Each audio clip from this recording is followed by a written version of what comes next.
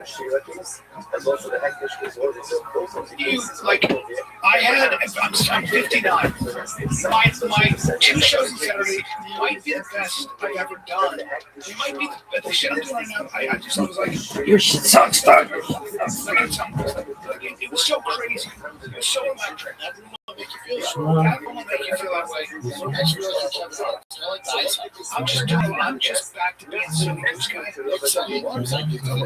Oh my god. And your brother was there, right on the stage. I came out on the side. Well, yeah, on the side, they had the seat on the side. I was like, yay! Hi, Anthony. And that was awesome, and it just was incredible. It was like Denver snowed one day, 70 degrees the next day. Okay? And, downtown Denver, the prices, by the way, the restaurants. Hey, Denver, who the fuck do you think you are charging $93 for a steak? What do we do? Did you go to? I went to my favorite restaurant there. My favorite restaurant that I'll hold up against anybody is Mercantile.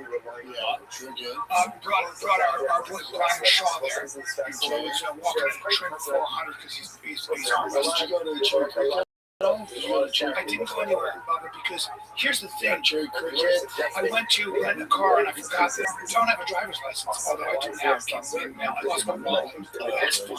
Yeah, 59. That's your wallets, right? Oh, and I had the Ridge track. That tracks your wallet. Hey, it didn't work. You got a charger later. Do I? Because I don't want that. I shouldn't have, the charger shouldn't have to be charged. You know what I'm saying? I need where is it? Where's my wallet? That drove me crazy. Oh, and I think I might have left it in the rental car. Try calling Thrifty and see if they can check your I'll rent it from Thrifty. We're not going to get on the jet. Yeah, I called Uber. He didn't call me back. I got done. What you do, pal? I'll film this. I'm filming this new show. I filmed the show on Friday. I heard Calvo. Motorsports.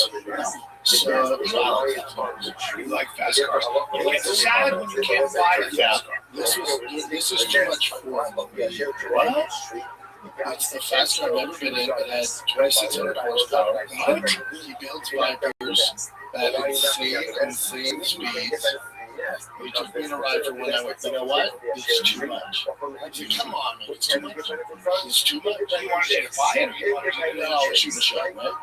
Yeah, I'm not going to buy it. I think it's about 600 pounds. Oh, okay. I think that's a very good answer when you say you're like, it's too much. That's the one I read. It's just a monster. That was a slim 400K. That was 2,100 horsepower. So now let me say this video, Chen, because he's driving me around the city. We get up to 185 in about 3 seconds. We get to 185, and I go, oh, that's cool. And I said, I said to him, you ever crashed? He goes, I have. In this video, why can't fucking find it? Maybe it's on their page. Is it this one? There it is. No. That would be a fun one. This one's not fun. So it was going so fast. It crashed. Oh, buddy. Here it is. Here you go, Chin. And you're gonna watch this, and remember, he walked away unscathed. Now, the only thing is, he's showing me a picture. You look like a panda. I go, why were both your eyes popping? Yeah, because he was going 240 miles an hour, and some broke on the back tire or something, and he started flipping. And his eyeballs wanted to go out of his skull because the G-force wanted his eyeballs went, you know what? We want to take a break. The eyeballs went, let us go out of here. Oh my God. So the eyeballs are trying to get out. It's inertia. I said, did you get injured? He goes, no, they were my eyes. Because the G-force went flipping. The eyeballs wanted to exit my body. Do you know, I told you when a plane crashes, you know what they find? feet, right? The bones will You'll find shoes with the toe part blown out. Remember, the body goes through your shoes. It's my boy Calvin, who's basically the Carol Shelby of virus. What's Cowboy gonna do? It's about 2:30 there. Oh, I'll just say, what's this? Boom. and we They give you the gift for the look at this. Boom, boom, boom, boom, boom, boom. Oh my God. Flipping. He was at the bar that night. Now look at this. Something on the back tire goes, you know what? This is too fast for me. You're going too You fast. know what? We're just going to give up. Yeah. Now, 200 plus miles an hour. Can't have that. So what happens is the tire goes, I'm going to fold in, And then we're going to take you for a little ride. That's a washing machine. Now, what's this? Your clothes are clean after that, by the way. Now, eyeballs go, you know what? We need a little break. His eyeballs. My eyeballs are going to, I'm going to say, our eyeballs are going to stay here, but the skull's going to go there. They walked up your car and goes, now we at least survived unscathed. That's the same. Besides, There's a voltage, right? Look at that. Not injured, nothing. Look at that. Look at that. Now this is where it stings. I go, damn, that was your car. It was looked that from client, and he asked me to raise it. Yeah. Well, and that probably cost, that's what, $500,000 down the drain. Oh, not looking like $700,000 bill. If you have a lot of money, like, that's kind of nuts. That clientele's big. Big boy. Yeah, it's not a big number for them. No. First top clientele to who works for the builds all the data centers. Okay. All right. And Well, it's not what he says. I mean, everybody does that. Okay. Yes. So homeboy really knows what he's doing here. That's the Carol Shelby. What he does to those cars is insane. And so do you have to do it to the specs of Dodge, or is there No. you have to understand such an engineering? Oh my God, they pull everything in transmission. So those cars go so fast when they race. Check it out, man. There's 3 speeds. We're 730 to over 9,000 RPMs, which are the Vipers and 70 over 9,000 RPMs. Every time they do a pull, they have to get their transmission shot. It gets so much power, the transmission wrecks, and it's all you when you race again. What? A new transmission. And what is a transmission?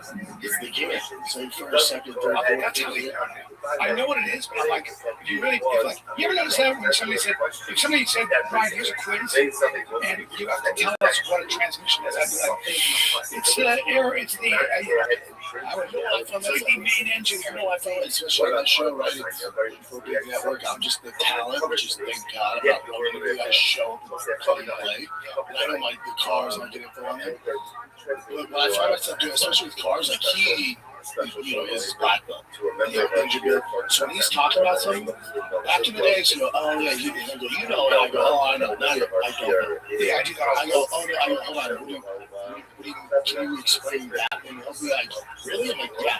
I don't know what you're referring to. I have an idea, but I don't know for a fact.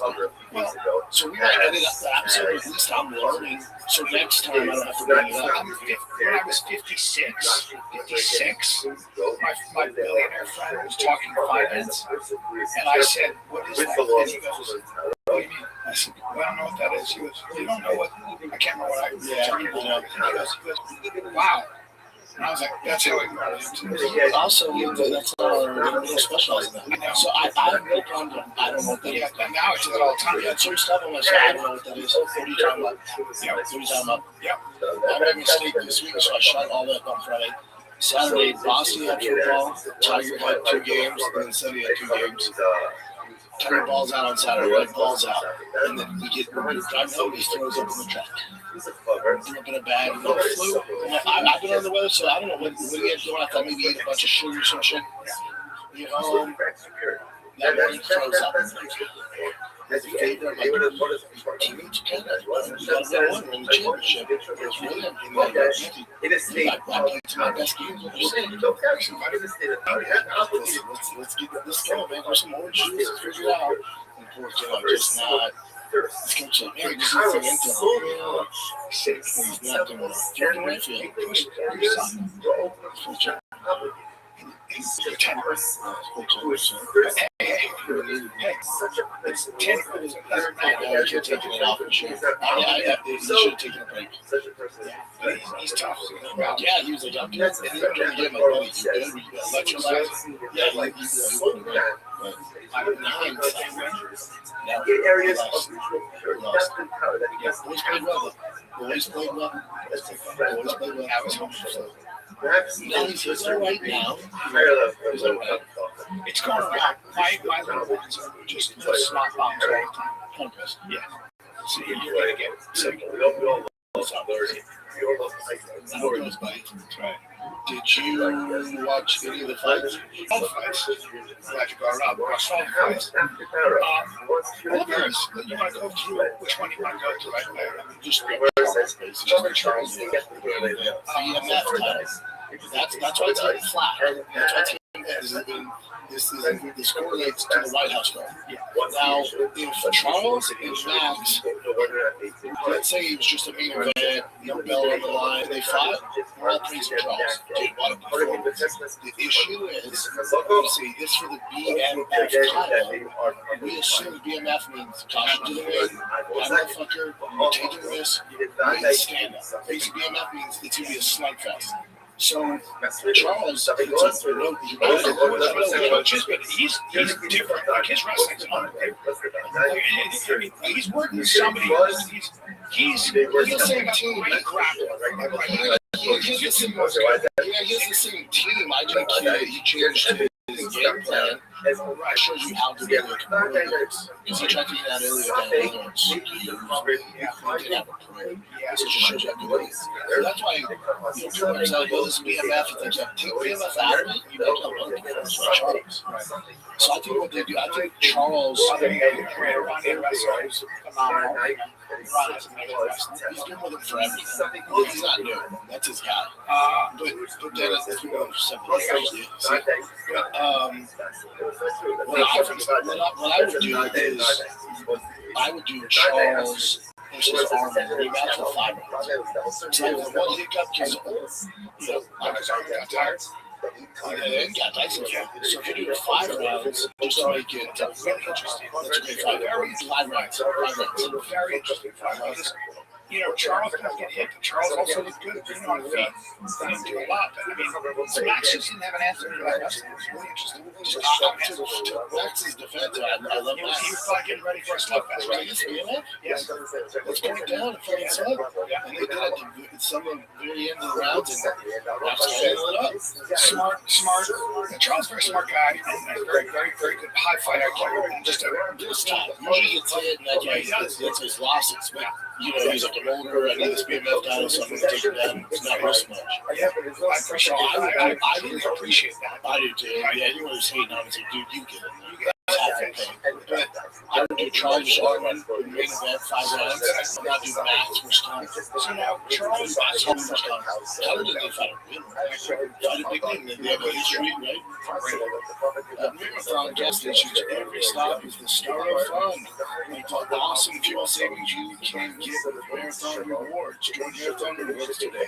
Start earning rewards on every gallon of gas. You can redeem rewards at any time, saving up to $1 per gallon. Don't forget, Marathon stations are packed with all the conveniences you need to stock up and live life on the go. Marathon, where fun runs on full. Available at participating Marathon locations. Terms, conditions apply. See marathonrewards.com for details. That's a great idea. Now, let me ask you this. That's a great idea. Max Holloway is a great fighter for Tom. And because they would. It's so fun to watch. Because let's say you're like, all right, just wrap up the face up. So we fight. That's entertainment on the feet. Right. That's what we need. Very good. Okay, and so that, I love that idea. I'm very intrigued with the Charles Sarukian fight because when when I'm great wrestler, but I think Charles is a big problem for me. Now, right? I know, but you gotta look at, I guess, if anybody could rehearse the looks he's gonna get from the street. It's an interesting fight because 5 rounds. Because you watch the last fight, like Marlon was just wrestling the first 2 rounds. Yeah, that third round was tired. And Charles was starting to make a comeback, having some submissions. Like, man, this goes 2 more rounds. Right? So that's why I like that to make it very clear. I don't think I'm seeing a top fight anytime soon. Just to make that very good fight. I'm in. Yeah, I just haven't seen it. Did you see the White House card? Yeah. Did you see Michael Dover fight with Trudeau? Yes. Yeah. Trudeau seemed to have been getting lit up for most of it. And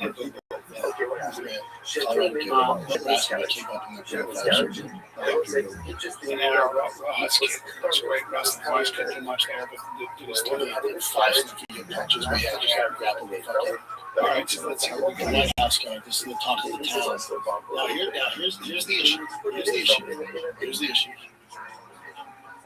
We were told it was going to look like UFC Noches on steroids. We were told. I didn't make this up. I didn't tell you guys this. I didn't tell you this. Rogan didn't tell us this. The man himself came and goes, "This is going to be the best card you've ever seen." So the expectations were so insane that we waited a year for this, right? And we're like, "Come on, man, let's see what we got here." And we're thinking, "Oh, is it John? Is it Connor?" And so that's why when they released this one, because on paper, like the first 2, the main event, co-main, those are good fights. They're good. They're great. You got, 2 of the best. You got Tudiera and you got fucking take my fucking milk. The issue is we were told some of the best ever. And I just think Dana was just like, because they're trying to do Islam Makhachev and Islam going that Islam's the one that turned it down. So then Justin Gaethje found out, I think Thursday night that he was fighting with him. And then Dana said that we were never going to have John the card. We were in negotiations. That's a lot. Islam, real quick, they said there was some sort of hand injury.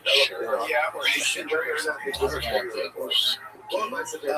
And then John was like, he said all sorts of things. He likes all of them. And he was like, we were never in negotiations. Yeah. So what's scary is, as a UFC fan, is Dana and the UFC brass, they just can't pull off big fights anymore. That shit's scary. Those days are done. You know why? They don't have to.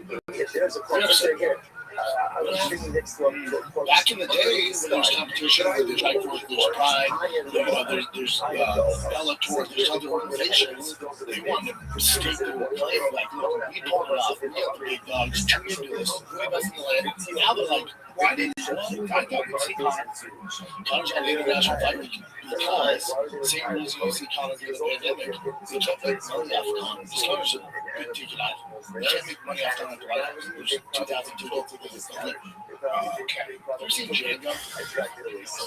And now the Capitals watching this 2 black guys fight. That's what I think that's what I got. Look at them five. Well, chill. Yeah, that's right. From on It's so ridiculous. Awesome. But the point is that you can't constantly sell out. So you're saving money for an international fight, which is in June. I bet he fights. I would do that call. So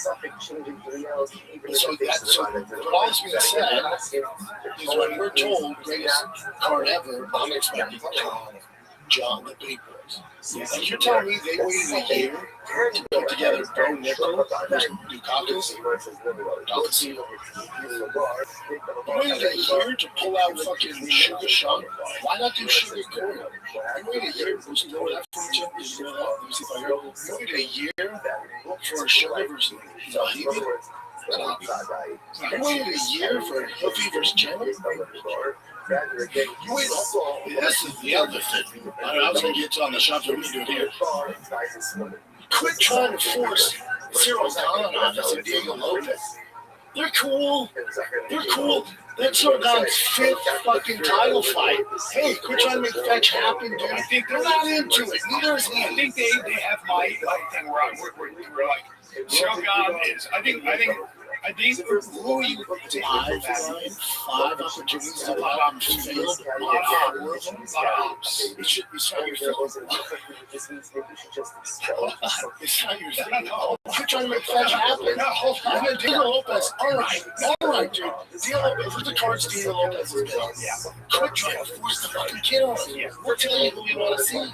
Quit trying to force me to Cyril Gahn or fucking Diego Lopez. Cyril Gahn, Alex O'Hara is interesting to me because Alex is going to step that right for 240 probably. Cyril is the 248, 250. It's a different thing. Yeah, it's the fucking problem of all of this. Yeah. It's like telling Todd Ilya, this fight sick. Oh, I can do too great. Here's the thing. Let's say Todd wins. And it's historic because cheap and 3 different weight classes and all that. Historic. But you beat Cyril Gahn. He's not a champion. Yeah. So unfortunately, there's a little asterisk next to that. Well, I would say this. Cyril Gahn is a very big and very athletic heavyweight who looks good against basketball at least for 5 minutes. So people go, so Potown beats Sanchez, you know what I mean? You're not the champ. You're not the champ. No. So the asterisk Griffin, what he's doing is insane. I love Potown. But there's still that asterisk. Like, maybe sort of a guy who is. We're not seeing John Jones in probably. No. You're not seeing John Jones. It's over. Everyone in here, we gotta accept it's over. He's not fighting. Never again. It's never happened. Never happened. The only time he's come back with his arthritis and all that was for the White House. And he was like, this would give me I would do this. Because otherwise he's got issues. Yeah, I have this issue. He was like, no. He's got issues. Now, the UFC could, which I doubt they do, especially the current climate, the UFC could release John. And now, somebody was saying, you want to release me? But now, let's see the UFC. Let's see the UFC release me. UFC. Let's go. If I can prove him wrong, would I be wrong? Would be a bigger man? I'll be the fall guy who keeps you were never negotiating.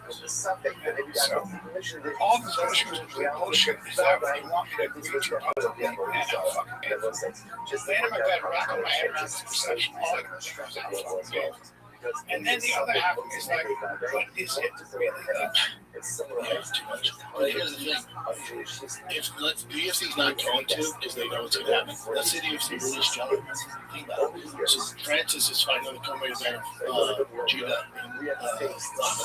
So you got Francis out there. So Netflix, you're batshit crazy. You don't think the minute John gets released, you're getting Francis or John. What do you think? Assholes. You signed with Eddie Hearn. Folks figure out a way to get out of that contract. If you're asshole, you want out of the UFC contract. Because you become a free agent. You're fighting Francis, who always want to fight. You're fighting John with on Netflix, and more eyeballs, and you're making boatloads more money. So interesting. That's a very interesting thing because, in a way, the way Saudi Arabia changed boxing, Netflix could actually be the one hub that draws more eyeballs from also Saudi Arabia. I'm sorry, also yeah. So now that's right. So now UFC may have some competition after all. But again, UFC you don't make Tom happy, and John should be able to get out of it, especially with the lawsuits and stuff going on. So it's interesting, right? In order to achieve what you want to achieve, you need to leave the UFC. You got to get fuck you money from Netflix and get the matchups. Crazy. This White House card. Can we talk about Bo Nickel for a second? Sure. With this White House card, if they just release that, she's like, oh, that's a dude. Ilya and fucking Poetan, this is fun. Yeah. Same with the BMF shit. The problem is when you say it's been patient and then you don't deliver, now your shit's in.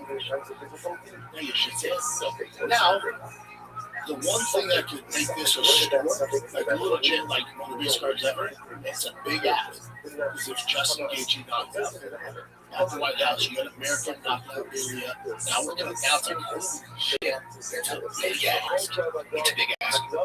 Now, I'm just going to say this without being disrespectful. But if you mention a couple names, if you mention Ayman Zahabi, Mauricio Ruffi, Kyle Dacus, and Steve Garcia, to the average, even fewer of the UFC, you understand? They go, it's not that Sean, we all know Sean O'Malley is a superstar, but we don't get excited about, it's like, you understand? The problem is like, this is unfortunately, but unfortunately, this is the state, the current state of the UFC. They wanted to give you guys a big card, but then you don't have any stars. It's a big fight for Sean. Tough fight for him. Yeah, fuck yeah, very tough fight for him. Sean's. Now, if you go back to the culture, show me what your Americans are working. Which one? Because Trump's in your front row next to the big on fucking Zuckerberg's with jacking kids off. Dude, which American is going to get right blow, take Bo out?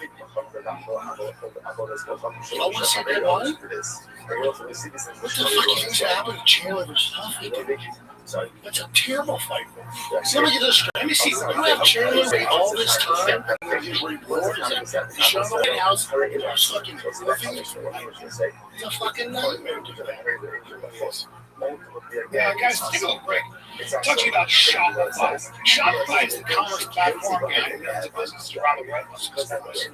10% of all e-commerce in the U.S. from household names like Drive fast off brands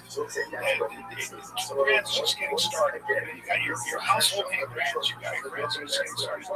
You can start your own design studio with hundreds of ready-to-use templates. Shopify helps you build a beautiful online store that matches your brand style. Yes, you can. Shopify accelerate efficiency, whether you're new products or trying to improve existing ones. Marketing behind you, easy to make email, social media campaigns, whenever customers are scrolling shit. Shopify's e-commerce expert with world-class expertise in everything from managing inventory to international shipping. It's fantastic. Except customer support, by the way, that's important. Yep, you got the Shop Pay button, which is used by millions of businesses around the world, which makes it super easy to convert at checkout. It's also the best on the planet as far as boost conversions, bringing less cards from abandoned and more free. It's time to turn those what ifs into cha-ching and Shopify today. Sign up for your $1 per month trial today at shopify.com/TFTK. Let's go to shopify.com, all lowercase TFTK. That's shopify.com/TFTK. Cha-ching. TV has thousands of free movies and TV shows.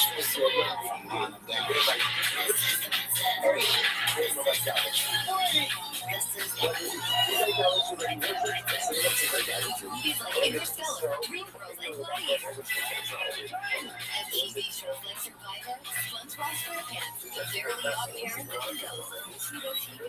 Always free. Pluto TV. Stream now, pay never.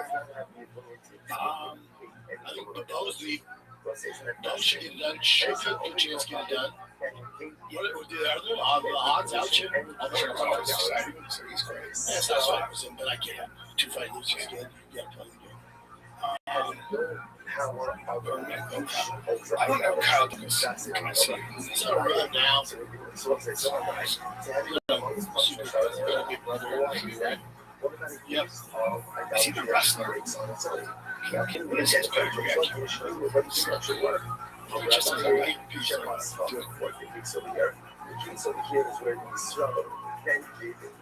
Who's Rothschild? Who's beyond? So you had Ilya minus 600 over Justin Gaethje. So now minus 160 for Poetan. Yeah, that makes sense. All of this makes sense. Sean minus 350. So that's it. You're going to do it. Marcio minus 650. The biggest favorite on the card against our boy Michael Chandler. Oh, it's so weird. That's crazy. I got it. The American. Only Bodek is minus 240. Diego Lopez minus 135. We're trying to push him on us. We'll tell you what we like. We're pushing people on us. So now, I mean,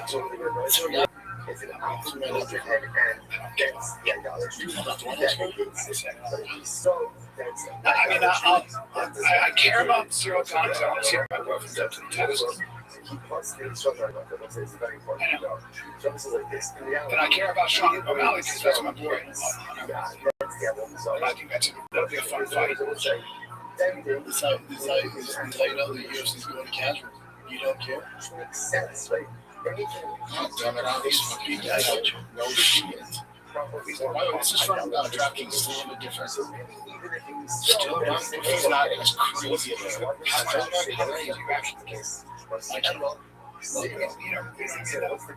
I love it. No, but there could be other matches that have gotten really excited.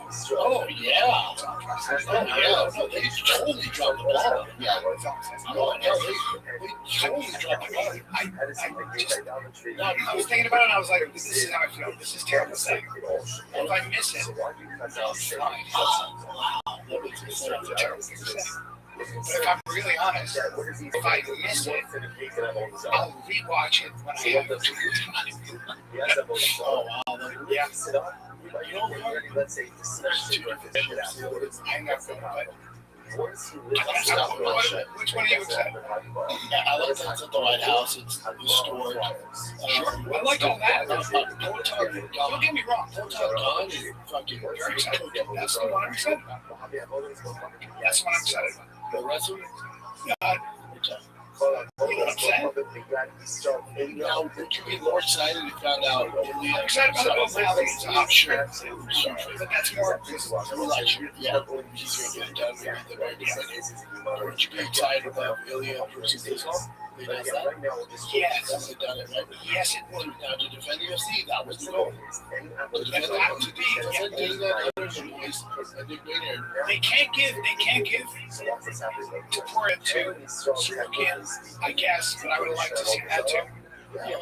Those are exciting. But you get an interim double justice, so you got to get that that way. You could have done Ilya at 70 against Islam. So that's what I'm trying to say. Even that being said, the rest of the card is so That's what I'm trying to say. What would you like to see? I know Connor, Connor, Max,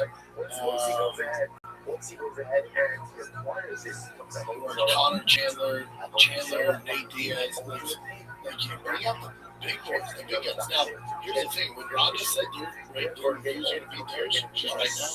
Yeah, now you're right. Before I wanted to argue about it, yeah, you're right. So you're going to blow this out the water? Blow out the water.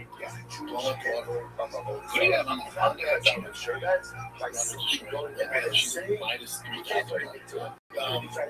It's mismatch. People are doing. Yeah, Cyril, John, and Showtime, like the marquee fighters. Yeah, it should have been John. John would have actually been this card. John, your body gives out. If you wanted to do it, he's down to do it. So he was ready, it sounds like, from his tweets. What happened?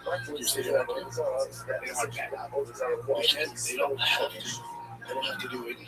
So like Ronda and Gina to Daniel's point was like, we're good, I told good luck. Ronda was like, we want to get paid. It's like, we don't sell that standard, so good luck doing somewhere else. And now imagine this. Go back to the White House card. Imagine this. Imagine you had John Jones, Peloton, Ilya Islam, which they're trying to make, Ronda, Gina Carano, Connor, Chandler,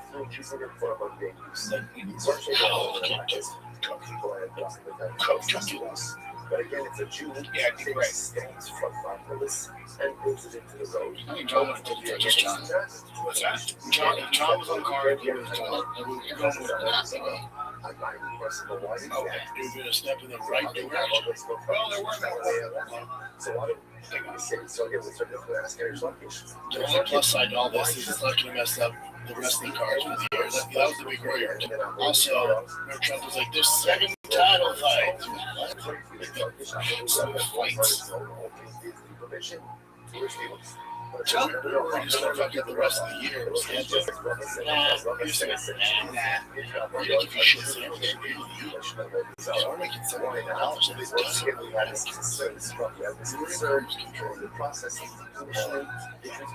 So now that John is pretty much goes not in the last card, so now we're fighting. So he's already fighting. So that should have been their last Raw. They should have invested money to negotiate with him just for that card, then, right? Yeah, shit. He wanted, probably an insane amount of money. They said, well, his excellency offered to pay him $30 million to fight. I didn't take it. So he was asked for 60. He was issued $30 must be something. So what's the status of the shavings versus the I'll tell you after this.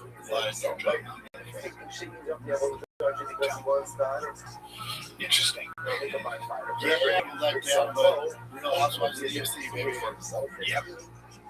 Yeah, what else you got, Jim? Let's see what we got here. Okay. Let's go with some currents. War still raging. Yeah. Staying out of that. Let's go with something controversial. This video has gone viral. This is apparently someone's funeral. So mother was grieving her son's funeral, and I guess they had a horse and a carriage person come out, and then the mother got pissed off at the horse carriage driver because one of his employees wasn't dressed well enough. Did you say something? There's a mother who's burying her son. Yet if you have children, she gets a pass for everything. Because you're dressed like Callie, you have sandals and jeans on. She wore like a pink sweatshirt or hoodie. Oh wow! Because she's the one that has to do like the guiding the horse here and there. But the actual guy that drove the horse, that guy, he was perfectly dressed in a nice outfit. It makes me laugh. Let me see it. It's a quick ride. Is she involved or is she just setting up the horse and getting out? She's literally just taking after the horse. Because they always take dumps and everything. And like, it's her brother's like, she was bad. She's the one in the wagon. That horse ain't doing what you're in the wagon. That guy should have a little compassion to it. It's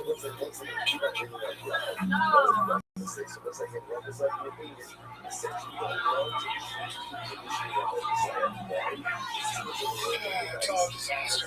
Oh wow, they're hitting the guy? It's all, What's the guy have to do? it's a disaster. The guy has nothing to do with it. I guess that's one of his employees. And that's the girl now. She's probably just setting the horse up and getting out of there. It looks like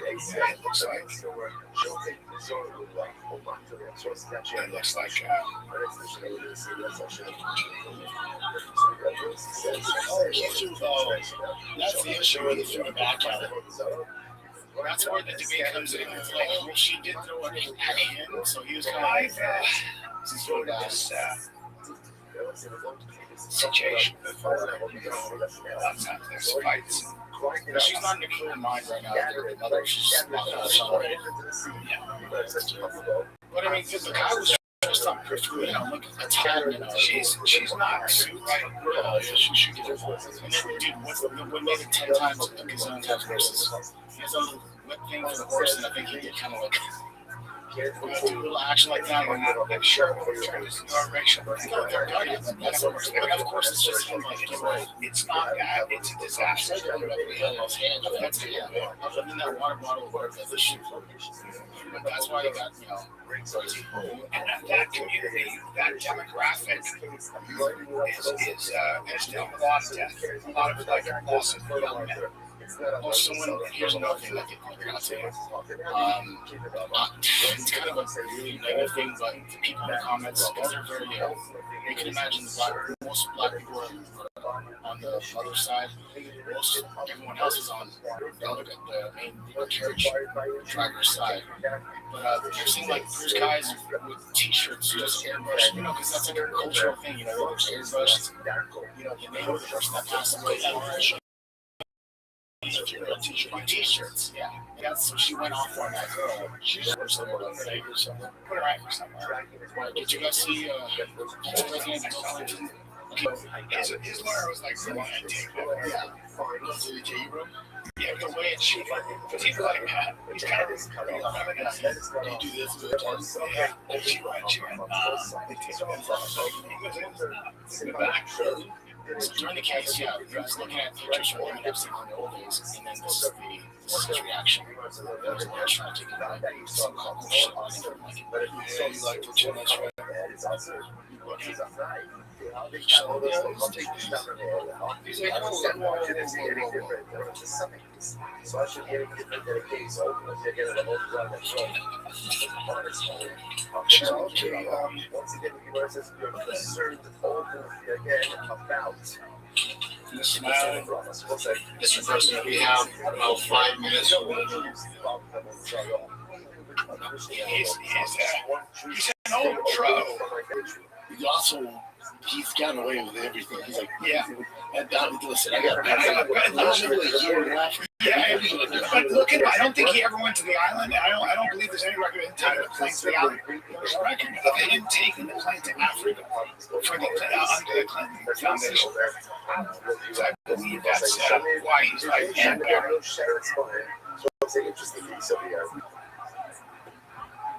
so this how the case. We're going to see this whole stuff. So he's like, I used it to go to 26 minutes and I've seen 5 jets. And it's all to Africa. I've accused of Virginia Rothschild in 2011 having met Africa on the island. However, in 2025, we received emails from 2011 that himself assuming that he's never on the island. That's why this woman, Virginia, grade 3, died committed suicide. That's why she made a lot of claims that the FBI did not. They just were wildly inconsistent. What did you say about the hot tub with the girls? He's like, it's not yeah, also this, I don't think there's a whole lot to do girl. Really? I know he's in a hot tub, but he said it wasn't on the island, he said it was in somewhere else. Fallen leaves should be noted as fallen idols. I was like, curious, like, an idol falls and breaks on all the details of this photo are all falls off of the tree. No, I don't think I ever knew those who can't see it, it's a photo of the hot tub. The person next to you here, do you remember where it was taken? The Murphy's touch. I'm almost sure that this is looking at it is an adjacent photograph people thought I would feel someone was trying to call it. But anyway, this picture was taken. He wanted when he was done,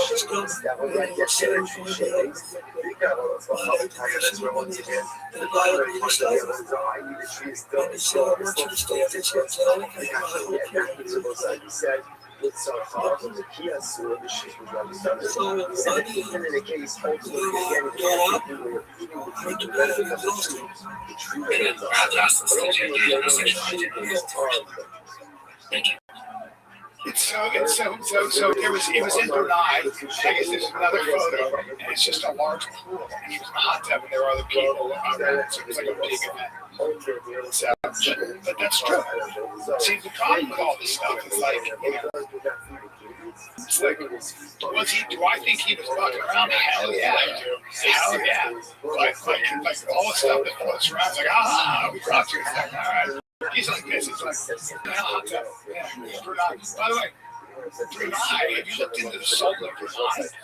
Brunei, his Sultan has harems. That dude would fly in girls from all over and have like, I don't know, 10 girls in his palace and stuff like that. That's, yeah, there you go.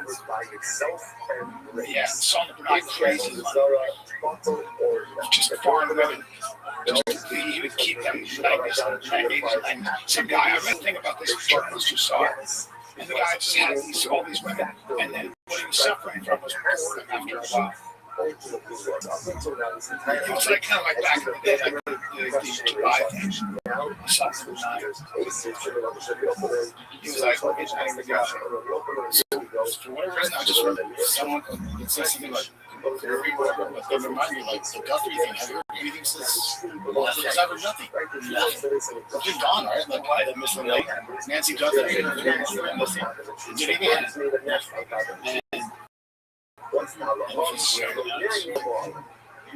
How about the guy who knows so much about like space and lasers and weaponry? And he's a retired general. He got kidnapped, and you know. A lot of weird stuff. That's so crazy, dude. There's a possibility. But I mean, this is all over the news. Like, non-stop and somebody's just gone. Because we don't have attention for it. No one has an attention span. It's crazy until you said something, you know? That's why I saw something. Mine is 34 days, she's 83, she don't have her meds. It's not really good, guys. I just think it's kind of amazing. It's kind of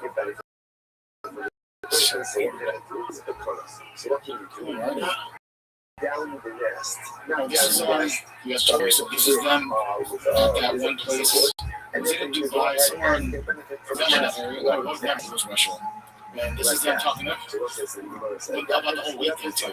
John Jones and DC.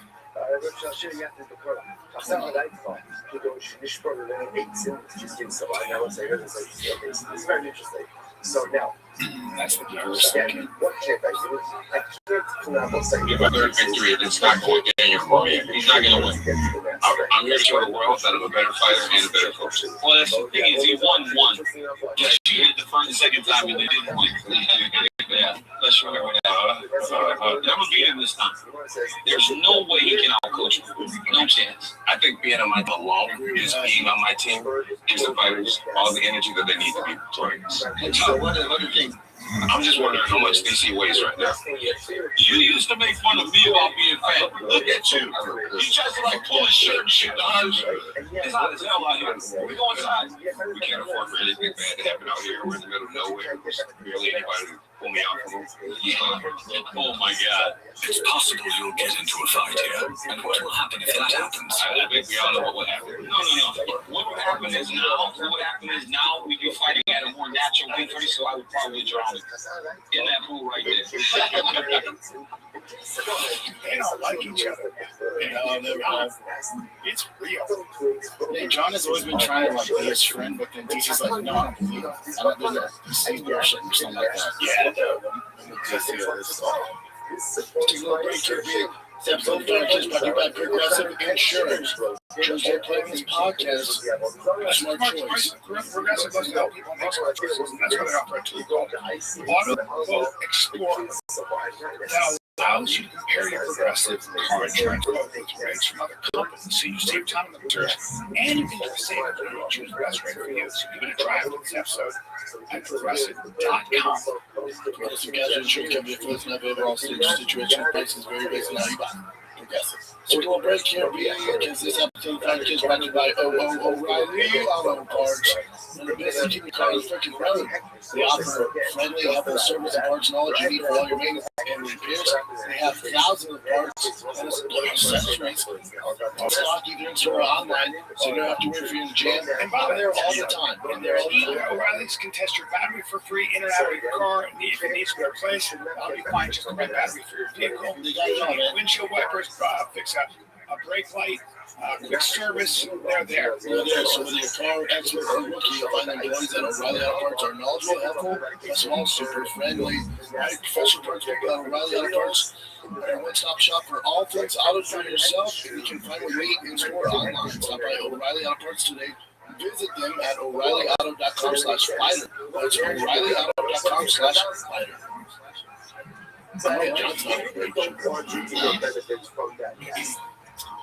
What was I going to show you guys? So they are going to This is not this is old. What? That video is old. Which one?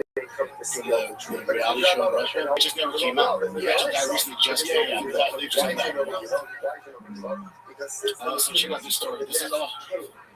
It's a good ending. So I'll just tell you. It says the caption is terrifying moment. Top collapse on the sleeping brother.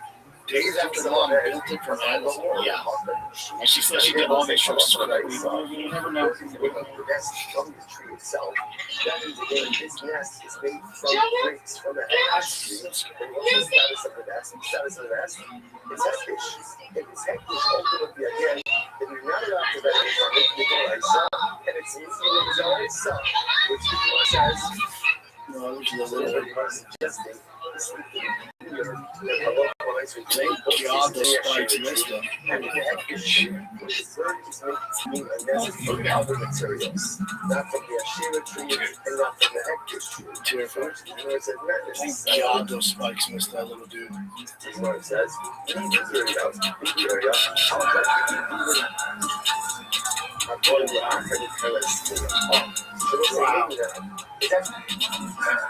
Sorry, Mom. Ultimately, the kids are okay. Didn't get spiked, but dude, you saw all of them fall down at once. And then the sister, that's what broke my heart the most. She's like, oh, she's so scary.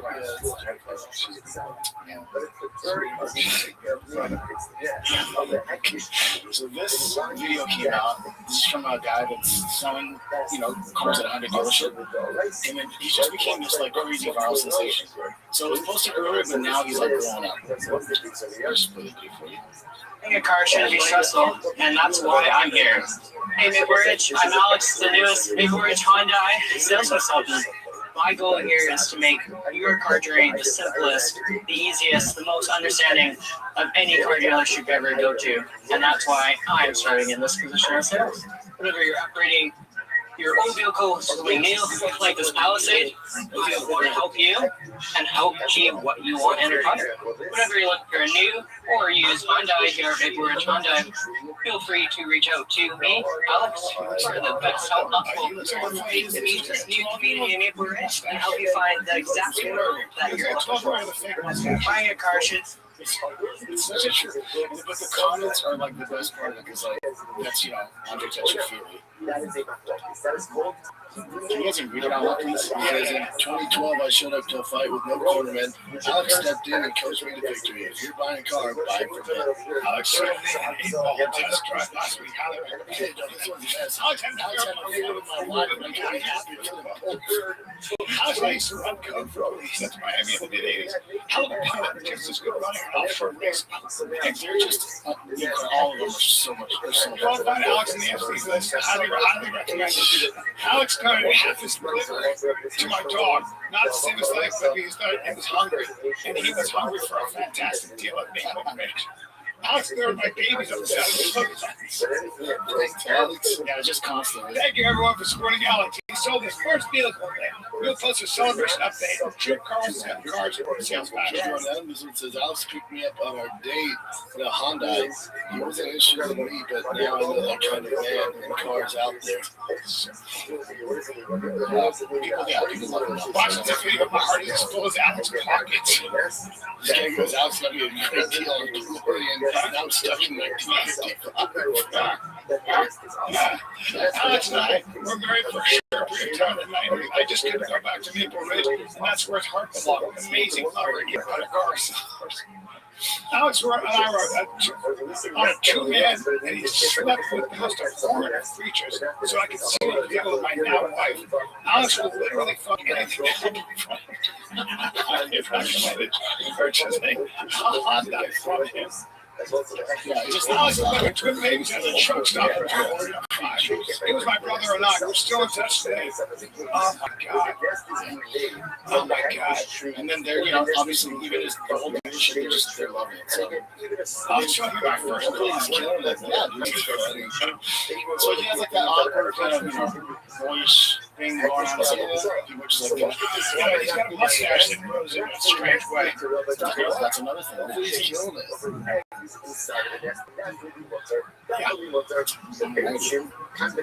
Hold on, there's a crazy one I want to show you. This guy's freaking insane. So I see. I don't know if you guys seen this clip, but this guy. This I saw, and This is Rabbi Rothschild. out of his mainstream mind. I thought he was just going to be some crazy weirdo, but then this guy is like, you'll see. I'm watching this guy here. He's doing some stuff. I can't believe. Yeah, he talks to himself flat like that. Some people never understand.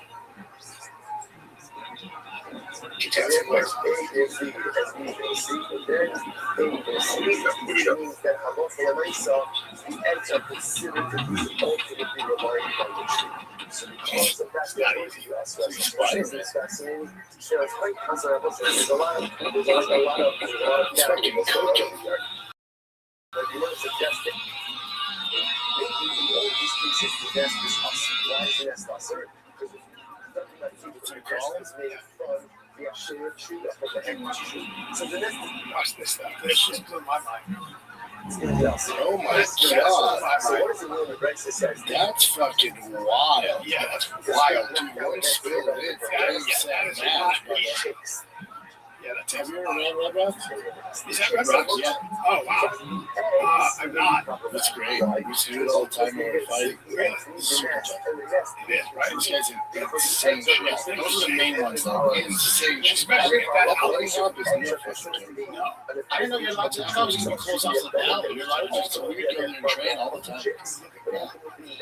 He's in phenomenal shape. He talks to himself. But he reminds me of like the Liver King kind of personality, but he was more athletic. Yeah, And just that guy. that running back was nuts. So until they get ready, I don't know if it was. I don't know what it is. All right, this is the one that freaked me out. This is at it's a Southwest fight. It says 29-4 from Nashville to Fort Lauderdale. And then this is what the crew was telling the passengers to do. Was this where the guys doing no below the plane? I heard something that happened. They didn't say exactly what the details were, but something about there was some sort of threat in the actual base.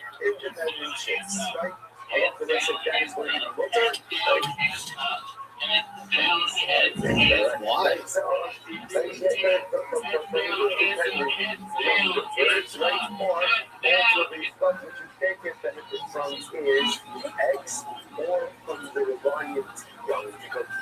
Those are considered to be dependent on the nutrients of the website. So stop over okay, but again, let me just take that off the website. So no, actually, looks like yeah, we'll do tomorrow.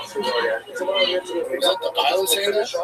The cop members are carrying absolutely the cop. and then we have to show As they all walk up, see the cops coming.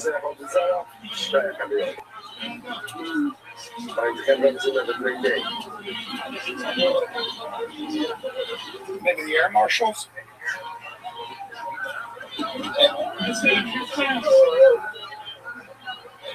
It's down. People are crying. Who's shouting at? Why are they shouting at them? They make no sense at all, but they're just screaming from heads down, hands up. Well, if somebody has a weapon or the idea is some whatever. No, how about this? How about not my team, another Timmy Majors team? They're playing on Monday, the championship games.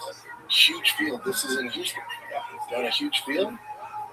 Someone comes running up, goes, get out of here. There's an active shooter. So you had 20 teams. My team, the rest of them, they work it running. Or they jump over the fence, they go to the street, they go to the neighborhood. Everyone's blood. They get the fuck out. And then they come back. They come back and someone was running like the big organization. It's just a drill that we like to do and make sure it's on. And the coach goes, in the middle of a fucking tournament, there's like a drill. It's just a drill. And someone from the field, yeah, just a drill. And one of the coaches I got each got the belt, got the actual active shooter. Coaches are carrying kids and shit. Scary. It's just, this is last weekend, so it's right through, Iran and all that. Yeah, but there's that active shooter in the hospital. Have you seen? Insane. It's even a production. Yeah, exactly. Have you seen that the terror alert thing from the Justice Department? It's like Austin's right there. Austin is one of the All that guys yourselves and being on the lookout for possible terrorists. Yeah. I'm not saying terror alerts is hot here in Austin. No, I'm saying, there's certain hubs that we're talking about in the Austin. You should be vigilant. Yeah. New York, Miami, Los Angeles, Austin. I guess not to me have guns, but what are you going to do? Have a piece on you. And that's all you can do, but it's not like that's what I'm doing, but that's all we can do. You see something, say something. Okay. No, the idea was too late. The idea would be probably 2 years. So South by Southwest is coming up. A lot of people. It's like, hey guys, my feeling is they don't want as many people. My feeling is maybe if you want to stay on the side of terror, it's in Texas. Because again, there's a something. Yeah, but Boston is one of the main hubs because of South by Southwest. That's our trend now. No, just because And that's what already happened. Now again, there we have my focus. What is, do you need active decommissioning or What do you mean? Authorities investigate mass shooting.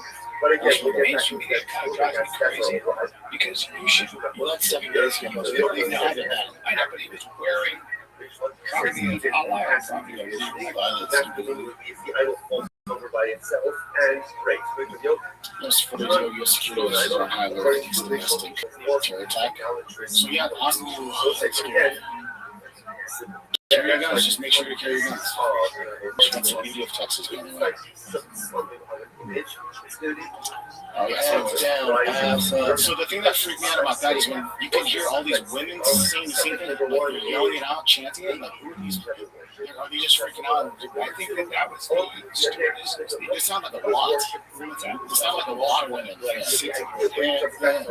Hands up, face down. They didn't really tell them what it was. They were like, it was just,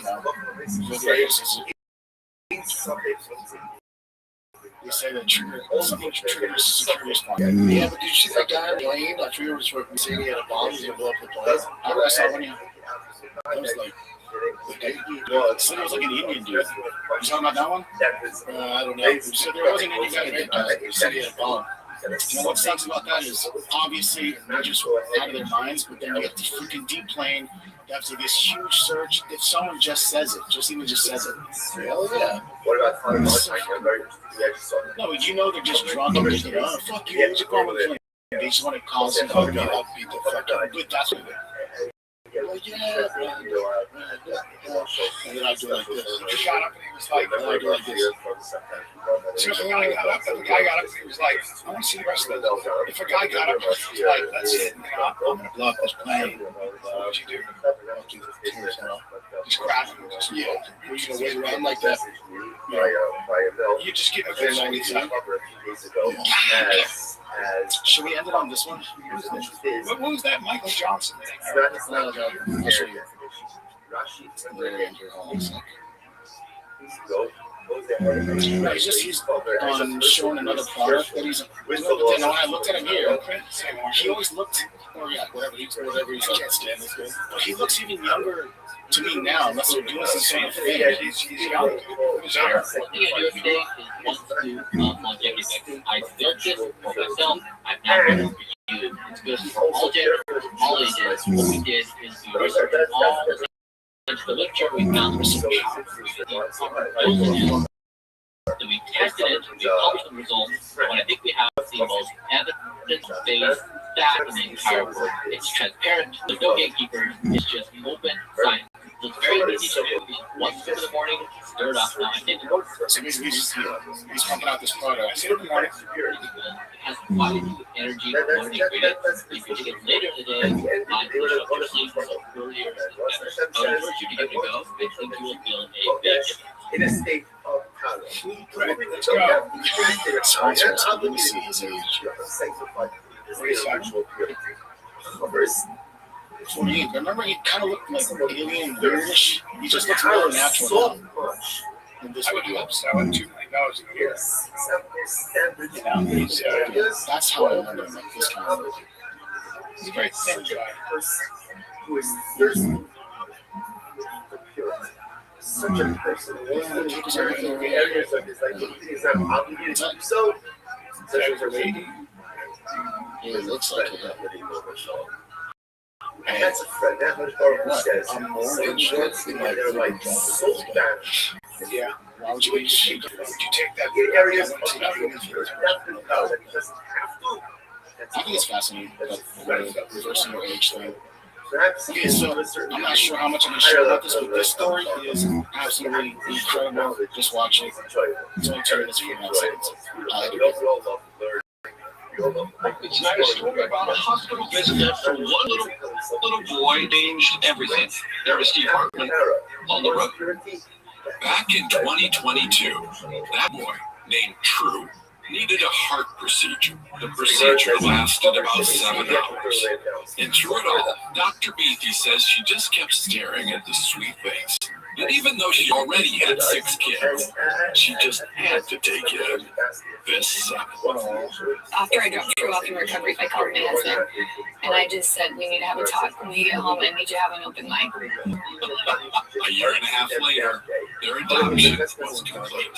So yeah, that's how the story goes. But it's not how the story ends. True had been living with 5 other siblings in that same unstable home environment. Amy knew she and Ryan could adopt all of them. So the good doctor decided to do the next best thing. First, she got her sister and her husband to agree to adopt Eileen. Then her sister-in-law and her husband took Tyra. And finally, she got a co-worker and her husband to make Malia and Tyra part of their family. There was a lot of that. And then I went back to my husband. And that's how Lady got adopted too. And all of this because of a doctor who believed that saving lives wasn't just her day job. He advocated for the voiceless and recruited a village to make 6 lives better for many birthdays to come. Steve Hartman on the road. You have kids, it's like you just get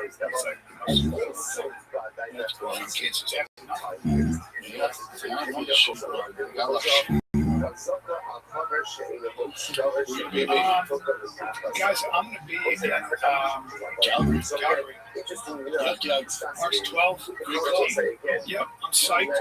This coming Thursday, Friday, Saturday, Calgary. My old stomping around. Young kids stomping up. Come get some tickets. We'll see you soon. My kid, love it. This one kid, wow. Says this guy certainly did the right thing. My father does not leave unripe produce in his possession. Only the comes in his possession, it's time. And therefore, there's no suffering in that guy. Which only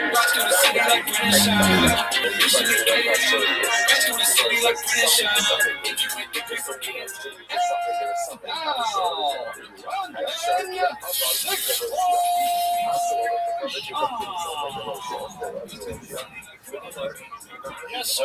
Tuesday, March 10th. It is a lovely Tuesday. How's everybody doing? How was your weekend? Great. How did the kiddos' travel ball games go? Fantastic. Remember, they're kids, so take it easy. Take it easy, man. It is Tuesday. We do the shop show on Tuesdays and Thursdays now, and this week was tough because with all the news, the White House, BMF title, Eddie Hearn data, all the Real Housewives of the UFC drama going on, it's tough for me to wait to Tuesday. I'm not gonna lie to you. I don't know if I can keep doing Tuesdays. boy gets so much anxiety not talking into a mic, giving my opinions on it. I guess I could have just done it on social, but I gotta save it for this. Maybe I should switch that up. There is so much to get into. So much to get into. Which business is booming. Business is booming when it comes to MMA. For now. I'll say that. I'll say that for now. I don't know what's going to look like in 2 or 3 years. That's what scares me. The rate we're going, I don't know what this looks like in 2 or 3 years. Paramount has ruined the sport. I don't want to kick off on anything negative. Let's just kick off with the biggest news, the White House card. You know, send me your questions, DMs on Instagram. We got Jaqueline questions about the White House, so that's clearly the number one thing. Here's the thing with the White House card. You should not be happy about it. You should not be thrilled about the White House card. Anybody who does what I do, if you're watching them on YouTube or if you're listening to a podcast on Spotify, Apple, or you're listening to a podcast, or you're following fighters or former fighters or analysts like myself on social media, and they're telling you, man, I don't see what the big deal is. This White House card is actually pretty good. Best card of the year. 9 out of 10, they're full of shit. They're pushing some there, they're full of shit. Here's why you should be upset. You should be upset because we were told from the horse's mouth, from the El Capiano of the UFC, Mr. Dana White himself, you know, greatest promoter in the world, greatest promoter of all time. We were told that this is going to be the greatest UFC fight card ever. That's why you should be upset. You should be upset because John Jones, Conor McGregor, Ronda Rousey, Francis Ngannou are all available to fight in the White House card, and the UFC made no effort to get it done. That's why you should be upset. You should be upset because you were told this was going to be the Sphere on steroids. I didn't tell you guys this. I didn't come on here when the White House card was announcing, man, it's going to be the best UFC card ever. This is going to be the Sphere on steroids. I didn't say that. I don't know that to you guys. I don't think that. I was told by the face of the UFC that this is going to be the best UFC card ever. Go ahead and play that for me, Jim. This is last year, I want to say October, November on the Pat McAfee show. Obviously, everybody wants to fight on that card. And that's the thing, we're going to put on the best card we've ever done for that White House event. Holy shit, man. Just think about what I'm going to do for this fight, and then think about what Trump is going to do for this fight. You know what I mean? It's going to be it's a one-of-one experience. Like when we did the Sphere. It's the Sphere on steroids. I mean, it's going to be a one-of-one event. There'll be nothing like it ever again. Obviously, everybody wants to.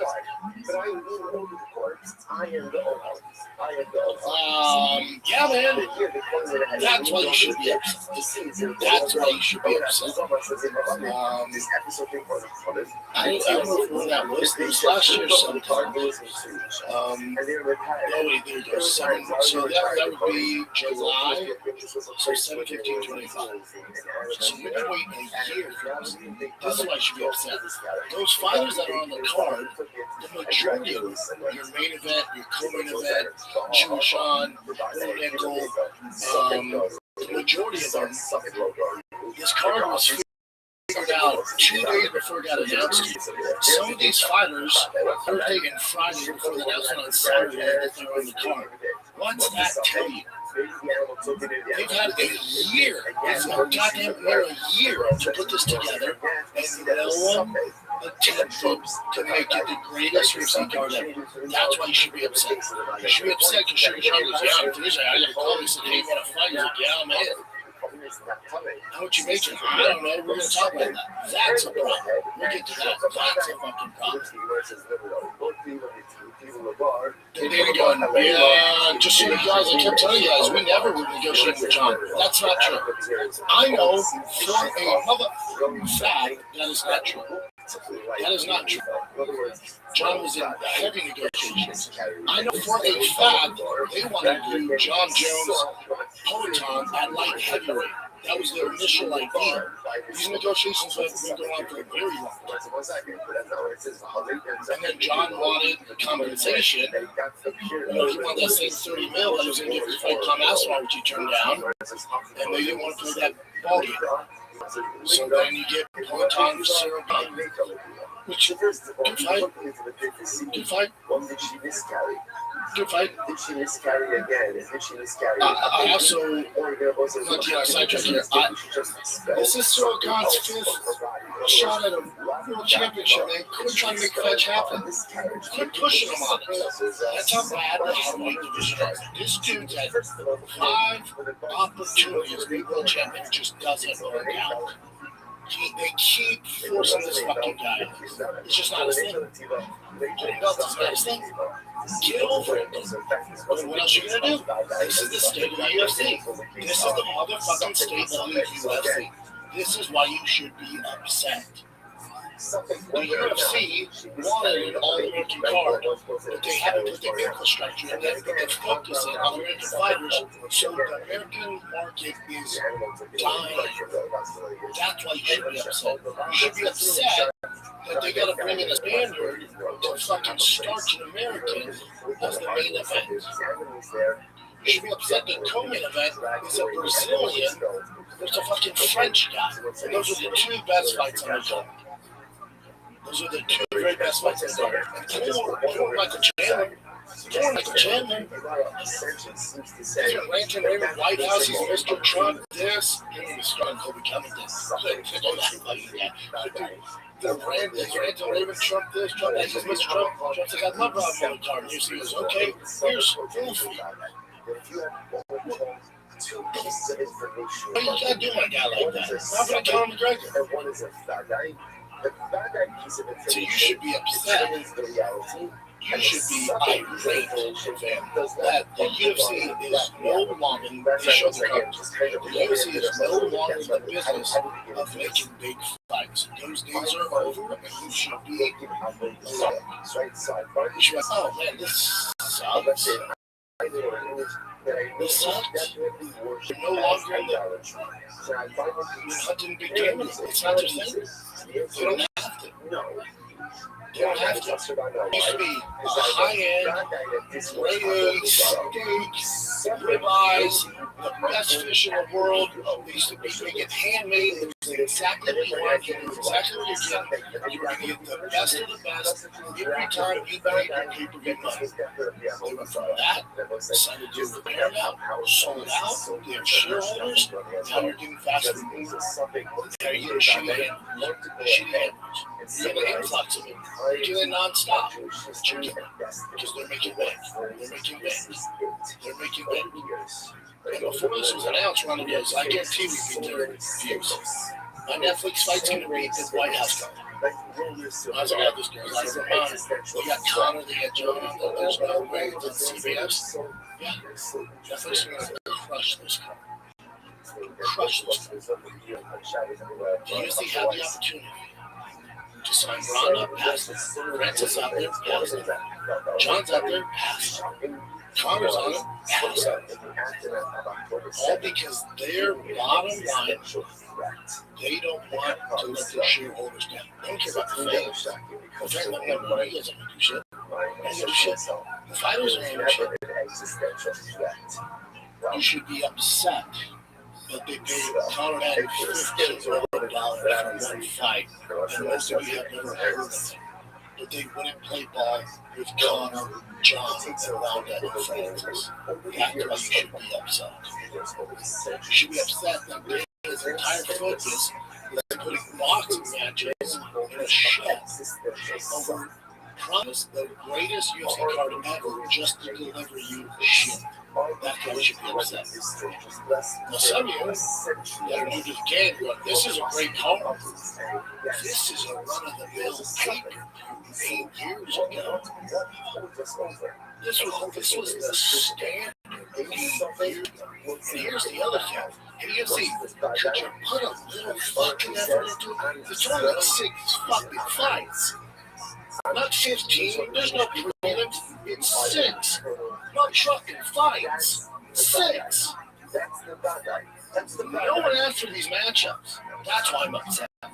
Nobody asked these fucking matchups. Diego Lopez, God damn it. Listen, it's nothing against him. Really good fighter. Again, they're pushing Lopez and fucking sitting down on us like a motherfucker. They're just shoving them in our face, shoving. Yeah, I'll decide what I want to eat. I'll decide what I'm going to like. But we're forcing this shit on. Quit. And the reason a lot of people feel like this card is shit is because we all know Ilya Topuria and Arnold Shuriken's are really the best 255ers on the planet. We all know that Poton for Cyril Gunn's not really for the heavyweight troop. It's not real. John's not better than Francis Lester. He's out there. John's not better than Masvidal. But he competed well in 5 minutes. Doesn't matter. So you have your champs sitting out there. You're just signed with Eddie Hearn, which is brilliant. You have Francis sitting out there.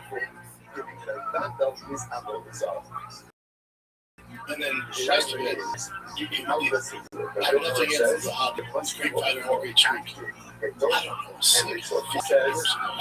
I have to see Shabu Zahabi on the White House. What's wrong with Corey Sandhagen? Is he just not listening to the fans? Corey Sandhagen should be showing like, shit, take my money. 2 Americans, win-win. White House go, win-win. Easy. Corey Sandhagen said they never reached out. Let's take a little break here, kids, because this episode of the Shop Show is brought to you by Shopify. Shopify is the commerce platform behind millions of businesses around the world and 10% of all e-commerce in the U.S. of A. They got everybody on board. All the big brands working in Drive Fast Off Gas. I've used them forever. Find Good Shop is operated by them. We put on Shopify for a hot freaking second. So get started with your own site with home delivery. Use template. Shopify helps you build a beautiful online store that matches your brand style.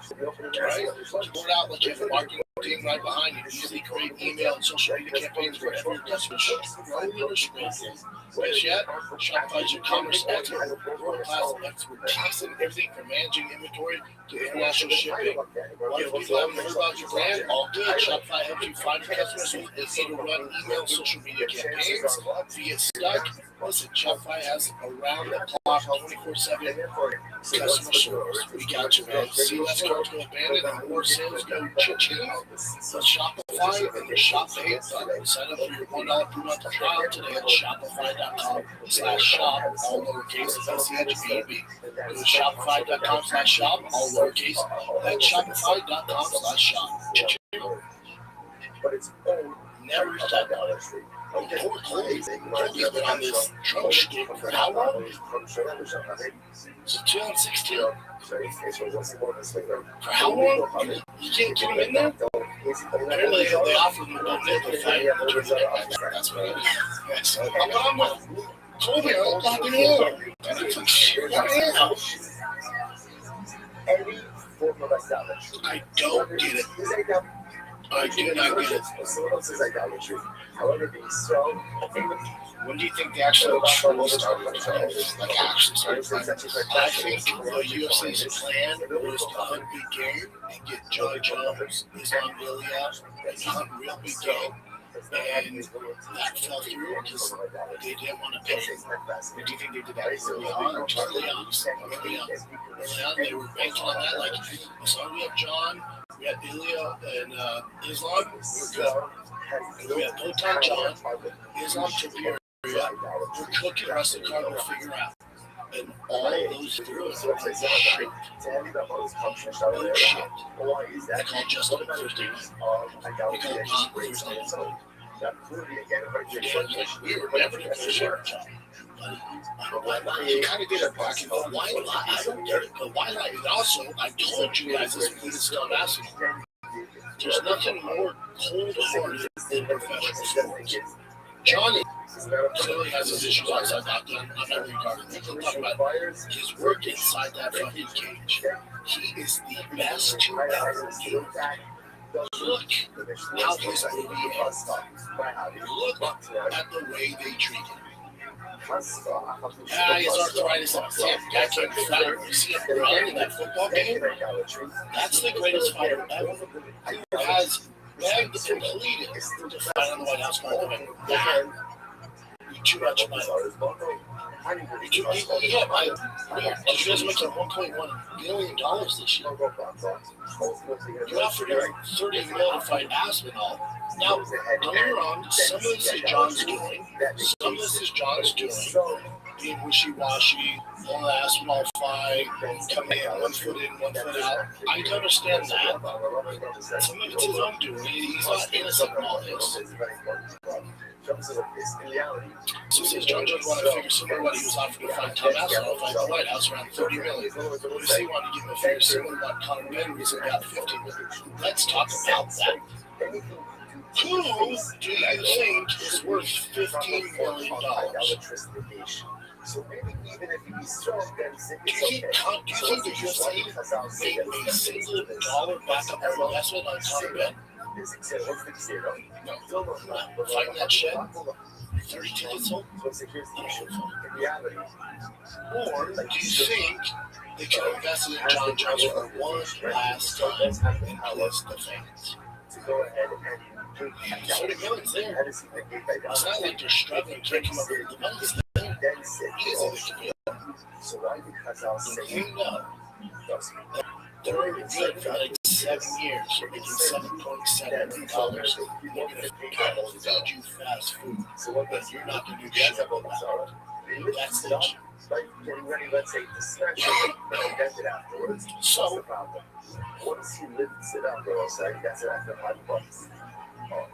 I look at the state of just fighting in general. One of the issues, one of the reasons we're here is because UFC has claimed they put their stake to the top of Mount Everest, special art. They're like, we have no competition. We're the only show in town, baby. So we're going to do what's best for the shareholders, not the fans, and not the fighters. And y'all are just going to do it. No competition. Right now, we're just going for Netflix is going. Hold on here. Practice is free. Wait, Rana, they turned it down? Come over here. Come over here. The issue with this is it's far and few between. You got to be at such an elite level to get there on Netflix. But this is an app. So if I'm a John, if I'm a Sugar Sean, if I'm a Peloton, if I'm Tom Aspinall, I want our life of the contract.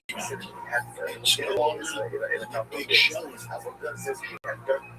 no longer the big dog in town. It's cookie cutter. You fight this weekend, people forget about it by Wednesday. They have another card. There's no marketing. There's no investment in the fighters. There's really no promotional value anymore.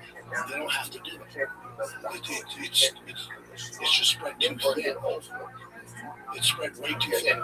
It's like if your kids in travel, and they have a really good majors team. Let's say it's the 11U majors team.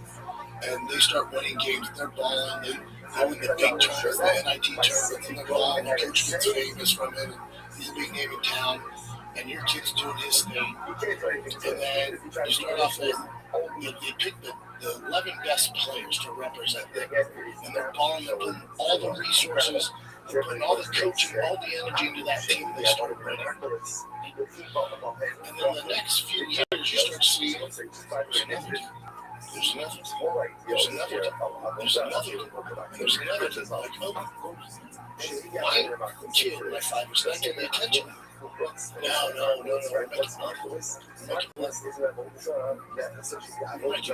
not focused on those 12 special kids. We're focused mainly on the organization. There's 12 teams now.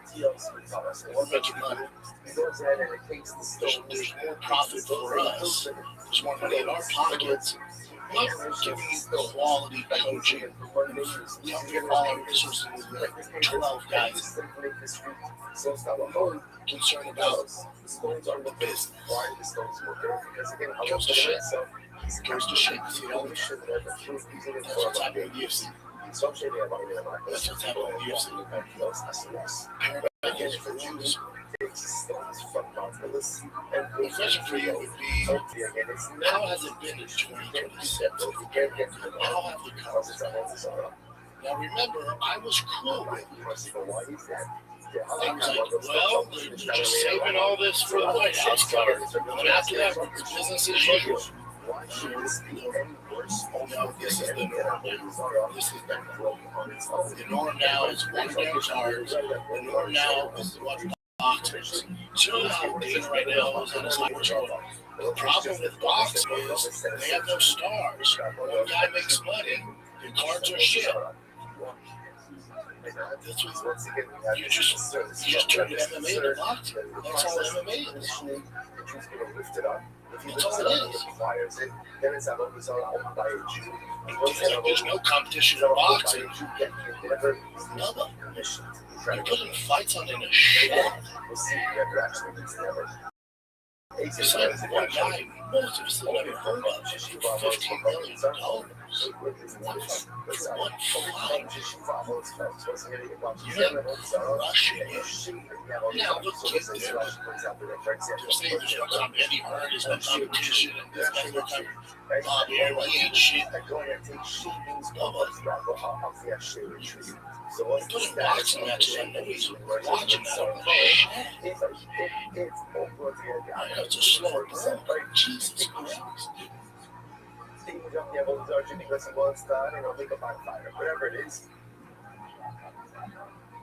So when I initially saw Tom Aspinall signs with Eddie Hearn, I went, I took it to part right away. I didn't show this can't get Junior's rushing at the UFC. And then the more I thought about it, that is such a boomer take. It's such a boomer take because this isn't the UFC of 2015. 2015, they were cooking. You didn't want to have issues with UFC. They're going to make an example out of you like they did with Woodley or Aljo, certain guys that were ready to come back in the day. If you went against them, you were flushed. That's before the fighters had embraced their social media. 2026, let's say Dana White and the UFC brass making this difficult for Tom Aspinall. He's already the champ, so let's say they make things difficult. Do you think Eddie Hearn is going to stay quiet and just eat crow? He's going to fight for his fight. Every fighter should be following this dude that Tom Aspinall's doing. What else are you going to do? What else are you going to do? You think your manager has any say in negotiations, in pay, in salary, on fight cards? Clearly not. How many fighters have we heard that want to fight the White House? None of them really got opportunity. Don't give a fuck what you have to say. If you're champ, we're already champions. What's the power? You think a guy like Eddie Hearn? You think Eddie Hearn's going to stay quiet? You think Eddie Hearn's not going to shout from the rooftop for his guy? That's exactly what you need. That's exactly what you need. And here's the thing for Tom Aspinall. Oh no. What are you going to do? You're going to say, cut him? Let's say he cut him. Oh no. Don't make me go to Netflix and fight Francis Ngannou for a real heavyweight title. Because Francis never lost it. Oh no. Don't make me go to Netflix and make $40 million on a Jake Paul co-main event. grind it up, scatter it, right? Scatter it to the wind or throw it to the sea. John Jones too. Look at John. Release with it. You can't do it. Because if you scatter it into the wind, In this day and age, with the antitrust lawsuit, all this shit going on, and David going on record, he's done, he's never going to fight against arthritis. Okay? There has to be some stipulation in the contract. The UFC won't fight him. They have to let him go. I'm sure his lawyers all with him. They can't do it. Nope. You signed with us. Maybe you're not fighting. And also, when I signed that contract, there's pay-per-view points. That's going, so that relates a lot. So this case, I'm grinding it up, but also can be commissioning. So who cares even if it does This is John's tweet. It's super long. It's just him saying they were negotiations. I don't know if negotiations. Saying, yes, I've authorized my hip repair, but that doesn't mean I can't fight. If I accepted the local offer of selling my hip would be fine. I'd be on the White House card. That doesn't make sense. Yeah. Receive stem cell treatment. I was well. That's all there. The UFC truly feels like I'm done. There's no has to be released from my contract today. There's no way there has to be a way for me to get out of the contract, especially if the saying it's done. It's not going to fight him. Doing the fight he wants. There has to be a way out because UFC doesn't want more lawsuits. It's nothing else for that stuff. And then you get John Francis on Netflix. That is cut off. So therefore, that's my that's what I'm saying. It's like, as much as a bit of a shit show Netflix is, you know, they're giving these circus fights and Danny and Floyd, Joshua, Jamal, it's actually a really good thing. It's an avenue for fighters of this magnitude, like John, Francis, Aspinall, actually have another path. Back in the day, you see, before there were lawyers and managers and social media and all this pressure on UFC to actually do good business with these guys and not screw them over. Before all this, they could just freeze his contract and sit John to his 50s. You can't get away with it. You can't. You can't. If I'm John, I'm calling Eddie. Now, you might say, well, Eddie Hirsch just tries to screw for dances. He locked him. Sure. I don't give a fuck why he's doing it. He wants Tom to do the best. The best matchup, the best fights. He wants him to extend under his management. He sets up for Eddie. There's no other manager doing it. All these other managers in the UFC are basically employees of the UFC. The UFC tells them to jump, they ask how high. They're not negotiating a contract. They're just not. Why do you think you got this UFC White House card? Why do you think they call guys on Thursday or Friday night? There's certain guys that they know they're not going to ask how much they're making. They're just going to ask when the date or who they're fighting. They know their manager's going to play ball. They know he's going to put up a fight. They know he's going to hold out. He's going to have to demand more money. There's a reason these guys are on the card. You can shoot a shot. Yeah, I took the fight. It's a hobby, you know. I said, sure, I'll fight him. And I think it might have been Ariel, whoever it was, MMA Guru, asked me how much he's going to make. I don't know if he didn't talk about it. I'm sure I'll call him next week. That's the you got him by the balls. You got him by the balls. They're scrounging. They're frantic. They got to make a fight. They need an American. You're the fucking face, dude. And you got to fight. I'm not sure yet. Then you're complaining about the box making $15 million. That's the one. No, you wouldn't. They needed you more than you need them, sure. You had them. What are they going to do if you don't do it? Now, the reason John's on it is only $30 million. That's a different animal. That's a big boy, big game. I'm not asking for that. But you got 5. But you got 6. Now you're going to get whatever they tell you. That kind of downs the following week. So wrap all this up. I'm not saying this is a bad card. What I'm saying is we were told, myself, all you listeners and viewers out there, we were promised the best card of all time. And this is far from fucking fraud. They made no effort to give you the card you deserve at the White House. Sit away. They waited to the last minute to put together card fights nobody asked for. I'm on the floor. I'm on the message board. I'm sure there's not a single fucking person on this earth besides Huffy's mom or dad that asked for him to fight Chad.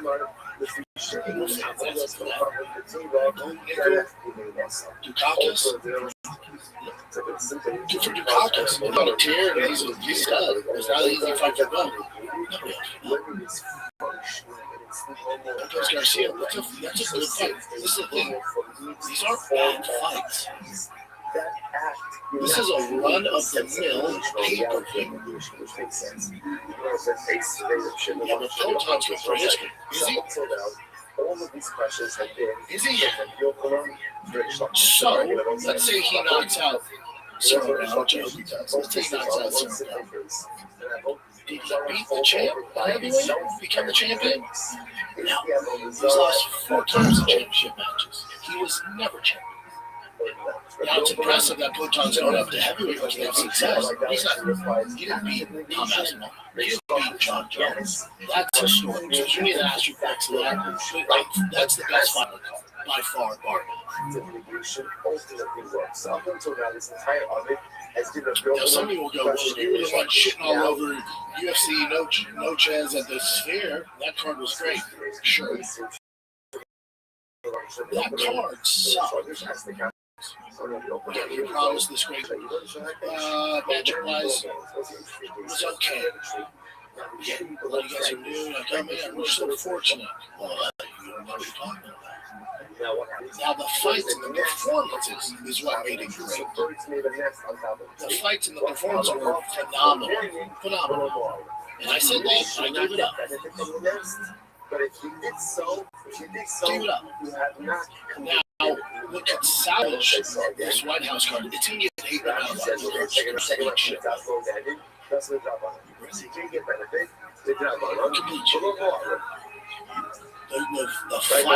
good. That's what made it great.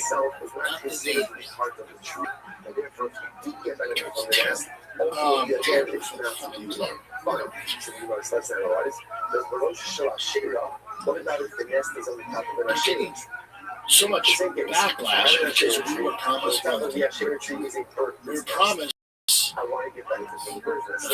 Young, and we got spaghetti. No one asked about we're in the Flaming Young. Nobody was in the mood for fucking. Nobody asked for spaghetti. Chicken spaghetti and meatballs. What? What's wrong with it? Everyone likes spaghetti meatballs. Yeah, I'll eat it. But I was told I was getting flamed. Eating weird, baby.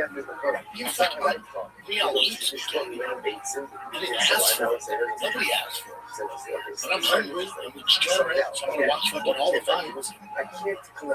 So this card, no matter what, will go down as a huge disappointment. The only thing that can salvage this White House card and make it historic, the only thing, it's not Colton beating Cyril Gane. That wouldn't do it. If Justin Gage, as the main event, as an American, knocks out Ilya Topuria as a plus 350 underdog, he starches him, he flattens him, that will be historic, and that will save the UFC's ass for feeding this complete garbage that we were promised from gold. And that's a big ass. Because the chances are the American ends up face down ass up in front of Trump. Also remember, Trump had to okay the card. Remember what you told me? Remember last week? We ran things by Trump. Ran by Trump. He okayed it. But you didn't have the card down. Somebody's lying. Somebody's full of shit. So let me get this straight. We've had numerous fighters tell us they got calls Thursday, Friday, some even Saturday before the fight was announced. And these fights fell through. Even at the weigh-ins for the BMF title, at the weigh-ins, we see Hunter Campbell and Mick Maynard saying the fight fell through. I think that was a slap fight. Yeah, I doubt it. Nobody's going to respond like that off a slap fight. I think. Don't buy into that, Jen. That's definitely this card because this one fell out because of his hanging. So, yet they get the fight okay by Trump, but you just seal the fights late Friday and early Saturday morning. Somebody will dominate. Also, one of the things the UFC has to tread lightly with is everybody on the card has to check background. They have to clear the background check. The reason you don't have certain guys go there, whatever road you want to go down on that, there's long road, whatever road, that's not on there for whatever road you want to go down, remember, it is at the White House. So the background checks are stiff. So that could also play a factor into this as well, why you're getting some of the funds. So it makes sense. So again, Kazan said, we really don't want you to get UFC Freedom 250. What could you say? UFC Freedom 250. UFC Freedom 250. Who's the shareholders? That's what she the shareholders like it. UFC Freedom 250. Man, we're starting a big fight game.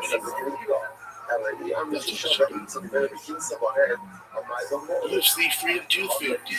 Over 1 billion served. What's McDonald's? Yeah, John, I keep saying that, John.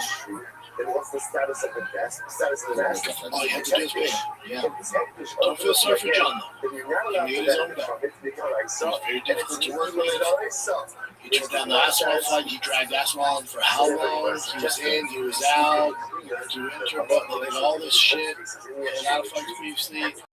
Literally, outside the octagon and takes it up. So John, it's not innocent at all. But they can see why Dana was like, what? So background check, background check. You know, they've done shitty things to each other, but also they held each other's backs to they had John's back big time. You know, they switched the entire card to a different placement at one point. They were furious at it. Yeah, they were so pissed at him. They blamed Greg Jackson for that. Yeah, remember, just 6 months ago, Dana was right raving how great John is, the best in the world, non-stop. His side. Now, arthritis, not very good anyway. He's done. What? Dana's probably mad at him because this is slapping Dana's face. I know for Dana's a smart dude. I know for a fact. When Mick Maynard or Hunter Campbell told me, like, you're the one that's hurt. He goes, yeah. Yeah, did you figure out what's coming? No, we didn't. So did we figure out John? No, we didn't get that one either. Oh, fuck, okay. At least we got his area. No, it's not. On his hand. He can't do it either. So what are we looking at, fellas? We got KG. Can we just call it KG? Yeah, Don. Don said he's in. He's like, hey, did you get sugar over his head? No, we forgot to call Glory. So Hobby's in. Right. Okay, did you get Nate Diaz, Chandler? Because that's a fun one. The fans, we crunked about that. No, we didn't get that one either. Hopefully he's down. The Brazilian? Yeah, he's a huge favorite. Okay. All right, but you got Bo Nickel and Kobe Covington. That's a done side to deliver, right? Right? Because Kobe was to come. Right, no. This one's going to stay. We can't agree with Kobe either. Really much offer. We actually didn't call. Right. So he's fighting. You remember Dukakis, who was here with me? He's on a tear. He's down. Right. And then your fave, we had Lopez, maybe. Lopez is always down. Lopez is in. He's cheap. We got Lopez Garcia. Right, that's a good fight. It makes no sense on this card. It's just a good fight. Either way, it's awesome. So Again, I'll put a phone with his wife saying, we see not get some shit for this. Get benefit from the contents of the nest. And Trump's like, what the fuck is this? Are you a big John fan too? Damn it. John, Chair, Colby, yeah, I did love him. Yeah, I was doing this shit for 9 years. I don't think it was that long. Yes, but from the hagfish tree, this is you made from the shade tree, and again, even assuming Mr. Trump, get out the White House flag, all the talk about that shit all the time. He was like, oh, you know what they were talking about the White House? No, that's what I go. Fine, it's all paid off. No, it's not. Matter of fact, well, you know what? Maybe we'll call you Friday night so you can fight the Bills. Not 185. To get destroyed, basically. This is actually right before the Mishnah in Rashi. The Beis Din Kanvekan Aser. So what's the next one? Fight for 15, right? And plus, you know why else you should be? You should be upset that John didn't want to fight Tammy John. You should be upset at the White House. You should be upset at the UFC. All this, all the reliant on the tree. So because of that, nothing came out. All the time when we came in on Monday morning to talk about John fighting, he's the greatest ever. He's ducking Tom and defending him, all this shit. What if I told you a year ago he was never going to fight? If I told you a year ago, hey, John keeps ducking Tom, you're not from 30 million. He's taking ass. He's not. He's actually not. Okay. The White House card, though, dude, they're going to give a great matchup, dude. This is legacy fight. Every time. 15 million, White House, main event. He's taking that. He's actually not taking that either. What the fuck are we doing? What are we doing? Oh, you don't want to fight, dude. You don't want to fight. Let's take a little break here. Shout out to my friends at Roe for sponsoring this podcast. Roe Sparks are 2-in-1 prescription treatment for guys who want harder, more controlled erections. Start like weed balls. They hit the bloodstream fast because they dissolve when you're turning and getting hard fast means there's less way to perform. You won't be in the waiting room right around ready to go. After Rose Sparks dissolve, they're working 15 minutes on average. 15 minutes. Plus, Rose Sparks' dual action formula stays active in the system up to 36 hours. No, you don't stay locked up the whole time. When you get around, you're able to maintain it, all right? Road connects guys with medical providers 100% online, and if approved, treatment shipped directly to their door. Prescribed new sexual health patients get $15 off their first order of Sparks on a recurring plan. Connect with a provider at ro.co/shop to find out if prescription Rose Sparks are right for you. That's ro.co/shop, SHAB, for $15 off your first order. ro.co/shop. Spark is compounded product. Compound drugs are permitted to be prescribed under federal law, but are not FDA approved and do not undergo FDA safety, effectiveness, and manufacturing review. For full safety information, go to ro.co/safety-info. ro.co/shop. We'll finish off with the On the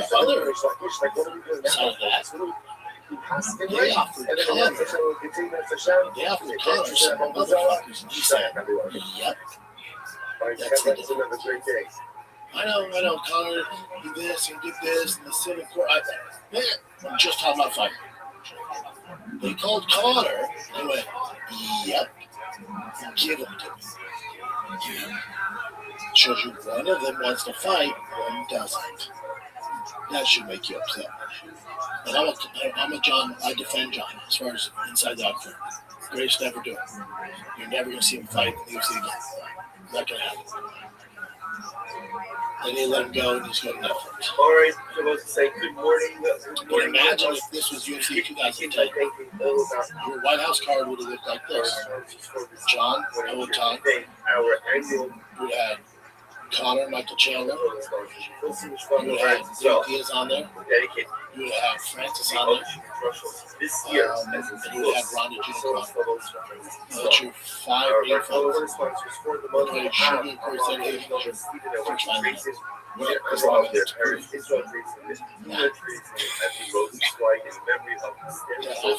only reason they're going to take that fight doesn't make sense. It's a great fight, unlike it makes sense.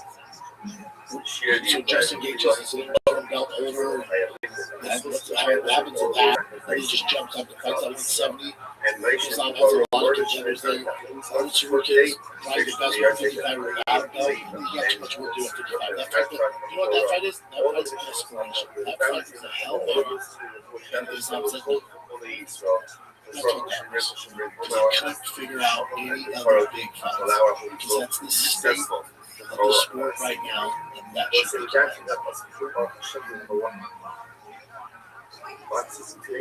Now, the card gets there, again, it's a good card. It's a good card. There just wasn't much effort put in to make this card. That's what it should be. And again, if they just went, hey guys, everyone relax. Yes, the fight's at the White House, UFC, round of 250. It's just another card. Again, if it's at the White House, that's a special. That's special enough. Okay, and then they throw this anyway. Oh shit, that's a cool card. And nobody asked for this fight. That's a cool card. We'll take that. Heck yeah, that's cool. They didn't do that. They just do the best of it. That's why people are having such visceral reaction to this. Dude, like, I don't get it. This is a great card.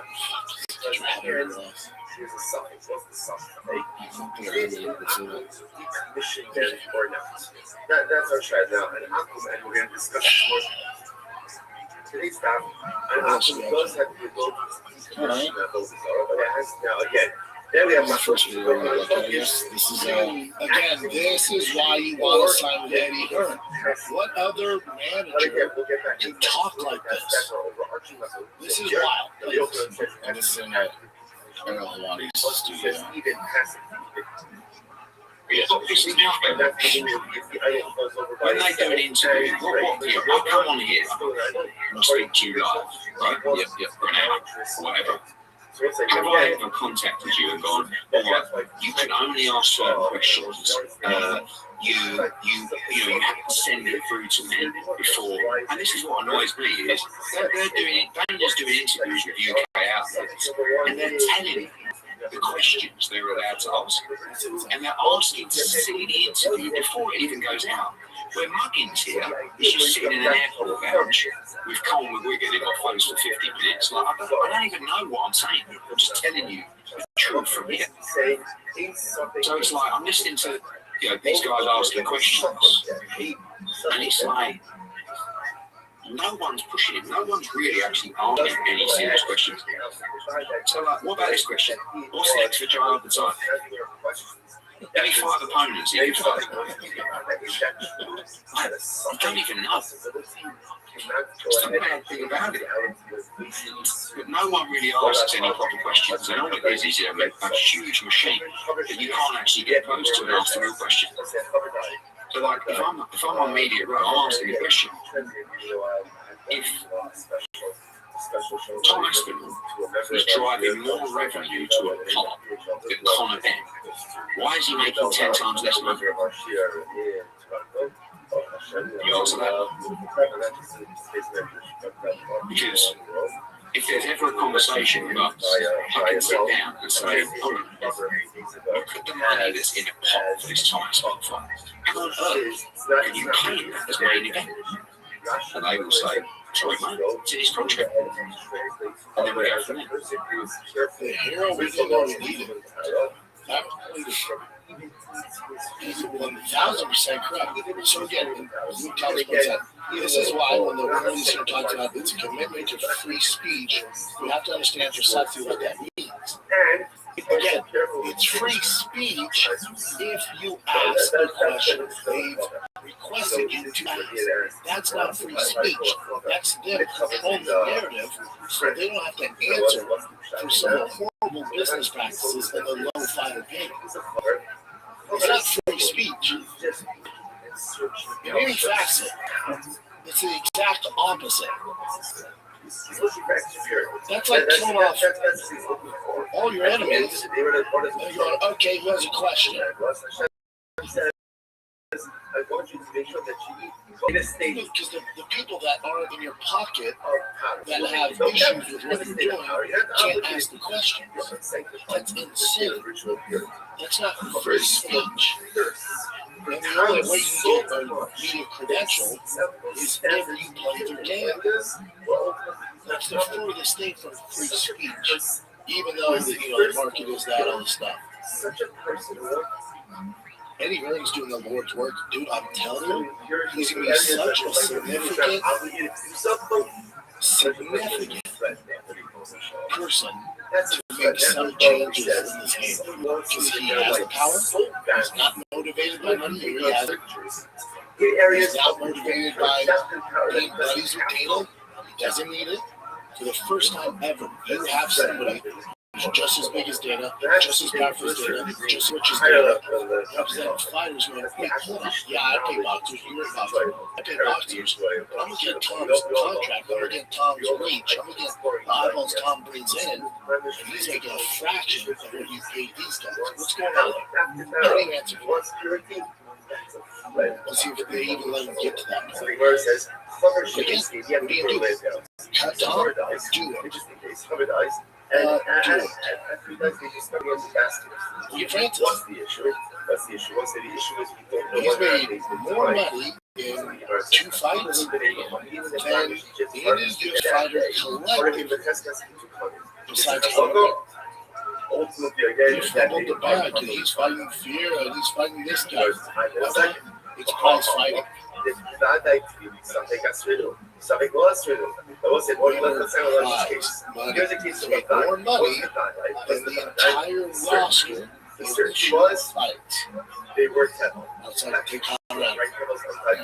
But even when they do it's because they both kind of left the UFC to get that money. So Conor was still a part of it, but doing boxing with the UFC. And that's how they got a huge bag, right? Francis lose her limit of 40-something mil. Goes ahead and overrides the bye. Dan White reacted to this with Tom Allen. What do you make of that decision? We don't have any issue with that. They can let whoever they want to represent. Tito Ortiz used to represent people if we got it done. I'm surprised. So it doesn't seem like he's pissed off. Totally pissed off, but he's saying that it's a different game than when Tito Ortiz represents people. It's different now. It's just a completely different line. They're not going to be able to get away with the antics and the bullying like they used to. They're not bullying anymore. What's this? This is just how the whole signing came to this. This is Tom Aswell talking about his dad. He just said Eddie Earn's been on the phone. He wants to do a meeting, so it's like, so they spoke a little bit, and then we jumped on a call and spoke from there. What do you see? I mean, I'm just looking forward. I need to get back in the gym first before I start thinking about anything. I mean, I'm back in the gym a little bit, but I need to get properly cleared by the doctor before anything happens. But I'm aiming to fight this year. I mean, it's time. This is a holy fight this year, so hopefully his injuries, his eyeballs, affected him. So that's what I was asking for. And this is the silly stuff that happened as a result. Dana White, I was calling the pussy, whatever, and he wants to fight, boxing, whatever.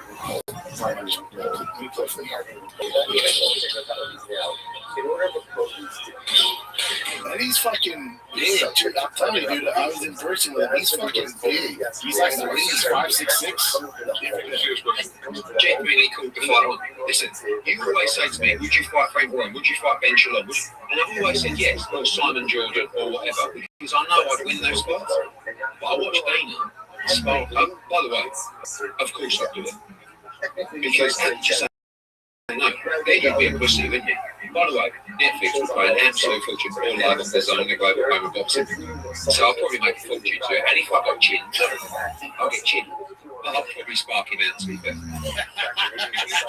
I love that, dude. Dude, when it's in my face, their terms are smart about sports. Yeah, I love that. I get chin. That's about that. And this is all footage of Dana White. Dude, this is 15 years time. That's the footage. We see Dana's the guys now, but let's see what's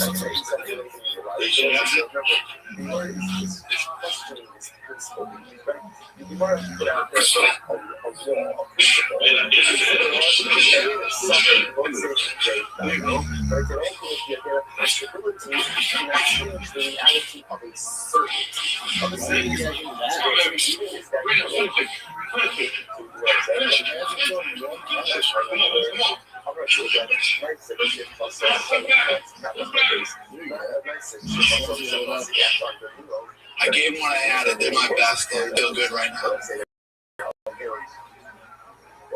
Yeah, I don't see you doing fine. It's so silly, which I love this place, but I think you. Okay, so going through stuff. So you did mention that that's the guy I was now. You mentioned before he left the PFL, and then now they signed with Netflix to fight you. Philip Williams, that's the only real land I have. I mean, he had a good record in the UFC. That's a pretty exciting fighter. Brazilian cat. Again, it's not so much that people know Francis fumbled back then. It's what's available as far as free agents heavyweights go. It's not so much the competition right now for him. It's the amount of money he's making to fight that competition. That's why this is important. It's also important that they're setting this up. It's another avenue for these guys to make life-changing money. That's why you want Netflix to do that. Well, he'll say something here where I'll ask you a question about this. Let's just play it because sometimes it's kind of hard to hear what he's saying. Understand Les guys, c'est chaud. Joining the Osiris Paranormal MMA fight. Netflix. How the entry the cage begins to fight Fleet Lanes from Brazil. MVP is the promoter, so who knows? Maybe this means I'm one step closer of knocking out Chico too. But first thing first, catch me on Saturday, May 16th. On Osiris Paranormal. Live on Netflix. You see what I'm saying, though? What he says at the end? This road doesn't lead to you fighting Jake Paul. Stop that right now. No. This road leads to you fighting John Jones or Tom Aspinall to get out of his contract fighting Tom Aspinall. That's what it means. And again, okay, so let's say John doesn't have his contract, Tom doesn't have his contract, and Francis fought Anthony Joshua, Tyson Fury, Philip live on Netflix. It's one of the biggest fights ever. He plays an UFC fighter, especially UFC champion, and then fights Jake Paul. Fellas, ladies, he's made more money than anybody in UFC history. Just fighting in the UFC. I'm not talking about that. I'm talking about as far as straight fighting the octagon to straight fighting Anthony Joshua, Tyson Fury, Jake Paul, Philip Williams. He's making more money than all of them. Not even remotely close. And more people are watching his fights than any UFC fights. He's won. Any moron that says he fumbled the bag doesn't understand simple math. Yeah, it was by far the best choice he could make. What else is he going to do? How's the heavyweight doing in the UFC right now? It's a fucking shit show. You can stick around for that, making 600, 700,000 with no marketing, no promotion. What's the bad? She told the woman that miscarriage and she placed the baby in the dish. What's the The one thing that was odd about the chick is like, remember he was too proud of fighting for the first fight, you know? Yeah, but his reasoning was like, it's just I don't think a real competition, nothing like that. Now, of course, you're talking about money. That's reality. Yes, I'm sure they lowballed him because on Tuesday notice. He's like, get the fuck out of here. This is also interesting too. So George Wallace, he finally did sign RAF to do a rematch with Arnold. Remember they wanted to do this one they were going to do in Brazil or whatever the fuck it was? They were going to offer him $1 million, $2.6 million. That's wild. But that's why I need to get into wrestling. Georgia said that I didn't believe it. That's why he couldn't do it. He doesn't believe they have the money to pay him that much. Yeah, so I'm like, well, I know RAF well. Good for those boys. Good for wrestling. Keep it going. Dude, I celebrate this, man. What's that time we're talking about wrestling like this? RAF is fucking awesome. RAF. Let's take a little break here because this episode of the Shop Show is brought to you by Progressive Insurance. You chose to play on this podcast, Smart Choice. Progressive loves to help people make smart choices. That's why they offer a tool called Auto Code Explorer that allows you to compare your Progressive car insurance quote with rates from other companies. So you save time on research and can enjoy savings when you choose the best rate for you. Give it a try after this episode at Progressive.com. Progressive Casualty Insurance Company affiliates like we have all situations, prices, very based on how you buy. Progressive.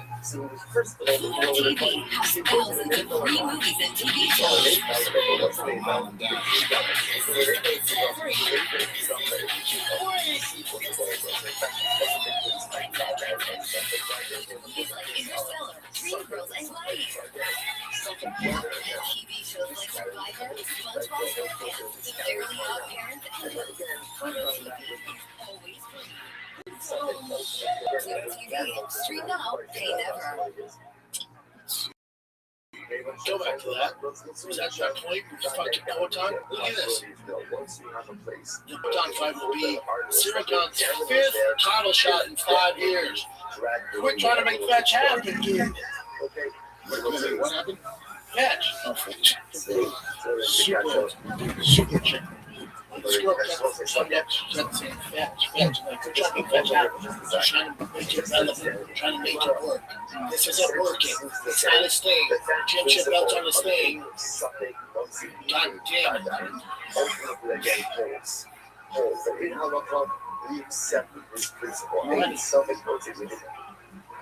And you mentioned Conor McGregor there, so he'll take the fight for whatever money. So this is pretty much what I'm trying to say. He has not been offered contracts. But you went on my boys podcast, Chael and him. Oh yeah, that was a weird thing with it.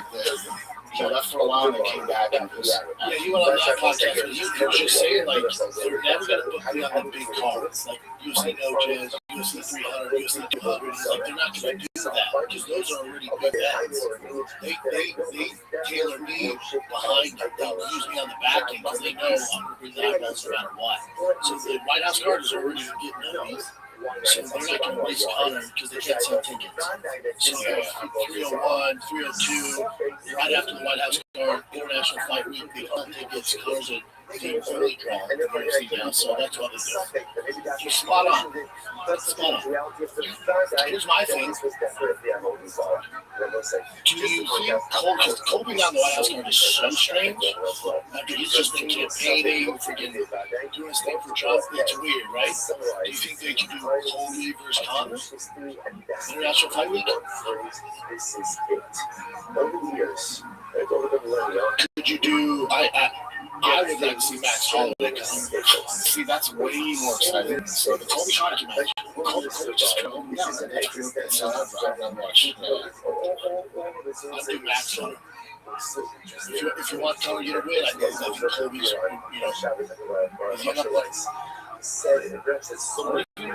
you know how you always been wanting Max and San Diego? Not Max, I'm sorry. Yeah, Max was like, Sugar.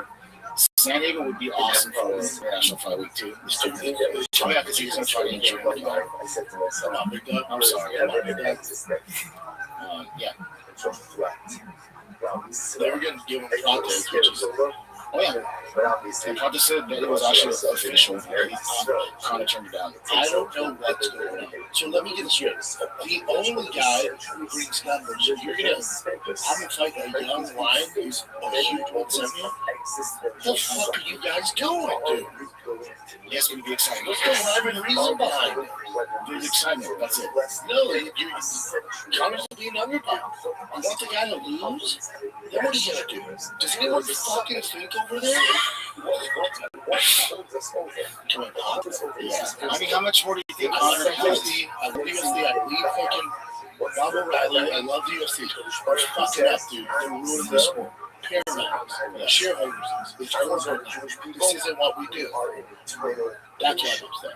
I mean, how many more do you think Connor has? Two. So let's say he has two, and then he has a Jake Paul. Oh, those right guys. But also, you should be mad that you don't have a Conor versus Nate Diaz on the fight. Nate's out there. Nate's negotiating. Nate's out there waiting. So maybe they're saving Nate, Conor, 3 for the National Fight Week. I don't know. I don't know the effort they're putting in. I do not know. This is the problem. Y'all want to say, oh, Paramount, we're not paying for pay-per-view anymore. Thank God those man days are done. Okay. Okay. Now you're not getting the fight you want to see. That's ultimately in the source of our well, I don't know. They might have another. Let's dream big, man. By the way, this is such a downfall. So Gachi Mix, you know, you guys saw UFC, he was like the next big thing. Yeah, you guys can't tell me Bellator's just do that UFC video. This is in Rising, and this is this dude's only like 19.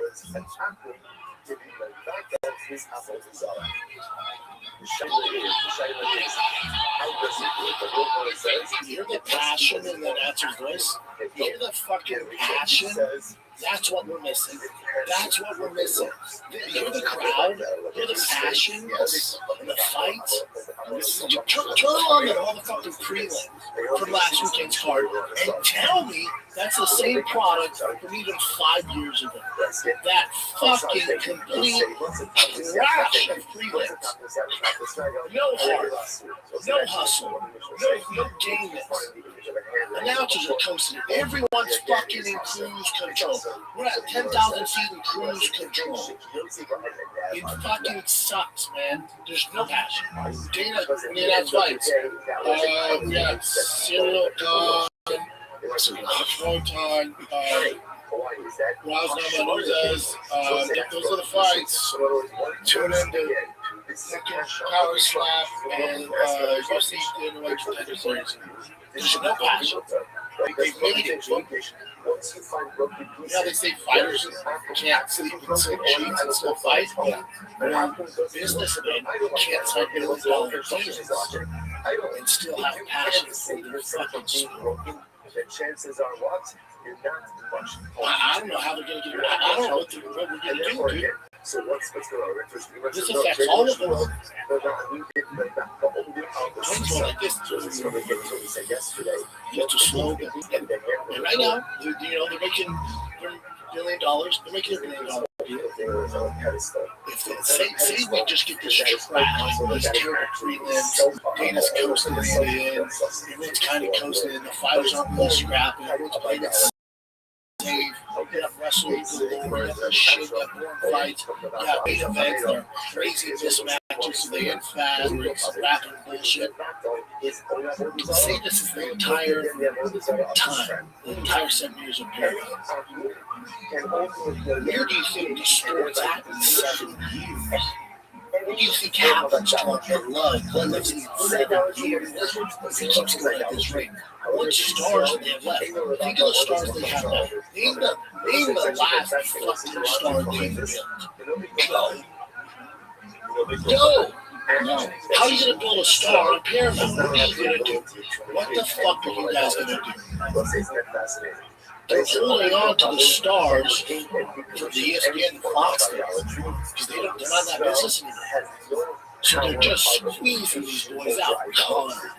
John, come on, man. Come on. They're squeezing the old stars out. Squeezing the stars out. Busy squeezing the stars out. Yeah, it's great. That should work. They don't know how to do it. They don't have passion for the game. Then the operational topic.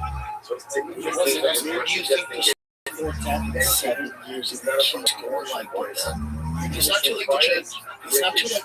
I just need effort. The same thing I say to my goddamn with that baseball. I'm not asking you to do anything you haven't done before. I just need effort. And your effort, is, when you try hard, is pretty fucking tough to beat. This is the same conversation I have with you and Brad. Your effort, when you guys are locked in and you give a fuck, you're pretty tough to beat. That's how you became numero uno in the world. Nobody can touch you guys. But now you have no competition. Now you're the fat, ugly dude, you're the hot chick, and you forget you're in cruise control. You stop going on dates. You stop buying her gifts. You stop opening the doors. You start wearing sweats under gifts. You get even more out of shape. You start being a dick. She's gonna leave, man. She's gonna leave because you're content. You're cool. You think everything's all good. It's not all good. You gotta do the things I got you there. Open the doors. Take them to fucking dinner. Dress nice. Be cool. Buy the gifts. Valentine's Day. Christmas gifts. Birthdays. Dinner with friends. Date night. Movie night. You turn into fat slobs. You're wearing sweats and fucking sandals.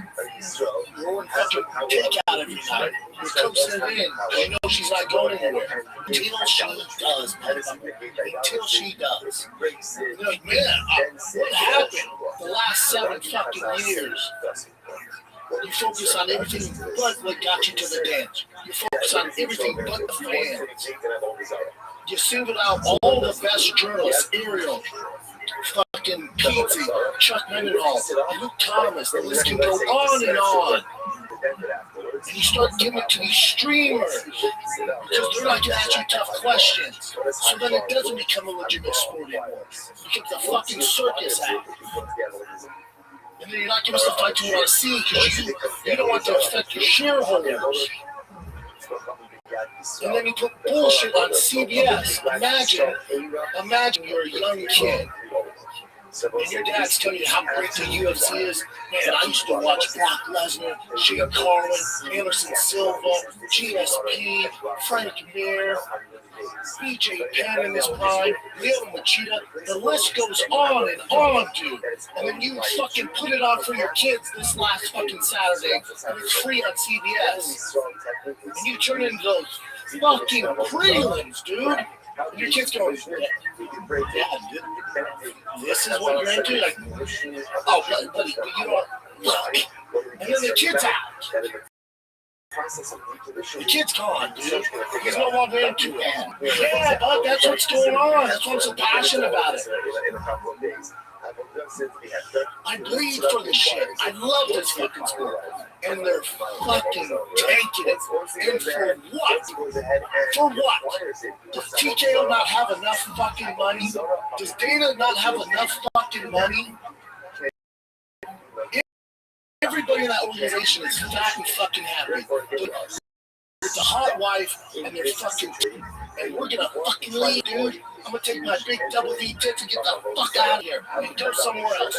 Where are you gonna go? I don't know, dude. But it has to be better than this. Unless you get your shit together, you clean your act up, and actually show that you give a fuck about the fans. When's that coming? Who's going to do it? And if it means getting rid of this old regime, then fucking so be it. Get him out of here. If we need Eddie Hearn to jump in there and fucking drive this ship, Eddie Hearn has money. Eddie Hearn's fucking set. He was born set. Do you see Eddie coasting in? He's pretty fucking passionate. There's people out there that have all the money in the world. They're still fucking passionate for the love for the game. Where's the love for the game? Where's the matchups that we, the fans, have asked for? Because I don't fucking see it. goes ahead and he takes the stones, and he builds. And right now, you guys are cool because you're getting 1.1 billion a year. By using it for mundane use. But you signed a deal with the devil. That devil's Paramount. That devil's CBS. And they're fucking soaking the energy out of the sport. They're draining the blood from the fucking fighters. They're not being compensated to show for pay-per-view. And then Dana goes, promise you, fighter pay's gonna get better. We've heard this before. And it doesn't. It doesn't. You're still only paying out 18% of your profits. Yet you guys are making money hand over fucking fist at the expense of these fighters. And when the fighters go, I'll find my way, that's why I want to be paid this year. No. We have a shit fight. It's from top to bottom, man. I can't emphasize enough. When those prelims are bad, remember, there's young kids watching. There's young kids watching. Fighters that are coasting, they're not stars. I'm telling you, it's a recipe. It's a fucking recipe for complete disaster. If you're watching this, you're like, man, I think it's not bad. That one has started. It's because ignorance is bliss. You don't know what we have. And I don't know if you can go back to those golden ages. I don't know. But I can guarantee for a fact what we're doing is not the path. I know for a fucking fact it's not the path. It's not. Then we have all these others, and you shave it, and you have all those others. So let's say, so actually, for example, a shaver tree. And a shaver tree, right? And what do? And I take shavings off of the shaver tree. So what's the status of the shavings? Versus let's get them all riled up again. Whatever they want. Whatever they want. He's taking shavings up, you have all those others, because I know what you're doing is not the answer. It's not the answer. It's not the fucking answer. It's not the answer, dude. And I know you guys don't think it's a big deal that they limit the real journalists and they don't let them in the other time. It's a big deal. It's a mockery of the sport. It becomes more like WWE. There's nothing wrong with WWE. We make so much money. However, we are a legitimate fucking sport with real consequences. Real fucking competition. This isn't ordinary. These are fighters, a lot of them come from nothing. They think that their prayers are going to be answered. So there's no different when a guy gets his first UFC fight. Now he's a big deal for that kid. But little does he know.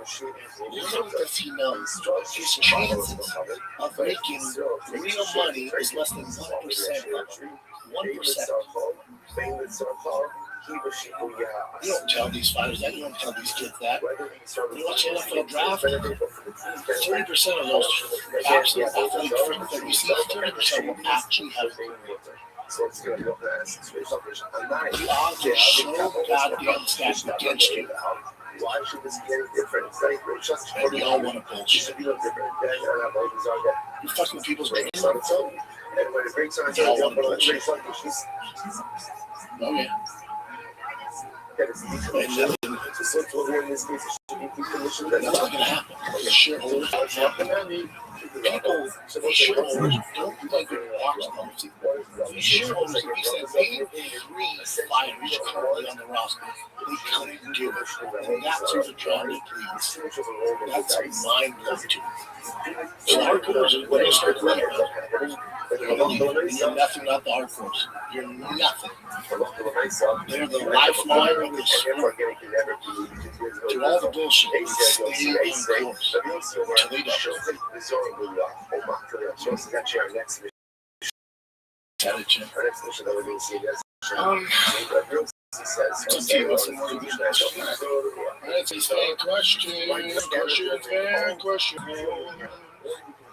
Kenneth _news_. Longtime fan, Brian Tyler, speaking out. Anyway, do you think the BMF title is more for the fans rather than just trying to get a W? I understand if Charles Oliveira was fighting for Undisputed, but if BMF, we got to put a show on, dog. Do you agree? I do. I do. It's tough because I put myself in Charles' shoes, and it's like, coming off some losses, the Torpedo knockout was bad, right? So he's like, all right, my best chance to win is grappling. The thing is, you did sign up for the BMF. My issue with the BMF is it's a fake title, right? The UFC made it up just casual, like, oh, title's on the line, but they don't realize that it's a fake title that Dwayne The Rock Johnson made up. So it's a weird one. It's fun, don't get me wrong, it's fun. And the guys do get paid more when they fight for a BMF title, so I celebrate that. But I think that kind of went into Max's game plan too. Is he's like, oh, I'm not going to take the fight for the BMF. We should stand toe to toe, see who falls. So I get that, but Charles is like, no, man, I'm trying to win. So I get the backlash. Even I was like, come on, dude, at least stand up the last 30 seconds going toe to toe. I get it. I get why he's catching it also as a fighter. It's a smart thing to do. It's a smart thing. But BMF is a weird thing too, because Masvidal versus Nate Diaz, like, they got ragdoll in the fight. Totally violent with them, so it's like, I'm on the true BMF forever, so the whole BMF thing is weird. I wouldn't be mad if it went away. Also, BMF fast motherfucker, you hear guys talking about this. The fast motherfucker, there should be no weight classes. Yeah. So you'd have a 55 versus a 70 or 55 versus 85. The commissioners are clear. Guys, motherfucker, there's no weight classes. That was the true guys motherfuckers in the UFC back then. By the way, Charles, he kind of looked at this fight and was like, did you see how he's crying at that point? Like, he meant so much to him, so that's why he probably really just wanted. Yeah, he was like, no, I'm going to win. I get it. But again, there's limitations. Like how hard there's expectations. It was just a fight like shit. Charlie, great. They didn't say anything. BMF was an expectation. I didn't see those expectations.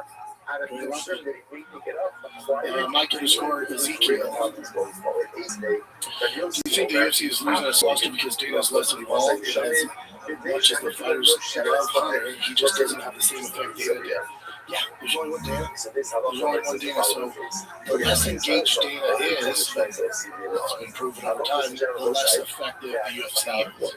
So if you don't have the guy whose dream was to make the UFC this juggernaut, once he's kind of stepping back and taking a back role, you can't replace that. So we're suffering from it. There's nothing wrong with Hunter. I don't know his background. There's nothing wrong with Hunter. Fighters love him. He seems like a good dude. But, Dana's special. Because that's not when he's engaged. Dana's special.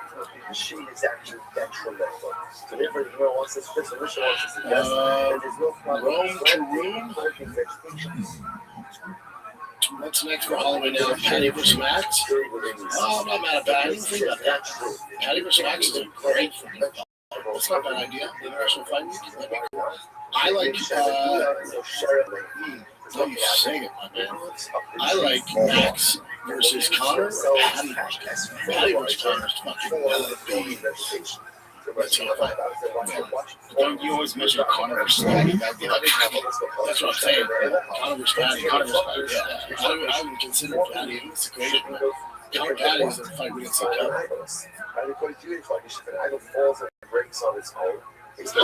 Y'all act like we need to fight you on the same. John.Perkins.94. What's up, bud? Sean, what do you think is the reality behind John Jones' arthritis? Do you think this is large contributing factor to Dana keeping off the White House cover, or does the UFC just not John? Arthritis has nothing to do with it. It's an excuse. It's a money issue. It's a money issue. The UFC, as we want to say, putting out as many fights as they can, and maximizing shareholders' dollars, not the fighters. So arthritis is an excuse. They wanted John. They couldn't come to agreement because he asked for too much. That's arthritis. 6 months ago, he had arthritis. Which is the best ever. He's this and this, and she's like, I'm out of the ball. He had arthritis 6 months ago. So it was an issue back then, it is now, so it's just an excuse. I love the show, we're following the fellow baseball dad first year as a head coach myself. Nothing better, dude.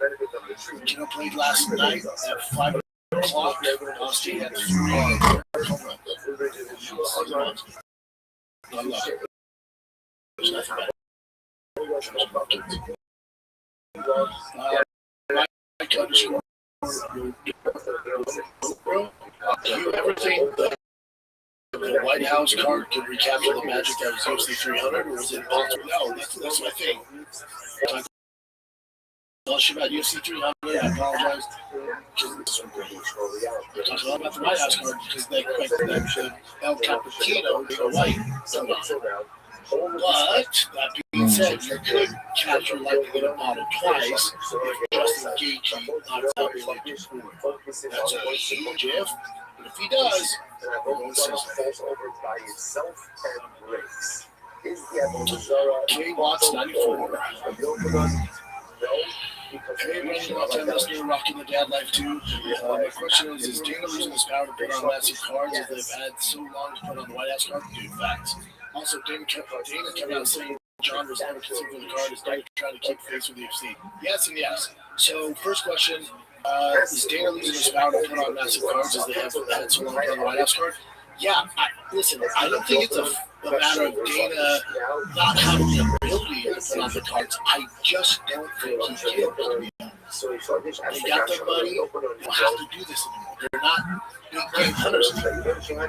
They're going shooting little does down here to keep everyone fed. By fed, I mean the shareholder. So it's not that he can't do it. They have the money. They have more money than ever. They have the John and Connor, Nate, all the boys. They just don't want to be game hunters. That's all it is. He can do it. He still has the skills. He's the best ever, but he just doesn't want to. That's all it is. Also, Dana come out saying John was never considered for the cards. Dana tried to, I know for a fact that they were in negotiation. I'll put it like that. I'm not going to out anybody. I know for a fact. Brett Wilson, Brett Wilson. How has the youth sports scene been in Austin compared to SoCal? That's a big question. Okay. How has the youth sports scene been in Austin compared to SoCal so far? I know the weather can be tough at times. Weather ain't the thing out here.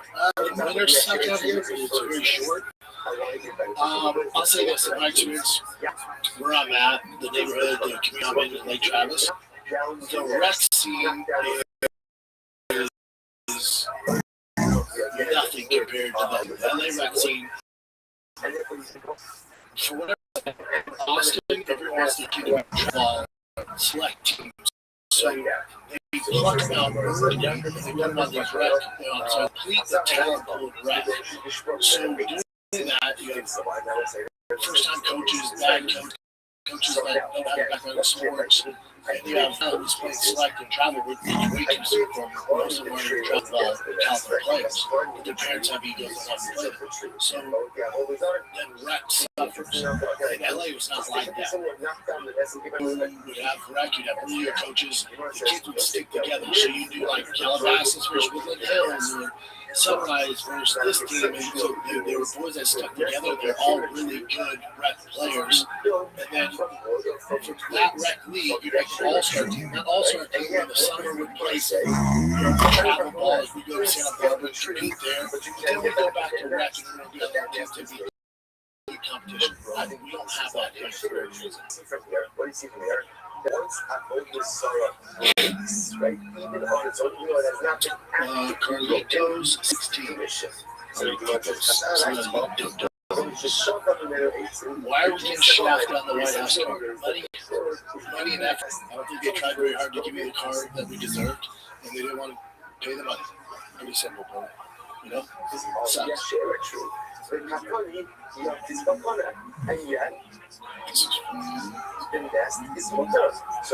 Clyde on Wednesdays. Do you plan on accepting grappling challenges from these recent influencers who seem to like working the MMA bears? I'm not going to see wrap-ups on these videos, just the humble living, give views, respect, and process. We'd have to kind of do the C-Bubba interview after it's Rich Love. I'd be down there. They don't really come my way. Dude, we gotta hit him up. That'd be freaking amazing. I'm not gonna call anybody out. If it came my way, I'd be there. Retreat, but it did not gather the materials or the Really real dot 23. Gather the materials open up again from elsewhere. They can only hectares. So we'll say so again. What's the right for that? Fan question, good morning, boss, husband, and father. You don't have to speak of this on the podcast. But can you see yourself collaborating with Hero? I'm not sure where you guys stand. I haven't seen any negative comments that leave. All positive. You can see Hero once a month podcast with YouTube breaking down past, current, and going on, talking about sports. I have zero issues with Hero. I don't have any issue with anybody in that space. Zero. Too grown for that, man. With the energy. I love Ariel. He's the face of journalism. By far the best journalist we have. I would be honored to be on a show, do anything with him. He has so much content. He doesn't need me. But if anyone on his team ever reached out, I would be down to do anything they want to do. I'd be open to it. But yeah, I don't think he needs to dial me on the show. But if they ask him, there's no question. Skybrick. Who do you think Connor's next fight will be now that the trailer's on the White House card?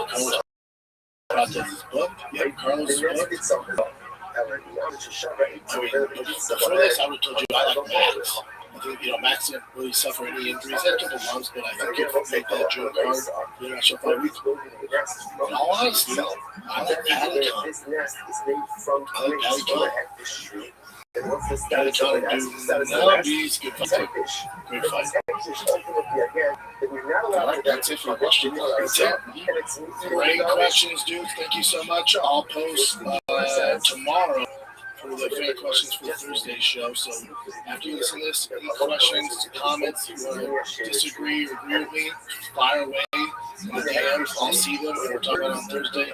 Love you guys. Thank you for watching. I will see you Thursday for the fan questions Sunday. So if you guys are taking more content, my favorite thing to do is talking to you guys. So hopefully I wasn't too much today. It can get fucking hot, dude. All right?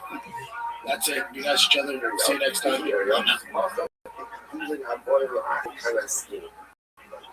So we'll say maybe it's actually quite possible that in both of these cases, is ultimately, or I should say in the Hecknish case, that the bird is making its nest from the actual Hecknish tree itself. But if the bird is moving from the Hecknish tree, it's not us in the lights. What's going on? Person is this.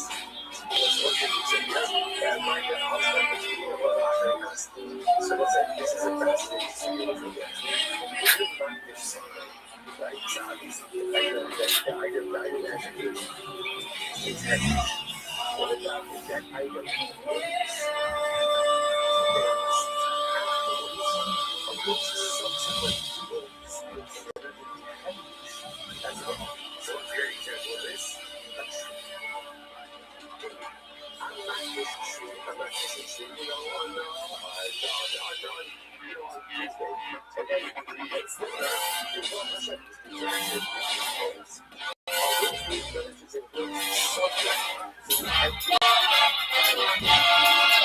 Hey, this is Rabbi coming live from Vulcan Gas Company here in Austin, Texas. For a brand new episode of Kill Tony, yeah, I'm Tony. Yep. Come on, it's Monday night in Austin, Texas. You guys can make more fucking noise than that. You guys ready? Yeah, let's do this shit. How about for the band, everybody? Come on. It's the goddamn Screwball Peanut Butter Whiskey Band. Sounding goddamn good tonight. It's great Matt Mueling on guitar, everybody. That is Michael Gonzalez on the drums. And my friend D Madness on the bass guitar. Great Red Band's here. Very exciting stuff. This is another episode of Tony Live in Austin, Texas, brought to you by the Red Rose and the Yellow Rose. pros, the two best folks in the world. Just so happen to be here in Austin. Fun stuff. Good looking audience we have tonight out here. A bunch of fucking scramblers coming in. I like it like this. 1 week. Let's do this shit. Before we start tonight's episode, here's a little bit more about the amazing sponsors that made tonight's episode available for you right now. There are some things in life that I like to pick out myself, so that I know I've got the one that's best for me, like a cut of steak, or a mattress, or a prop gun. What if you could do the same thing for hiring? Choose your ideal candidate before they even apply? That's where ZipRecruiter's invite to apply comes in. It gives you, as the hiring manager, the power to pick your favorites from top candidates. And right now, you can try it for free at ZipRecruiter.com/KillTony. How does invite to apply work? Well, you post a job on ZipRecruiter. They send you the most qualified people for your job. Then you easily review the candidates and invite your top choices to apply for your job. Lauren Webb, as VP of Talent Acquisition at Google Health, raves about ZipRecruiter's invite to apply. She says, I love that feature because we have a much higher fall through. It's easy for them. In fact, according to ZipRecruiter's internal data, jobs where employers use ZipRecruiter's invite to apply on average 2.5 times more candidates, which helps make for faster hiring process. That's right. See for yourself. Just go to this exclusive web address, ZipRecruiter.com/KILLTONY to try ZipRecruiter for free. That's ZipRecruiter.com/KillTony. ZipRecruiter, the smartest way to hire. You guys ready to start tonight's show or what? All right, we're all filled up on CM Smokehouse. Thanks to our friend Cade and Yoni over there at CM Smokehouse in Golden Acres. Ladies and gentlemen, this is so exciting. Every single week I have one of the funniest comedians in the world on this show. This week, no different. You're going to remember that you were here when this man was a guest on this show here tonight. It's Kill Tony's own, the longest standing regular in the history of the show. The Big Red Machine, William Montgomery, everybody. Oh, shit.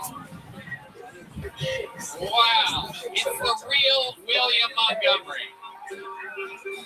Looks a lot like Quentin Tarantino when we had him on a couple months ago, but it is William Lights Out, the Vanilla Gorilla, the Big Red Machine, the Slumdog Millionaire. So nice to be here as well. I'm one of the top comedians in the world, so I was able to get it right in my schedule to be here tonight. Very excited to be here. Absolutely. We've been sipping on Cantina, but you're sober now. You are addicted to raisin bread. Yeah, I'm just eating the shit out of raisin bread now. I've had 2 loaves since Sunday. There you go. Today's Monday, so you can guess. Yeah, do the math on that one. I'm eating a shit ton of that fucking bread. He is addicted to raisin bread. He's 3 months sober. He was a heavy drinker, and now he's heavy raisin bread. It's going to be fun together. How's your bathroom with that much raisin bread? Where's my what? Your bathroom? Is it just coming like just raisins and like that's sweet. You call it my bathroom. All right. For those of you watching the video, why not subscribe to our YouTube channel? That's what everybody is telling me to say every week. Yeah, smash that like button. Subscribe, boys and girls. A bunch of joke books made here by the great Adrian Cavazos at Bones. I will be handing those out tonight. Another amazing artist. Greg Ryan Shahid draw tonight's episode from Los Angeles, California. You guys know how this show works. It's a bunch of people that get the opportunity to do stand-up comedy on this stage. They pull their name out and they get 60 seconds uninterrupted to do stand-up comedy. You know their time is up when you hear the sound.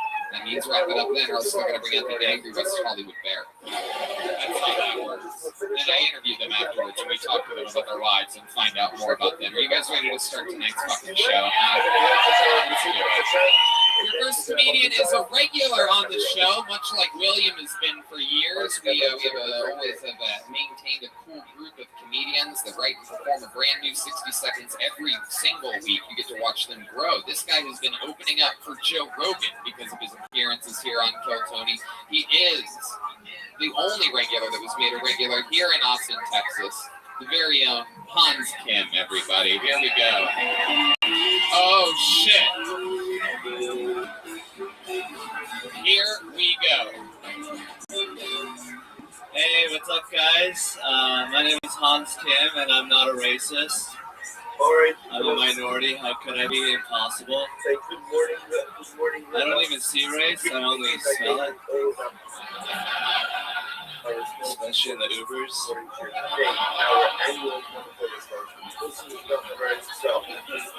I don't know why they call it the Middle East. I think I'm the middle of a direction. It's like being like, hey, take a right. Maybe that's why they're so mad all the time.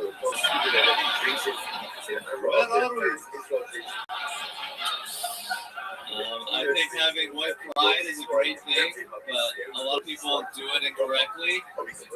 They're always into like the Nazis or the Confederate flag. They're never into building a castle or yodeling. That's not white pride, that's racism. You don't have to be white to hate the Jews. I can do that too. Thank you. Hans Kim, getting tonight's show started. Always so much fun. Hans rocking a brand new pea coat we've never seen before. I don't know many people with a pea coat that live in a van, but you pull it off, my friend. I got this thing. Is this new? This is from my mother. She got it for me. I've had it for like 3 years. It hangs in my van. I get to bust it out. You know, you gotta be the first one to bust out the winter gear. Yeah, you have an advantage. Yeah, absolutely. That thing looks like it's been a lot, man. How many seasons of Squid Games did you play with that jacket on? What did you think of this? Have you watched Squid Games? Yes. You love that shit, huh? That's like your American Idol or something like that, isn't it? It's like you're fucking everything, huh? It's an allegory. It's a great cinematic narrative. You know, it's like about sex. You're a horny dude, hon. How's that been going for you? We found out last week you broke up with your girlfriend, and here we are tonight. New peacoat. What's shaking? You know, fun fact: the peacoat is also R. Kelly's favorite kind of coat. During the winter time, that's what he would wear. Sometimes he'd wear a hoop coat as well. Depends on what he was into. Thank you, Red Band. Red Band did a shot of Screwball Peanut Butter Whiskey before the show, so anything can happen here. I'm back with Paige again. She's visiting. Wait, you're back with this broad again? 3 weeks. Off again, on again, like that fucking jacket. I didn't realize how weird it looked in the light, but it looked like a in the dark jacket. Guess you could say that about any shitty clothes, huh? It's more like dark wear, you know. It's not really meant to be seen. It's up. I'm back with Paige again. She's a beautiful lady. She put her finger in my butt. Whoa! Shit! Holy shit! Talk about Squid Games. Oh my god! You had a little tentacle in your little nudie hole. She only got the first knuckle. Wow. Okay, Red Band, that's enough of those sound effects. First knuckle, and then what happened? You just went, wow! What happened? What did you say when she put her finger? Did she warn you she was going to do it? No, she was just like really enthusiastic about it all night, and I was like, I guess this is happening. You know, I can't. What am I gonna be like? No, it's like, you know, she wants it. Did she get far enough in to like pull a fortune out or anything like that? Stop it with the lights. The lighting guy loves the joke. He goes a little crazy. What else is going on in life, Hans? What else have you been up to lately? I'm going on the road. I'm hitting Abilene and Sweetwater, Texas. Wow. Gonna get to know the country. Ridley loves Sweetwater. I do. Calls it Kool-Aid. I love that you did the joke about you going Sea Race, you smell it. I noticed Heat Madness laughed extra hard at that one. I can really relate. And White Pride. You smell Asian? Oh shit! Don't ask questions you don't want the answer to. Oh yeah, we even in Parasite, the South Koreans smell the South Koreans and judge each other. Remember that movie? It's not me. I'm just referencing a movie. Everybody, don't be racist against Asians. I would never. All right. Hans, but is life good? Are you happy to be back with Paige? Yes, it's the first day back together, but I just couldn't keep my hand off of her. First day is today, and she's already got one knuckle thing on you, dude?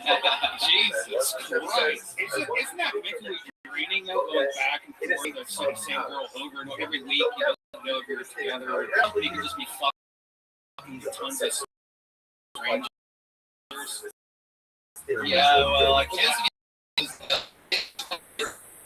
Settling down with It's easy for me to get.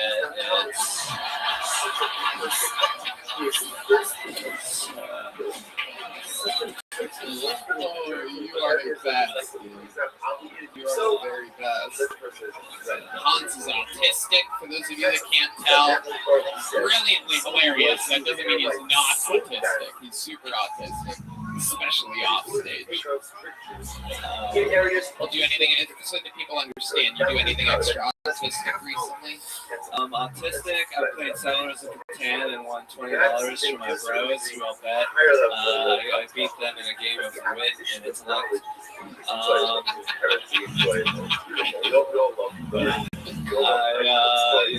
What did I do? I went to like this show and I hung out with the guys afterwards and I was like, dude, what is life all about? You know, like just asking the questions and stuff is super interesting. They're like normal people and I'm like living in a van with comedy. So, right. William, you know Hans. You've seen him many times. What do you think about his performance here? Well, it was interesting you just said that, Hans. You're a self-proclaimed atheist. I think we need to start reading the Bible together or something. Jesus is real. I'm worried about your soul. You have those atheist jokes. I'm always cringing when you say, and you need to lay off of that shit. Please. Would you go to church with William? Yeah, will you start going to church with me? We have podcasts. You do a podcast in the church. I would love that. But I know science is pretty like really convincing. This is a man that beat his friends just yesterday in a game of Hans,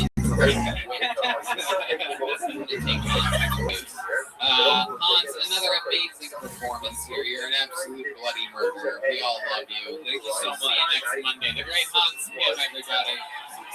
All right, now I'm going to pull a name out of the bucket. This is where anything can happen. Perhaps you signed up tonight. Perhaps it's someone's first time. Perhaps, no matter what, it's someone that either really wants to or really regrets signing up for the show. So it's always exciting. It begins now as I pull out the first name, which is Stephen Hairston. Stephen Hairston is the first comedian tonight on Kill Tony. Here he comes, everyone. Come on, everybody. Put your hands together for Stephen Hairston. What's going on, everybody? Hey, so y'all heard of the saying, drunk is a skunk, right? Man, drunk skunks are not fucking drunk. You ever smell a skunk? That motherfucker just took a fat-ass long rip right in your backyard. That motherfucker smelled like weed all the time. And fucking...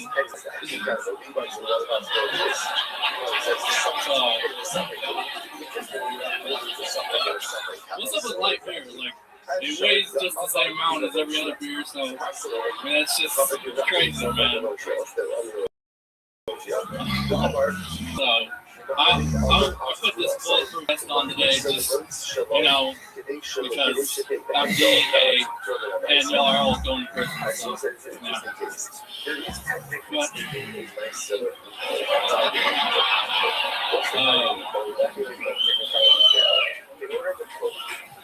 I didn't prepare very well today. All right, Stephen Hairston. Here we go. That was 60 seconds. Stephen Hairston. This is a very special look you have, Stephen. You look like Cabbage Patch Kid Rock. You look like you should be looking for Brian Laundrie right now. Hey, Tony Hinchcliffe, he looks like what Jeff Dunham's puppets come to life. Oh, you fucking got me good, dude. Trying to start an insurrection up in here? Why are you dressed like that? Why are you wearing a bulletproof vest? Bulletproof vests don't protect against bombing. I don't know if you know that. That would be a bomb suit. Perhaps a bomb suit, ladies and gentlemen, would have been more fitting. I love it, though. It's good. What's going on? You trying to hunt with Joe Rogan? What did you think was happening? Oh, yeah. Why are you dressed like this? Is this your new look? You going on a stages like this, or is this a one-night-only thing? What's going on? No, I just like Warzone and play video games. So I'm like, bulletproof vests are cool. So I bought one. I got bulletproof mask. William, what do you think about this? I think you better keep playing fucking video games because that was a fucking nightmare. What the fuck did I just witness? You not scared you have a fucking gun somewhere or something? Oh, man. Steven, you've been on this show before, am I correct?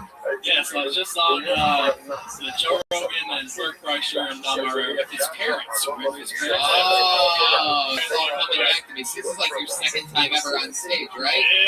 Wow, look at you. You're already trying to be fucking characters over here. He's big on TikTok, so I feel like that's some TikTok shit. Wow, I don't ever want those words big on TikTok. Ever spoken in succession on this show ever again. I will never want to know when someone's big on TikTok, by the way. Ever again. That is this show's N-word. I'm saying it right now. I don't want to hear it. Anybody that says it, I'm going to beat them up. Sorry, black people. We're just using the N-word. All right, forget it. I made it weird. So, what is your story, dude? Remind us all of what made you want to start stand-up comedy a couple weeks ago.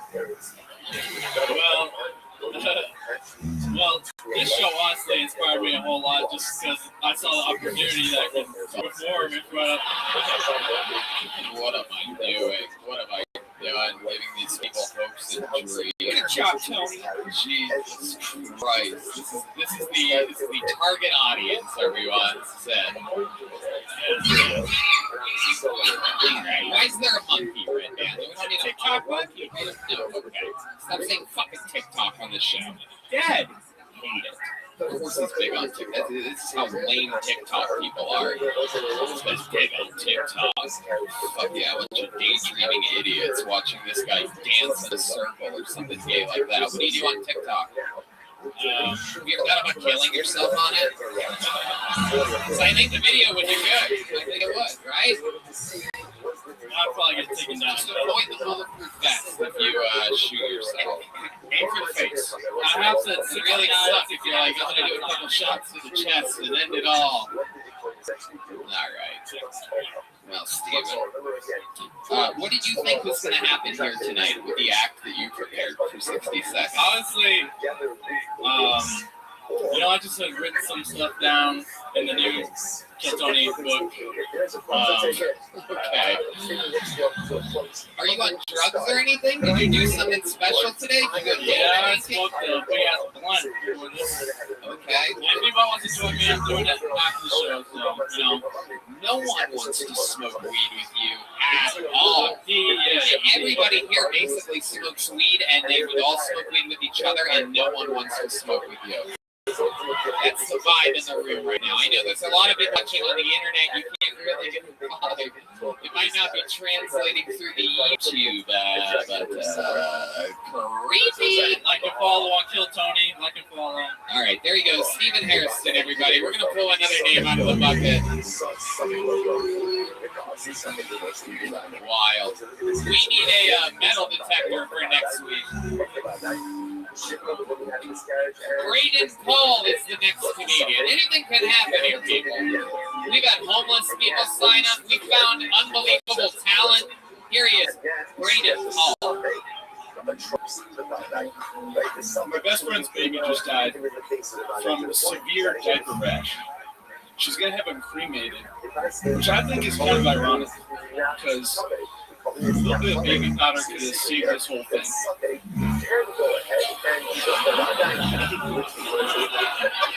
My first job was at Planned Parenthood in marketing. God, I miss that job. God, I miss that.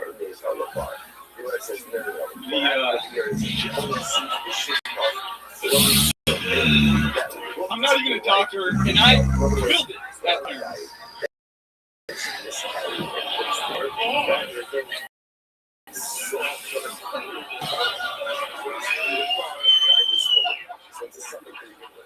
I recently started a genealogy company for inbreds. It's called 23andMe. It's way better than my last idea. Also a genealogy company. It was targeted at people with extra chromosomes. That one was called 47 and going to be dead before you turn 11. Jesus Christ. Braden Paul, everybody. 60 seconds of stand-up comedy from Braden Paul.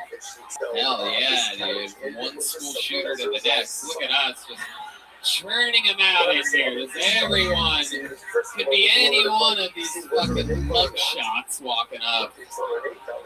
I love it, Braden. How are you? This is your first time on the show, right? First time ever doing stand-up. Wow! First time ever doing stand-up. That's great. My legs like fucking shaking. Your legs are shaking. I forgot all my shit. Absolutely, we can tell. We know. No, that's good.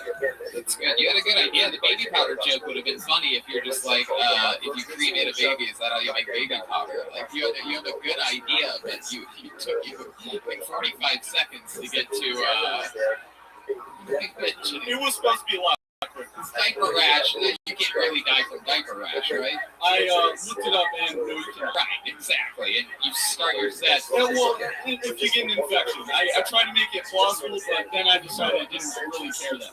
But when you say it's your friend's baby, you immediately just like feeling out into the audience, like, oh god, yeah, you get away from it. Have you ever thought about maybe opening up your set, just bring a baby and then smash its head on the stage? Because that would get people's attention. No one does do that. There's no like Gallagher smashing babies up here. Love it. I'm in insurance. I'm a quality auditor, so I listen. Well, obviously you're not auditing your set. Jesus. This is your first time doing stand-up. What made you want to start now? Big fan of the show. I write all the time, and just figured I'd give it a go, see if it worked. It certainly didn't. No, I wouldn't say that. I really liked it. So. William is my favorite comedian. All right, shut the fuck up, dude. Jesus Christ. I paid him to say that. All right. Tell us something fun or interesting about your life. You come from like a weird family or a weird place. Anything fun that you can do? Tragically, no, unfortunately. I used to be big into cliff jumping. So, into water, not concrete, which I wish I didn't. I was actually going to recommend you jump off a cliff after seeing your set. I think we all thought the same thing there, but no, I'm kidding. Where were you saying? Cliff jumping and then what? Yeah, I used to cliff jump a lot. It's got biggest cliff was like 90 feet and like 8 feet of water. All right. Well, what else? Anything else interesting about you? What's your love life like? I got a fiance. So shout out Hannah. Love you. Okay. Wow. Yeah, he's adorable. Damn. You really do insurance quality auditing. Look at you fucking romantic. What does Hannah do? Hannah waits tables. She's going to school now. So. Oh, okay. All right. Is she young? Is this Hannah Montana we're talking about? What's she going to school for? Occupational therapy. What do those people do? It's kind of like, from my understanding, like physical therapy, but a little bit different. Fuck yeah, it sounds like you were really good at listening to her when she's. I go in and out. Can you imagine like being younger? Like I want to be an option, whatever that therapist is. Yeah. I want to be a brain surgeon. I want to be a heart doctor. I want to be an occupational therapist. Braden, you seem like a fit guy. You work out a lot. No, dude. I'm naturally skinny, but I'm starting to get beer gut because I have a kegerator at home, so I'm just pounding beer all the time. How old are you? 26. 26 years old. Absolutely. Alright. Remember when kegerators used to be the cool thing in college? You're like, man, one day we're gonna get a kegerator. Nope. Nope. Red band's old. Remember when the locomotive used to bring the alcohol? Remember the times, the prohibition? No, Red Band. No one really kidding. Yeah, of course there were kegs. Yes, there's still kegs. No, kegerators. Where you have like at the bar. That's what a kegerator is. What else? What else about you, Braden? I feel like there's something. I feel like there's a question I could ask you that could blow the whole fucking roof off. You seem more boring than anything that I've ever. I got something. I literally like if a glass of water. Yeah, I don't even know what you're like, dude. Salt water or something. When I was in college, sophomore year, you remind me of saline solution. I've never told anyone that before. I've been doing the show almost 9 years. You remind me of saline. Okay. What were you gonna say? When I was in college, sophomore year, a girl I sort of knew gave birth to a baby, a live baby, in a fucking dorm shower. So yeah, shout out Becca and Adam. All right, we don't need their names repeated. Wow. Did you get to watch it? Did you see it? Did not see it. Heard secondhand. Wish I could have been there to welcome the little guy into the world. But wow. At least it wasn't a toilet baby. Okay, there we go. All right, Braden. Well, fun times. Congratulations on getting picked. Here's a little joke book for you, Braden. Welcome to stand-up comedy. His first time ever on a stage. He had the balls to do it. The courage that it takes to sign up for a show like this is... All right, this is a one-word name. These are usually pretty good. Make some noise for strategy. Strategy. This should be interesting. Maybe I'm wrong, though. Strategy. A one-word name. Next on Phil Tony. Here he is, everybody. Make some noise for strategy, everyone. So I feel like the toughest part about being in a relationship is staying loyal. And I don't know if you really know about loyalty until you date with a girl who thinks she's down for a threesome. Loyalty is waking up your girlfriend while you're getting blown by the hot Puerto Rican chick that you guys brought home together earlier that night. You can't save yourself from being broken. Your chances are waking up your girlfriend to intrude on the blowjob that you're getting from a stranger feels like inviting your mother into the room to watch your jerk off. It's really one of the only things where two heads are not better than one. That's all I got. 1 minute from all right, strategy. Welcome to the show. Thank you. I love it. Let that mic stand out of the way so the people on YouTube can see you clearly. You leave that in front of everything we're watching on Fred Durst in 1999 trying to stand up comedy. You look like that. You're always like this. You're like a more brain damaged Ron Gronkowski or something like that. Yeah. Story strategy. Let's talk about your first time you're doing stand up. Yeah, I mean I've never done stand up. I'm a DJ. Okay, I was gonna say you still haven't done stand up. That was what we call spoken rap. Anytime someone says loyalty 3 times in a set, it becomes wrapped by default. Say it 3 times? Yeah, basically loyalty Beetlejuice, dude. So dumb. Literally so stupid, but I couldn't stop myself once I started saying it. Hey, come on, that's loyalty, come on. Alright, strategy. Why is your name strategy? It doesn't seem like you have one. I didn't come up with the name. My brother gave me the name when I was younger and wanted to make music. Well, if we're going by names the brothers give us, nice to meet you. I'm Faggot, everyone. My older brothers. Never let me forget exactly how gay I was as a little boy. Yeah. Strategy. How long have you been DJing for? It's been, we're coming up on like 12 years now. Okay. Did you know that Hans Kim, you know Hans Kim that was on earlier? Yeah, I do. I'm in Houston. I'm from Chicago, but I live in Houston now, and I just reached out to him to come on the podcast. I know he's DJ Hans Kim. Well, no. Well, what is it? It's DJ Hans Kim. And then I asked him why it's DJ Hans Kim, and he says it's because he hates DJs more than anything in the world. Can you believe that? I'm going to give him some money, so I feel like... What are you going to give him money for? To come on the podcast. Oh, well, how much money are you going to give him? I mean, I was going to give him like $200. Oh, just in case Bang Bang's listening, I just want him to know he's missing out on all these little opportunities, just little $400 an hour gigs. Just kidding. So strategy. 12 years as a DJ. You've done some wild stuff. What's your DJing style? Are you like more like EDM clubby, or are you playing the hits of the 90s? Yeah, I'm playing like, I'm a nightclub DJ, so I'm playing the hits. I'm mixing in a little bit right. It's more hip hop than anything, mixing in a little bit of house EDM. I do what the manager tells me. I'm a nightclub boy. Okay. I love it. So now you're just doing that. You do like private parties and stuff like that? Yeah. You get hired for a lot of those? Yeah, I just did actually an art show with the homies that I'm here with.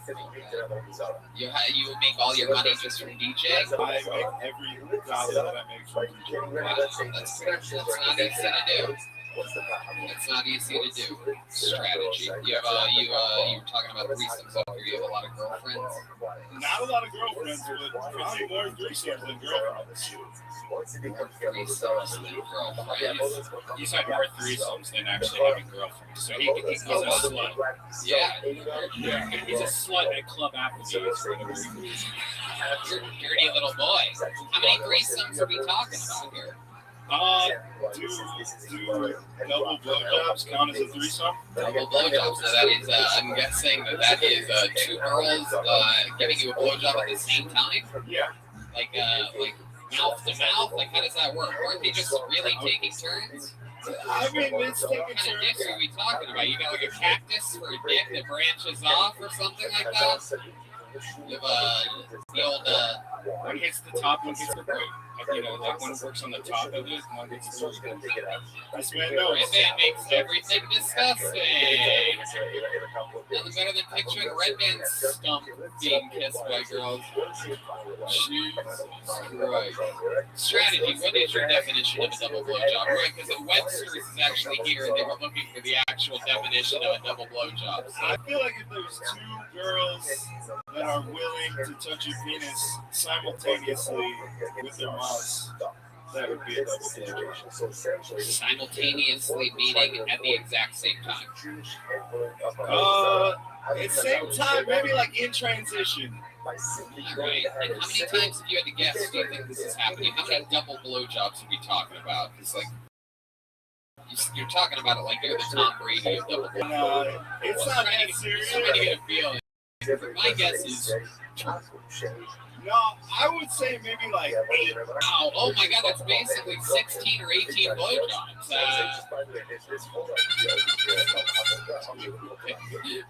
Head man, you had to hit me with a clown horn, dude. Come on.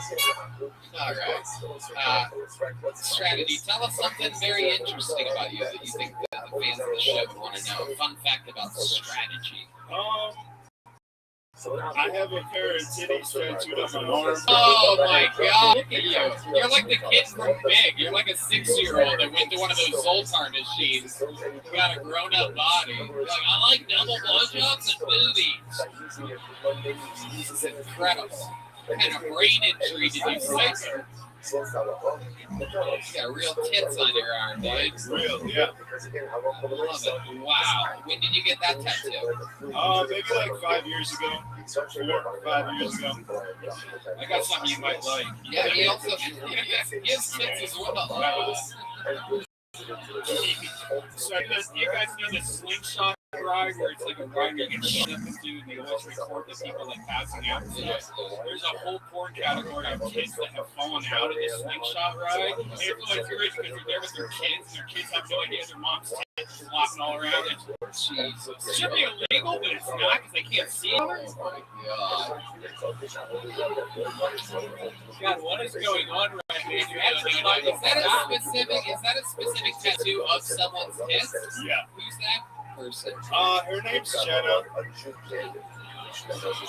I would have been more happier if you would have said it was your mother's tits, to be honest with you. It seems like it makes more sense that you can get some of that mama's nutseeds. So I got it on the underside of my arm because I didn't really want it to be super visible, but it actually works out really well that somebody can put their head right on top. If you take a picture where you cut off the bottom, it just looks like that person's showing their titties. We're finally figuring out how you make your money. You charge people to take pictures with their head above their heads. Like really big HGH heads. Like they're going to be like bobbleheads. Yeah, it's a funny picture. Strategy. I love it, man. You definitely dress like a DJ. You act like a DJ. You do stand up like a DJ. I'm in it, 100%. I moved to Houston because I was ready to die for the shit during COVID. Wait, what were you ready to die for? DJ. Oh my God, really? 100%. Wow. Well, you technically died on stage tonight, so. That's what I came up here for. Strategy. You get a little Kill Tony joke book from Straight Bones by Adrian Cavazos. Thank you. Anything else from strategy? No, we're good. Keep up the good work. I really liked it. He liked it. William, pretty good. William loves strategy. No really here. He's got a special strategy to fix the mic. DJ strategy. That's silly. Imagine. What's your DJ name? Oh, this is interesting. It would be this guy's name. My DJ name would be. This guy's currently. Yeah. Well, we'll talk about it with him. Ladies and gentlemen, Trey Pack is your next comedian. Trey Pack. DJ Pony. This guy famously part of the weight loss challenge currently happening. Make some noise for Trey Pack, everyone. I woke up this morning and my nipples were hard. She only made one thing. And this Girl Scout cookie season time again, ladies and gentlemen. It's here, y'all. Hell yeah. I tried to walk into the store today and they had the soldiers out there or whatever, the girls were out there. You guys laugh, but that's what they call themselves. The troops or whatever. The girls are out there, okay? It's the troop mom that's talking to this little girl, right? The troop mom, she looks up, she sees me. She went back to the little girl and I read her lips. She said, big spender. Fuck that bitch, right? Jesus. It's actually my mom's. Here's the thing, I'm all for them teaching these little girls sales tactics, right? And that's super cool, right, ladies? Yeah. I don't think they have to be so aggressive about it. I don't think you have to be like, hey, Cindy, there's a fucking whale in the woods. Time to get a shark. Let's do this. Fucking Wolf of Walmart or whatever, bro. Just be cool, okay? Thank you so much. Trey Pack, everybody. Full minute.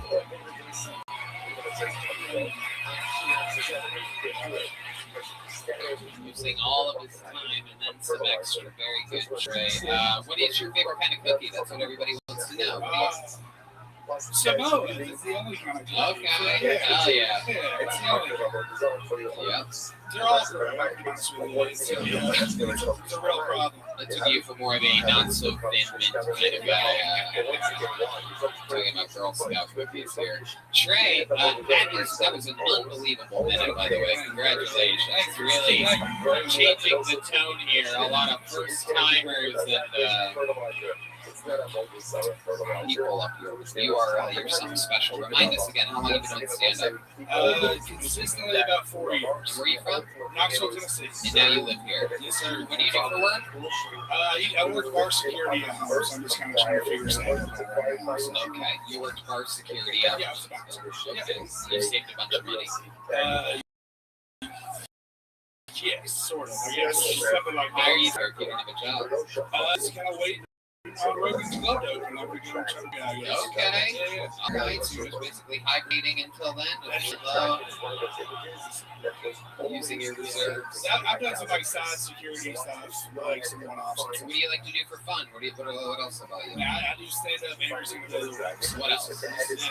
Yeah. I love working as a bouncer. I mean, that's really what I can imagine doing anything else other than this. I love it. I love it. It's the most fun job in the world other than this. Okay, if you were gonna kick this guy right here out of a bar, if you kept grabbing guys' asses or something like that, like how would you handle that exactly? I'm more of a talker. Yeah, well, show us. That's what I'm asking you. What would you say to him? He's gonna yell at me, and I'm not. Hey, all right, real fucking. You go to UCB or Second City? This is brilliant. What's going on right now? Why don't you just fucking try what I'm telling you to do? Okay, that's fucking fine, man. Let's go. Okay, that's not how you work. Yeah, I don't think you fucking said that. Jesus Christ. Some of these stand-up comedians, it's so funny because you guys can be hilarious and not know how to improvise whatsoever. Tony, if you do that, he's just going to yell at me and it's going to be hilarious. I don't want to do this. Let's go, buddy. It's still not working. No, I'm not getting out. Then you Patrick Swayze them out the door. You're just walking about. It's very simple. Patrick Swayze slowly died from pancreatic cancer. Fuck you. I had a rough week, all right?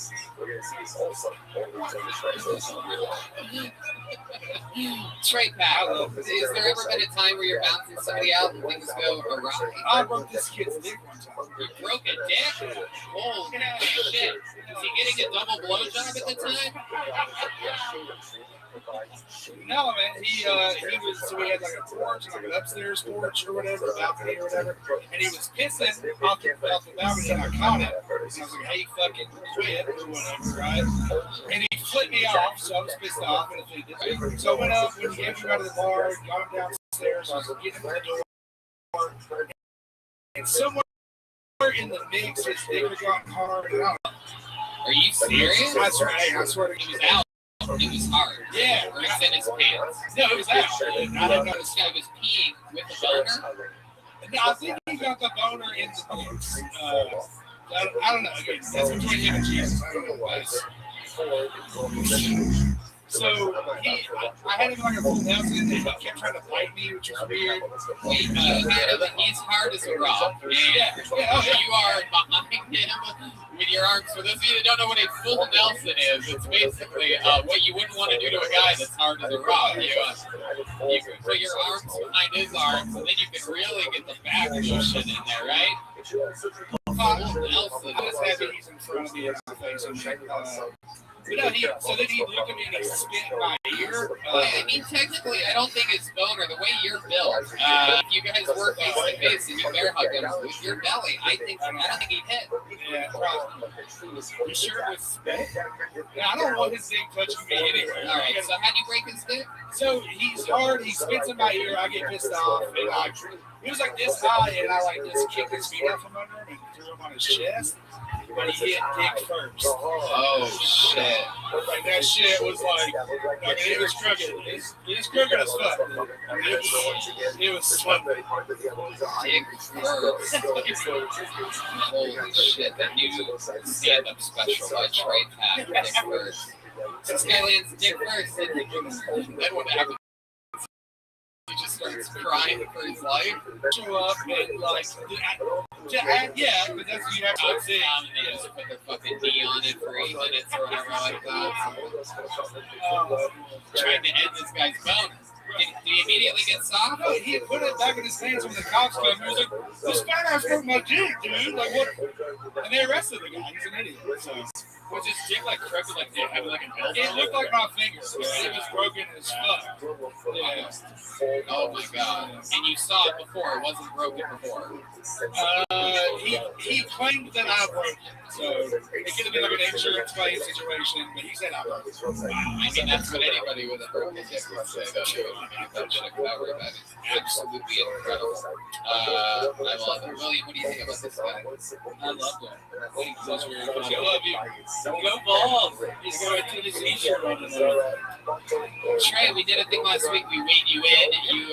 You and Sam Hunter are currently in, just out of the kindness of our hearts, in a weight loss challenge because we pulled 2 obnoxiously fat people out of the bucket back to back on an episode a couple weeks ago. It's been a week since you weighed in. Remind me these people what you weighed in at. I weighed in at 398. Yeah, absolutely. And how do you think it's going so far? I weighed in this morning and I'm down to 382. Whoa! Wow! You're losing 16 pounds a week. What's your secret? What you do? It's just starvation. I literally just stopped drinking like 2 liters of Mountain Dew. Wow. It's not that crazy. Yeah, it's probably diabetes. God damn. Out there just fucking breaking dicks and... Alright. Trey, fun times. I'm excited to see how the whole thing goes. Congratulations, 16 pounds lighter in 1 week.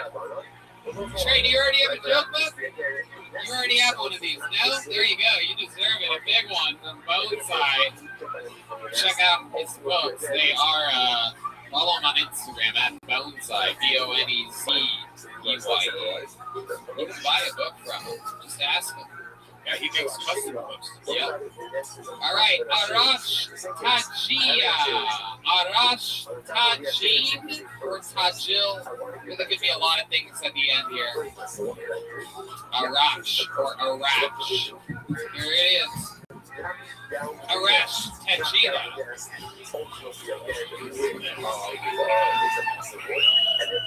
Hey, how's it going? My name's Arash. Moved to the United States in 2001, which is,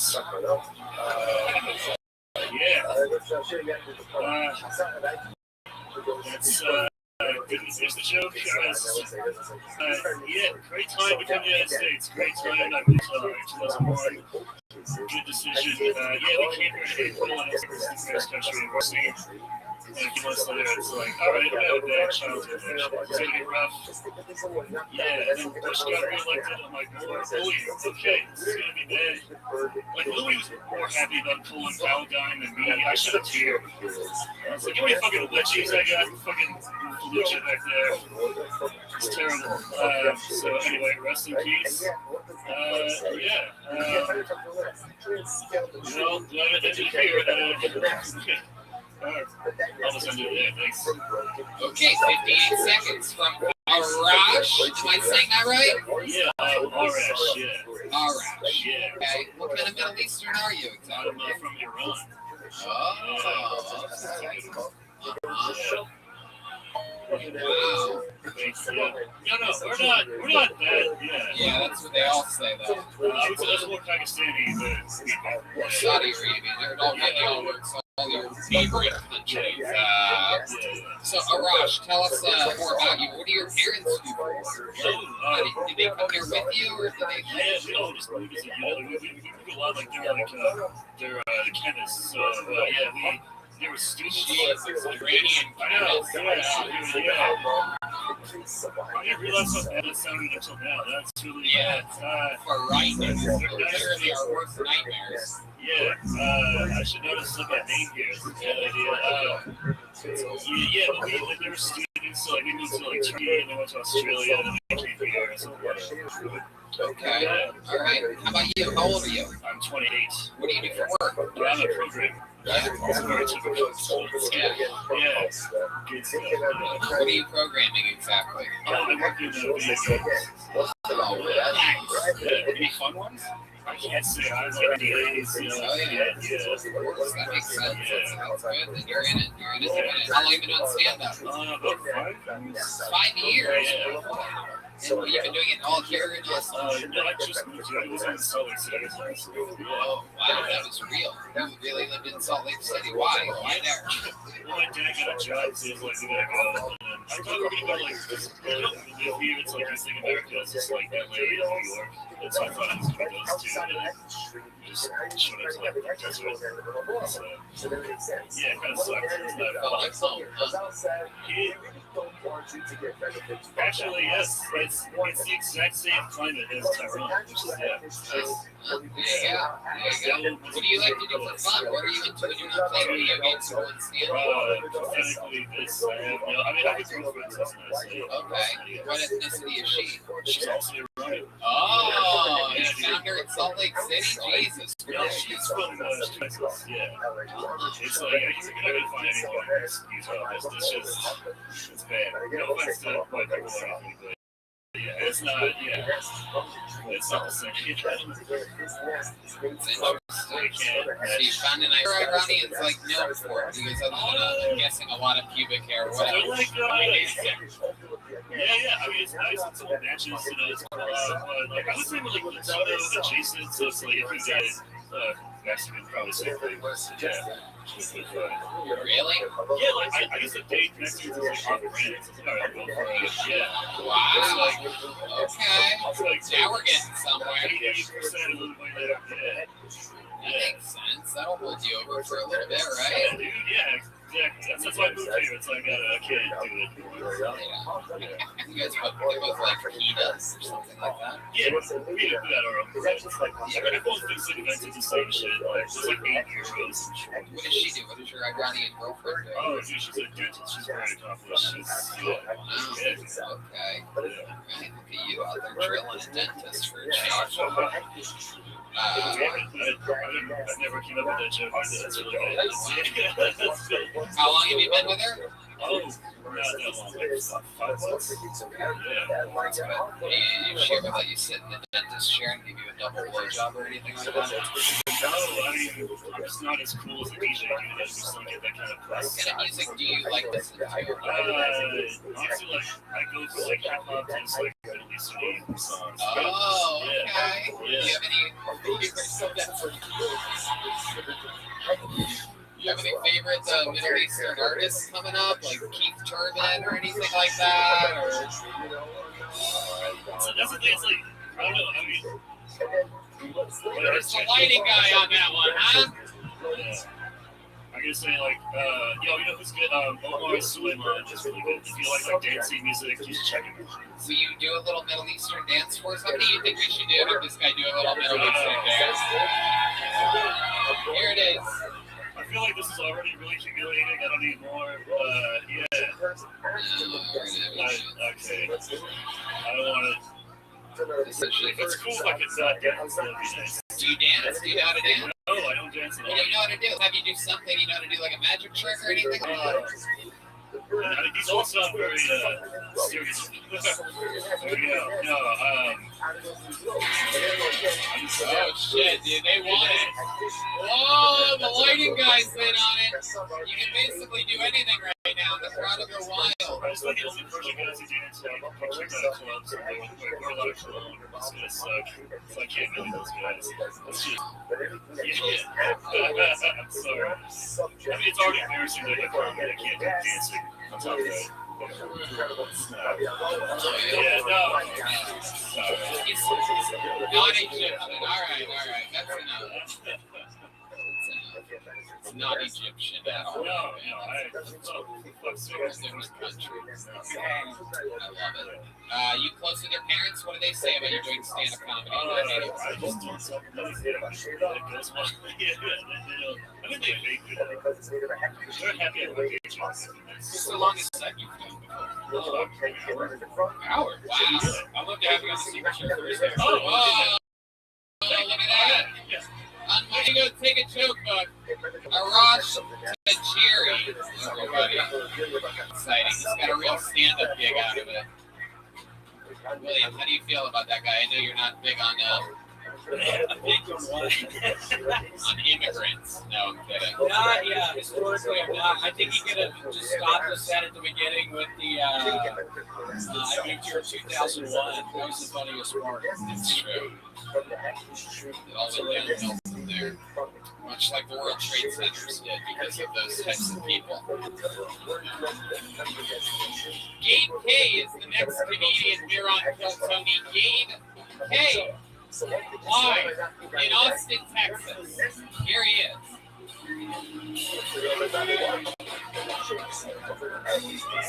What's up, everybody? So I moved on. Was raised Christian, not like a little bit super Christian. My dad was a pastor, his dad was a pastor. I was actually a pastor for a while myself. Kind of slightly different direction since then. So I don't have a lot of fun memories of that time. But one thing that was a lot of fun before a young pastor was church meals. If you never had rushed, paranoid, guilt-ridden hands in the back of your car on Wednesday night, you missed out, my friend. And if you were any kind of bad guy, it became like your own personal project. And the more your soul was in danger, the nastier the shit that they would do. Listen, until you had a girl suck your dick, like your salvation is on the line, you have to live. It's a real fun Jesus. Alright. Talking about Christianity. I love it. Makes sense. You look like Fat Jesus. You look like the crucifix wouldn't be able to hold you up there. The only holes in your hands have been donuts. You look like you turned everything into bread and wine. Were you going to get me back? Was that what I noticed? It looked like you were loading up for one. Oh, okay. You got one on me? Come on, you got one super pair. Go ahead. Somebody's pumping with faggot. Come on. Son of a bitch, you look like that frat boy character in every early 2000s movie that would beat up the gay kid. I look like a frat boy and you look like a fat boy. What are we doing here? You don't want to try to roast me back. You don't roast me back. You can't do that. If Dean Madness leaving now, he's disappointed. He thinks the show's over. ID Madness. Alright, Gabe K. Remind us all, you've been doing stand-up for how long? 2 years. All been here in Austin, Texas? No, this is You moved here? I'm broken. Yeah, from San Jose. Yeah, what am I? Couch broke me for a second. San Jose. But now you live here. Right. With your, you still, you were in a, you and your wife literally joined a relationship. Yeah, we broke it off that way. We were talking to Wow, look at you. I didn't realize this is like the new thing. Disgusting is the new hot or something like that. I can't believe that there's girls just lining up to, where do you find these girls? Like, is this like a Craigslist thing, or is this like you go to JC? Absolutely. hell yeah. What is it? Fucking, what is it? Really? Yeah. The number 3 and the word fun? Right on the nose. Yeah. And you can find 3 songs. I have to ask, so everyone knows where I'm going with this, but we have a blowjob for the first time. Yeah, it's good shit. Yeah, oh, you know about that. Oh my goodness, can you even see them when they're doing it? Doesn't it just look like... I do. I have my phone. Oh, okay. Hell yeah. It's got a little selfie stick down there. I love it. Gabe, what do you do for work? This. You do stand up full time. Yeah. Wow. How do you? Okay, 2 years in stand up comedy. So how are you making money doing it? I'm not making a lot. Right. Yeah. How do you make a living? What? That's my wife makes money. Oh, She's an engineer. she's an engineer? Yeah. Yeah. We see where's the pants in this fucking relationship. You're in here dressed like a giant baby. I love it. You seem comfortable though. Are you comfortable? You seem like the most comfortable comedian on stage all night. You seem super fucking cozy. Hell yeah. I love this. Alright. Tell us something else. What else haven't we talked about? You've been on the show a bunch of times before, months ago. And it's been a while. Any new developments in life? Oh, you did? Wow. Okay. What were your symptoms? I couldn't smell. Now I can lose my smell. Okay. So I did the antibiotic. What do you do exactly? Pretend like you're Joe Rogan and rattle off the thing about that. I didn't get to You need extra pancakes and waffles and something like that. Hell yeah. Yeah. Has anyone ever told you that you look like if Jason Momoa was a floated corpse on a river? Like if he drowned and was found months later. That's what you look like. I'm just trying to describe it for D-Madness. He hasn't been here. He's always wondering what the people look like. So this is my way. You're welcome. I love it. All right, let's go in here. Anything else, Gabe? William, what do you think about this fucking guy? He's up here. You said your wife was an engineer. I was picturing her being a train engineer. You're talking about like somebody that like builds bridges and stuff. Yeah, she was. Okay. So I picture train engineer. What kind of engineer is she? Oh, okay. Okay. There you go. Alright. What's like the last gig you did where you made money doing stand-up? What was that like? It was like a month ago in Philadelphia. Okay. Hell yeah, that's Red Band's territory. Yeah. Red Band set up shopping in Oldham, Pflugerville, everyone. Nothing more exciting than a 30-minute drive home. Is that where you live, Pflugerville? Further north? How far north? Wow, what's the name of your city? Melton. Hell yeah. So if I go to 3 Fun and I see someone's in Melton, I'm going to know that it's you. I'm gonna come up there and fucking suck your cock. How about that? I don't know what's going on here tonight. I'm an animal tonight. Alright, let's see what's for Gabe, everyone. Gabe, do you have a joke book yet? You do? Okay, there you go. Alright, we're having fun. You know that you're flying through it. You know the real big guy that was just up? He got out of his car and he hit my car and my alarm went off. They said my car was broken into, but it was just his big ass. Wow, that's very cool. There you go. Reevy Wonder. Reevy Wonder. That's a cool name. I have high hopes for this one. Everybody clap your hands for Reevy Wonder. These people, I know we're getting later in the show, but these people, they wait.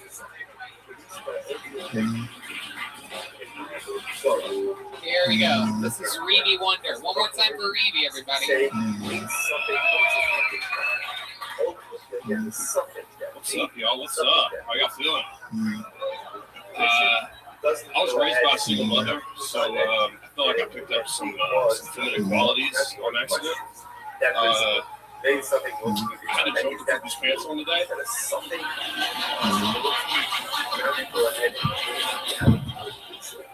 That's not a joke. I really did.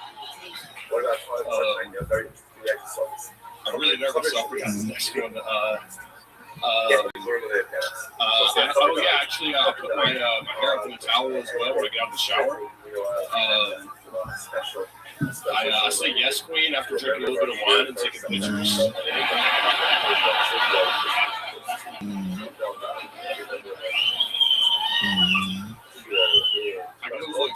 I see like another girl with a really cute outfit on, I'm gonna just go a little bit. Like, so stop. There you go, Reedy Wonder. Fuck yeah. This is very exciting. Very rarely do we have someone that looks like both Kurt Cobain and Courtney Love at the same time. So it's wild. This is what would be their long lost child or something like that. Hell yeah. Look at you, Reedy. I'm super excited for you, man. I'm a fan. I love it. Well, welcome. This is amazing. We were both raised by single moms. You and I can tell because you have her haircut, obviously. It's obviously similar. How long have you been on stand-up? This is my third time. Third time ever. And already one of the funniest female stand-up comedians in the world. Absolutely incredible. So what do you do for work? What do you do work at exactly? I gotta know. Oh man, I do roofing. I'm a project manager for. Really? You're roofing? I used to do photography before the pandemic, but it's just mostly More like a photographer than a roofer. Absolutely. What do you like to do for fun? You have a fun name, Reedy Wonder. I imagine you something. I race motorcycles and dirt bikes and mountain bikes. Oh, really? Wow. How long have you been doing that for? About 2.5, 3 years now. I grew up riding and something got me out of it at a certain point. What got you out of it? Well, I never really took it seriously beforehand. Friends that just like wanted to do nothing but drink. And I still drink, but I like to go do other shit too. So. Yeah. How often do you drink? Were you a heavy drinker? I was a bartender for a bit. Okay. Got a little bit out of hand with it. I did Sober October last year and went a little bit longer into it. And it was cool, but then I like fucking tequila, so. Absolutely. If you like fucking tequila, you really love drinking it. I mean, it burns your day, but you just fuck it. All right. Stupid. William, what do you think about this guy? I think you need to be fucking careful on those motorcycles. I'm serious. William's concerned about your. Whoa! What? He had to try to get the crash. Yeah, I broke my arm earlier this year. Oh, shit. Wow. That was just a one-man accident, one vehicle. Fortunately, You didn't run into anybody? Do you have a girlfriend? It's not official, but it might be. Whoa! Wow, that's the most adorable answer I've ever heard in my goddamn life. How long have you been hanging out with this chick? On and off for probably like 3 years. She used to live in New York. And 3 years, but you don't know if that's your girlfriend? What the fuck? Are you going to turn 18? What's going on here? That's a good point, Redman. Very good. Redman knows some experience, and that's the only reason you wouldn't say your girlfriend. Wow. 3 years and you really don't know? What makes you say you don't know? Well, I know now. It was just she wasn't into it first. It was just being called a girlfriend? Wait, she wasn't into what at first? It was just casual. She didn't want it to be, anything more than that. She lived in New York. I live in Georgia. So she finally moved back to hometown, and they decided. How often do you talk to her? Every day. Every day. Yeah, she lives in Georgia now, so. But you guys don't, you don't know if she would consider herself your girlfriend? Oh no, she's for sure. No, I just haven't asked her if you want to be my girlfriend. How many do you think you should call her right now and ask her?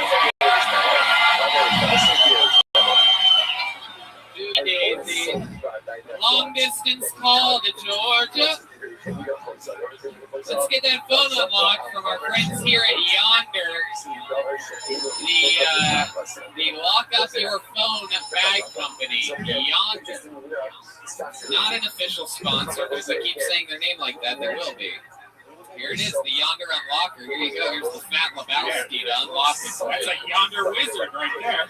Oh my goodness. Look at that fucking bag of brisket right there. Jesus Christ, dude. Even dressed like mustard. Incredible. All right. You calling her? You got to put the hand up, speaker, volume all the way up.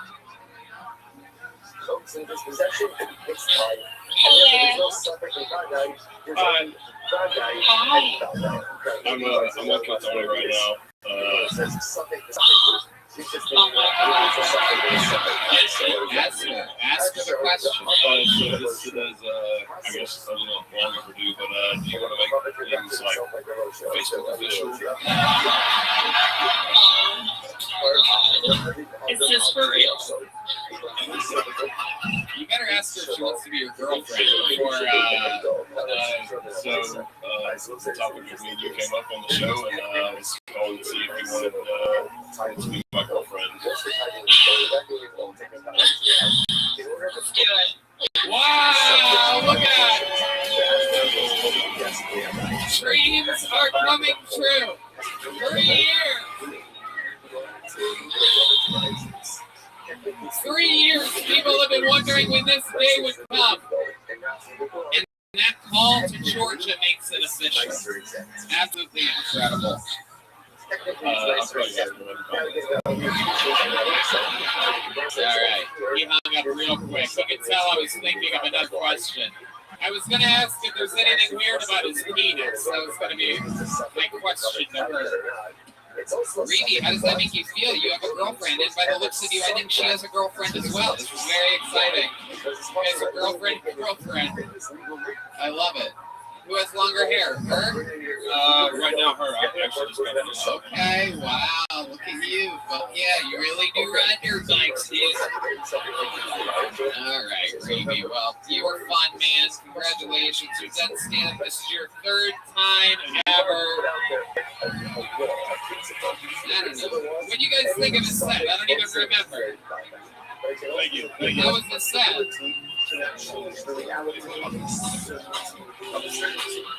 Reedy, here, take one of these. Take one that way, go that way. Right there. All right, I'm going to pull another game out. Let's see what happens here. Mike Ivy. You guys having fun out there? Mike Ivy is next. Here he comes. He's got a steady pace coming to the stage. All right, one more time for Mike Ivy, everyone. Hey, how's it going? Black guy? You like Wu-Tang Clan? Get championship? I feel the show all time. The show called Game of Thrones. You ever seen Game of Thrones? You haven't seen it? It's a show of swords, dragons, and stuff. I'm kind of a nerdy guy, so I don't like doing it in public. I'll quote the show. We died today, brothers. We died bleeding from 100 wounds. Arrows in our necks, and spears in our guts. They will see me about the back of the Winterfell until the Iron Islands are slick in the waves. Every man, woman, and child, you know who we were, and how long we stood. Ironborn warriors will scream out our names. As we leap over the walls, let's be gone at Cat Castle. That's usually when they kick me out of HIV. They're like, you can't do this. Post 9/11. All right, that's it. Mike Ivy, absolutely. Very good. Hell yeah. Wow. Powerful. Look at it. How's it going, Mike? You've been on the show before. I actually haven't. Really? Wow. Well, welcome. How long have you been on stand-up? Well, 14 years. Wow. 14 years. Are you Leslie Jones? Just kidding.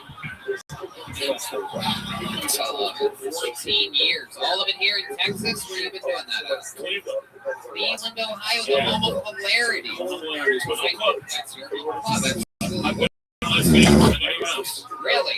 Is that true? It's absolutely true. Wow, that's so cool. So it's too much. It's basically. I love it. I love that place. It's incredible. It's great.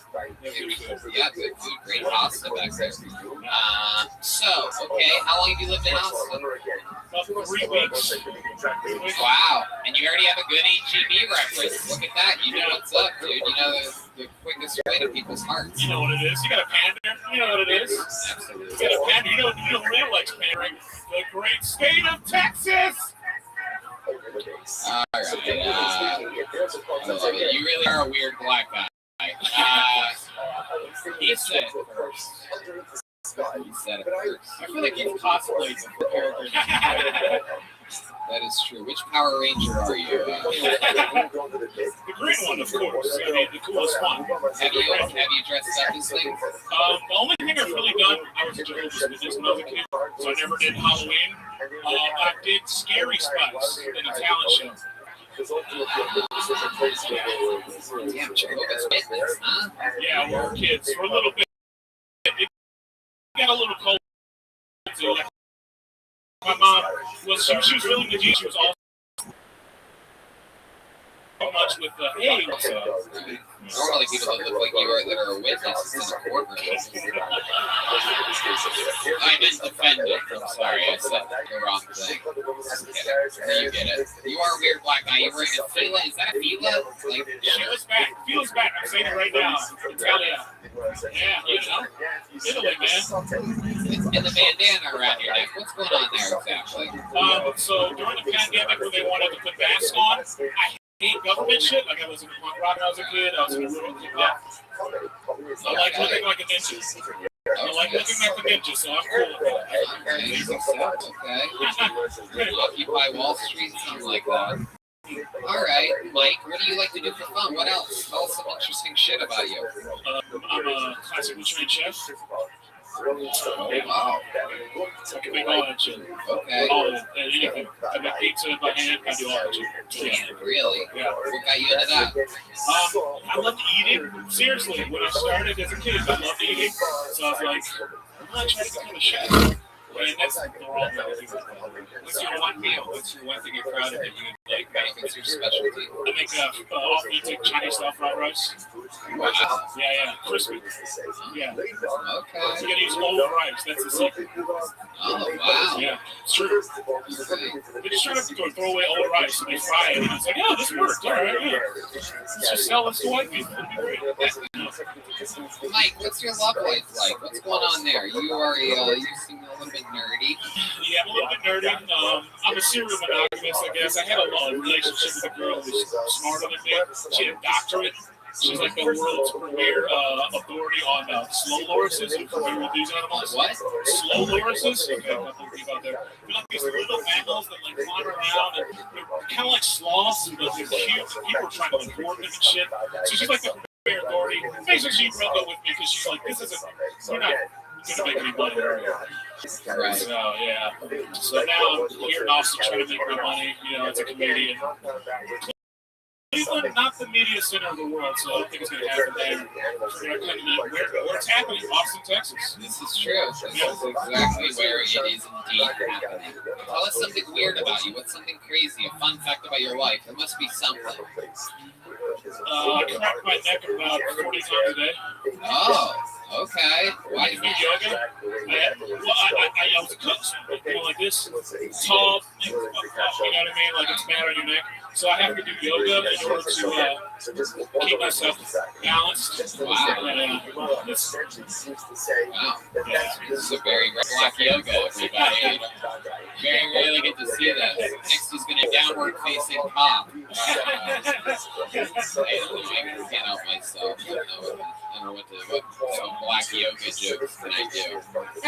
It's a real stretch. There is a lot of crazy shit about me. I've had a lot of like, we were homeless when we were kids. Oh, really? Yeah. Wow. But I've turned that into being able to be bored. So, like, I'm fucking awesome with this. I bought a salvage Toyota Scion because all poor people know that Toyotas are good cars, even for pieces of shit. So I got $1,500 and drove it down here. Put changeable spark plugs. Like, I'm that kind of guy. I'm like the black guy that can fix your car by hitting it with a hammer. I've become that person. So, wow. Look at that. Repping a Toyota Scion. Yeah. Scion XP. All right. Even D Madness is like, I wouldn't drive a Scion. I would not be seen in that. Right. Well, Mike, congratulations, man. Nice to meet you. Great stuff. Come back again. Here's a joke book. Have a big joke book. Fill it up with more great stuff. All right, what do you guys think? Should we go to this bucket one more time, huh? Yeah, we haven't had a lady yet tonight, huh? Should I keep holding until I get a woman up here? Ooh, sorry to Zach. Sorry to Sam. Sorry to David, because we're so close. Cousin Berto. I bet that would have been great. Sorry, Brad, Thomas, Cameron, Chad, another Gabe, Thomas, Will. Okay, here we go. I got one. You guys ready for this? It's Lauren Jameson, everybody.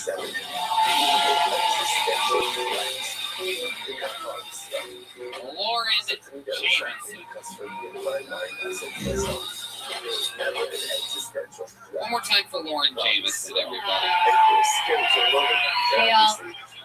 I love how Governor Abbott recently barricaded the Texas border with miles of state trooper vehicles in order to keep the Haitians out. What a dumb idea. It's more like those immigrants are going to go to hotwire those cars. I'm a big Disney fan. I'm really excited about the remakes that are coming out, like Cinderella. This time around, she's going to be a Mexican, which makes sense because she is a maid.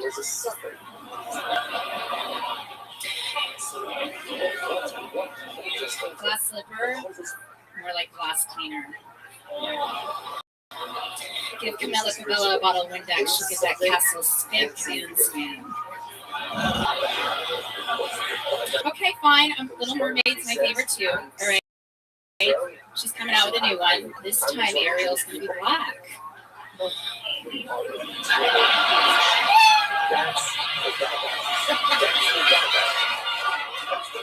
Cover your ears.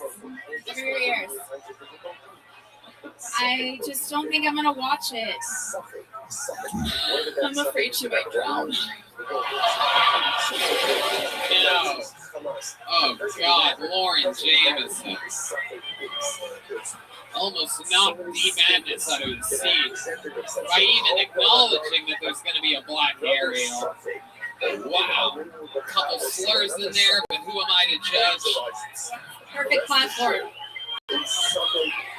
Lauren, welcome to the show. Have you been on before? Yeah. In LA? San Diego. Okay. Oh, yes, the hee-hee. Yeah. Oh, yeah.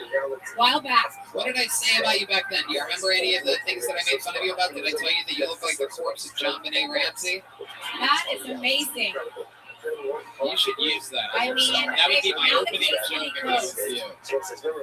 You can finally close that case. I love it. Do you remember anything that I said where I made fun of you? You know, it's funny that Mike was talking about Game of Thrones because it was actually the Sunday. It was the finale. I remember that. I remember driving home from San Diego very fast that day in my Corvette. I made it there in like 45 minutes. For those of you that know, the drive from San Diego to LA shouldn't be that short at all. But I made it. I remember being 20 minutes in and passing up Disneyland and being like, wow. We're doing this. This is what traveling at 120 miles per hour is. This is exciting. I didn't want to miss this. Yeah, I missed it for you, like in real time. I came to, line up with the comics to kill Tony, and I was the only girl I got picked that night. It was a good one. I came back to redeem myself. Oh, you buried in the year. You bombed harder than you did here tonight. Oh, boy. Was that redemption? It's also so that you learn I'm just kidding. Lauren, how long have you been doing stand-up? Are you still going to sig in here? Is that allowed? Yeah. We are back in Texas. I just moved from California. So Lauren, why don't you take your liberal mentality? No! Give me one! This is Texas, where it is a state law that artists are allowed to I love perform on it. stage. I'm from Texas. I'm from Houston. Well, then you should know better. I was just surprised. I know. Yeah, because we're on stage, we're allowed to, because we're doing like a play. How long have you been doing stand-up? I enjoyed the monologue earlier. It was beautiful. Very Shakespearean. 4 years? 4 years? Okay, what do you do for work? This and this. Come on, what are you people lying about? I'm really not.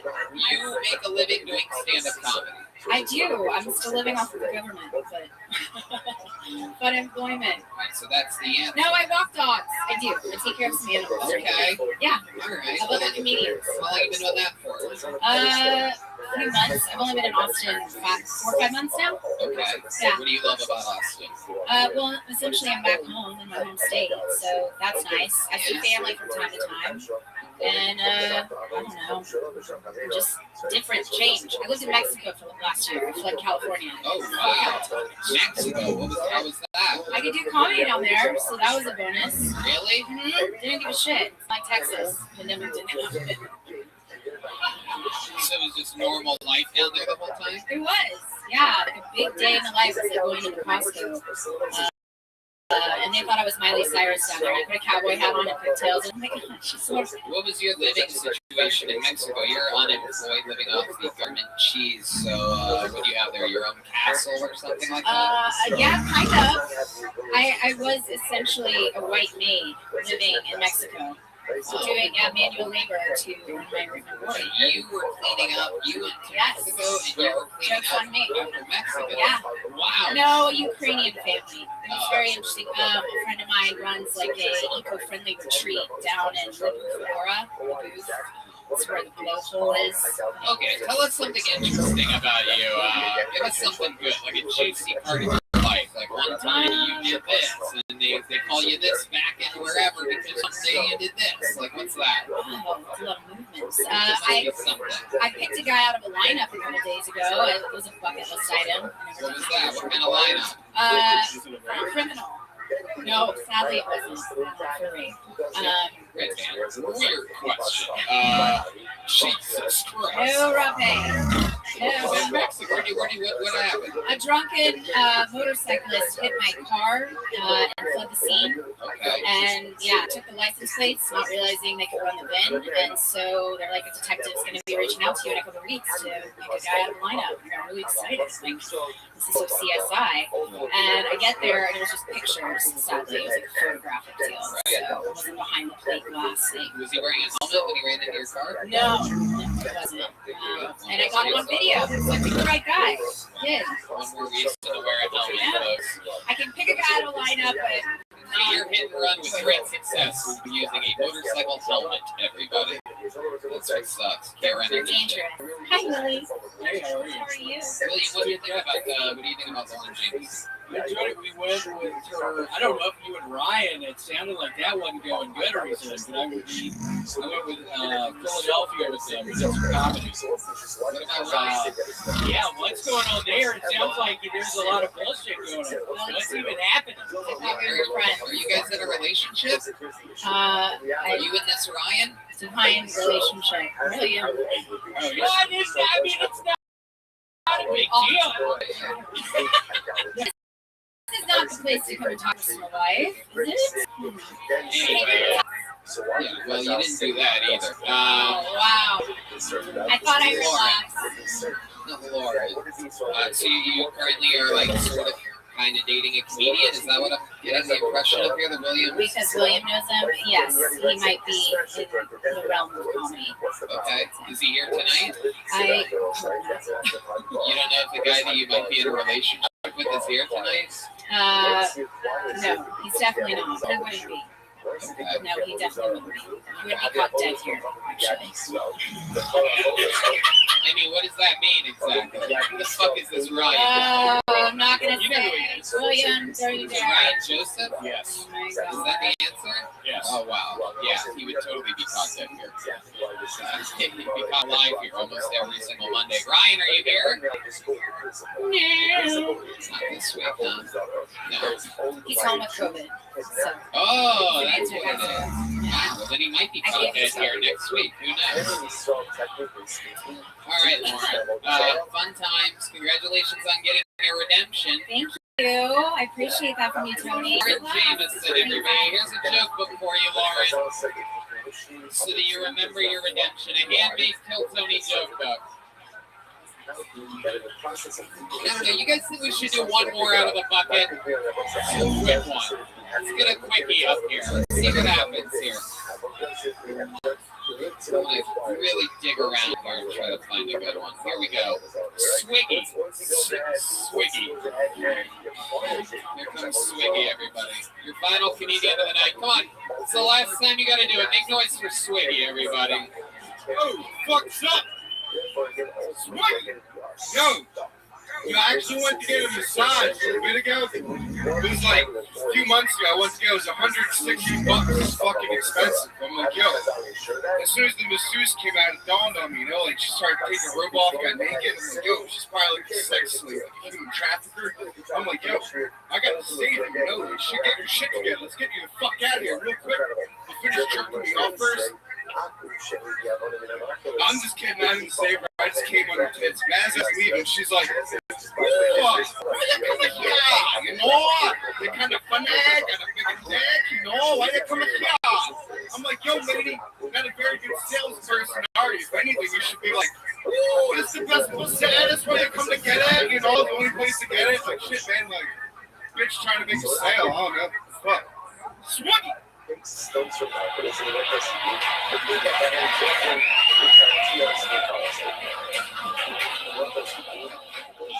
right. Okay, here we go.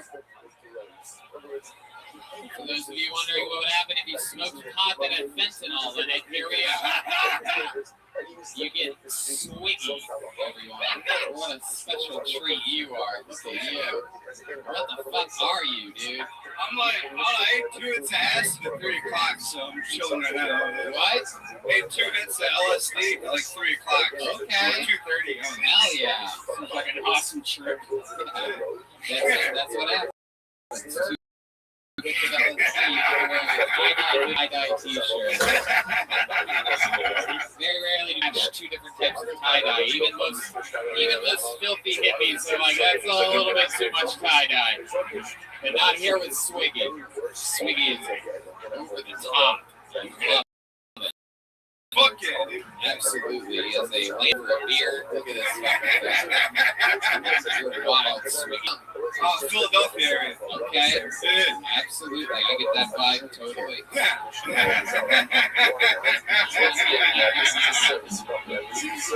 do you do for work, Swiggy? I work at Terry Black's. Whoa! Holy shit! What the fuck are you doing at Terry Black's? We're cashiers. They want me to do like a meat cutter, so they got every now and then I'll cut meat and stuff with mustache. So I'm doing cashier. Wow! How long have you worked there? Since like May when I moved down here. How did you get a job? You just walked in, applied. Fuck yeah, dude. Yo, fuck yeah. Yeah, I walked in there and applied, got that shit, man. Through the application. Yeah, dude. Fuck yeah. I told him I'm going to open up my own Swiggy Whites.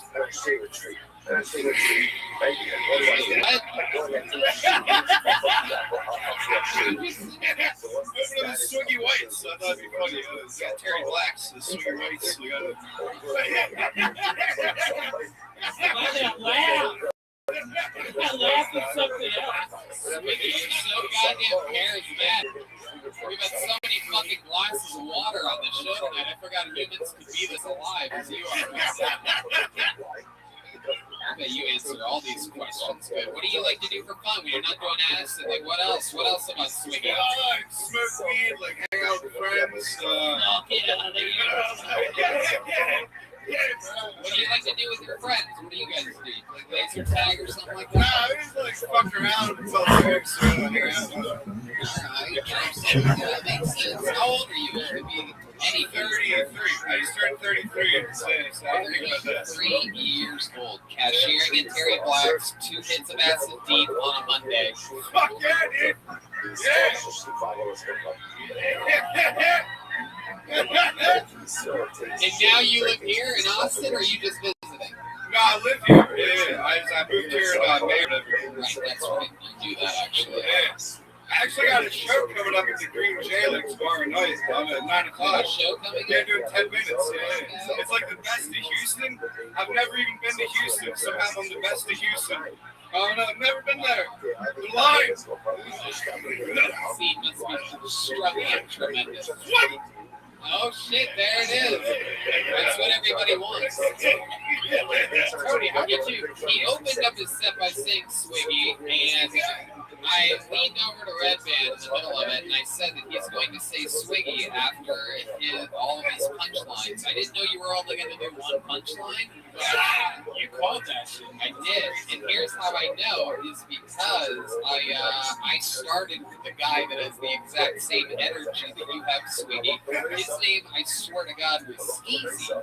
And he would literally go on stage and say, Skeezy. And the audience would go, what? Like, they'd start laughing because why the fuck would anyone do that? And then he had a bunch of great jokes. And after each quick, short, great joke, he goes, Skeezy. The crowd would lose their shit. It really worked. Have you ever heard of Skeezy? Shane Skeezy? No, I've never. Where did you get that then? Why do you say that? I don't know. I've been called Swiggy since I've been like middle school, and then like for a little while it's around. What are you, Swiggy? My last name is Pearl Swig. Pearl Swig? Yeah, it's Jewish. It's weird. Wow. It's one of them kite names. I don't know. Wow, Pearl Swig. Your parents must be disappointed. The mic held the beer though the whole time. Fuck yeah! Swiggy. Swiggy. Swiggy, what do your Jewish parents do for a living? That's Well, my dad's Jewish. My mom's like Irish and Catholic. All right, what does that do? My dad, he works for like a dating company in like Philadelphia. Yeah. Okay. What about mom? What does she do? I don't know, man. She like just collecting unemployment or something. I don't know. She's a little crazy. I don't know. She like thinks she's a psychic or something. She's a little Really? Like, what does she present any psychic readings for you? Like, what does she say? Like, what makes you say that? Man, it's weird. I think it's all like very weird to me. What's your answer what she says about you?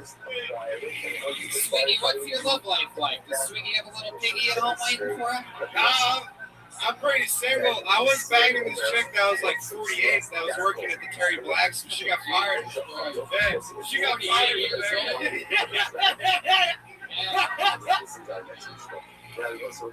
This guy McGill that works there, he's like, you took my Victoria from me. I'm like, what? Like, he was asking me, how much did you pay her? I'm like, I didn't pay her shit, man. I ain't paying money.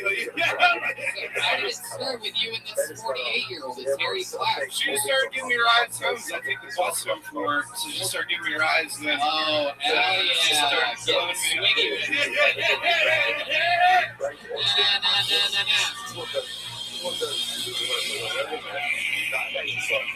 Gives you a ride home. There you guys are just using fucking barbecue sauce for food. I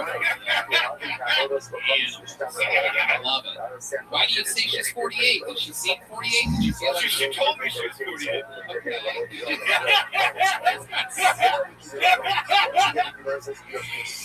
She's got Seth Rogen. I thought she was like 50 something. Oh, you're 57. No, that's 48. You guys bang in the car and all? Like, how are you guys doing it? Were you taking her back to your place? She was weird. She's like, you probably don't want me to be seen with you. Like, I'm like, I don't know. She's like, I'm 48. Yeah, went over her house. We gotta go out to this crowbar. Like, we got to the crowbar. I'm like, oh, we can just hang out here. So she just want to fuck me. I didn't want to go out. And I was like, yeah, I don't know. Like, okay.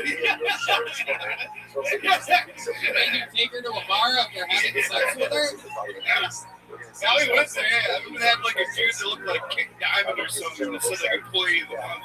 Yeah, I thought that was pretty cool. Did you have sex with her again after having drinks at the crowbar? Yeah. Okay. Before and after. Yeah. And again, I don't know. I'm not quite sure that I got a direct answer there. Where exactly did you have sex with her? I had her apartment. Yeah, my place at a different time. Okay. How many roommates do you have? My guess is 13. Yeah. I'll have one roommate. Yeah. Okay. What's your roommate do for work? He works in a bank. Oh, look at you. That's weird. Jewish father works in banking. The roommate works in the bank. Very interesting twist here. It's 2021. Stereotypes no longer exist. What's that? Was the chickie bang black? No, I banged a black chick before. Nah, this chick was white. Have you ever noticed, let me ask you this, have you ever noticed the difference between having sex with a black woman and a white woman? What's the difference between sex with a black woman? I remember one time I was with one and like a key popped off. That blew me off. And then I thought it was her hair. She was like, Swiggy, really? You thought that was my hair? And I'm like, yeah, I don't know. I thought that's why there's so many barbershop movies. What the fuck? Like, You're a wild man, dude. I fucking love you. You're crazy. What do you have in your pockets? Anything exciting? I feel like you have one of those like little hands that you put on your fingertips. A weed vape pen. Look at that. Absolutely, pal. Go for it. We're all basically in a play right now, so it's okay. Oh shit. William taking a hit from the little red machine. Oh, What the fuck was that? That tastes weird. You don't sound like it's you. DMT, William. You would have got it from that. Swiggy, please keep signing up for the show. We absolutely have to get you out of this bucket. Fuck yeah! Swiggy! Swiggy! Swiggy! Swiggy!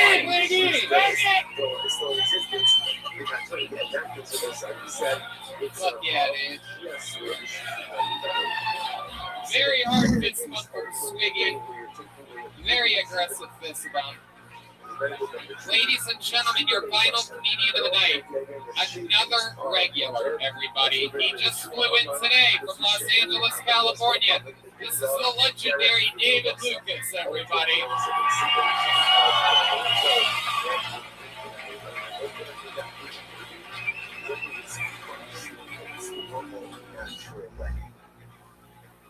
Yeah, what's up?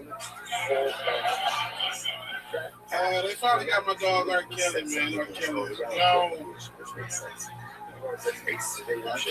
I knew R. Kelly was going to prison when they brought that gay nigga out to testify. He was like, God damn, man, I said I'm fucking guilty, bro. What the fuck y'all brought the trail out? I don't know, man. Like, I'm not canceling R. Kelly, man. Like, so what? He peed on sexuals, you know? Women pee on men and call that shit squirt, you know?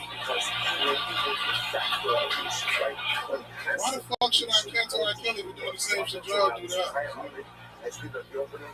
Like, nigga, I would sacrifice my mama for the remix to the ignition. You know what I'm not canceling no goddamn R. Kelly. If we cancel R. Kelly, what the fuck we gonna step the name of and win? That's what I want to know.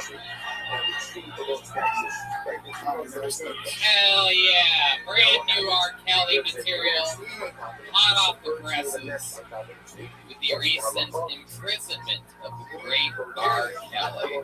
I ain't seen you like 3 weeks, bro. You got rid of that cowboy shit. No, I'm just taking the night off today. Yeah, you came dressed like a gay Harry Potter. Oh, no, you didn't. Oh my God. Harry Potter and the Sorcerer's Dildo. Oh my God.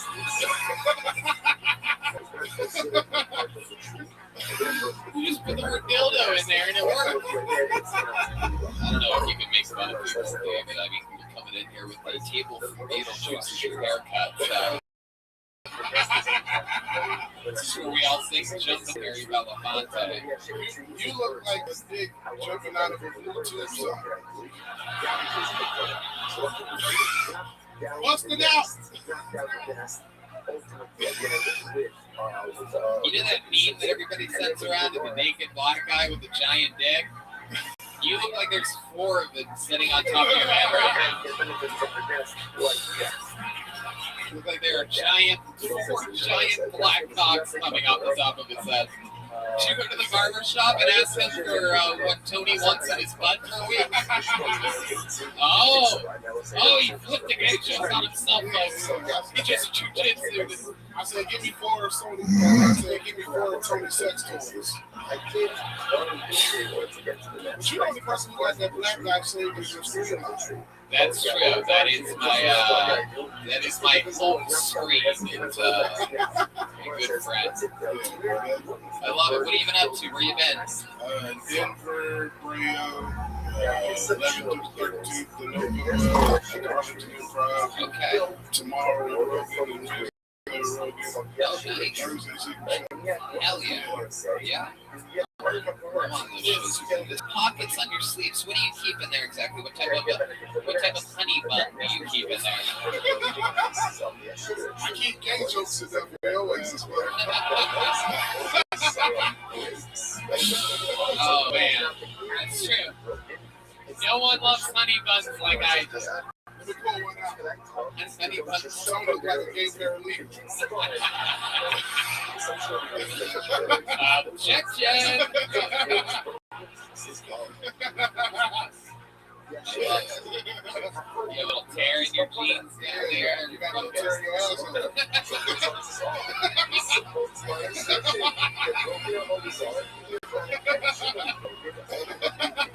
It's been 3 weeks, man. I got some shit for you, man. It's been 3 weeks. Yeah, that nigga singing Cosmopolitan. Yeah, that's like we black folks. What are those? What are these shoes that you have? Are these new orthopedics that we're talking about here? These are Travis Scott. You wouldn't know about these. Love it. I didn't even realize you were wearing shoes. I thought the green was just the diabetes taking over. It's the only gang that David's ever been in. Is gang green. Those pockets on your sleeves, what are those, hot pockets? You got a stripe on your arm every time you say no, you get struck. There'd be a lot more stripes if that was true. I like saying no. We'll get it. We'll get rid of it. You used to do a podcast with William, famously brothers in person, helped launch both of your careers. William, your brother in person, David Lucas. So nice to see you. I'm glad of all of your successes. My life is starting into a nightmare. So I'm glad somebody's doing it. Man, you doing good, guys. You sold what? 200 tickets in Philly where you was at? That was a made-up story. After you told me all the places you were opening, I had to make that up. So. We need somebody to put me and Will on the co-headliner too. That'll send out all over America, dog. Yeah, absolutely. That'll sell out, bro. Like, hey, last time I asked for a manager, I got one right agent at. There you go. That's how it happens. That's how it happens. Absolutely. There's probably a big Hollywood agent out there right now. I'm going to sign the guy with cat poop on his head. Does look like cat poop. That's if they'll sign the stand here for William Toy Story, they'll sign me. Is that Toy Story, Joe? I said you was the stand there for Woody on Toy Story. Is it Woody that you look If like? you were in Toy Story, you'd be Buzz Heavy-Ear.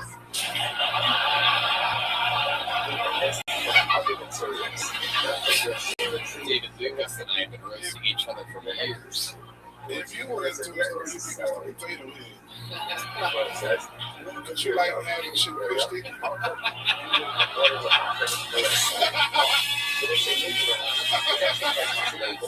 of a bitch. You son of a bitch. God damn it. You gotta be good. You gotta be good on that. You had a whole fucking Toy Story character to save my life right now. You had a holy Mr. Potato Head with a hole in the ass.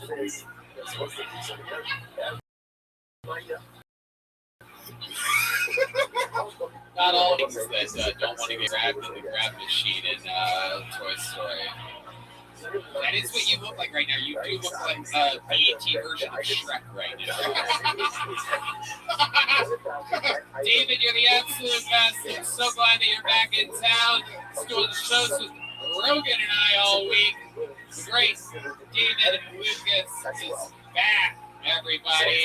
And that was tonight's amazing episode. Thank you to the Yellow Rose and the Red Rose. And of course, how about another hand for the Screwball Peanut Butter Whiskey Kill Tony Band, huh?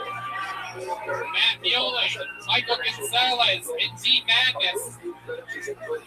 How loud can this place get for our guest and one of my best friends, and without a doubt, one of my favorite comedians in the world, William Montgomery, everybody? Thank you for having me. Yeah,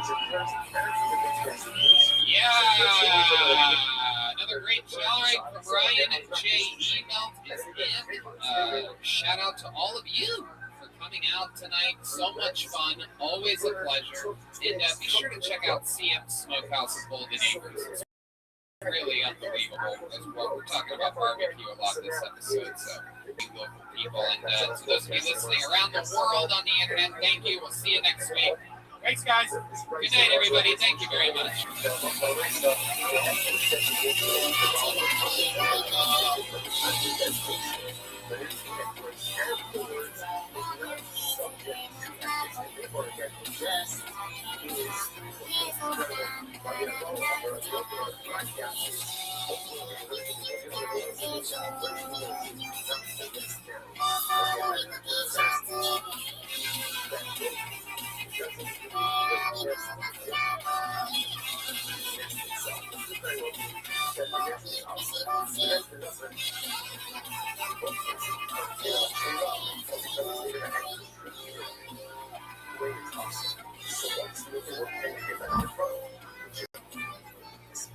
We say knock down the nest, what it means is get benefit from the context of the nest, but not the nest itself. I want to example of here with like that river, a side of the farm that broke in. It's not become a target. And you'll find out the whole case, both the Ashira case, as well as the Hektish case. So it's both of the cases, ultimately, ever I get benefit from the nest itself, especially for setting this up as a case where the nest from the Hektish tree or the nest is being made from the Ashera tree. And again, even assuming that the materials weren't present at the time of the designation, maybe we're going like the opinions that whatever grows from the tree is going to be Hektish or Avodah Zarah. So what's the case? Why am I knocking down the nest? Not the nest material, but rather what? For the chicks or for the eggs inside of the nest, and that will be water. That will be water. The baits in, the kind of sources, the missions that explore that. For the chicks, it's going to be water, but for the eggs, ultimately, again, it's going to be usher. Everyone said, why are the eggs usher? So this is actually quite fascinating. If you look at Rashi, this is Rashi right before the Mishnah in Rashi. The baits in Kanbekan usher, Chetrichen Ivan, the Gaza by Rabban Kaab Ivan Asta. So it's actually very fascinating. Eggs are usher. Why are eggs usher? Because eggs need the nest. The nest needs the tree, and therefore A equals B and B equals C, or then A equals C, which means that the eggs are considered to be ultimately reliant on the choice of that they're going to be usher. So it's fascinating. So it's quite fascinating. There's a lot of variables going on over here. But you want to suggest that maybe in all these cases the nest is usher. Why is the nest usher? Because it does. By the case where the nest was made from the Asherah tree or from the head. So the nest is going to be awesome. The nest is going to be awesome. So what does it mean when Brexit says, take this stick, knock down the nest and get benefit from the nest? It means the chicks in the nest. The chicks are water. But the eggs may be problematic. Why? Because ultimately, again, since the eggs need the nest and the nest needs the tree, therefore the eggs are considered to be dependent on the tree. And therefore, I said the eggs are considered to be an appendage of the tree. So you can get benefit ultimately again from the chicks, but ultimately not the eggs. Because if the baits and coming down to Rashi, that frozen should switch on the Uman, the baits and that is very interesting. Chicks that are so young that they are reliant on their mother have the status of eggs, right? So which makes sense because the chicks that require their mother are dependent on the nest. The nest is reliant on the tree, and therefore Allah subhanahu wa ta'ala. Therefore, it turns out that over here with the space of the nest on top of the Asherah tree, the Hektish tree, you obviously can't scale the tree regardless. Right? By little by what can you do? You can knock down the nest. But why are you knocking down the nest? So really you can't get benefit from the nest because there's concern that the nest itself is made from the Asherah tree or from the Hektish tree. What can you get benefit from? Independent chicks, right? When I said that is going to be water, right? Right? So, how you get that? from independent young birds, right? Or ultimately, but what you can get benefit from is the eggs or from the reliant young, because those are considered to be dependent on the tree itself. It looks like, let's stop over for today, but let me just say the halakha l'maisa. So no, actually, it looks like, yeah, all right, well, we'll do tomorrow. Tomorrow, we'll pick up, we'll just finish off with the halakha l'maisa, like what are we doing that, my folks? What are we asking, right? And then in the after we'll be Hashem, adventures in Avodah Zarah, Shkrak, everyone. Bye, brothers, and have a great day.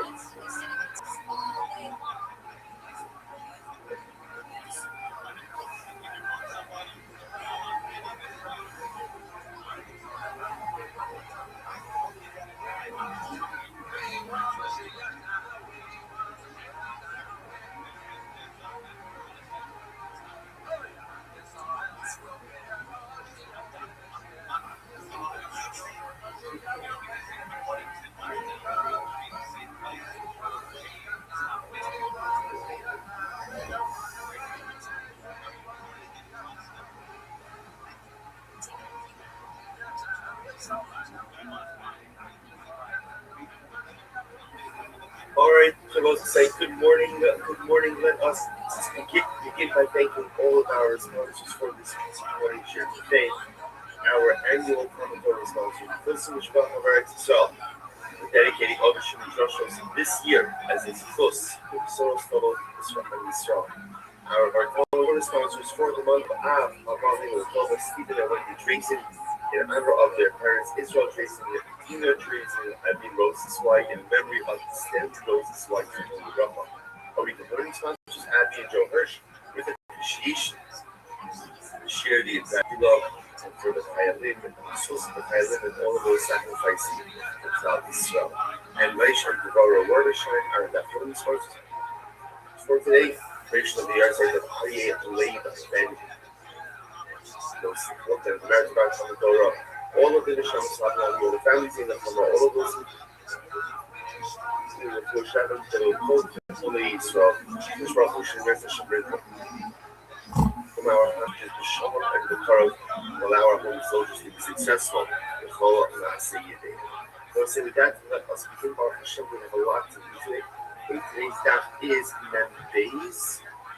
Today's daf is Membeis. We are picking up the next Hashem on Mem Aleph Beis 41b, and we left off the Eid of Safek Los Midei Nagai, which is 2, 4, 6, 8, 12, about 15 minutes up from the bottom. So, let's remember again.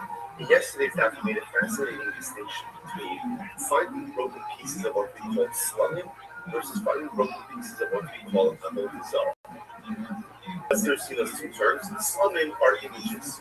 Images, maybe they were worshipped, maybe they weren't worshipped. Avodah Zarah was definitive worship. Salah L'Maisa, the Gemara said that if you find a piece of Avodah Zarah, essentially you still have to take it right off of it. Why not? Because again, there's a suffix. What's the suffix? Did an aqua decommission them or not?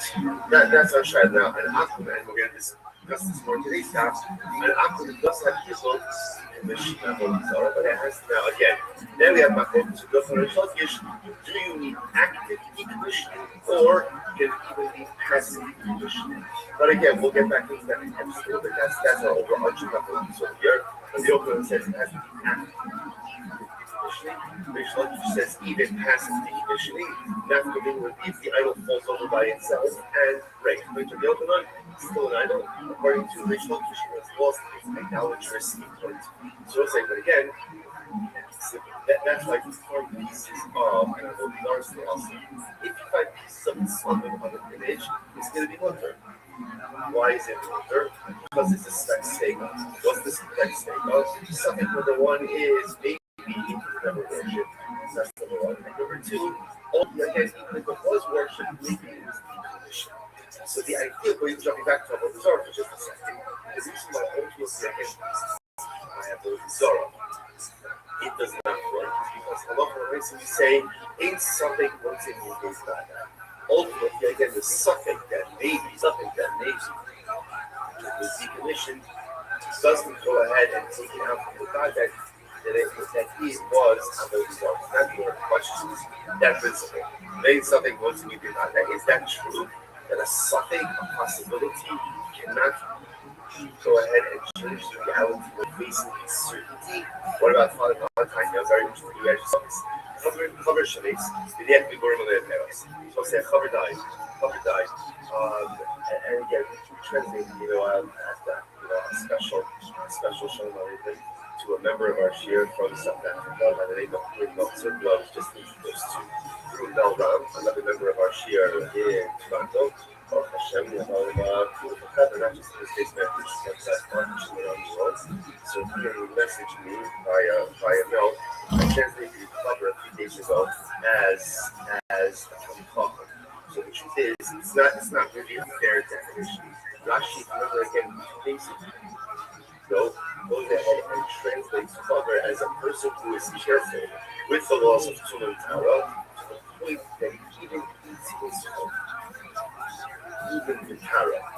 He even eats his food in Tara. So you can again, even what we call non-sanctified food, he is not going to eat in a state of ritual purity. And he's also careful with Shuvas and Maestros. That's the definition of a cover. So it's interesting. So the so why do you call a cover? Right? Cover means a friend. So what's shot with that? So perhaps these something like this. He's a cover. Cover is someone who's just looking and searching out for extra talent in this world. He's looking for extra purity. That's what he's looking for. At the end of the day, what is the man wants? Hashem says, I want you to make sure that you eat Kodesh in a state of power. Well, you don't have to eat in a state of power. You're not obligated to eat sanctified food in a state of ritual. So purity. However, is someone who thirsts for power so much that he seeks out those standards even in areas where ultimately he's not obligated. Such a person who is thirsty for purity. Such a person who wants to bring purity in the areas of his life where he is not obligated to do so. Such a person is a friend of the Rebbe. That's it's a friend. That much Baruch Hu says, someone who wants me in their life so badly that he's willing to take on strictures in areas of ritual purity, theft and power that he doesn't have to. That's a friend. That's a friend of the Rebbe Shalom. Perhaps even to a certain degree, higher level than the Tabbalah, because the acquisition of knowledge is enjoyable. It's inherently enjoyable. It's beautiful. We all love learning. We all love exploring new ideas. But simply management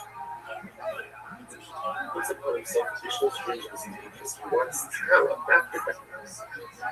Tara, he wants purity. That's a friend of the Rebbe Shalom. So the Gemara says, Chaver Shemes, yes, the girl laid down. So Chaver dies, interesting case, dies. And after he dies, they discover that he has a basket of food. What's the issue? Most of the issue is we don't know whether or not they've been timed. So the Gemara says, even if Rami she just harvested them that day, Harahim the Festas into honey. This is Chazaka. Ultimately, again, that they are properly timed. The Gemara says, one second. The Vadai Tvi, something Asridu, something Asridu. But let's say what's this case. Here's a case of a Vadai. What's the Vadai? The certainty. The certainty was they were Teva. That's for sure, right? That was on high produce. I say, why is that a Vadai? Here's everything starts out as on high produce. So you have the Vadai that it was not tied. Something, maybe the fabric did tie it. Maybe he didn't time it. And what do you see here? They come on, see something, the little see me day by day. And what do you see here? That ultimately, again, a something possible that time that goes ahead and overrides the Vadai that it certainly was Teva. So you see something close to your Vadai, to which the Gemara says no. Hasam Vadai. It's fascinating. No, it's not true. That's not something. That's a Vadai and Vadai case. What's the case? Vadai Asr. The Gemara says the same day it was Teva. Vadai was Teva. Certain day it was Teva. And also Vadai that what? that he tied it. You know, so either he goes on, or he goes on. Zaka al-Khabar she'elu motzi davar she'elu mitoka l'tachas yado. We'll say that's the Chazaka. So again, interestingly enough, it's fascinating. The Khabar will say again, can you imagine moving yourself to the level where there is no suffix that you've done the right thing? You have to understand, like, what does that mean to get to that level where the halacha looks at me and the halacha says, this guy certainly did the right thing. Our chaver does not leave untied produce in his possession. From the moment it comes in his possession, it gets tied. And therefore, there's no suffix in bad guy, there's only bad guy and bad guy. Incredible. The other possibility is, Gemara says suffix to suffix. Interestingly enough, maybe it's a suffix in a suffix house, so what does that mean? I've shared the Abad Kiraboshia. Possible that the father gives up to himself like Raboshia instead of Raboshia.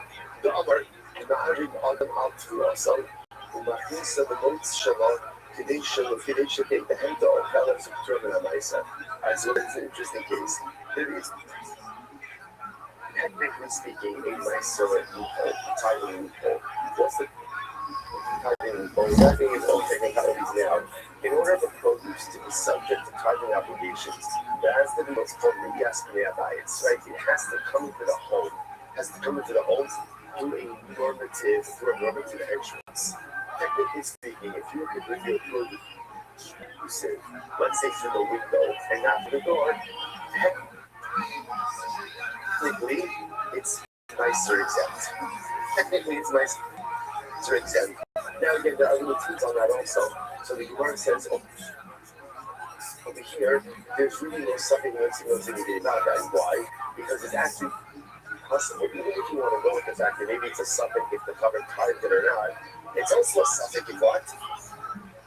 If the produce was ever subject to Shuvah Semestris. Why? Because it's possible that literally you're getting used of this legal loophole of bringing it in through the window, and therefore it was never subject. Okay, so the Gemara says, 1 second, there ain't something no thing about it. So remember, the Gemara is questioning this principle. Right? The Gemara put out there like a law, a principle. The principle was a suffix won't say midday contact. But it can open up the again a possibility cannot change the reality of uncertainty. So what's reading is that true? So you are said back and you will already done nice ship muscle shell not cap of my base. Not a nice ship muscle shell not sick after very interesting case where there was once a story of a maid servant. I won't say that again, I'm going to say this is a Jewish woman. A Jewish woman who worked for a Nazi. What's a Nazi? Rashi says over here, Gabra Alama. So a very powerful guy. She worked for a Nazi. In the city of people. Okay, what happened? She had a name about a ship. In this carriage. She had a miscarriage. And I will say, interestingly enough, it was common that when a woman had a miscarriage, you have to carry a name. But this is also about a little bit. We put it from in a bit, just in other words, in a nondescript way. In general, what the halacha is, you have to bury a name, you have to bury a miscarried baby. But with Dafta, you do not bury it in a marked grave. You do not do it. To bury in the gravel, you do not bury in the marked grave. For a variety of reasons, also just from a mental health perspective, it is unhealthy. The Chazal too is unhealthy for parents to develop an ongoing attachment to a life that never was. Obviously, again, there's trauma, there's loss, there's grief, and Chazal wanted it to be contained. They did not want it to be an ongoing life loss. So what happened? So she miscarried, and she took the miscarriage in a bit. What coin did it fit? A coin came out. And obviously saw what had happened and peered over the pit. Now, why did the coin peer over the pit? Because it saw her in the cave up. So he was at the passing for her. And then he goes in a lady gives birth, and even after a miscarriage, depending on when the miscarriage occurred, there could be 2 months later, with the ritual occurred associated with her. The duration of Tumas Linga depends on what? Boy or girl. So the colon peered over the pit in order to see was the navel, I guess it was developed enough to see whether or not it was a boy or a girl. Well, I said that, and then once in a while, that's the problem here. The problem is, by peering over the pit, what did the colon essentially do? Tumas Oha. Tumas Oha, remember again, Tumas Oha also can be contracted in two ways. You could be under a roof, together with a mace, or you could be the roof over the nape. So technically speaking, if there's a corpse, let's say again, I was sitting next to a corpse underneath the sky, but I lean over the corpse, I am the Oha. I am the Oha. So here the coin would have had to move over the pit to see is it a boy or a girl. Oh, that we got myself in this episode thing for the T on Google, this big Shakuva and the car goes into each. And they retired him. They retired. Why they retired the coin? Because ultimately, I guess this was a place where there were weasels and animals there. And in reality, they probably took the miscarriage. They probably took it and dragged it away somewhere. You might as well say it. The bad idea later, something going on, something low going on, because it's something that was you did. But look at this case over here. Here's the case of bad eye. What's the bad eye? What's the bad eye? The ship of the woman had a miscarriage and she placed the baby in the bed. What's the something? Maybe the animal took it, maybe the animal didn't take it, and yet. And what we see from here, the Gemara says, and yet we see that the something trumps the bad eye. Right, the suffix changes the reality even in the face of the matter to the point that again they pass him, the coin is not coming. The coin is not coming. So you see from here that suffix can go ahead and trump a bad eye. Originally, where it says, no, but Pila, it's Pila Labar, Pila Labar, Albaima, it's Pila Kimin, and they are Labar. Where it says, no. What happened over here is that the coin sees the shift on throwing something that looked like a newfelt. In other words, that was a bad eye that she miscarried and placed the navel at the bar. Rather, again, he saw what appeared to be a navel being placed in the bar by this woman. So it's a suffix to begin with. You want to say 1 second, but that's not what it says. But the Gemara said that he has to peer over in order to see if it was a boy or a girl. To which the Gemara says, Hafikoizer is to say, Leida, the Gemara says, Leida, in Rothschild, in Nathan. So first of all, he was looking into the pit to see what did she miscarry. Did she miscarry again? And did she miscarry a baby? Or was it Rothschild just means maybe she just expelled something else from her body? In other words, that she expelled miscarriage. Maybe it was just something else. It was some other discharge. See, first of all, looking over the part, see, was it an AFL or not? If it's not an AFL, and if it was an AFL, it got it. AFL Tiva, later in Safra in the case to see if it was a boy or girl. So in fact, this wasn't the case of Badai and Safra. Rather, again, this was a case of Safra and Safra. So again, Safra, whether or not she miscarried a baby, right? Was it a miscarriage or not? And then again, and if you find out that would be something ultimately again, maybe the animal took it away. You might say, well, that's what it is. Maybe it's just hold the back, what's the swimming shop, that then carry. The other possibility is that once you have a place, you know that there's a food and a harvest, that there's these animals there, they definitely dragged away whatever was expelled into the pit. Okay? So let's say a snake, so let's say catch up. So again, so just we'll pause over for just a second. So just to understand, the Gemara essentially seems to say that principle of a something once in the badai ultimately again holds. So in halakha, we accept this principle. A something once in the badai. Then if you have what we'll call two pieces of information in front of you, one is a something and one is a badai. The Badai piece of information determines the reality, and the subject piece of information does not undermine that reality. That's right, once again, just kind of orienting ourselves a little bit. That's why, how do we get into this? I find a piece of building apple Sarah, right? So I find a piece of, let's say, an iron. is that I know was definitely worshipped as idolatry. So I find the piece. Can I use it? Can I use it? The answer is no. Why not? It's asur. I know why. Because I know not that this was Avodah Zarah. Something maybe the Akum actively decommissioned it. Decommissioned it, and therefore again I can't use it. Why? Because the suffix, but maybe the Akum decommissioned it doesn't change the reality of the guy that this was definitely Avodah Zarah. That was like just to point out how powerful this so is on a hashkafic level as well.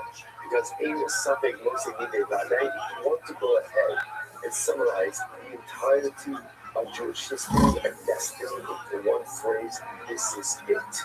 Over the years, like over the millennia, we have faced so many statements. So many statements. Like, will you survive? Is this an existential threat? You know, all of this, it was so interesting. It was so interesting that those of us who was over the year on Shabbos on Asher Weiss, he said so many beautiful things. One of the things I thought that was like very shocking was he spoke about in the aftermath of October 7th, really an existential threat to cut from. So to me, that was frustrating in my mind. And I said to myself, there is never an existential threat. Well, Israel. It was scary, so overwhelming, but obviously, Rothschild says it, and he's married to Israel. It takes on all these different things. And over the years, over the centuries, there's been many statements, right? Because we faced many moments of existential suffering. Are we going to make it through this? Are we going to weather this storm just less than a century ago? They put us in ovens and in gas chambers. There was a second. So what holds us over? What holds us over is this principle. If something won't see me being bad guy. What's the bad guy? Kodesh Baruch says, Am Yisrael is an Am HaNetzchi. Am Yisrael, the Jewish people, we are an eternal nation. That's the bad guy. That's the bad guy. That's the bad guy. And therefore, what holds us over even in times of difficulty is something what's needed. Something. What about that something is the Babylonians, the Romans, the Greeks, the Persians, the Nazis. Hamas. It doesn't matter. It doesn't matter who the suffering is. There are so many statements that have presented themselves. Another suffix, only in Armenian Vacharos, in another suffix always arises. But rest assured, a suffix won't say no suffix undermine the profound certainty of the eternality of Klal Yisrael. That's ultimately again the source of our optimism, that's the source of our strength, and that's what creates our reality. Incredible halakhically as well as hashkafically. It's not even one goes back a state. So it says, remember again, embedded in all of this is this methodology of Yochanan. So here's what I know, and again we're going to talk about this more in just a few moments. You can decommission Avodah Zarah, right? In other words, an Akum, the Zaka is Avodah Zarah. The Shaila is, how does it do? What Rabbi Rothschild says, it must be what we call act mental, and Rish Lakish says, even passive mental works. So let's now go back. Now look at 8 say, only listen to this. And you also see this in the Mishnah later on as well. Sorry. Right. Skip. I'm sorry, thank you. Hey, say, what's a copy? Yes, thank you. What's a copy? That's right. Hurry, last week. So let's get back to the Mishnah. What the Mishnah say? If you find the image of a hand, image of a foot, ultimately again, it's usher. It's usher. So the Gemara says, the thing you don't see behind the dad. Why? Because at the end of the day, that was a common image that people worship. The Gemara says, Amai. Why is that? Hashmara thing. So we say that's broken pieces. So in other words, once again, This is a kasha on Rish Lakish. This is going to be on Rish Lakish. Rish Lakish, according to you, this should be totally mutter, right? Because according to Rish Lakish, once you find broken pieces, whether the akum actively broken or the idol broke on its own, an akum doesn't worship an idol like that anymore. Again, what's the Rish Lakish's logic? Idol. If you can't save yourself from being broken, then chances are what? You're not much help to me. You're not much help to me. And therefore, again, so what's going on? He says, no, check what Shmuel, but not needed, but only how this is. So as I said, again, as what we said yesterday, the case of the hand of the foot is the case ultimately when it's on a pedestal. When it's on a pedestal, then that is quite possible. But that is actually a almost like a self-sufficient is the wrong word. But its own type of idolatry. Again, Asig, or is another kasha, only from the back of from Shalom, Mishal Havedo, sorry, it's first one, let's see more of this later. But only from Haven, giving the Nata his own Avodah Zarah, and ultimately again the Avodah Zarah of his friend. Meaning, any Abu can ultimately again negate and thereby decommission any form of idolatry, whether it's his idolatry that he worships or someone else's idolatry. However, in Israel, it's actually quite fascinating. We'll see the logic behind this.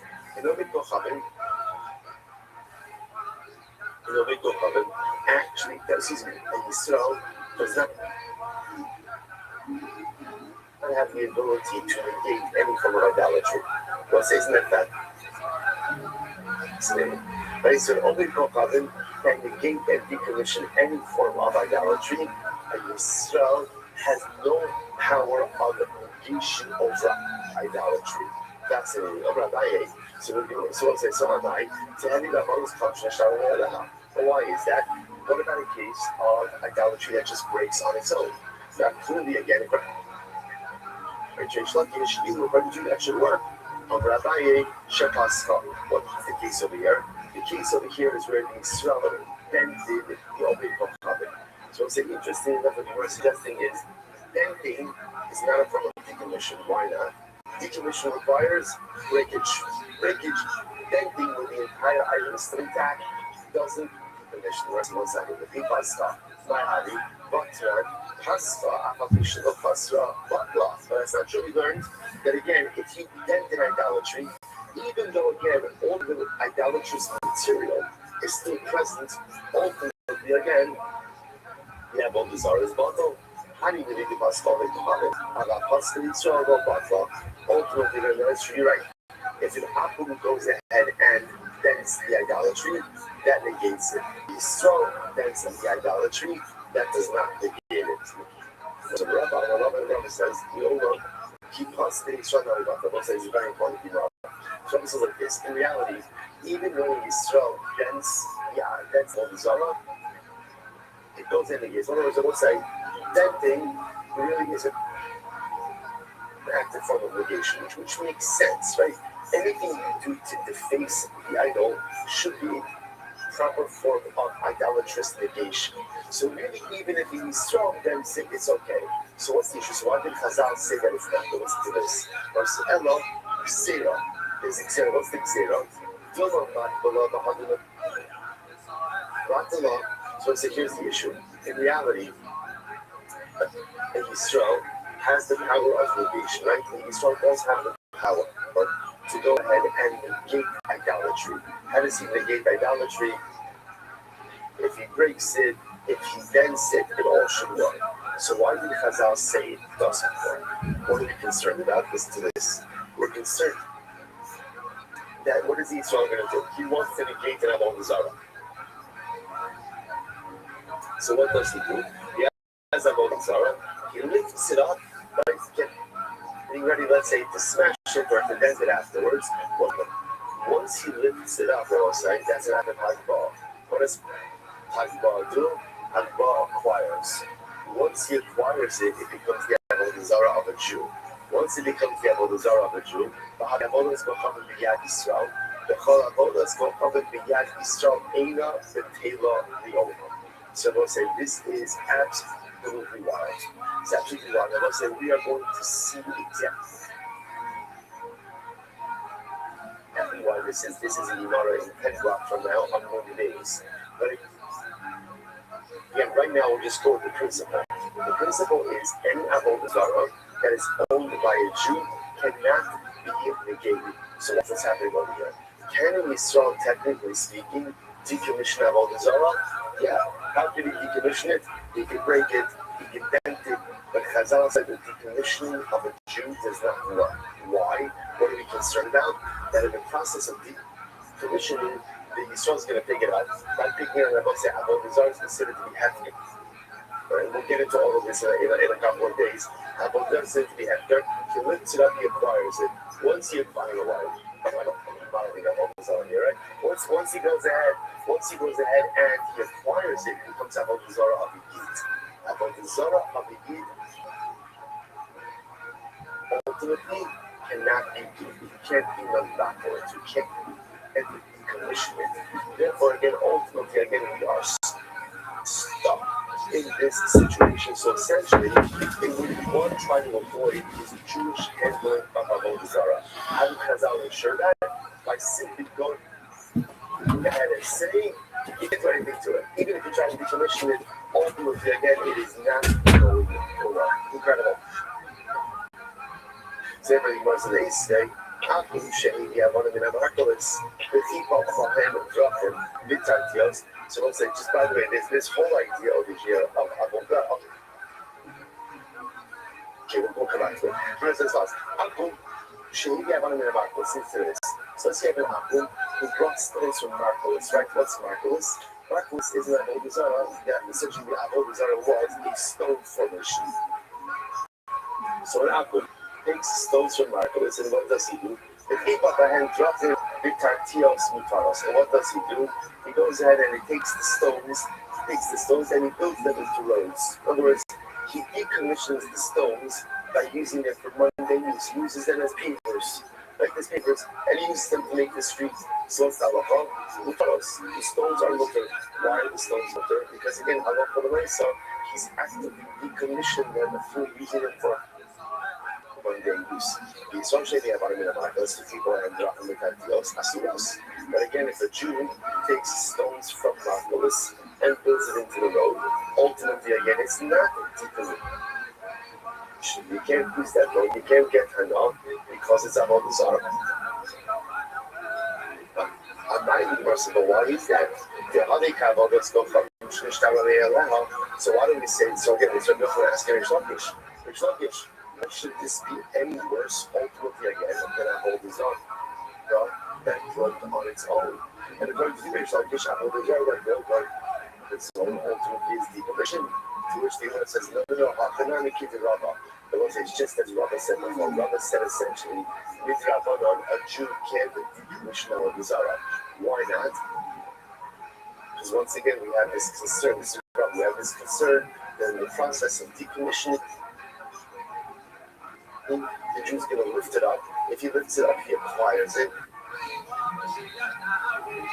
Then it's avodah zarah owned by a Jew. And once you have avodah zarah owned by a Jew, that can never be decommissioned. Incredible. And again, we'll see if never actually means never. So listen to this. Let's start. Suppose here you're watching. So you have an avodah zarah and you shave it, you have avodah zarah. So we'll say, so Rashi points out that, for example, an asherah tree. Right? And what do? I go and I take shavings off of the asherah tree. So what's the status of the shavings? So the Gemara says, if over there the Akum is doing it for himself, right? He's taking shavings off the avodah zarah because he wants to, I don't know, make a bonfire, whatever it is. Ultimately, again, he's doing it for himself, that then both the shavings and the tree itself become mutter. Why? Because the action of taking shavings off the avodah zarah tree for the Akum's own personal use is what? Is itself the commissioning of the avodah zarah. Okay. However, with Tzarchah, if he's taking shavings off the tree, that's it's pruning the tree, right? That's for the benefit of the tree itself. So in Tzarchah, ultimately again, then the shavings and the tree ultimately, again, sorry, the tree is still asur, the shibuya mutar, but ultimately again the shavings will be mutar. The straws, the shifa, let's go on it. But if Israel takes shavings, right, takes pieces off of the Asherah tree, Beilit Sarchon, he the shibuya asur. Whether the Israel is doing this again for his benefit or for the tree's benefit, ultimately again we have the zara, the tree itself, and the shavings remain water. So let's go and ask this Reish Lakish and why should this be any different? Right? Reish Lakish, according to you, this should be no different than an avodah zarah that breaks on its own. And when it breaks on its own, the open on Reish Lakish, you said it's decommissioned. So over here in this case, it should be decommissioned as well. To which the Yorsachanani keep the Rabbah. So once again, we keep on bringing up Rabbah. What does Rabbah say? So once again, Rabbah is of the opinion. Essentially, we don't want to choose decommissioning of avodah zarah. Why? It's too much of a roll of the dice. Because if you do it in the wrong way, then what ends up happening? Then halacha l'maisa, you end up acquiring it, and therefore again it can never be. There's no bittul. Eisei Rabbi Yossi Omer Shofet Mizorah L'Ruach Omer. So that's your next mission. Our next mission that we're going to see here is Hashem. So Rabbi Yossi says, or two mishnayos from now, Shofet Mizorah L'Ruach.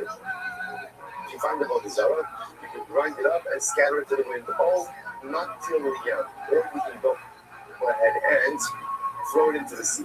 And once we're going to see this is talking about. And if you find an avodah zarah made of metal, so what do? Grind it up, scatter it, right? Scatter it to the wind or throw it into the sea. The Gemara says, no, you can't do it. Because if you scatter it into the wind, then what can happen? It can become fertilizer. So this one says, well, you talk the yard from the river. The pasuk says, really, you can't retain any part of avodah zarah for your own use. The verse said, but I'm not asking this. Well, once again, I'm going to ask you, Reish Lakish, they have this book function. But once again, why? Reish Lakish, according to you, should be fine. According to Reish Lakish, even if avodah zarah breaks on its own, ultimately again it's decommission. So in this case, a grinding it up should also be a decommissioning. So who cares? Even if it does act as a fertilizer, it's not avodah zarah fertilizer. To which they were says, "How can I be keep the Rabbah?" Once again, I will say we keep all roads keep leading back to Rabbah. Ultimately, again, it was concerned that if a Jew is involved in decommissioning, he may lift it up first, acquire it, and once it's acquired by a Jew, it cannot be decommissioned. They say, Rabbi Yossi ben Sion Omer, Matzav Suras Darko, the Rosha Chato. It's an interesting case over here. Let's see if you find the image of a dragon. This is our next Mishnah. Now, we're also going to see a dragon as one of those images that was always considered to be idolatrous. So watch this. You go ahead and you find the image of a dragon, but the head is cut off. That is cut off. Therefore, Safek Ovikochav Chatzko, Safek Israel Chatzko, Mutter. So if I'm not sure, did a Jew decapitate the dragon, right? Or did Akun? It's Mutter. It's Mutter. You want to say, on the other hand, Vada Yisrael Chatzko, Aser. So it's going to cut off the head, it's Aser. You want to say, Zamnai. I understand why should this be any different than it's a suffix. So why should it be any different than a case? Ultimately, again, the avodah zarah that broke on its own. Once again, the Gemara says we are concerned ultimately again about the concern of Rabbah. So we'll say, essentially, you begin to see the theme over here. We don't want Jews involved in avodah zarah, even with decommissioning of avodah zarah. We just want Jews to stay away from idolatry. Different Chazal were not here to the point that even the decommissioning of a Jew doesn't work out of concern that he may take it up, acquire it, and create even greater problems going forward. They say, but you'll see Omer, after the Yirach was people say, Shamim, Midnei Shanabia, no Sharon spot. So it's an interesting case over here. So this halacha, Mike says the following case. We're going to see this also, only from the Mishnah, so see here. Halacha is a general side that about what is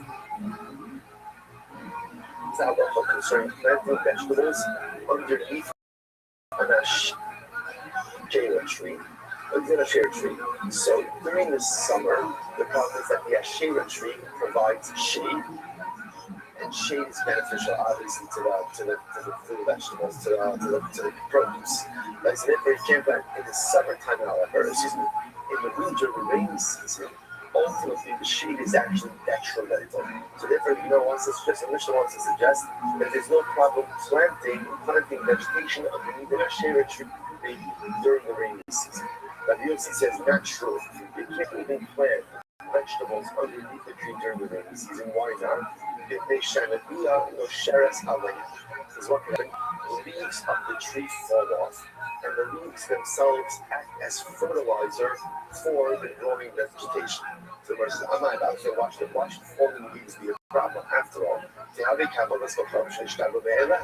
once Rish Lakish, fallen leaves should be no different than what?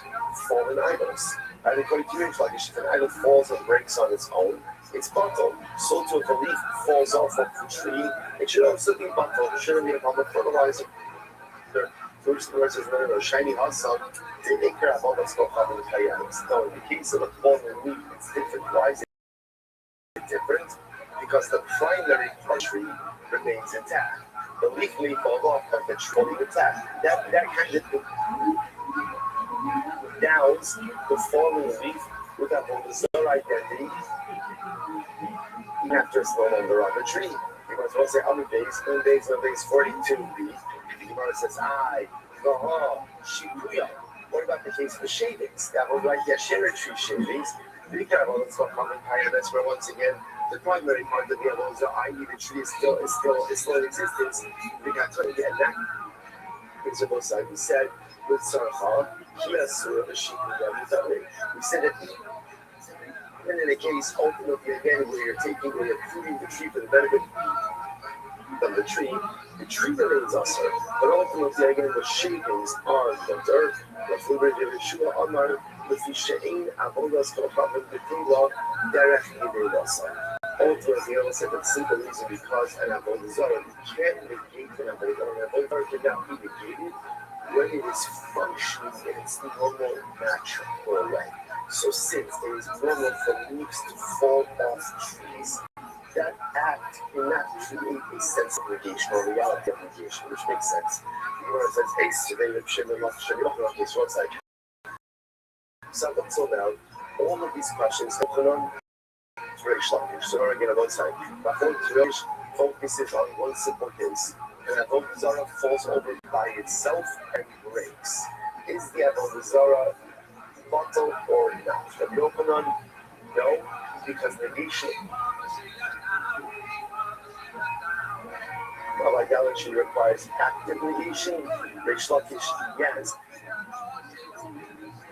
because even de facto negation, right, or passive negation ultimately works. Up until now, this entire oven has been a Yochanan questioning Rish Lakish. Now we switch gears.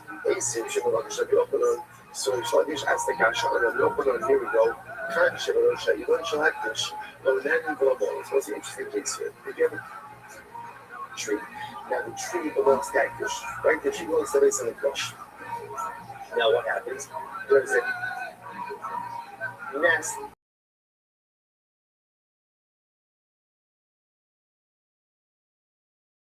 You really should not get that benefit from the nest. But if you did so, you have not committed a mitzvah. That will say so again. Rashi says over here, second line from the top, go down, that's the drabanon. So you can't get benefit, the drabanon, below more, right? But obviously, again, the nest itself is not considered to be part of the tree, and therefore, if you did get benefit from the nest, ultimately, again, it's not fine. So let's analyze. The Barosh Shalashira. What about if the nest is on the top of an Asherah tree? So same case. I have an Asherah tree. On the top of the Asherah tree is a bird's nest. I want to get benefit from the bird's nest. So what can I do? Yatiz Bakana. So what can you do? Knock down the nest. Knock down the nest. Ultimately, again, with a piece of wood, and therefore you can go ahead ahead and get benefit from the nest like that. Like that.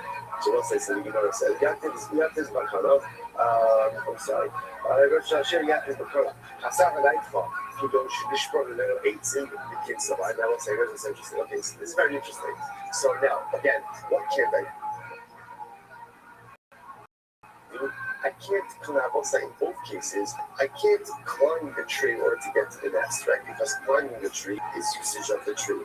But if you have all those other tree, interesting enough, what can I do? Just take a piece of wood, knock down the nest, and give it from the nest. Now, the Gemara says, let's say, what is the bird building the nest from?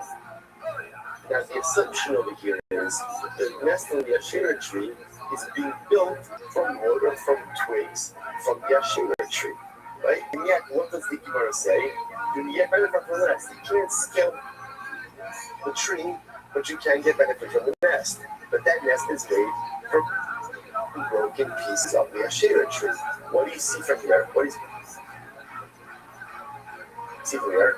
That once Avodah Zarah breaks, right, even on its own, even though it has not been actively broken, it's decommissioned. So the Gemara says, you go shove from the middle 18, the kids survive. The assumption over here is that the bird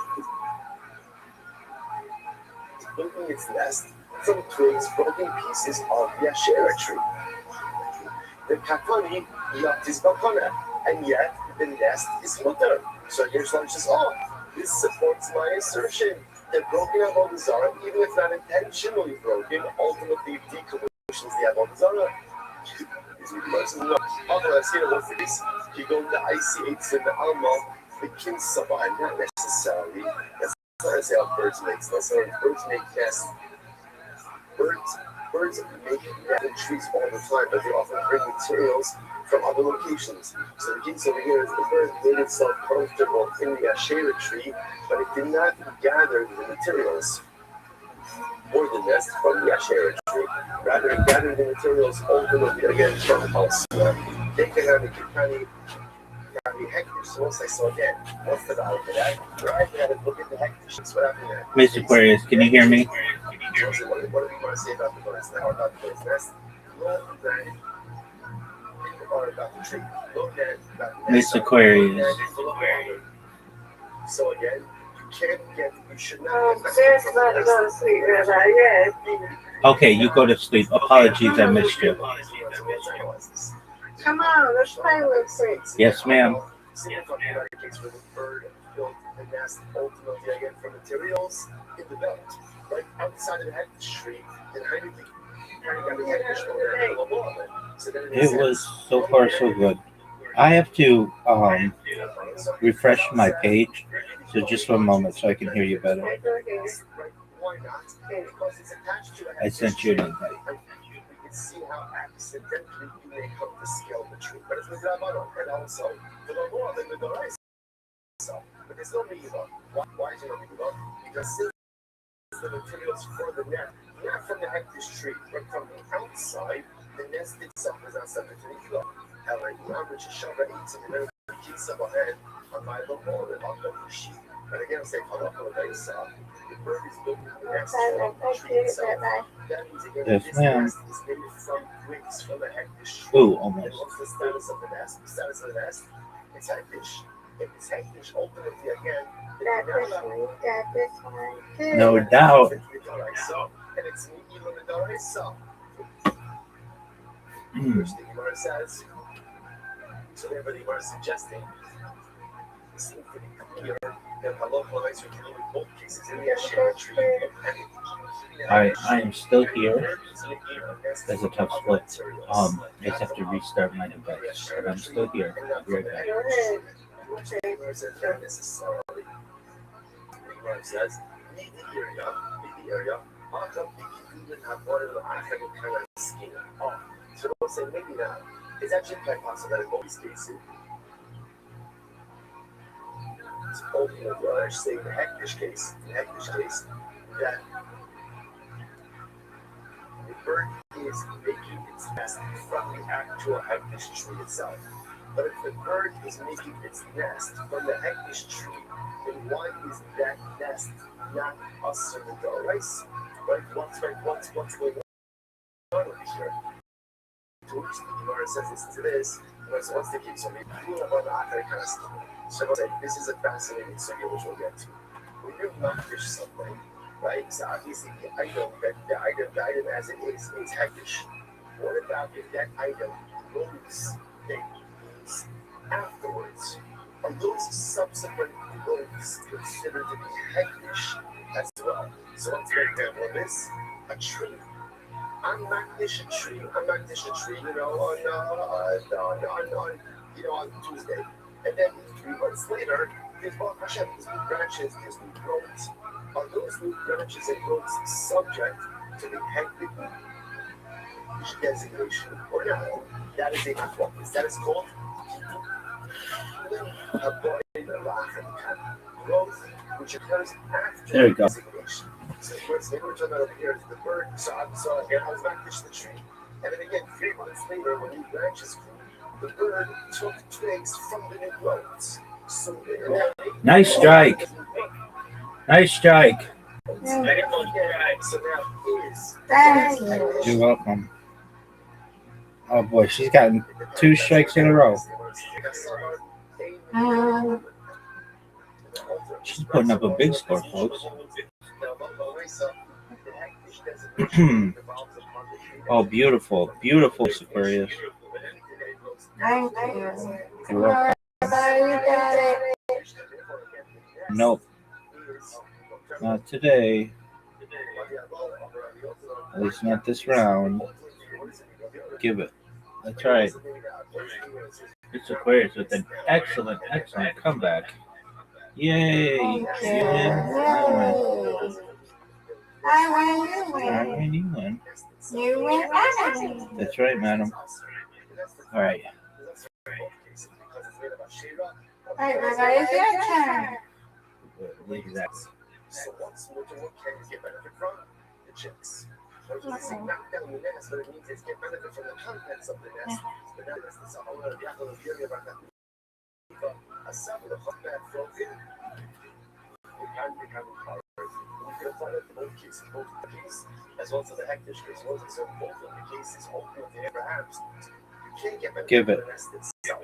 Oh, I'll bet 2. Where the nest is being made from the hectish tree, or the nest is being made from the Asherah tree. And again, even assuming that the materials weren't present at the time of the designation, they were willing to believe that whatever goes to the tree is going to be hectish or a motzah. So what's the case? Why am I knocking down the nest? Not for the nest material, but rather what? For the chicks, or for the eggs inside of the nest. What about me? I'm gonna do my best. Here we go. No. Okay. There we go. Boom. Not what we wanted.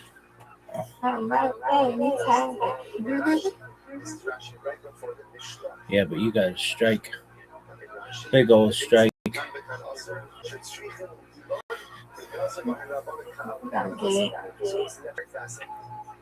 Yes, mister, you got it. Come on, I believe in you. Let's go.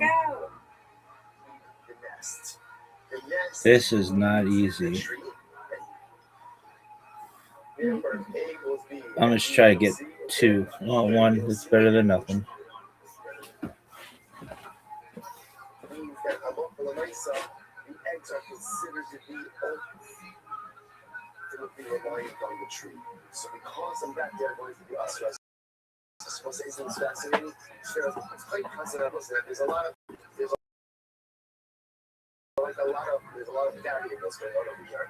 But you were suggesting maybe, sir, because we're talking about a case where the nest was made from the Asherah tree and from the hectish tree. So the nest is going to be us. The Brexit says, take this thing, knock down the nest, and get benefit from the nest. I'm here. The chicks are water. But the egg is maybe problematic. Why? Because ultimately eggs need the nest, and the nest needs the tree. Whoa. Therefore, the eggs are considered to be dependent on the tree, and therefore, the eggs are considered to be an appendage of the tree itself. So you can get benefit ultimately again from the chicks. The eggs. It says the basic coming down to Rashi.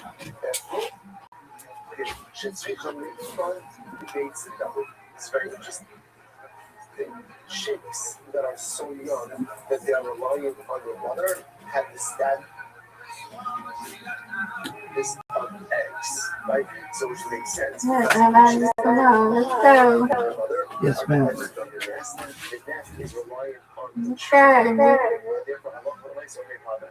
There we go. Yes. Yeah. Good job. Strike.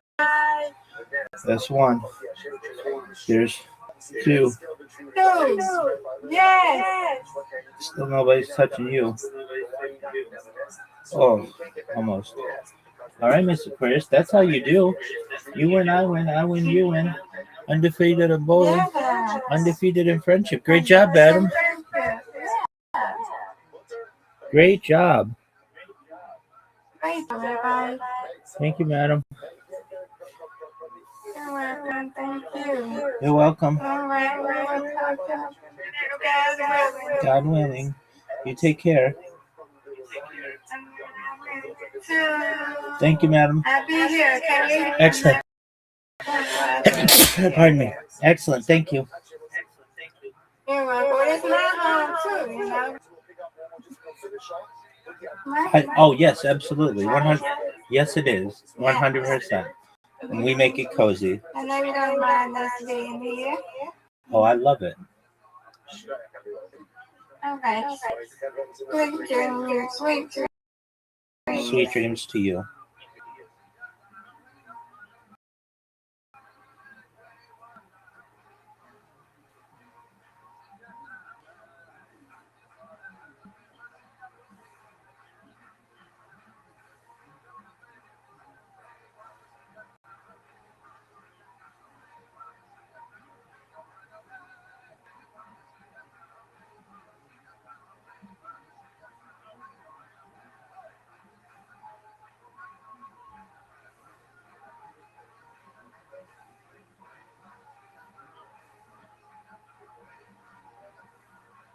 All right, let's say good morning. Good morning. Let us begin by thanking all of our sponsors for this morning share. To thank our annual commentary sponsor, Fulson Mishpach of Eretz Yisrael, dedicating all the Shulchan Trashos this year as its plus for the Soros Tovos for Israel. Our Bartolome sponsors for the month of Av, our father, Stephen and Wendy Drazen, in honor of their parents, Israel Drazen, Tina Drazen, Ali Rose Swai, in memory of Stan Rose Swai, for the Rafa. Our Rico Learning sponsors, Abby and Joe Hirsch, with appreciation to share the entire love for the Chayalim, the Swiss of Chayalim, and all of those sacrifices to Cloud Israel. And Raish, our Wordishine, our Learning sponsors for today.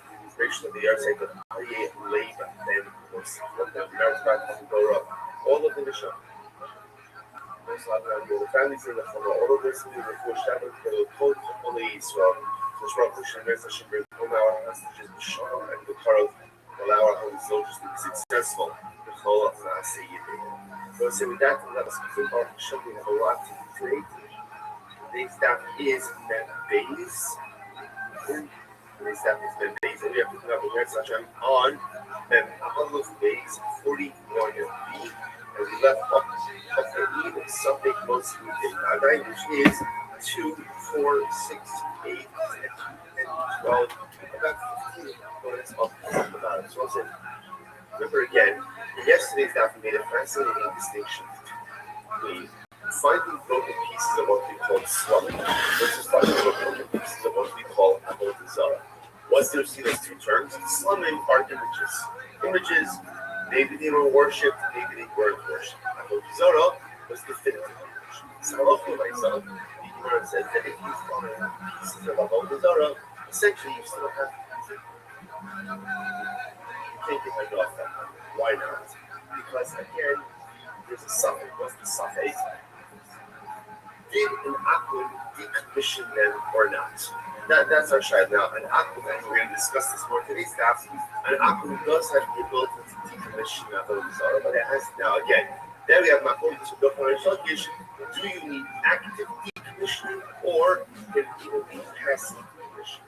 But again, we'll get back to that in a little bit. That's our overarching level. So here, Rabbi Rothschild says it has to be active conditioning. Reish Lakish says even passive conditioning. Not the way would be if the idol falls over by itself and great. But Rabbi Rothschild is still an idol. According to Reish Lakish, it has lost its idolatrous importance. So we'll say, but again, so that's why to find pieces of Zara is still awesome. If you find pieces of something on an image, it's going to be mutter. Why is it mutter? Because it's a spec sega. What's the spec sega? Suffix number one is maybe it was never worshipped. That's number one. And number two, ultimately, again, even if it was worshipped, maybe it was decommissioned. So the idea, when you're jumping back to Avodah Zarah for just a second, the reason that ultimately again by Avodah Zarah it does not work is because halacha basically saying in suffix ultimately again the suffix that maybe it was decommissioned doesn't go ahead and take it out that it was Avodah Zarah. That's one of the questions that principle. Maybe something was is that true? That a something, a possibility, cannot go ahead and change the reality and face uncertainty? What about following on time? Very interesting. We actually saw this.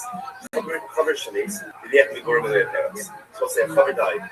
And again, we translated, a special show to a member of our shir from South Africa by the name of Ian Mel, who I was just introduced to through Bel Ram, another member of our shir in Toronto. Baruch Hashem, beautiful couple, not just in this case, but Baruch Hashem around the world. So Ian would message me via Mel. I translated his cover a few days ago as a cover. So the truth is, it's not really a fair definition. Rashi, remember again, 2 days ago, goes ahead and translates cover as a person who is careful with the laws of Tumah Tara to the point that he even eats his human Tara. He even eats his human Tara. So even what we call non-sanctified food, he is not going to eat in a state of ritual purity, and he's also careful with Shumas Maestros. So that's the definition of a cover. So it's interesting. So Rabbi asked, he said, why do you call a cover? Right? Cover means a friend. What's the shot of that? So perhaps the assault is like this. Who's a chaver? Right? Chaver is someone who's just looking and searching out for extra tava in this world.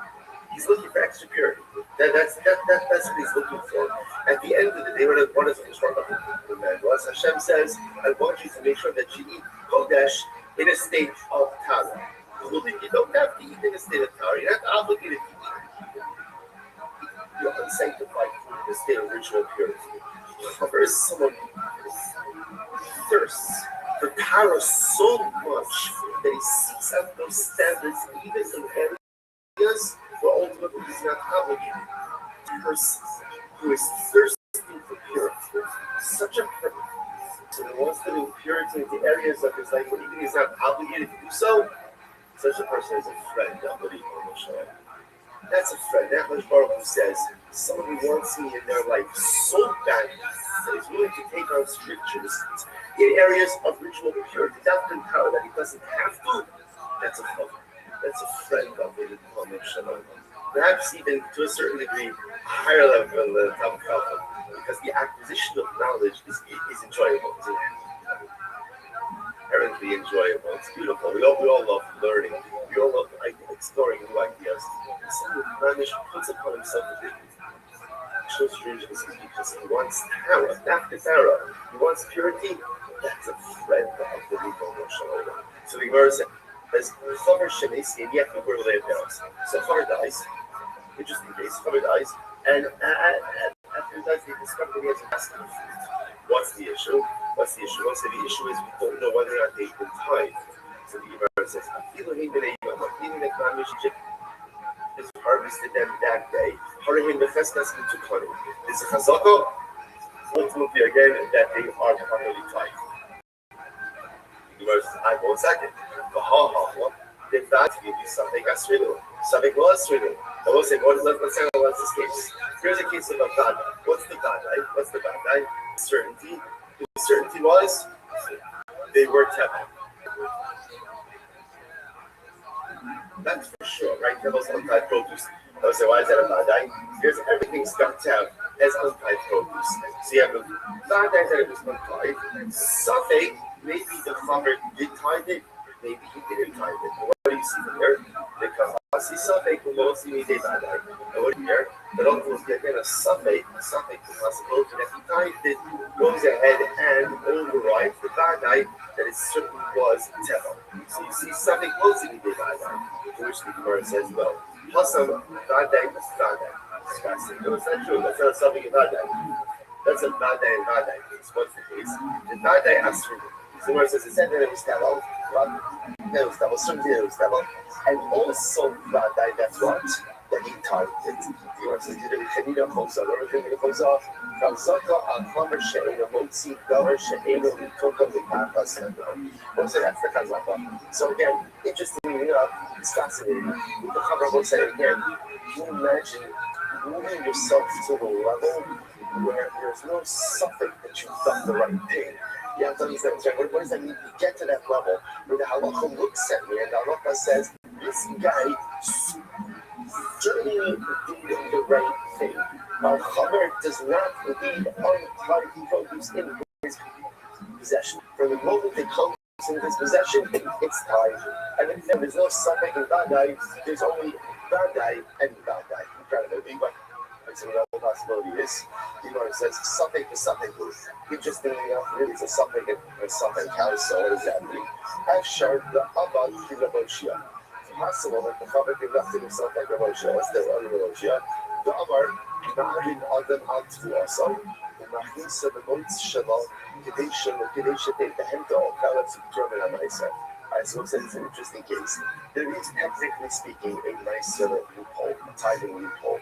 What's the tithing loophole? That being in all technicalities now, in order for produce to be subject to tithing obligations, there has to be what's called bias, right? It has to come into the home.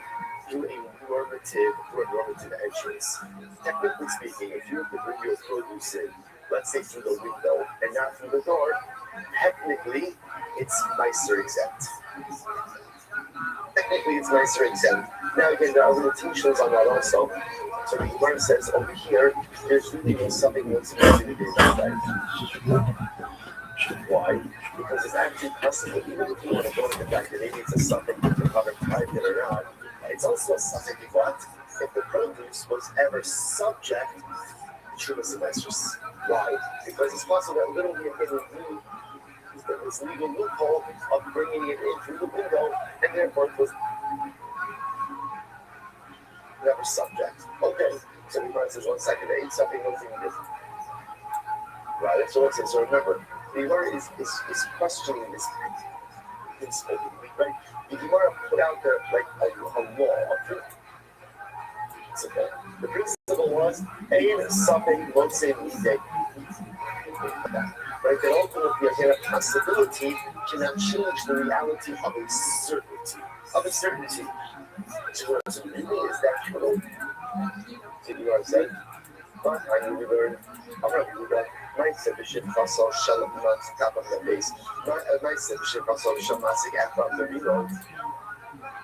Very interesting case where there was once a story of a maid servant. Now I'm saying, now again we're going to this is a Jewish woman. A Jewish woman who worked for a Nazi. What's a Nazi? Rashi says here, Gavra Allah Israel, very powerful guy. She worked for a Nazi in the city of Vivo. Okay, what happened? She had a label about it. She had a miscarriage. And I will say, interestingly enough, it was common that when a woman had a miscarriage, you have to carry a navel. But interesting, the halacha is, this is also involved a little bit. They would put a navel in a tent, which is, in other words, in a nondescript phrase. In general, what's in the halacha is, you have to bury a navel, you have to bury a miscarried baby. But dafka, do not bury it in a marked grave. You do not bury them together, you do not bury them in a marked grave. For a variety of reasons, also just from a mental health perspective, it is unhealthy. The Chazal too is unhealthy for parents to develop an ongoing attachment to a life that never was. Obviously, there's trauma, there's loss, there's grief, but Chazal wanted it to be contained, did not want it to be an ongoing lifelong. So now something happens, so she miscarried, and she put the miscarriage in a pit. What coin hits it? Coin came along, and I saw what happened, and peered over it. Now, why did the coin peer over the pit? Because something in the cave up. See, example. And for her, the also the woman gives birth, and even after miscarriage, depending on when the miscarriage occurred, there could be too much labor. There could be ritual impurity associated with birth. Now, the duration of too much labor depends on what? Boy or girl. So the Kohen peers over the pit in order to see was the neighbor, I guess it was developed enough to see whether if it was a boy or a girl. Now, my second comment, I said, I won't test the problem here. The problem is, by peering over the pit, what did the Kohen essentially do? Tumas Ohel. Tumas Ohel, remember again, Tumas Ohel also can be contracted in two ways. You can be under a roof, together with a mace, or you could be the roof over the mace. So technically speaking, if there's a corpse, let's say again, I'm standing next to a corpse underneath the sky, but I lean over the corpse, I am the Ohel. So here the coin went ahead and moved over the pit to see, is it a boy or a girl? Oh, what happened? This episode came from the Chachamim. The Tiyaru, if they shard, there was Mitsurisha. And they were retired. Why were they retired? The Tony? Because ultimately, again, this was a place where there were weasels and animals there, and in reality, they probably took the miscarriage. They probably took it and dragged it away somewhere. You know, so it's like the Bada Kilometer, Suffolk Gonu, Suffolk Gonu, because he's something who wants to be the Bada. So look at this case over here. Here's the case of Bada. What's the Bada? The ship of the woman had a miscarriage, and she placed the baby in the pit. What's the Suffolk? Maybe the animal took it, maybe the animal didn't take it. And yet, what do we see from here? The Gemara says, and yet we see that the Suffolk trumps the Bada. Right? The Suffolk changes the reality even in the face of the Bada. Then to the point that again, they ask him, the Kohen is not Tamei. The Kohen is not Tamei. So see from here that Suffolk can go ahead and trump a Bada. Which the Gemara says, no.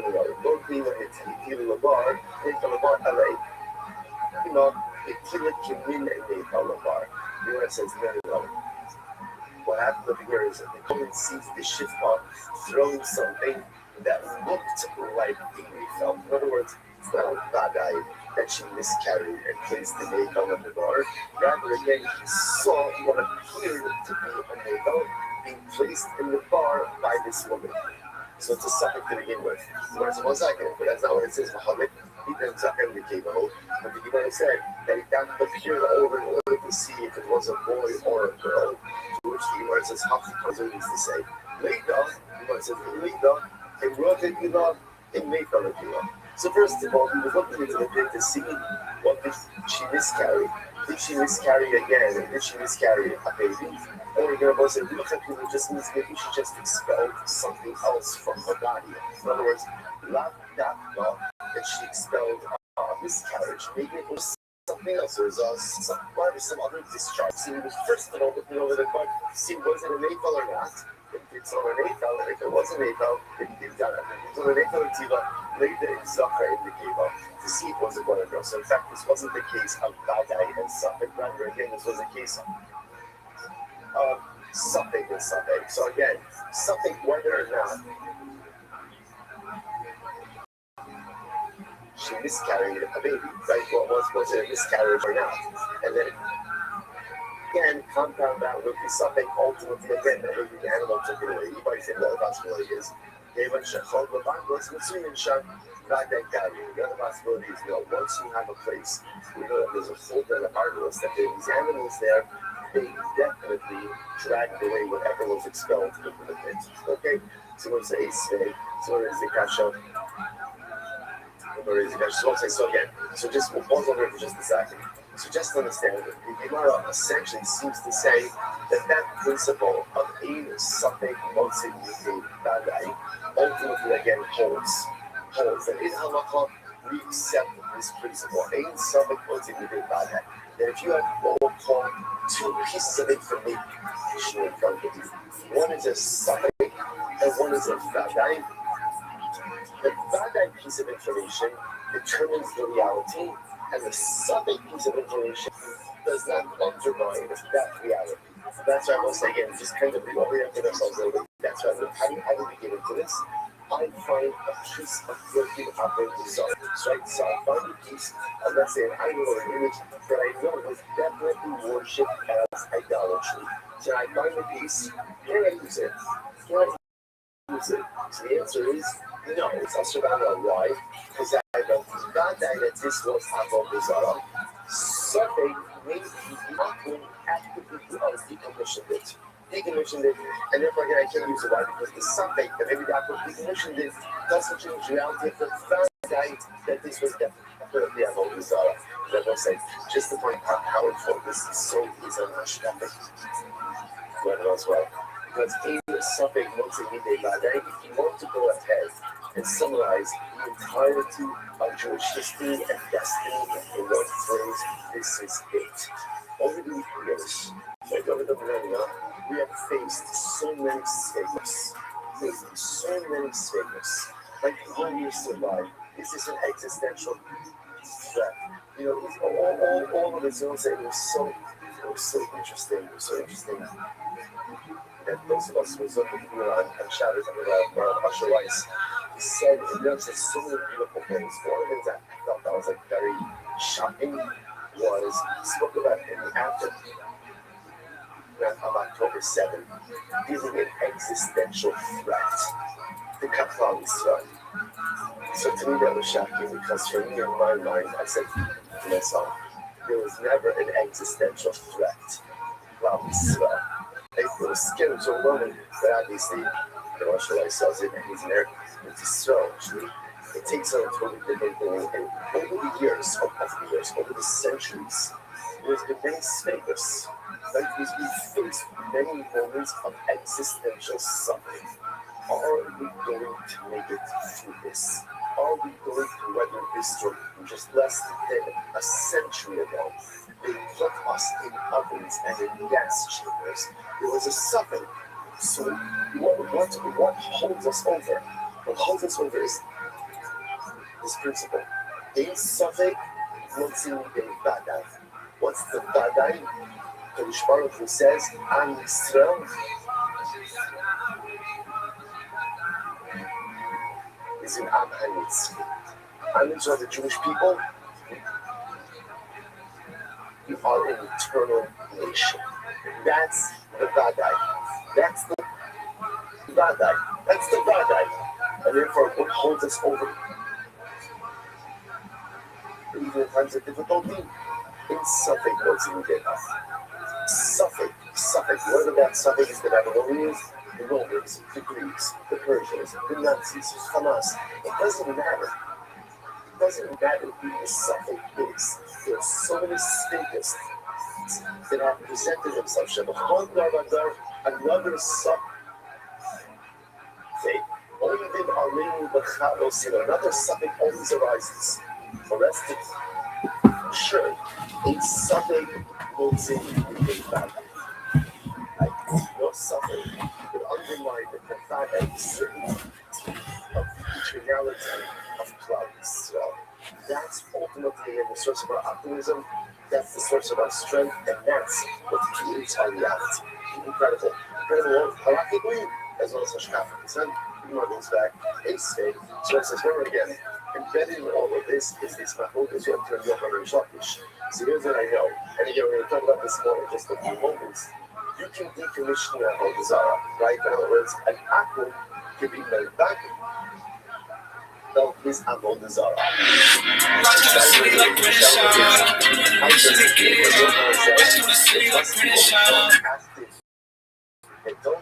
And Rich Lapish says, even passive little words.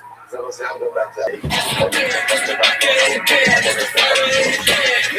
is really the final chance. Hit me with your best shot. Fire away. Let's go, Jeff. I said, hit me with your best shot. My shot with your best shot. Fire away. What's up, buddy? You're in my hometown. You're welcome. I just want to say, and I'm glad you brought this up. I know. I want to say this about Denver Comedy Works. That room on a Saturday night, on a Friday night when it's sold out. I'm telling you, like, I'm 59. My 2 shows on Saturday might be the best I've ever done. They might be the shit I'm doing right now. I was like, well, it's the best I've ever done.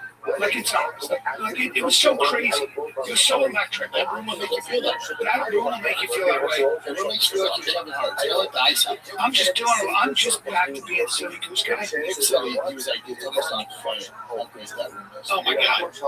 And your brother was there, right on the stage. I came out on the stage. Well, you know, they on the side, they have the seats on the side. I was like, yay, you know, hi Anthony. And that was awesome, and it just was incredible. The Denver snowed one day, 70 degrees the next day. Okay? And downtown Denver. The prices, by the way. The restaurants. Who paid Denver? Who the fuck do you think you are charging $93 for a steak? What are we doing? Well, I went to my favorite restaurant there. My favorite restaurant that I'll hold up against anybody is Mercantile. Yeah, they're good. Brought our boy Brian Shaw there. So walking at Trim 400 because he's arm wrestling. Did you go to the Cherry Creek at all? I didn't go anywhere because here's the thing. I went to rent a car and I forgot that I don't have a driver's license. Although I took out I lost my wallet. That's fun. 59. That's a good time. Wallets, right? Oh, and I had the Ridge tracker that tracks your wallet. Hey, didn't work. You got to charge it. Do I? Because I don't want I shouldn't have the charger shouldn't have to be charged. You know what I'm saying? I need where is it? Where's my wallet? That drove me crazy. Oh, and I think I might have left it in the rental car. Try calling Thrifty and see if they can check for your wallet. Thrifty is, dude. So they don't. But dude, you rented from Thrifty. I'm not going to get on the jet. Yeah, I called Uber. They didn't call me back. I got nothing. What can you do, pal? What can you do? I'm filming this new show. I was filming this show on Friday. I heard Calvo. Motorsports. No. So, you know, I like fast cars. You like fast cars. You get sad when you can't buy a fast car. This is too much for me. What? It's the fast car I've ever been in. It had 2,600 horsepower. What? He built Vipers at insane speeds. He took me on a ride for 1 hour. You know what? It's too much. I said, come on, Mom, it's too much. It's too much. He wanted you to buy it, or he wanted you to No, I was shooting a show, right? Yeah, I'm not going to buy it. I think about 600. Oh, okay. I think that's a very good answer though, when you say, you know, when you're like, it's too much. That's the one I rented. It's just a monster. That was a slim 400 kid. That was 2,100. So now let me say this video, Jim, because you know he's driving me around the city. We get up to 185 in about 3 seconds. We get to 185, and I go, oh, that's cool. And I said, not pulling up. I said to him, you ever crashed? So he goes, I have. And then he sent me this video. Why can't I fucking find it? Maybe it's on their page. Is it this way? No. That would be a fun one. This one's not fun. So it was going so fast it crashed. Oh, buddy. Oh, here it is. There you go, Chin. And now you're gonna watch this, and remember, he walked away unscathed. Now, the only thing is, show me a picture. You look like a panda. I go, why were both guys like? Yeah, because he was going 240 miles an hour, and his some broke on the back tire or something, and he started flipping, and his eyeballs wanted to go out of his skull because the G force. His eyeballs went, you know what? We want to take a break. And the eyeballs went, let us out of here. Oh my God. So the eyeballs are trying to get out. I said, inertia. I said, did you get injured? He goes, no, look at my eyes, man. My eyes, because the G force was flipping like that. The eyeballs went in. That's my body. Do you know, I told you when plane crashes, you know what they find? Feet, right? The bones will find shoes. The toe part along out there. The body goes through your shoes. It's my boy Calvin. It was basically the kill shell your fibers. What's Calvo gonna do? It's about 2 3 Oh, what's this? and we. He's really good for look at this. Boom, boom, boom, boom, boom. Oh my God. He was at the bar that night. Now look at this. Something higher with that tire goes, you know what? This is too fast for me. You push it a little too fast. You know what? We're just going to give up. Yeah. At 200 plus miles an hour, can't have that. See what happens? The tire goes, I'm going to fold in, and then we're going to take you for the ride. That's a washing machine. Gloves are clean after that, by the way. I also know, you know what? We need a little break. Eyeballs. My eyeballs are going to, I'm going to say, our eyeballs are going to stay here, but the skull's going to go there. They walked up to the car and just now remember, he survived unscathed. Besides his hand. Besides his roll cage, right? Roll cage, yeah. Look at that. Not injured, nothing. Look at that. Look at that. Now this red stings. I go, damn, that was your car. He was going for a client, and he has to be there. Yeah. Well, and that probably cost, that's for what, $500,000 down the drain? Well, more than that. That was probably $700,000, $800,000 bill. Okay, a lot of money in the bank. That's kind of nice. The guy clientele's big. Big one. Yeah, it's not a big number for them. No, not for them. No. Yeah. We're stuck clientele to you. We built all the data centers. Okay. All right. And it sounds like he has a really good what he does, though. He has a billion liquid. Okay. Well, yes. So hopefully really knows what he's doing here. Oh, like he's the Carroll Shelby of it. What he does to those cars is insane. So do you have to do it to the specs of Dodge, or is there? No. You have to understand. It's such an engineering thing. Oh my God, they pull everything in transmission. So those cars go so fast when they race. Check it out, man. There's 3 speeds. First, second, third. They get over 9,000 RPMs, which is insane. They get over 9,000 RPMs. Every time they do a pull, the transmission shot. There's so much power, the transmission wrecks, and it's all new. They get racing. New transmission. What is a transmission? It's the gear. So first, second, third. That's how they are. I know what it is, but I'm like, you ready? You ever notice that when somebody said, Brian, here's a quiz, and you have to tell us what a transmission is. I'd be like, it's the air, it's the air. That work out just the talent. Thank God I'm not running into that shit. I like the cars, I get it going. But when I find myself doing this, especially with cars, like he, is black belt, ninja bill. So when he's talking about something, back in the days, you go, oh yeah, you know, and I go, oh, I know. Now I don't know. See, I go, hold on. Can you explain that? And they'll be like, really? I'm like, yeah. I don't know what you're referring to. I have an idea, but I don't know for a fact. Well, so we might edit out the episode, but at least I'm learning. So next time I don't have to bring it up. When I was 56, my millionaire friend was talking finance, and I said, what is that? And he goes, what do you mean? I said, well, I don't know what that is. He goes, you don't know what, I can't remember what I was. And he goes, wow. And I was like, that's how it works. But also, that's not our, we don't specialize in that. I know. So I built on it. I don't know what that is. Now I do that all the time. So actually, for example, I shave a tree. Right? And what do? I go and I take shavings off of the apple. Millionaire friend was talking finance, and I said, what is that? And he goes, I said, I don't know what that is. He goes, you don't know what? I can't remember what I determined. He goes, wow. And I was like, that's how I remember it. Yeah, but also, that's not our little specializing. I know. So I have no problem with I don't know what that is. Yeah, and now I do that all the time. Yeah, so stuff I'm like, I don't know what that is. What are you talking about? Yep. What are you talking about? Yep. I made a mistake this week, so I shot all that on Friday. Saturday, Boston had football. Tiger had 2 games, and then Sunday had 2 games. Tiger ball's out on Saturday, Red ball's out, and then we get back home, he throws up in the truck. Making a bad and like flu. I've been on the weather, so I don't know when we get I maybe eat a bunch of sugar or some shit. You know, that morning it throws up. Fever, I'm like, team together, you gotta win one, we're in the championship. It was really ugly. Yeah, you know, I played my best game there. Sick. Let's go, man. Just got to show us to figure out.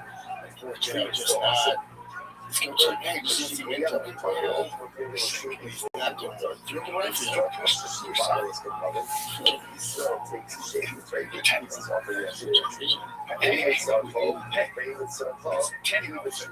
know he should have taken it off. He should have taken a break.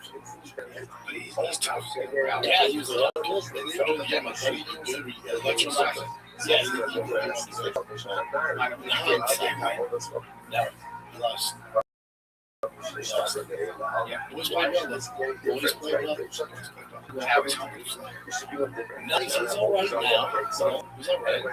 It's going around. My little ones are just snot bombs all the time. So you're going to get sick. How good, buddy? That's right. Did you watch any of the fights? I watched all the fights. Watched all the fights. All Barons, you want to go through which one you want to go through? I mean, just Charles, basically. Just Charles. BMF title. That's why it's getting flat. That's why it's getting been. This isn't the score links to the White House. Now, if Charles and Max, let's say it was just a main event, no belt on the line, and they fought, we're all praising Charles. Dude, what a performance. The issue is, when we say this for the BMF title, we assume BMF means Josh to win, that motherfucker, you're taking a risk, stand up. BMF means it's going to be a slight cost. So, for Charles, it's a I don't know who his wrestling coach is, but he's different. Like, his wrestling's unbelievable. I mean, he's working with somebody. He's the same team. He's the same team. I just think he changed his game plan. Right. But this shows you how good Ilya is. Because he tried to get out Ilya down there. He did that. So it just shows you how good Ilya is. That's why I know this BMF, they can't take BMF out of his performance with Charles. So I think what they do, I think Charles, he's been with him forever. No, he's not new. That's his guy. But then in between, you actually see. But what I would do is, I would do Charles versus Armin rematch with Federer. So what he got just, you know, because Armin got tired. Yeah, they got Dyson killed. So they do 5 rounds just to make it really interesting. It's a great fight. Very interesting. 5 rounds. Very interesting fight. Because, you know, Charles doesn't get hit, but Charles also get good, you know, on feet. They didn't do a lot, but I mean, Max just didn't have an answer for that wrestling. Really interesting. Max is defensive. I love that. He was probably getting ready for a slugfest, right? Yes. It's going down. It's fun. And they did it at some of the very end of the round. That's hanging it up. Smart. Charles, very smart guy. And very, very, very good high fight IQ. And just his time. That's what he does. That's his losses. You know, he's like a older, I need this BMF title, so I'm going to take it down. Not risk much. Yeah. I appreciate it. I really appreciate that. I do too. Right? Yeah, you obviously know. It's like, dude, you get it. It's half it. But I would do Charles versus Armin. We made it 5 rounds. And I'll do Max versus Tom. So now Charles Max versus Tom. Fight a big thing. They have a history, right? Marathon gas stations, every stop is so fun.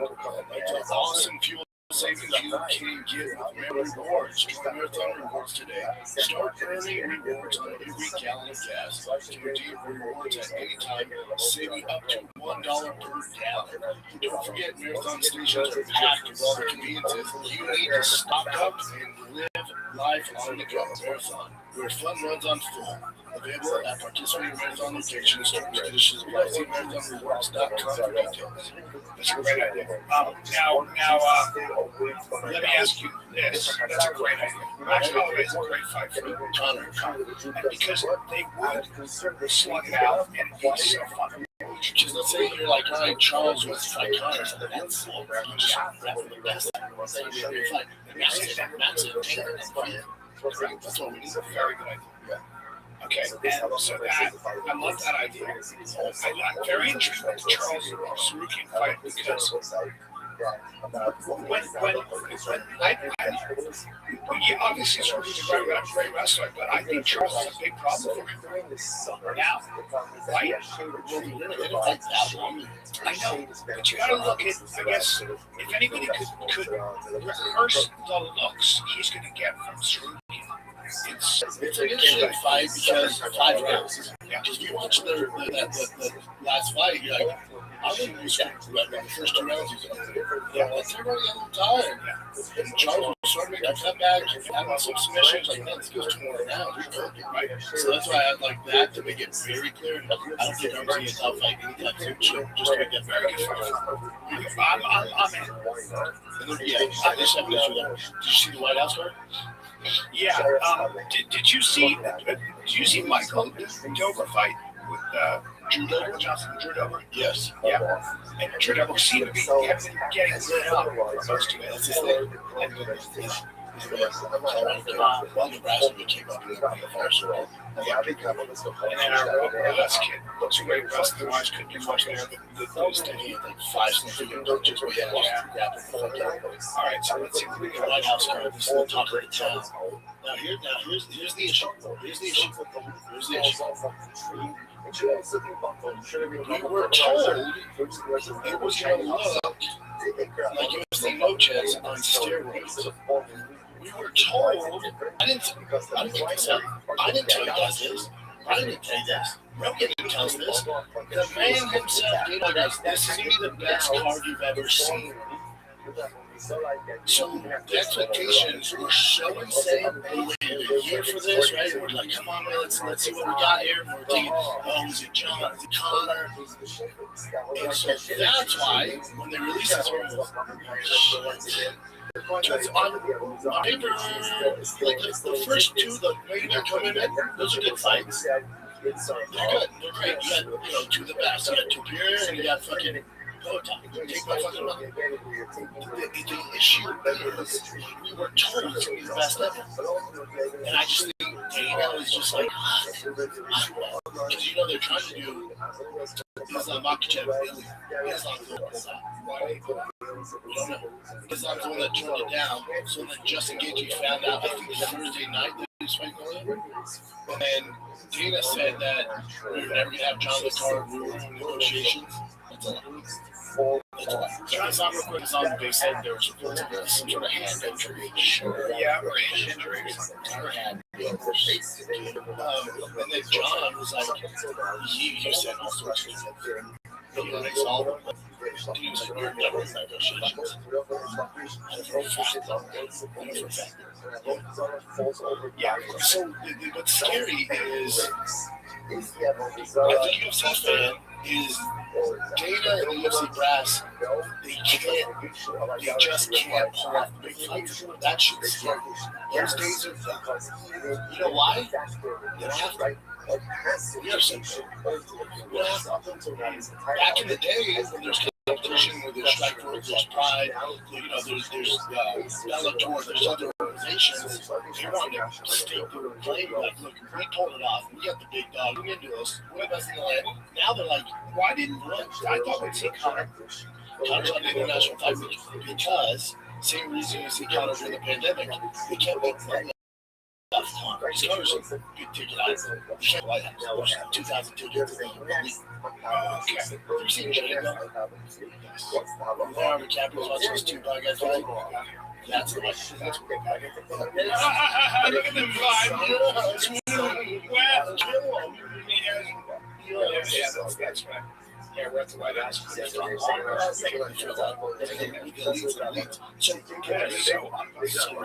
Awesome. But the point is that you can't constantly sell out. So you're saving up for international fight week, which is June.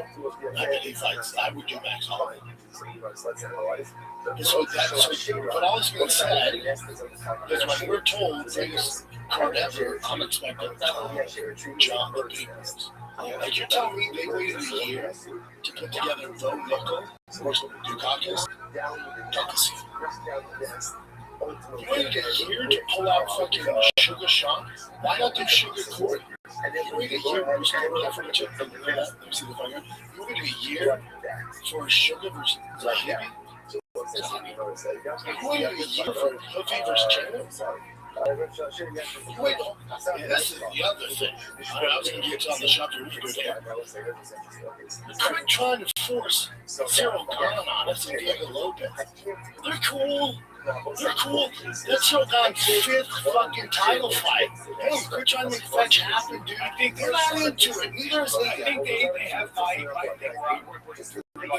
Cyril Gahn is. I think who you. Five opportunities to failed box. It should be starting I'm trying to make that happen. Diego Lopez, all right, dude. Diego Lopez, look at the cards Diego Lopez has been on. Yeah. Quit trying to force the fucking kid on us. We'll tell you who we want to see. Quit trying to force me to Cyril Gahn. Well, Cyril Gahn, Alex Pereira is interesting to me because Alex is stepping that way 240 probably.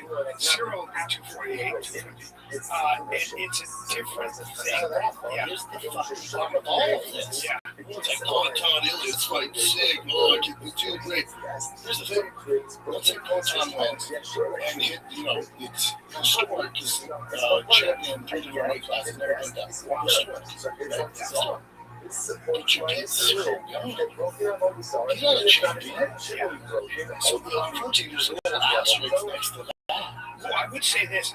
Cyril Gahn is a very big and very athletic heavyweight. Good against Aspinall at least for 5 minutes. People go, so if Potan beats Angel, you know what I mean? You're not the champ. No. So the asterisk, granted, what he's doing is insane, and I love Potan. But there's still that asterisk there. Even Cyril Gahn, a guy who is we're not speaking John Jones, you're talking about it. No. I'm not saying John Jones. Ready? F. It's over. Everyone in here will accept it's over. He's not fighting. Never again, bro. It's never happened with K. Never happened with K. The only time he come back with his arthritis and all that was when the White House guys. He was like, this would get me out of bed. I would do this. He's got issues. Yeah, he has issues. So he's like, no. He's got issues. Now the UFC could, which I doubt they do, especially the current climate, UFC could release John. And now, you might say, oh, release me. But now, let's say the UFC, they're not going to do that. Let's say the UFC release me, UFC, let's go. If I could prove it wrong, would I be wrong? Would it be a bigger man? You see, I'll be the fall man, sick kid, and Dave was like, you were never negotiating. All this bullshit is that when you want me to wait to publicly and out fucking laying on my bed, rocking my head around the perception, all you think is how fucking big. And then the other half is like, but is it really that? Yeah, too much. But here's the thing. If the UFC's not going to it because they know what's going to happen, let's say the UFC released John. So Francis is fighting on the main event with Gina. So you got Francis up and down. So Netflix, you're actually crazy. If you don't think the minute John gets released, you're getting Francis versus John. What do you think? Basketball. He signed with Eddie. They'll figure a way to get him out of that contract. If you're Aswan, you want out of the UFC contract. Because you're becoming a free agent. You're fighting Francis, who you always want to fight. You're fighting John, that's on Netflix, there's more eyeballs, and you're making boatloads more money. So interesting. That's a very interesting thing because in a way, the way Saudi Arabia changed boxing, Netflix could actually be the one hub that draws more eyeballs. Also, Saudi Arabia. I'm sorry. Also, yeah. So now that's right. So now. So UFC may have some competition after that, But again, that's if they release it. UFC knows what's up. You don't make time happy, and John should be able to get out of it, especially with the lawsuits and stuff going on. So, but it's interesting, right? In order to achieve what you want to achieve, you need to make the UFC. You gotta make the UFC. You fuck you money from Netflix, and you get the matchups in UFC. Pretty good, right? Yes. This White House card, can we talk about Bo Nickel for a second? Sure, it's fighting good. But this White House card, if they just release that, you're like, oh, that's a Ilya. If I can not turn it, you're like, fucking snap. This is fine. Same with the BMF shit. The problem is when you set expectations and you don't deliver, you're like, shit. Now, the one thing that could make this a store, like I'm on a jet, like when we it's a big actor, is if Justin like the White House American knocking out Australia, now it's like, oh shit, it's a big ask. It's a big ask. Now, I'm just going to say this without being disrespectful, but if you mention a couple names, if you mention Ayman Zahavi, Mauricio Huffy, Kyle Dacus, and Steve Garcia, two average, even fewer of the UFC. You understand? They go, it's not that Sean, we all know Sean O'Malley is a superstar. We don't get excited about, it's like, see if I understand. The problem is like, this is the it's not unfortunately hobbies right now, but unfortunately, this is the current state of the UFC. They wanted to give you guys a big card, but they don't have any stars. The fight for Sean, the tough fight for John. Yeah, fuck yeah. Sean's. Now, if you go back to the card check, show me which Americans are winning. Which ones? Because Trump's gonna be front row next to Elon fucking Zuckerberg, so you're gonna be jacking kids off. Dude, which American is gonna get right low, take Bo out? But I want to see that money. What the fuck is happen to Chandler? That's a terrible fight. So look at this. Let me see. You have Chandler wait all this time, and then these rewards up. You show the White House. It's a fucking nightmare, dude. Guys, take a little break. Talking about Shopify. Shopify is the commerce platform behind businesses around the world. 10% of all e-commerce in the U.S. from household names like Dry Fast on Gas. Brands just getting your household name brands. Your brands are just getting started. You can start your own design studio. So hundreds of use templates. Shopify helps you build a beautiful online store that matches brand style. Yes, you can. Shopify is for uploading new products and trying to print existing ones. You got a marketing team behind email, social media campaigns, whatever your customers are scrolling. Best yet, Shopify is your commerce expert with world-class expertise in everything from managing inventory to international shipping. It's fantastic. 24/7 customer support, by the way, that's important. Yep, we got the Shop Pay button, which is used by millions of businesses. Which makes it super easy to convert. It's also the best on the planet as far as things mean. Bringing less cards go abandoned and more sales free. It's time to turn those what ifs into churches. Shopify today. Sign up for your $1 per month trial today at shopify.com/TFTK. Let's go to shopify.com, all lowercase TFTK. That's shopify.com/TFTK. Cha-ching. TV, thousands of free movies and TV shows.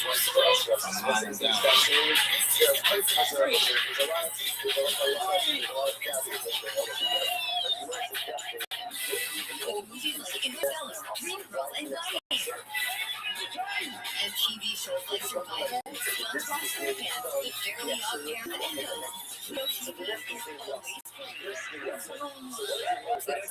Stream now, pay never.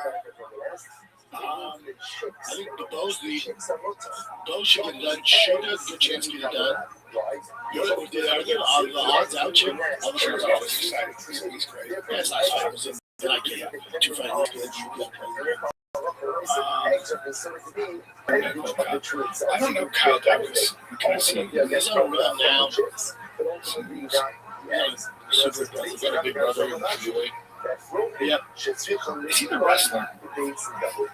What is his pedigree? I can't remember. No, just as a big piece. I'll do it. These are the odds. These are the open odds. So you got Ilya minus 600 over Justin Gaethje. So down minus 160 over Overtime. Yeah, Shubhasham minus 350. So you're going to win there. Minus the biggest favorite on the card to get to right back to Chandler. It's so weird. That's crazy. You hear me? We did it. You hear me? And the bonus is minus 240. Diego Lopez minus 135. We're trying to push them all in. We'll tell you who we like. We're pushing people on us. So now,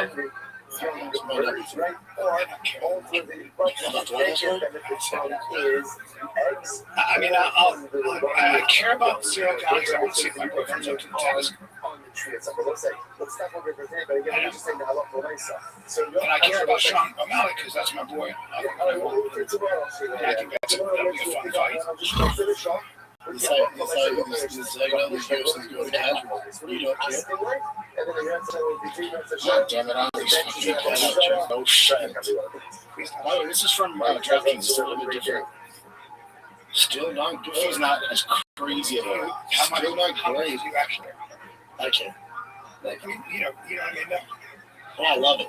No, but there could be other What do you mean? matchups here. Like, I'm really excited. Oh, yeah. Oh, yeah. Oh, no, they totally dropped the ball. Yeah. That's all I'm saying. Oh, no, they totally dropped the ball. I was thinking about it and I was like, this is how I feel. This is terrible to say. If I miss it, I'm fine. Oh, wow. That makes me sad. It's a terrible thing to say. But if I'm really honest, if I miss it, I'll rewatch it when I have time. Oh, wow. Yeah. You know what we are? We're just two different ships sailing. I know, but I'm stopping my ship. Which one are you excited about? Yeah, I like that it's at the White House. It's historic. I like all that. Kotan Don't get me wrong. Kotan Gone is fucking very tricky. That's the one. That's what I'm excited about. The rest of them? No. Dedicating You know what I'm saying? this year as a Now, would you be more excited if you found out Ilya? Excited about O'Malley. Sure. But that's more because Yeah, he's going to get it done. He'll get the American video. Would you be excited about Ilya versus this one? yes, I would have done it, right? yes, it would. That was the goal. But that to be, Defend Dana and Hunter, the boys. they can't give Victoria to Sarukian, I guess, but I would like to that too. Those are exciting to me. But you got to interbred with Justin, so you got to get that out the way. But you could have done Ilya up at 70 against this one. That's what I'm trying to say. Even that being said, the wrestling card's so weird. That's what I'm trying to like. What would you like to have seen? I know Connor, John, Connor, Max, or Connor, Chandler, Nate Diaz. Like you bring out the big boys, the big guns. Now, here's the thing. When Rhonda said you're great, the reviews are going to beat those, she's like, no. Yeah, now you're right. Yeah, before I wanted to argue about it, yeah, you're right. Yeah, they're going to blow this out the water. Yeah, we're blowing out the water. Yesterday, Rhonda, she's a minus 3,000. Everything's mismatched. People are into it. Yeah, Cyril Don and Kotan like the marquee fight on this. Yeah, it should have been John. John would have actually made this card. John was on it. John, your body gives out. Well, he wanted to do it, he's got to do it. Yeah. So he was ready, it sounds like, from his tweets. Yeah. What happened? You still want to pay? They don't want to pay. They can. They don't have to. They don't have to do anything. So like Rhonda and Judah to Dana's point was like, we're good. I told him good luck. And Rhonda was like, we want to guarantee paid. It's like, we don't sell that. Stanley. Because like, doing rough. And now imagine this. Go back to the White House card. Imagine this.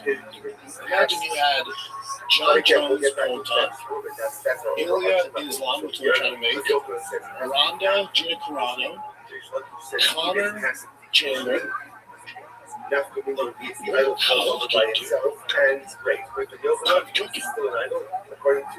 I think right. I think John would have did it though. Just John. What's that? John, if John was on the card, he would have done it. Everyone would have been happy, man. They're going to step in the right direction. Well, they're working on what they got. The only plus side to all this is it's not going to mess up the rest of the cards for the year. That was the big worry, too. Also, Trump was like, there's 7 title fights. 7 fights. We were just going to fuck up the rest of the year. Nah, you're saying, nah. We're going to give you shit sandwich. So we're making $7 billion, and it doesn't really matter to us. We're in cruise control. Yeah. So now that John is pretty much not on the White House card, so they were so he's already fighting. So that should have been their last hurrah. They should have invested money to negotiate with him just for that card, though, right? No shit. So he wanted, like the same amount of money. That's like, well, his excellency offered to pay $30 million to pay to fight, but he didn't take it yet. He didn't take it. So he was asked for 60. He was issued. That was 50.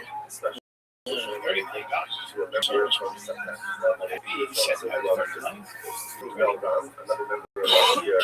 Yeah.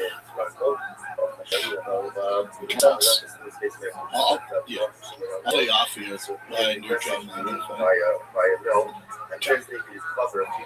Interesting. Yeah, I've been let down, but Real Housewives of the UC, baby. Yeah. Anything else? What else you got, Jim? Let's see what we got here. Tournaments? Yeah. Okay. Let's go with some currents. Hey, we're still raging. Yeah. Stay out of that.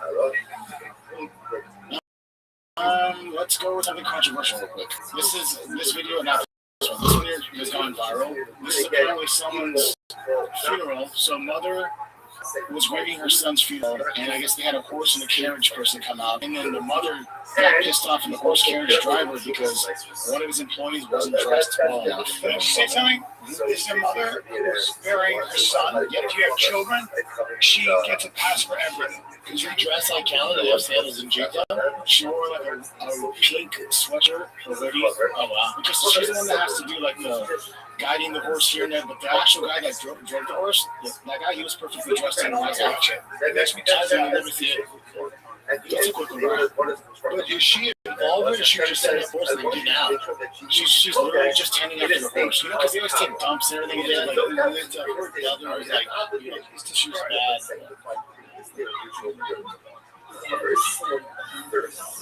She's the one in the white with a wagon. The horse ain't the only one carrying a wagon. Right? Oh, wow. That guy should have a little bit of passion to it.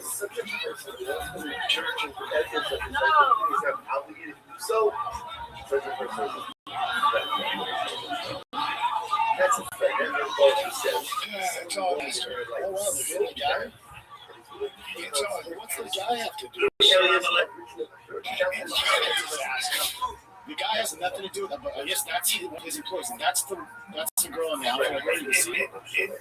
Should I just send the horse up and get out of there? It looks like. It looks like. Oh, he threw. That's the issue. He threw it back at her. That's where the debate comes in. It's like, well, she did throw it at him, so he was kind of like, this situation before. Outside there's fights She's not in the clear mind right now. The mother, she's just not feeling. Yeah. But I mean, the guy was dressed up perfectly. A top hat, She's not super right. Yeah, she should get it. And then, dude, when made it 10 times, it took his own time versus the whip thing for the horse. And I think he did kind of like, do a little action like that. And I'm sure we'll turn this into our racial. No, they're gonna. But of course, it's just him like, it's not that. It's a disaster. Other than that water bottle, whatever, that's a shit. But that's why he got, crazy. And that community, that demographic is a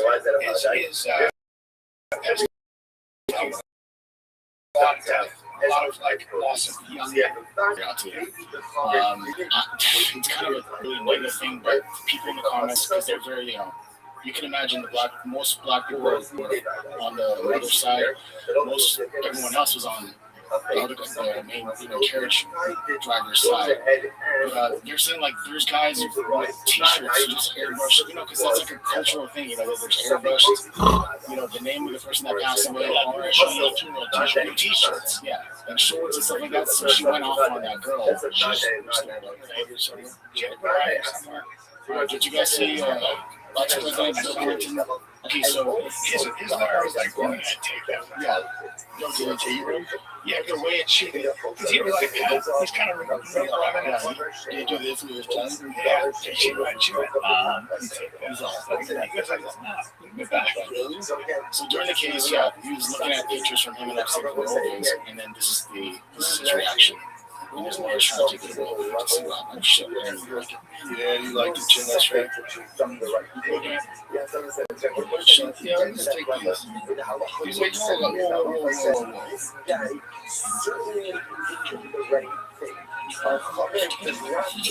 whoa. She's okay.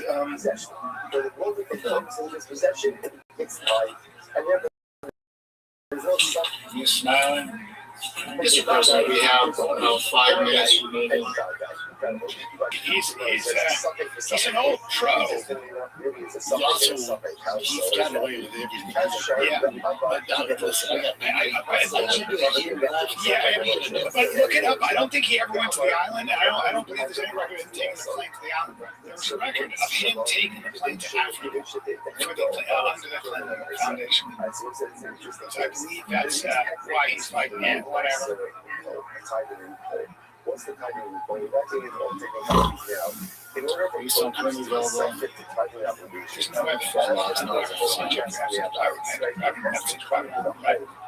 So he's like, I used it to go to 26 legs and have some private jets. It's all to Africa. Yeah. Episode accused of Virginia Roberts claimed in 2011 have met Africa on the island. However, in 2025 years from 2011, I'm sure they himself assuming that he was never on the island.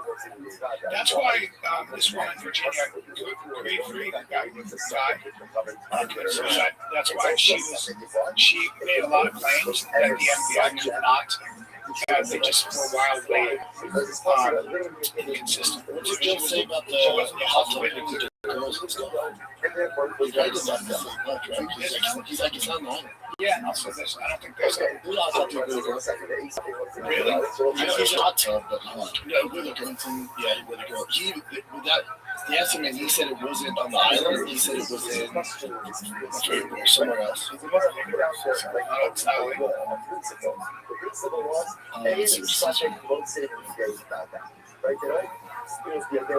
you recall the details of this photo? No, I don't think I ever knew this. Okay, and for those who can't see it, it's a photo of you in a hot tub with a person next to you here. Do you remember where it was taken? Do you remember what the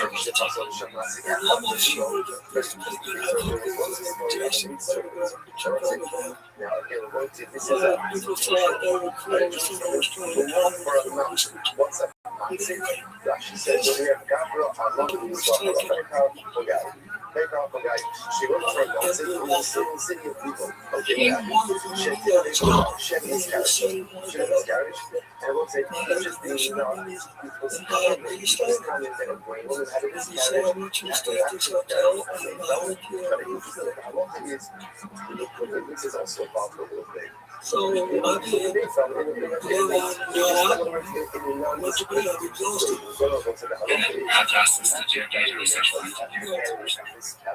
Thank you. So it was in Brunei. I guess there's another photo, and it's just a large pool, and you go in the hot tub, and there are other people around. So it's like a big event. So, but that's true. See, the problem with all this stuff is like, it's like, do I think he was fucking around? Hell yeah. Hell yeah. Like all the stuff that floats around, it's like, we caught you. It's like, all right. He's like this. He's like, oh, yeah, hot tub. Yeah, Brunei. By the way, Brunei, have you looked into the Sultan of Brunei, the Sultan has harems. That dude would fly and go all over and have like, I don't know, 10 girls in his palace and stuff like that. That's, yeah, the Sultan got crazy money. Just foreign women. Just he would keep them in the 90s. Some guy, I read a thing about this journalist who saw it. And the guy just had all these women. And then what he was suffering from was boredom after a while. It was like kind of like back in the day, like the Dubai thing. He was like, here we go. So for whatever reason, I just remember someone said something like, whatever, but then it reminded me like the Guthrie thing. Have you heard anything since? Because I've heard nothing. It's been gone, right? Like the Muslim lady, Nancy Guthrie, or Guthrie. Did anything happen? Nothing. How about the guy who knows so much about like space and lasers and weaponry, and he's a retired general, and he got kidnapped. And there's a lot of weird stuff going on. That's so crazy, dude. And reviews possibility. But I mean, this is all over the news. Like, we're on something, somebody's just gone. Because we don't have attention. No one has an attention span. It's crazy until you said something. That's why I saw something. I had 34 days. She's 83. She didn't have her meds. It's not really good, guys. Yeah. I just, this is kind of amazing. This guy. So weird.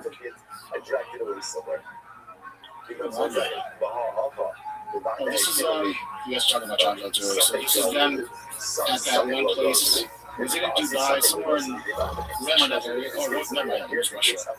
And this is them talking about the whole week thing too. John Jones and DC. Maybe the animal took it again. And yet, what do we see from the earth? And yet, we see that the Sunday, that's the first something. If I third victory, it's not going Daniel for me. He's not going to win. I'm here to show the world that I'm a better fighter and a better coach. Well, that's the thing is, he won once. He cheated the second time and it didn't win. Let's remember that. And I'm going to beat him this time. There's no way he can outcoach me. No chance. I think being on my team alone, just being on my team, gives the fighters all the energy that they need to be victorious. Another thing, I'm just wondering how much DC weighs right now. You used to make fun of me about being fat. Look at you. You try to like pull his shirt and shit. It's hot as hell out here. We go inside. We can't afford for anything bad to happen out here. We're in the middle of nowhere. There's barely anybody to pull me out. Oh my God. It's possible you'll get into a fight here. And what will happen if that happens? I think we all know what would happen. No. What would happen is now we'd be fighting at a more natural weight for me, so I would probably drown in that pool right there. They don't like each other, man. It's real. Yeah, John has always been trying to like be his friend, but then DC's like, no, I don't believe it. I don't really know. This is bullshit or something like that. Yeah, no. Let's take a little break here, big. This episode of Time Just brought to you by Progressive Insurance. Jersey and playing this podcast. Smart choices. Progressive loves to help people make smart choices, and that's why they offer a tool called Auto Quote Explorer that allows you to compare your Progressive car insurance quote with rates from other companies, so you save time on research and you can do savings when you choose the best rate for you. So give it a try on this episode. at progressive.com. Progressive Casualty Insurance Company affiliates and have all such situations, prices, very best now you buy. Progressive. So we'll break here, B, because this episode of Time Kids brought to you by O'Reilly Auto Parts. For your business, keep your car on the freaking road. They offer friendly, helpful service and parts and all that you need for all your maintenance and repairs. They have thousands of parts and accessories in stock, either in store or online, so you don't have to wait for you in the jam. And by the way, they're all the time. And they're all the time. Even O'Reilly's can test your battery for free in and out of your car, and if it needs replaced, I'll be fine just about battery for your vehicle. They got it all, man. Windshield wipers, brake light, quick service, they're there. They're there, so whether your car, expert, or rookie, you'll find their employees at O'Reilly Auto Parts are knowledgeable, helpful, best of all, super friendly, right? Professional parts people at O'Reilly Auto Parts are your one-stop shop for all things auto do-it-yourself, and you can find them need in-store or online. Stop by O'Reilly Auto Parts today. Visit them at O'ReillyAuto.com/fighter. That's O'ReillyAuto.com/fighter. So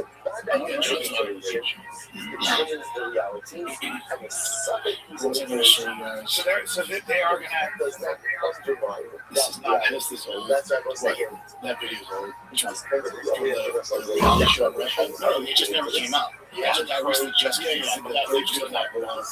So check out this story. This is all. It's a good ending. So just that's it.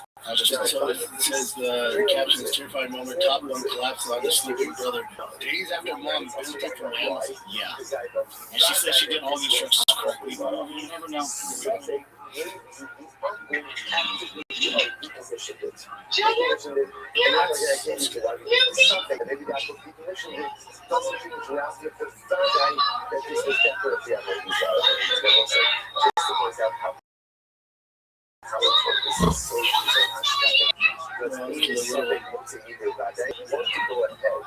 Thank God those spikes missed them.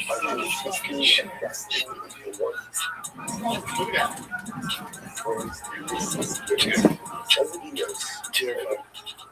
Thank God those spikes missed that little dude. We have faced so many stables.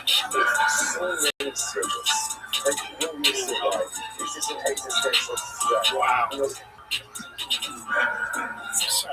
Ultimately, the kids are okay, didn't get spiked, but dude, you saw all of them fall down at once, right? And then the sister, that's what broke my heart the most. She's like, oh, she's so scared. Are you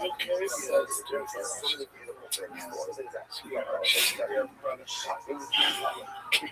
So this video came out. This is from a guy that's selling, cars at a Honda dealership. And then he just became this like crazy viral sensation. So it was posted earlier, but now he's like blowing up. Just put it for you. Owning a car shouldn't be stressful, and that's why I'm here. Hey, Mapleridge, I'm Alex, the newest Mapleridge Hyundai sales consultant. My goal here is to make your car journey the simplest, the easiest, the most understanding car dealership you ever go to, and that's why I am starting in this position of sales. Whatever you're at, your old vehicle is feeling new, like this Palisade, we want to help you and help achieve what you want in a car.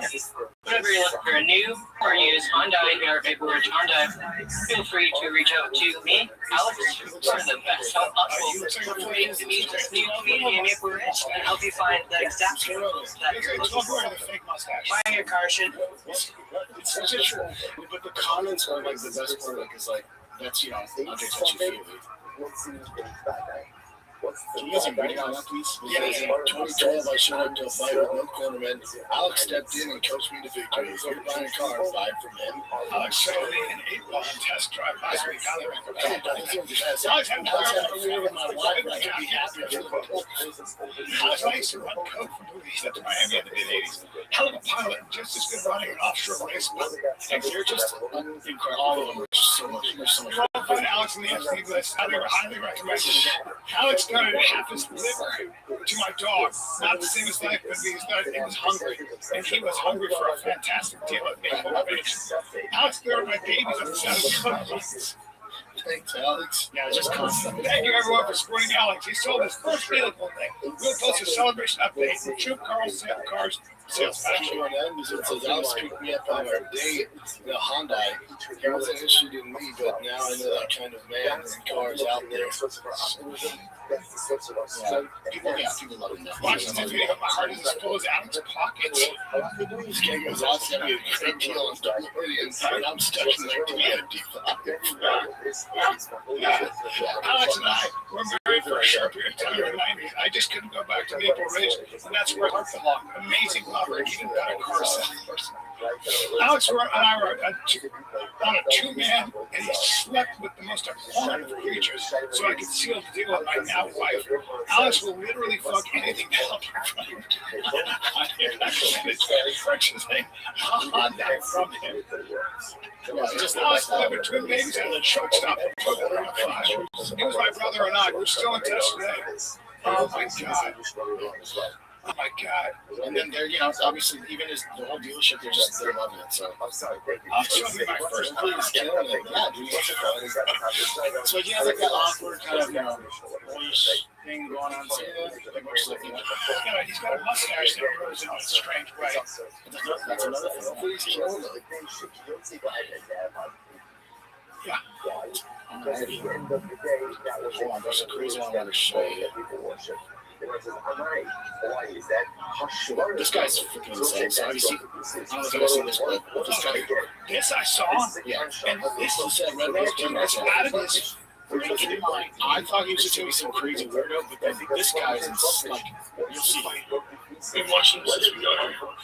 He's doing some stuff I can't actually believe. Yeah, he talks to himself, he's laughing now. Something what you say.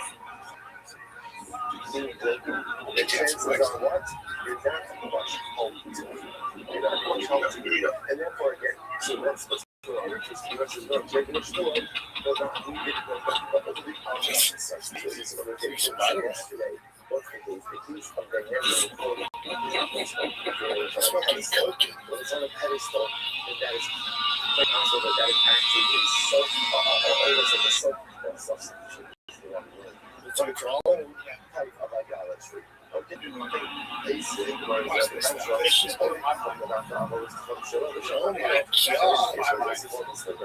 That's fucking wild. Yeah, that's wild, dude. One spin win. Yeah, that's Have you ever met Red Rocks? Is that Red Rocks? Yeah. Oh, wow. I'm not. It's great. We see it all the time when we're fighting. Really? Super tough.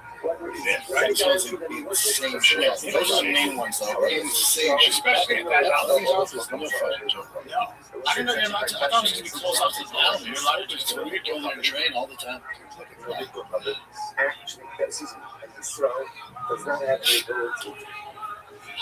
He's in phenomenal shape. He talks to himself. He reminds me of like the Liver King kind of personality, but hopefully doesn't go athletic. Yeah, and just doesn't go crazy. They're running back. Something that guy's ready. I don't know for what. He's ready. I don't know for what either. Alright, this is the one that freaked me out. This is at it's a Southwest flight. It says 294 from Nashville to Fort Lauderdale. And then this is what the crew is telling the passengers to do. Is this where the guys doing this? I've heard something that happened. They didn't say exactly what the details were, but something about it. There was some sort of thread and they had to do this. Why?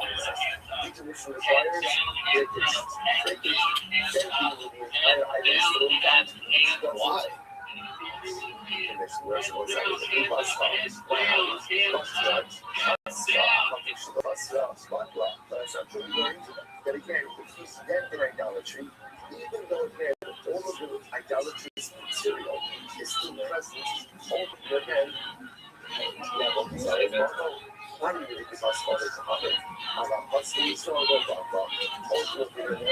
was that the pilot saying that? It might have been a cop. Security. As I was walking, see the cops coming.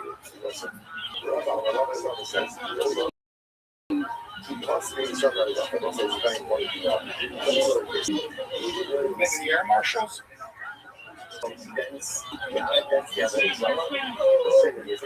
other words, it looks like Thanks, man. really is an active form of negation. Who's shouting? What are they shouting? Any proper form of idolatrous negation. It made no sense at all, but they're just screaming hands down, hands up. If somebody has a weapon or the idea is whatever. Well, how about this? How about not my team, the other 10-year majors team? They're playing on Monday, the championship game. Huge field. This is in Houston. They're in a huge field. Someone comes running up, goes, get out of here. There's an after team. So you got like 20 teams. My team, the Mustang, they go get running. They jump over the fence, they go to the street, they go to the neighborhood. Everyone's flooded. They get the fuck out. Then they come back. Yeah, what the fuck happened? Cops are going to come back and someone was running like the baseball organization. It was just a drill that we like to do. It's on. That's right. And the coach asked, what's the problem? In the middle of a fucking tournament, there's like, that's not a drill. It's just a drill. And someone from the field was like, yeah, just a drill. And one other coach is like, no, everybody was copy of it. No, they thought there was an actual active shooter. Coaches are carrying kids and shit. It's scary. But it's just, this is last weekend, so it was right during Iran and all that. Yeah. And there's that active shooter in Austin. Have you seen crazy? Insane. Yeah, exactly. Have you seen that terror alert thing from the Justice Department? It's like Austin's right there. Austin is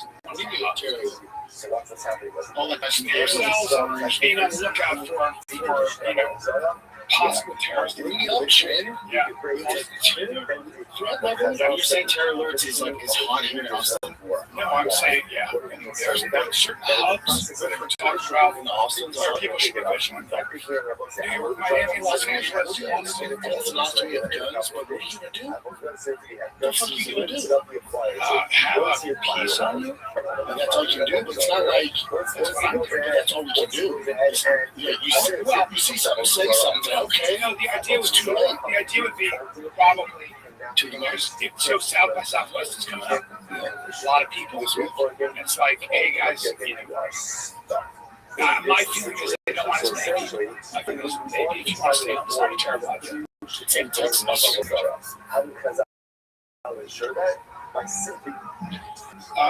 is one of the main hubs because of just because of what already happened.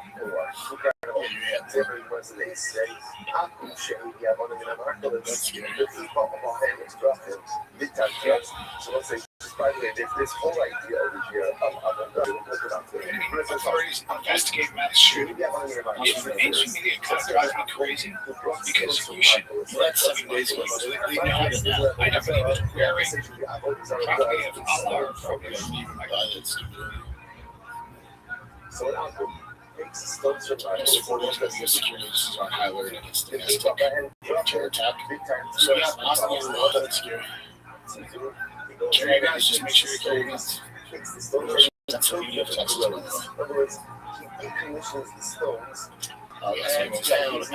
So the thing that freaked me out about that is when you can hear all these women saying the same thing. Like they're yelling it out, chanting it, like, who are these women? Are you guys freaking out? I think that was the. It sounded like a lot. It sounded like a lot of women. Like 6 of them. Hands down. And they didn't really tell them what it was. They were like, it was just for the records. Something triggers security.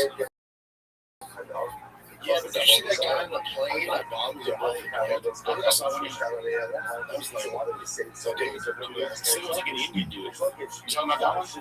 I don't know. So there wasn't any kind of hit that. So yeah, bomb. And what sucks about that is obviously they just go to their minds, but then you have to freaking deplane. That's like this huge search. If someone just says it, someone just says it. Hell yeah.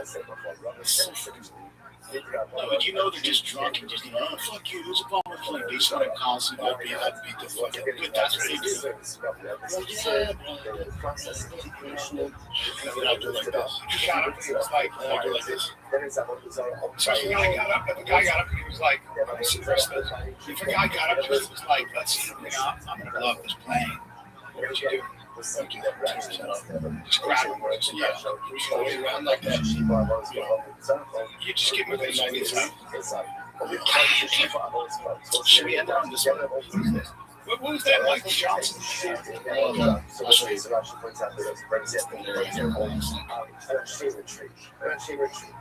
No, he's showing another product. But then when I looked at him here, he always looked whatever he stands for. But he looks even younger to me now, unless they're doing the same thing. He's younger. His hair. One thing I do every day is one food on longevity. I built this for myself. I've downloaded it for you. It goes for all genders, all ages. What we did was we researched all the scientific literature. We found research. We looked at the dosages. So we tested it. We published the results. And what I think we have is the most evidence-based stack in the entire world. It's transparent. There's no gatekeepers. It's just open science. So it's very easy to do. It's one scoop in the morning, stir it up. So he's coming out this morning. It has much energy, those ingredients. If you take it later in the day, body disrupts your sleep, so earlier, etc. I would encourage you to give it a go. I think you will feel a big difference. Let's go. Sponsor us, but let me see his age. The tree is still awesome. Remember, he kind of looked like alien and weirdish. He just looks more natural now. I would hope so. In 2000 years. That's how I'm holding Great thing. Whether these sort of things which benefit us, the trees benefit ultimately. Again, we have all these other stuff and shavings, but they look so it's going to go for us. Yeah, I think have all this go partnership. What? I'm more interested in my why should just get a different site? Yeah. Why would you get you take that I think it's fascinating, but what if the first year age thing? Okay, so I'm not sure how much I can show about this, but this story is absolutely incredible. Just watch it. 22 episodes.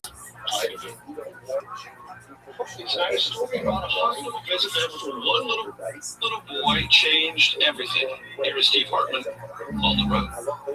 Back in 2022, that boy named True needed a heart procedure. The procedure lasted about 7 hours.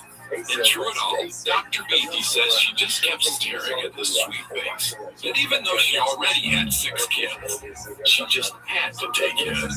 This After I dropped Drew off in recovery, I called my husband and I just said, we gotta have a talk. When you get home, I need you to have an open mind. A year and a half later, their adoption was complete. So yeah, that's how the story goes. But it's not how the story ends. Drew had been living with 5 other siblings in that same unstable home environment. Amy knew she and Ryan could adopt all of them. So the good doctor decided to do the next best thing. First, she got her sister and her husband to agree to adopt Eileen. Then her sister-in-law and her husband took Tyra. And finally, she got a co-worker and her husband to make Malia and Tyra part of their family. I went back to my husband. And that's how Lady got adopted too. All of this because of a doctor who believed that saving lives wasn't just her day job. Advocated for the voices and recruited village to make 6 lives better. For many birthdays to come. Steve Hartman on the road in Omaha. Yeah. You have kids, it's like you just don't, it's like the most incredible thing. Some kids just have all this shit.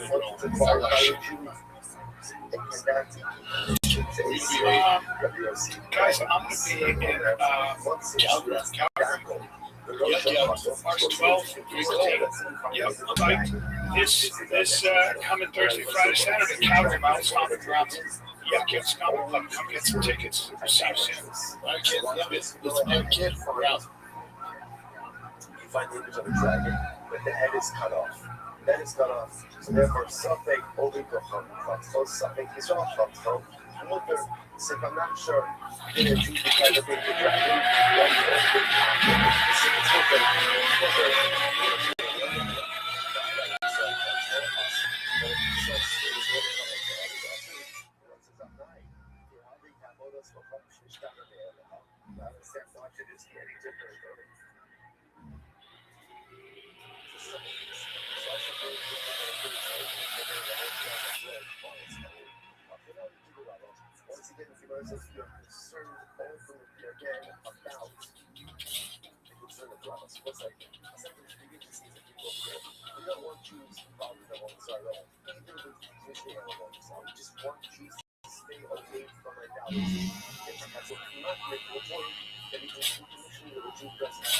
Out of concern that we pick it up, acquire it, and continuously deliver copies of our ACA, the mercy of our absolutely what we must have shown in this and it's a little sheriff's bar because it was just a piece of the so this I don't know if it's part of this.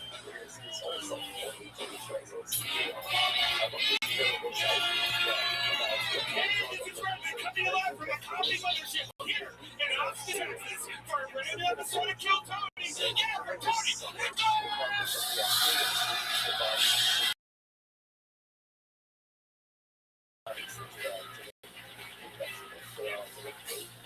Who's ready for the best fucking night of their lives?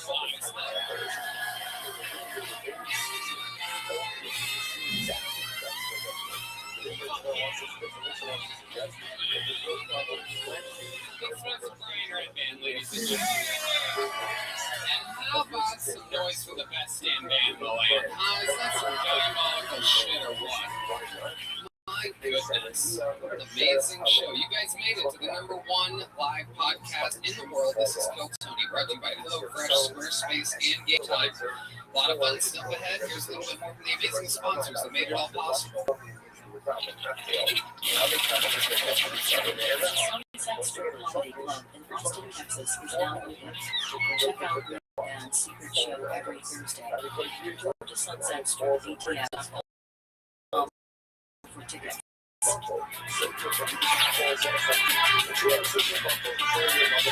Start tonight's episode. You know, sometimes we have 3 guests, sometimes we have 2, sometimes we have 1 that is so good that I just like to fucking hang out, let the show breathe, make it about the bucket crews, the regulars, and fucking jam with one of our favorite comedians in the world. Ladies and gentlemen, you know him from all of us. Absolutely hit specials, his hit podcast. The man is untouchable, and it is Austin's own Tom Segura.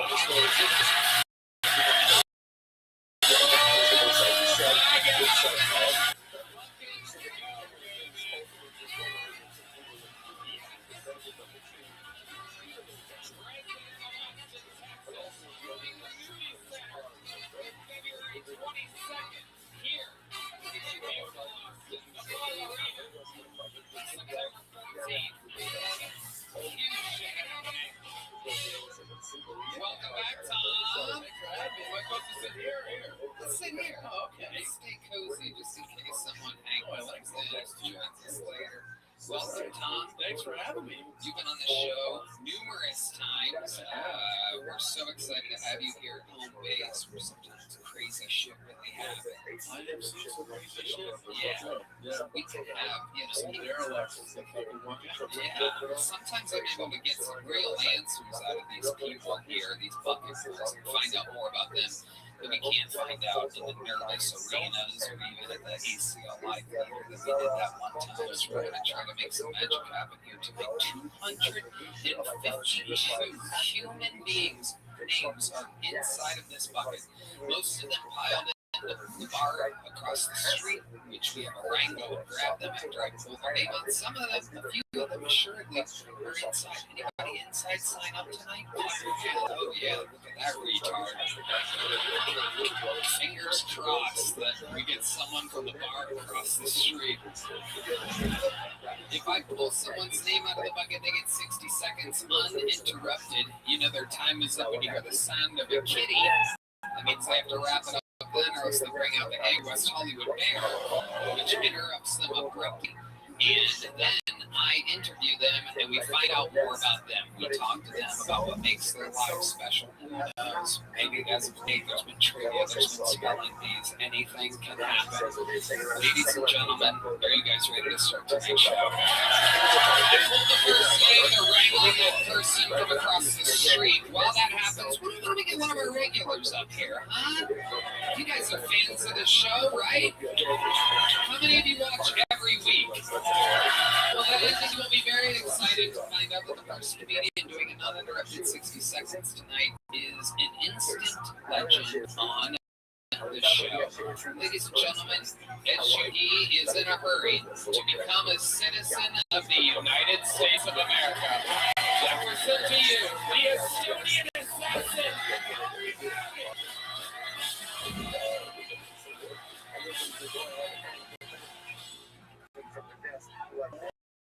What's up? To Texas. I love it. Puppies all day. What I love about Texas is that you guys are like proud to be American. And I love that energy. You know, because the first time I came to America, this was a couple of years ago, I went to Seattle. Very different vibe. Dude, I go to Seattle, I'm hyped, I'm ready to get off the plane. I watch Sandy Pride ride back to back 3 times. I'm ready to shoot somebody, you know? Let's fucking storm the capital. Shit. And then I get to Seattle, everybody walks around. Every bitch I met had like green hair, such low blood pressure, you know. Every conversation I had in Seattle, they were all like, you know, America is who gives a fuck? You're here on the winning side. If you don't like America, go check out Ukraine. Try to get an oatmeal latte in downtown Kiev. You ungrateful bitch. If you don't like America, give me the passport. Thank you very much. Oh my God, he's done it again. Full flex, 1 minute, 45 seconds. The bear is afraid of Ari Matty. He goes in hiding. Tom, this is your first time? That was my first time. Yeah, that was great, man. And you know you're proud. Hey, that shit up, bro. Way to go. Hell USA. Hell yeah. Where the lights are wild for USA. I love it. Very good. Fucking fun topics the whole way through. You know, you mentioned Buc-ee's. For these people around the world, a huge part of this. Are global. I went there today for the first time. Oh, how would you explain your first impression of Buc-ee's? There was a rubber boat, burritos, jackets, condoms, guns, a home store for fish. Whatever you want, we are it. What do you want? I think there was a hooker in the back for $50. It is truly unbelievable. I was there yesterday, coming back from College Station. I went to the A&M Notre Dame game with our good friend Shane Gillis, friend of the show Johnny Manziel, and I came back and I was so excited about this Buc-ee's stuff in Bastrop, about 35 minutes out. I get a Texas steak burrito. Has anybody ever tried that? It's unbelievable. I had that too, by the way. You had it? Yes. I mean, European belly. My little European asshole trying to squeeze out that American turd, brother. If you can fuck me tonight, dude, my asshole is all switched out, dude. Yep. Holy shit, I still have diarrhea. Currently, right now, a little piece of shit in my pants. It really is one of those things. The Texas cheesesteak burrito, while being perhaps, I mean, bite after bite, one of the most delicious things, it is truly risk reward. That's right next to that in the dictionary. I put a picture of the Buc-ee's Texas cheesesteak burrito because even my stomach, full of Italian red sauce my entire life and men's food. I beat you to it. I could tell the wheels were turning there. Son of a bitch. Tony's gay. There you go. Tony's gay. Tony's gay. All right. That's enough. Okay. But even me, and I have a furiously strong digestive stomach. Like, it's one thing I just never have problems with. But even me, that Texas cheesesteak burrito fucks me up 100% of the time for a few hours.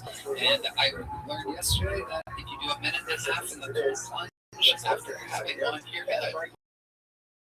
That's what it takes. It takes 48 Fahrenheit, then it's 90 seconds, and the diarrhea goes away. I beat it to the diarrhea. It doesn't cause diarrhea. I didn't diarrhea in the cold. That would have been a fun story. A little fudgesicle, if you will. I love it though. It's great stuff. You've been there about these. Oh God, yeah, of course, it's an experience. Yes. If you come to Texas, you have to go. Absolutely. Have to go. It's useless shit, but it's so fun. Yeah. Not cheap shit. I like the fucking swagger like that. It's like a hat, it's a fucking boat, it's a cup. And you're like, okay. Like, and also, I don't know how the payment works there. Like, I could have stolen the hey, Americans steal shit. Nobody fucking looks at shit. I have a conspiracy theory. I probably obviously shouldn't mention it on this show. But I have a little theory that they purposefully don't bring everything up. Did you notice this at all? I mean, yeah. Anybody else notice this? Is that a thing that they do on purpose? Like really? Yeah. I'm pretty sure. So, like, if you get a ton of shit, I think they go like that.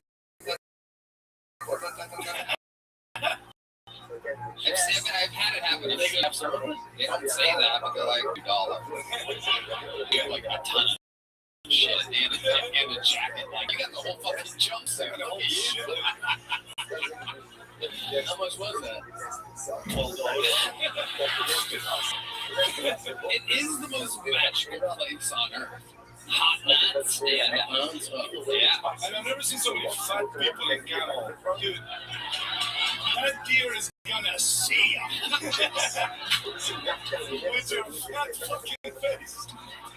This is big red fucking Alec Baldwin head.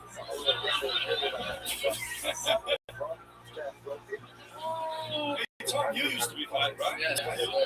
Yes. I didn't wear camo. That was good shit. Money makes a difference. Yeah. It can also help you get citizenship. So just you got a long way to go with that. I hope you get it, dude. I fucking hope you get it. If you don't,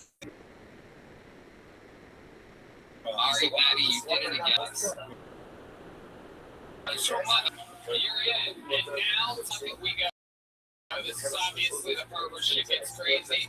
Could be anybody. Could be a star of the future. We found all of our regulars and golden ticket winners through this bucket. Could be a crazy person. Could be a 15-year veteran that's swallowed his pride and come here to try to make it. Could be somebody who's starting tonight. Either way, they've waited for hours. They signed up, and the moment is theirs. Your first bucket roll tonight goes by the name of Make Some Noise for Trey. Everybody.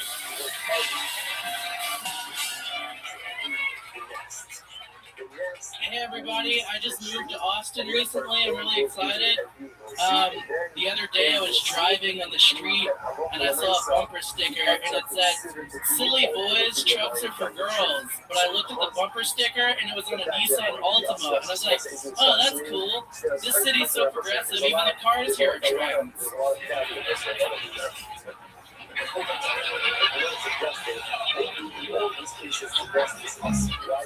I'm getting married. Me and my wife were riding in the car the other day, and she was like, I need to go to church. I need a closer relationship with God. And I was like, you just overdosed on whippets the other day. How much closer to God do you want to get?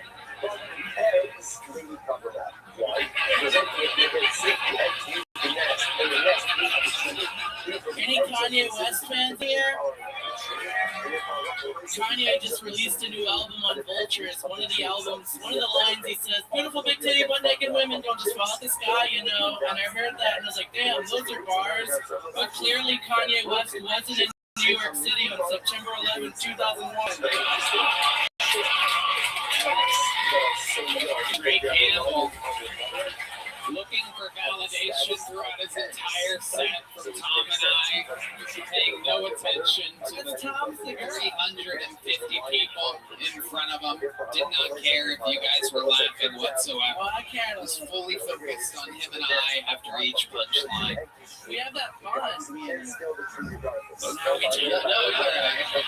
I was just trying to look. Those were funny, man. Those were funny. Thank you so much. Absolutely. You happen to be wearing camo at a Buc-ee's earlier? Ari Patty described someone that looks shockingly like you. It might have been me, but it depends on which Buc-ee's you were at. Wow. Because we were at the one in Bastrop. Well, look at that. Might have been me. Might have been you. You were there today? No, it was like a couple weeks ago. Right. Looks like you had a few cheesesteak burritos. Hell yeah. I like the pulled pork sandwiches. Wow. The pulled pork sandwiches go hard, man. Red Band agreeing. They go hard going in and coming out. Wow. Wow, they made you go soft. That's true. I don't know, man. I've been doing pretty good. Yeah, tell us more. What has your diet been like lately? What exactly is it? Because you look like a leprechaun that only eats Lucky Charms. That is true. Back when I was a kid, I would only eat the Lucky, like the marshmallows out of the cereal. Dude, we fucking know. Come on. Thank you. Come on. You would be correct. Yes. Tell us some more of the wild fat boy things that you've done. Marshmallows only out of Lucky Charms. Can you give us some more examples? Well, I would take some of those honey buns and I would put them in the microwave, and then I would take them out and I'd put syrup on the honey bun. Oh, fucking hell, dude. It's pretty good. Oh, can you believe somebody's gonna marry me? No. Is someone marrying you? Yeah, you're getting married. Yeah, I'm engaged. Yeah. Who are you engaged to? Her name is Lindsay. We met in line for your show. Unbelievable. They go. Kill Tony, making miracles happen. Where'd you go from? I moved from Houston. Oh, okay. I was gonna guess Oz. Houston. That is incredible. And what does Lindsay do for a living? She sells like apartments to old people. Oh, she's like a scammer? Depends on who you ask. Okay. Why it's really specific? Yeah. Are you old to want to fucking buy something? Like, yeah, for real. Just come on down. It's a nurse. I'll get your information. What makes her target old people? I don't know. I think she just works in one of those senior facilities where she, you know, I don't know. It's a senior home. It's not pretty much, yeah. She's like the director of sales. Okay. Yeah. So she gets people not apartments, but in nursing home. That too, yeah. Okay. Absolutely. And you guys met. What was your big line with her? She came up to me and she was like, "Hey, we're really cool. You're really funny." She saw you on the show before. Yeah. Okay. Yeah. She. That's about it. We just kind of started talking about like the Smiths Wow. The rest is history. I now know what she looks like just from that description. That's all that it took. Dark hair. No, she has like red hair. She dyed it red. There you go. Yeah. A lot of makeup. A little bit. Yeah. She's beautiful. Oh, I bet. Yeah. To settle for a boy like you, I thought she's a real fucking supermodel. Yeah, I think so. Let me guess, 6'5". That's close. Really? She's big? She's 6'1". You know this girl? Oh yeah, I've met her many times. Wow. The Sunset Strip Comedy Club, all the biggest comedians in the world. Some 6'5" open micers rolling in there. Still a lot of space. No bumping their heads on those ceilings. I promise you that. Notoriously high ceilings. A great place for someone 6'5" to perform. Incredible. Remind us, what do you do for work? Actually, now I moved here and I got a job in news radio. News radio, no better time. Perhaps a locomotive is next for you. Perhaps the newspaper. Yeah, it's right. Future. Radio, news radio. What exactly are you doing for news radio? Usually I run the board. I'll answer the phone calls. A lot of people call in and say a lot of crazy shit. It's a political talk show. So somebody called and said Biden gave his dog cocaine. That was pretty cool. It's not impossible. It's not. I mean, they found it in the White House, so it's kind of crazy. Can you make a living doing that? Yeah, I make about 15 an hour. Okay. All right. I guess it depends on what she's got to sell a lot of apartments. Yeah, it's relative. I got it. How long have you been dating this girl that you're married? We've been dating since February. This February? Yeah. And when did you get engaged? We got engaged in May by the Hi, How Are You? Okay. And what made you do it so quickly there, Trey? When you know, you know. And when you get together. No, that's not true at all. I love her. Yeah, well, I bet you do. I bet you do. Do you have any inheritances or anything? Yeah, I got some inheritances. Yeah. You want me to talk about it? Yeah, let's talk about it. Why not? We've never asked that question in 11 and a half years. Who better to ask about his inheritances than you? The most adorable little fucking thank you beluga I've ever seen in my life. Incredible. No, my dad passed away in 2021, and he left me some money. Yeah? Ballpark it. How much? About $350. Oh, that's nice. About $350. Oh, you're being silly. Was it $350,000? Maybe. Okay. Any other inheritances? It's a little segment we call Trey's inheritances. No, that's about it. He left me he left me 2 trailers, and he left me 4-wheelers and a boat. Anybody who wants to buy some 4-wheelers and a boat, Tony or Tom or Redman. No, I want one where the shocks and struts aren't used by you. I haven't rode it in like 10 years. You imagine getting a bump on the That's funny. Are you living in the trailers? No, not anymore. What, did you sell them? No, not yet. I'm trying to. Are you gonna rent it out? Yeah, that's the goal. They're just sitting empty? Yeah, they're just kind of sitting there desolate. A lot of my clothes are in there. There's a lot of clothes I can't wear anymore. Is your lip blue right now? Am I noticing? I think it's the black lipstick. It's like I kissed my wife before I came up here. Oh, wow. I'm a little bit worried when she kisses me on the face. She wears a lot of black lipstick. That Smith's fan would have black lipstick. That's incredible. It's absolutely shocking. When I pictured her, I totally didn't picture anything like that. I think you'd like her. Yeah? Yeah, she's cool. Why do you think I'd like her? I don't know. You just seem like someone who'd like her. She's 6'1". You know. Absolutely. Just because of the height? Yeah. Have you ever 69 with her? No, she's not real. I mean, I would, but really. Okay. Looks like right before. We haven't done that yet. I mean, Listen, I will go down when asked to, but we haven't. Has she asked you to do that? Yeah, a couple of times. She Twice? More than that, I'm speaking in, like, generalities. Yeah. Why have you? Hold on.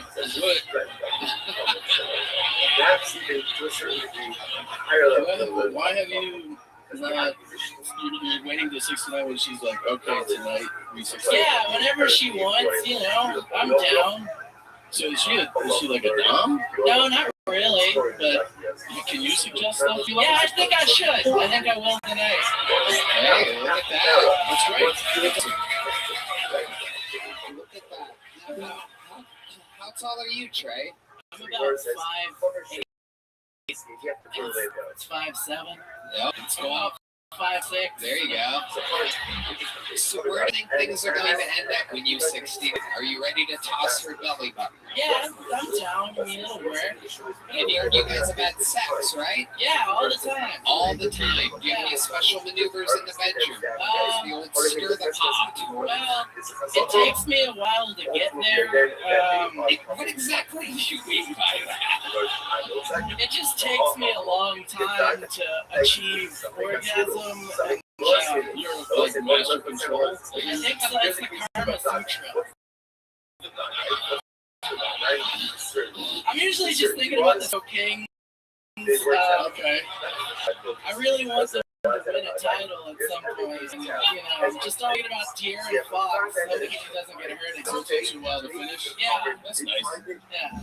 Do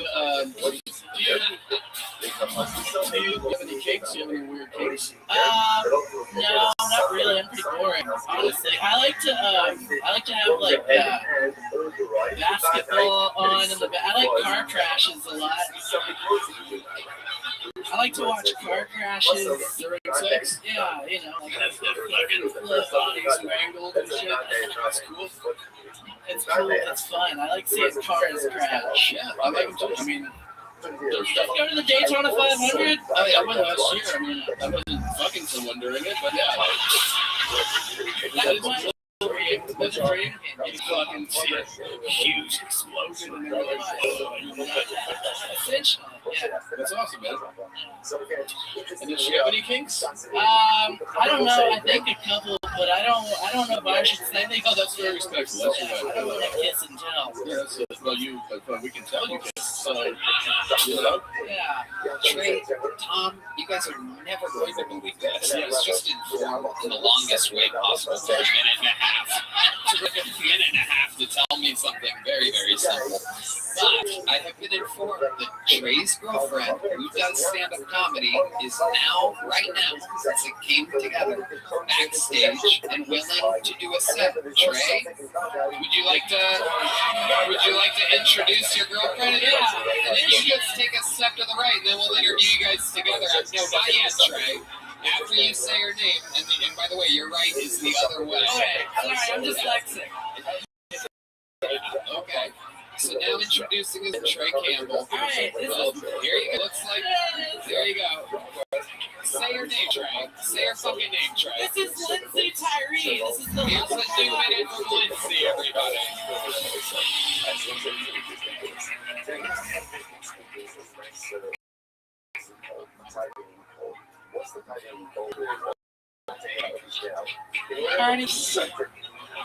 My name's Lindsay. My pronouns are she, fo, fum.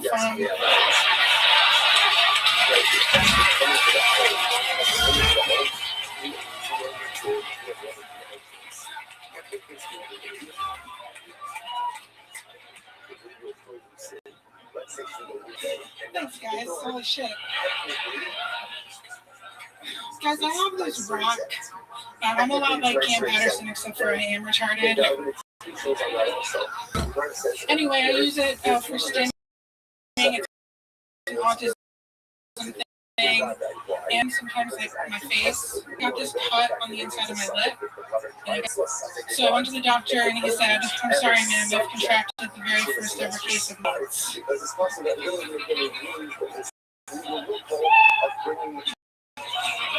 Thank you. Tyree, is that correct? Tyree? Hi, Tony. Yeah, that's right. I love it. Welcome up. This is your first time on the show, correct? Correct. How long have you been doing stand-up? About 4 years. Where are you from? All over the place. I just moved here in December from the Central Valley, California.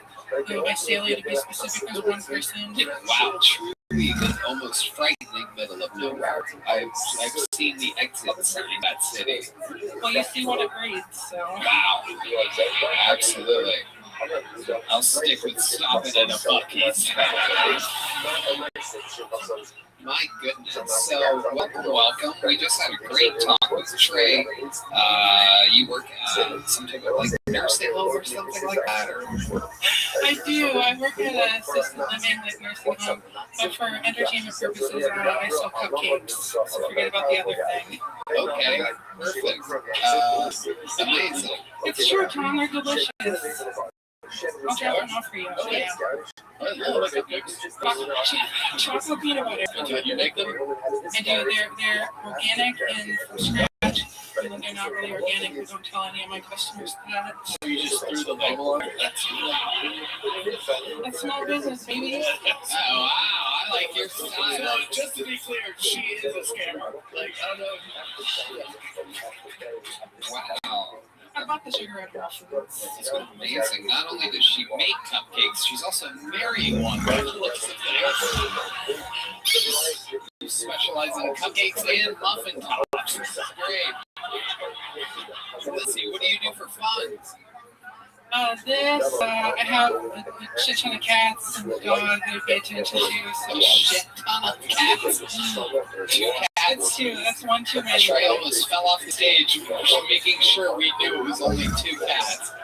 Please don't fall, Trey. So you live with 3 pussies. That's incredible, Lindsay. 1 dog? 1 dog. I love it. What kind of dog?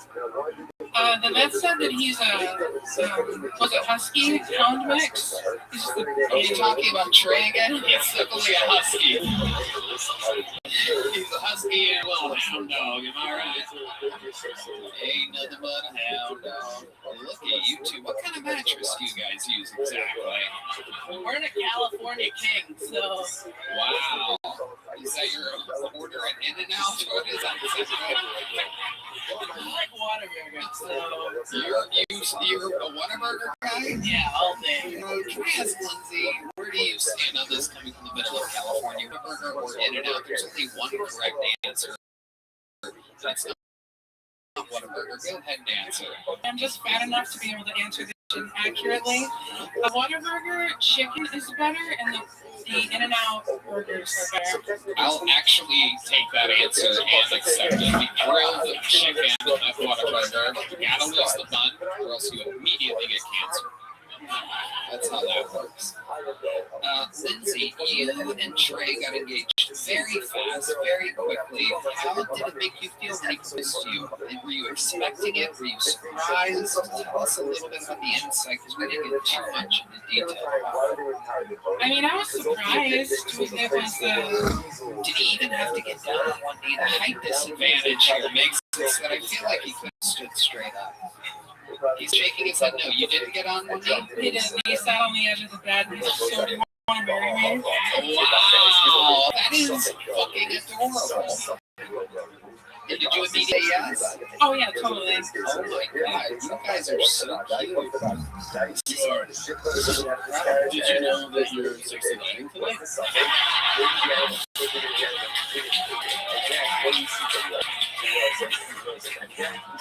Well, when you're as tall, when you have the height differential, it kind of always is that. That makes sense. You're saying that you fuck Trey upside down a lot. Yeah. I love it. I love it. What other position you guys ever do reverse cow? Oh, there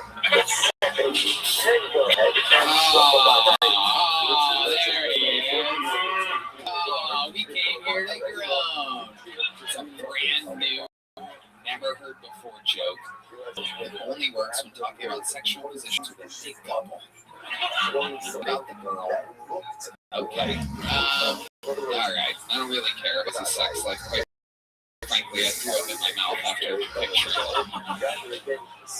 Trey, I'd love to have you go Thursday if you want. I'll be there. Can I make a suggestion?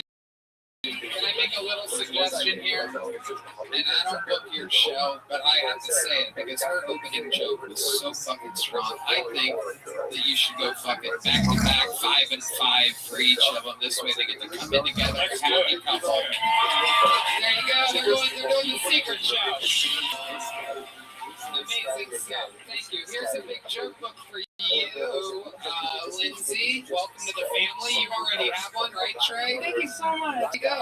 Congratulations. Welcome to the Kill Tony universe. And like that, we're 3 comedians in already. This fun train is moving along. This looks like a fun next bucket full. Make some noise.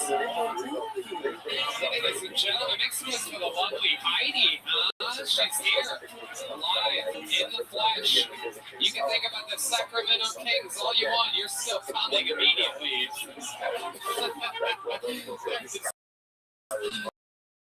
No injury on that basketball team, which you can. Hello there. This podcast is sponsored by Talkspace. It can be challenged, find, and meet with a therapist that is the right fit. Talkspace is so accessible for personalized treatment to meeting online from anywhere, to the ability to text your therapist at any time. Therapy can be costly, but Talkspace is affordable and in network with most insurance providers. Most insured members with a $0 copay. And Talkspace, the leading virtual therapy.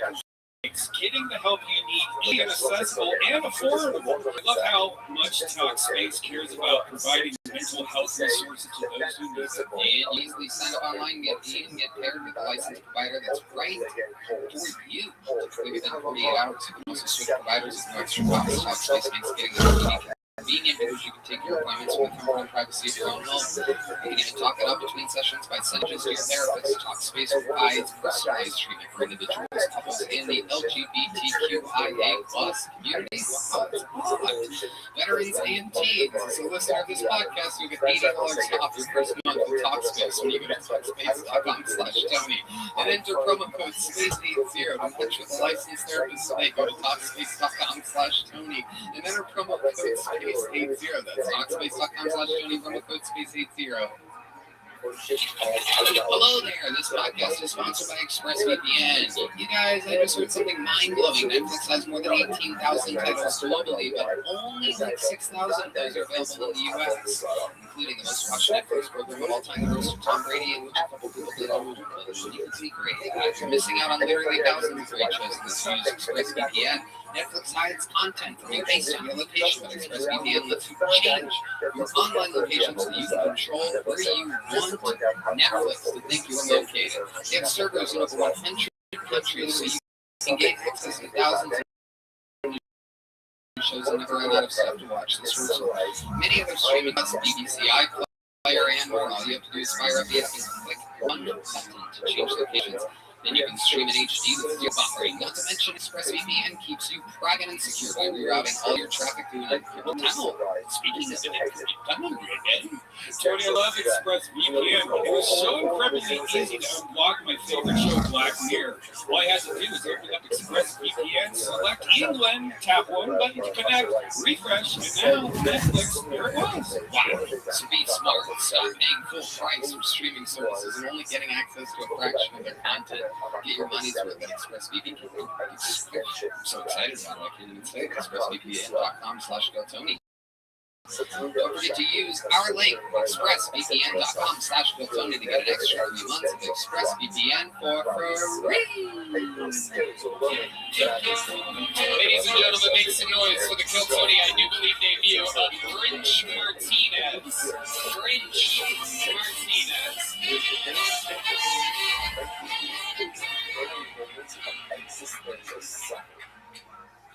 So there I was this morning at breakfast with my children watching InfoWars. When I thought to myself, what would it be like if I started reciting I Spy lyrics? It would probably go something like, "Take the shit, bitch. We're not even the farm. Stay tuned, we'll be right back." I think Alex Jones is right, you know. I think we should have a problem with gay frogs. You're gay frog, listen to this. I don't hate you. I love everything. So I mean, just keep away from my young tat. You know what I mean? I don't fucking have those pressure food. So I was at Chick-fil-A the other day, right? With my wife and kids, which is what you do when you don't have the abortion. And I was thinking to myself, why do they call it a pole? Pole, those of you who don't know, it's just like an old white guy like golf. All the drink is a mixed drink. It's a half and half. We shouldn't call it a pole. We should call it Tiger Woods. Even though he's half Thai. All right, that's my time. Chris Martinez, ladies and gentlemen. Martinez. Wow. I mean, absolutely unbelievably terrible.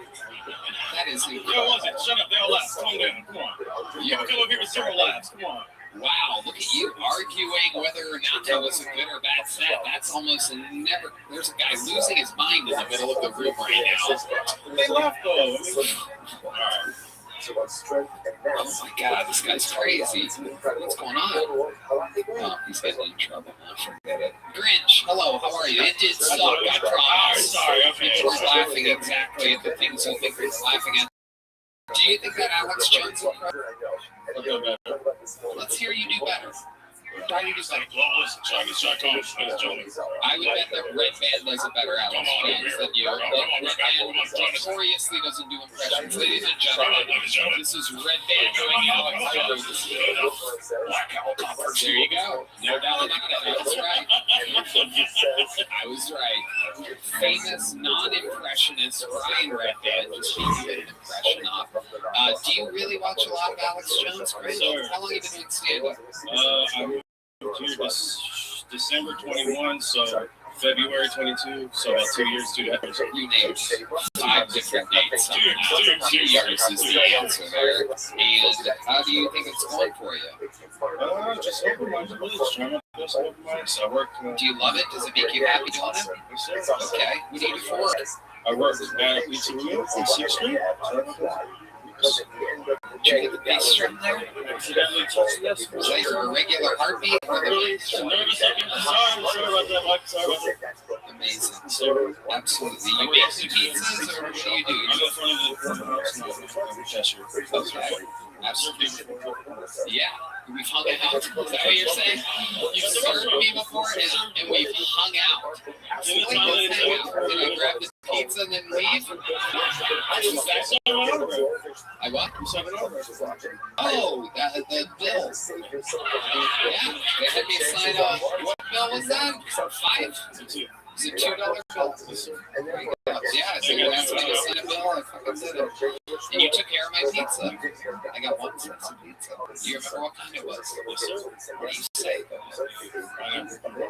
That is correct. Ladies and gentlemen, Rich Martinez absolutely nailing. This is kind of very mad that I line out 1 pizza. Don't not until you try it, people. First grade with pepperoni and sausage. Grinch, tell us about your love life. You look like you could be the 3rd member of the Trey and Lindsay. Not 3 months. That's my thing. Oh, yeah, nothing but trouble. I'm married. I haven't had the wedding yet, though. How's that? Just the pandemic. During the pandemic, I had 2 kids, and we haven't got married yet. It's on the tip of this. Have you done like this? It's hard for me to say that from all these people, honestly. What do you mean? It's just, I don't know. I've been doing it for 4 years. I haven't tried to get married. But can you go to a house? I can. I should. You're right. You said that like that just gave me the idea of ideas. Yeah. No, it's just hard. It's just moving over here from California. I got you. Where do you live here? Yeah, you can just pick an afternoon. Like it's not that fucking crazy.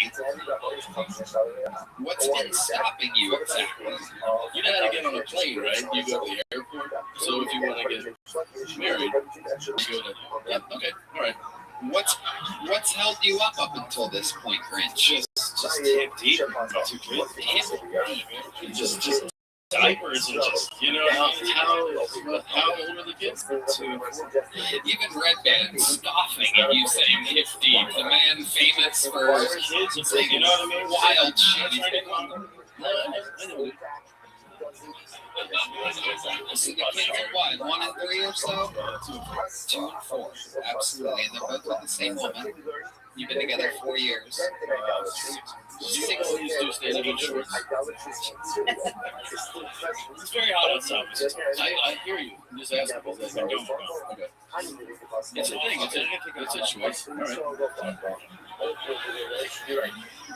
Is a thing. Stand up in shorts. They say in the Italian mafia, they say a don does not wear shorts. And in stand up comedy, they say a comedian does not wear shorts. I remember one time in an open mic at the Laugh Factory 17 years ago, I wore shorts. And I remember thinking to myself, yep, this doesn't feel good. No, I'm never doing this again. And it's almost like a sure sign that the person's a fucking lunatic. Yeah, no doubt about it. In fact, I was wearing a hoodie with my shorts that day. An Ohio State hoodie. I specifically remember khaki cargo shorts and where I was, the day of the week, and the time. And that's how traumatizing. Yeah, exactly. I put the shorts away, found Red Band, and my life changed. William Montgomery, famous wears shorts and a limit. He is a different type of soldier. He's an unorthodox weapon. He can wear shorts. He can also look at notes. 2 things that I refuse to do in a big Where do you find that? Where do you get up? Do you try to get up on stage? Shakespeare's. Talk right into the tip of the microphone. Shakespeare's the Great Cave. I used to do the Repairs mic. It's really stopped doing it. At a Buzzmill. Then over there. You sitting up there? You gotta go. Is your real name Grinch, or is that a pseudonym? Calls me. That's what everybody calls All my friends back home call me. So you do kind of look like the Grinch. Yeah, look at that. That is amazing. What's funny to all of us? I was careful about it. It's fun to go by a name. What's your actual name? Thanks, Pete. It's nothing like Grinch. Pete Martinez. What's something crazy about your life before I let you go we would find interesting? Right into the tip of that microphone. I don't know how it works. I've been in the clothes or the brick in the cave, but right here. I've been in Antarctica. You've been to Antarctica. What did you do up there? I was in the Navy. I did a cargo handling operation. They do it once a year. It's part of the U.S. Why does everyone feel like you're lying right now? You were in the Navy. Alright, you've been on the show before. No. Really? No? Okay. Well, here's a little joke book. There he goes, Grinch Martinez. I'm going to count that as a bomb. He might not think that he bombed. I'm counting it as a bomb. And when somebody bombs, I have a special soldier I bring in. We're watching him grow in front of our eyes. A very polarizing figure. Made a golden ticket winner just a few months ago. This is a brand new set from True Nickets.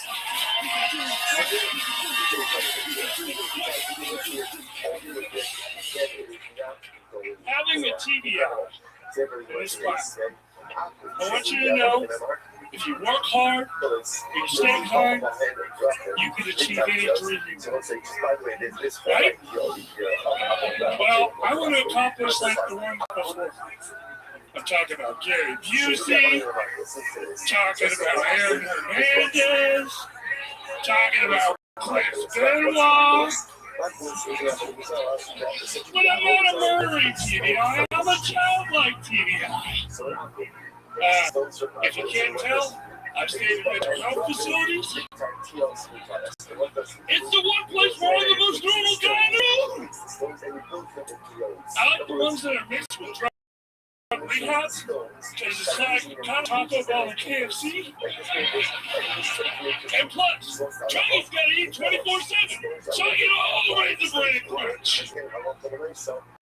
I never had a girlfriend, but I did date a multiple personality. Lola, she hated me. Kara loved me. I had a girlfriend 4 hours a day. Until Kara, I got healthy. All right, thank you so much for being on top. Sure, Nick, it's been another minute. You know, one of the main things, and you know, sometimes people say that my hearings, but I mean, I don't have great hearing. I've been listening to a lot of music my whole life, but you know, sometimes they're listening to a cleaner version of the audio than what we have here, and they go, "How did they not hear it so blatant? Why they say what he say?" But I'm here to tell you, I have no idea. We're saying TBI. Yeah, TBI, traumatic brain injury. Okay. Yeah, the people that haven't had a TBI don't know what that is. We thought you said TV guide, and it was making no sense to us. I literally thought you said TV guide. And the people that haven't had a TV guide, I want a TV guide like Aaron Hernandez and Chris Benoit. Like, did they have a TV guide? No. They may have. You don't know that. I guarantee you Chris Benoit had a TV guide in his house. He was just... Whoa, Drew, stop it, you son of a bitch, you crazy bastard. You... Wow. So, you know, one of the things I would say is make sure when you're the setups for your jokes, you know, that people know what you're talking about. Saying TBI, and, you know, like, you have to make sure you say, I've had a traumatic brain injury. People will be like, yep. And then you're in. Because if the setup isn't clean and clear, then everything else is off track. Payoff at the end, no matter how big your punchlines are. Make some noise if you honestly knew what a TBI was. Liar, liar, liar, liar, liar, liar. Shut the fuck. There probably no people with TBIs. Yeah, exactly. But also you can say it once, the long form, and say it as we call it, TBIs, and then you have like the rest of the stuff. We're making Drew grow here. It is it's a fun thing to watch. With TBI, yeah. Can you explain a little bit what? Or is it uncomfortable? So I'll explain a little bit. I had a collision with something, and it made my brain go. And so it kind of changed who I was in fact, because you know some people they murder, they get like really, I just gamble a lot. So it's control. I forget things a lot. Yeah. Oh, you're smart. I've watched some of the same documentaries that you've watched, so. Okay, so how long ago? It was about 10 years. Okay. 10, 11 years. Is there anything else that changed about your life when this happened? Is there something that maybe you were into or something that tasted good that wasn't good? Like, what else changed? I didn't like sweet. I loved sweet tea before. And then afterwards, I was like, that's garbage. My goodness. I found that I loved polka music after I got my head injury. Fucking dope. You love polka music? Yeah, polka, like Djokovic. He loves polka because he's from Serbia. I love polka. It's so fun. You guys got any polka? What do we have polka-wise?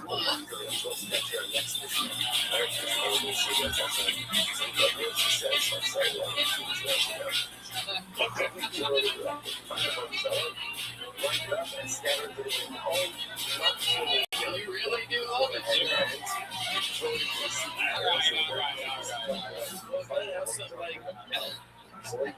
Sorry. No, it's not scary. I got the sweet tea. Okay. And I got the polka. Okay. And they don't like, they're not, you know, lifelong. Like, they're not like, oh, what am I going to fucking do now? I don't, you know, is there anything of negative consequence, like a more severe thing? I don't mean like severe, I just mean a negative behavior. That is a trait other than impulse? Yeah, it seems like you got a lot of good stuff on it. It's great, actually. You're an international comedy superstar. You're out here dancing to polka. I deal with depression a lot. That's why I was in the mental health facilities. And I deal with like suicidal tendencies. Please dial 988 if you ever have a problem. We also channel the 988. That's the suicide hotline if you ever have any trouble. Also, you can do. Hell yeah, dog. Yeah, tell us more. Tell them what to do. And you can also use the chat line so you don't have your information. I always use a fake name when I use it. I'm always Mickey.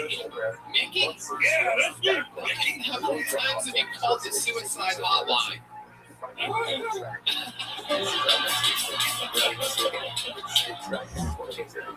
Not lately. I kissed a girl a couple weeks ago. Oh, really? Oh, my goodness. And I did a hop. Wow. My goodness. What funeral home did you kiss this girl at exactly? No, where were you when you kissed a girl? On the back of her car at a Saturn Cave. Wow, in the back of her car? No, on the back of her car. She had like a TT Cruiser, so I was like lean back. I had it right here. I thought he was about to play the sad music again. I was like, yeah. Wow. Did you take her to dinner? Did you go to? Yeah, we went to TBI Fridays. Oh man, you're so good at that shit. We went to Terry Black's. Oh. And they hooked it up, dog. It was good. She didn't like banana pudding. That was a red flag. Oh my goodness. Big red flag. Now, who cares if she's sweet tea? No, if you drink sweet tea, right in the morning, I don't know. Unless you're in the audience, I love y'all. Sweet tea lemonator is, Grinch calls it a lighter Liz, perhaps. He thought that got a big laugh. I got laughs up here. I love it. So sure, you kissed your girl back to the PT Cruiser, and then what? Were you like, you want to take this back to my place? Did it just end there? Like, how did that night end for you? Just like, hey, let's go get ice cream somewhere. You know, it's hot and heavy. And not heavy. It was hot and heavy. And she said it was hot and heavy. Yeah, hot and heavy. Okay. So, enough about her. How was the moment? Dog, I felt like one of those 90210 guest stars, just like. I don't know what that means. Like, you know when you're like 90210 is only awesome if you had a traumatic brain injury. They don't play poker. Anyway, but there's like, I gotta go watch the newest episode of Big Brother. And then she left. Okay. Sounds like a perfect first date to me. Was she a bigger girl? No! Skinny? Yeah! Tall? Black lipstick? No! I see what you're doing there. B5 no! Oh!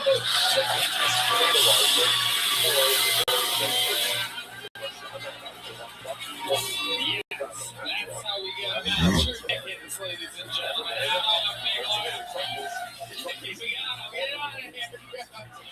It's not going to get any better than that. You know what? Let's get another one of our regulars up here. Ladies and gentlemen, when I say superstar, I fucking mean it. An absolute freak of nature. This is a brand new minute from the undeniable Cam Patterson.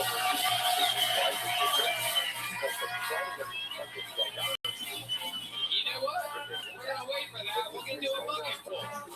We'll do a bucket full. All right, ladies and gentlemen, reset your expectations because this is 60 seconds uninterrupted from what looks like a new name. Make some noise for Roman Schmidt. Roman Schmidt.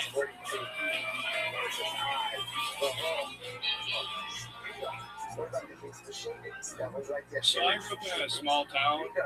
One thing they say about like small town people is that they're like racist and stuff. Like, I can't say I remember a moment of racism. I'm super Catholic, so I'm pretty good at ignoring obvious problems. Not true Catholic, though. Never done anything. So, with a woman. I found out that brown eye was in reference to your asshole, which shocked me because my priest referred to it as my flower. So,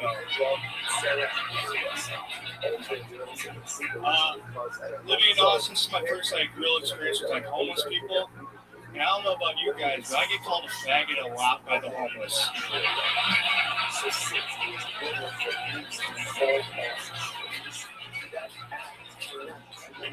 It's to the point where I'm like, they know something I don't.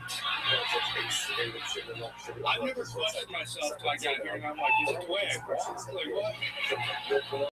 Thank you, Roman Schmidt. Absolutely unbelievable. This is the second time you've been on this show, right? Correct.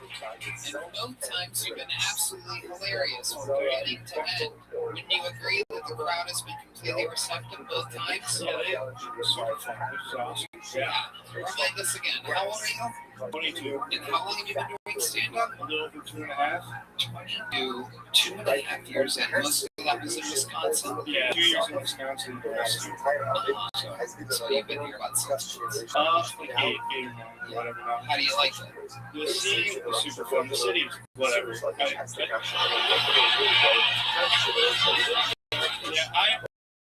I do get called a faggot. Take from me, Roman. That's every city. That's not just an Austin thing. I mean, everywhere else. And immediately the pilots are like, good day, faggot. Enjoy it out there. 77 and cloudy. Yeah, it's not an Austin thing being called a faggot. I was hoping it was. So, take it from me. Take it from me. And by take it from me, I mean this cock, because I'm gay. You know, alright. Tom, what do you think about the young buck Roman here? Yeah, that was a great set, man. Very fun stuff. Very fun stuff. Where are you being called the faggot so much? Well, it's usually, yeah, because I like to be downtown, like right outside and all that. Do you walk on all fours or something like that? Sometimes you gotta switch it up. No, it's usually like homeless guys like, can I have $1? I'm like, no, bag it, and then they walk away. And it's like, that's cool, you know? Yeah, that is cool. And then you had the nose cut. Where'd you live? Madison. That's where I started. I never actually left Madison. Oh, but that's because you didn't walk in. Yeah. I was in Milwaukee when I was real little, but I was not like anywhere in the city. Yeah. Have you ever thought about meeting the homeless guy to the faggot, perhaps saying, you know, hey man, do you have $1? And you go, no, faggot.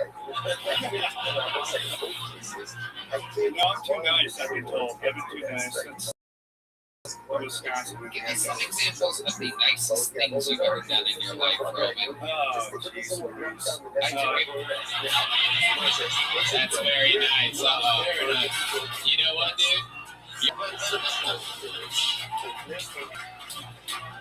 Can I have $1?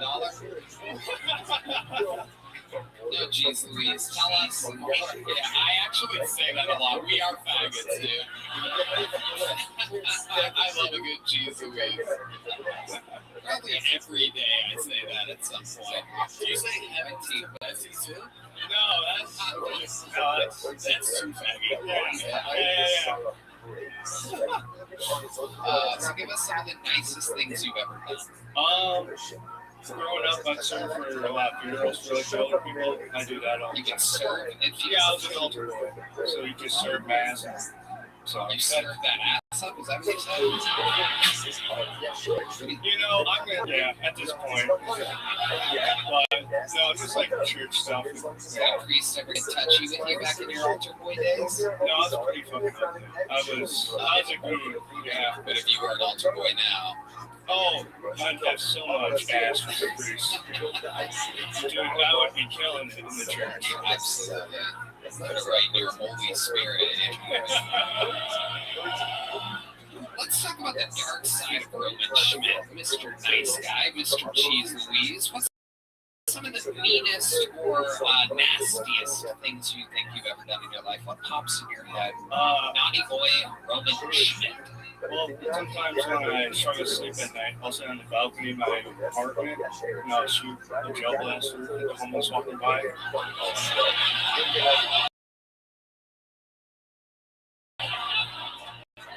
it started after them calling me that, so Everything started with the homeless.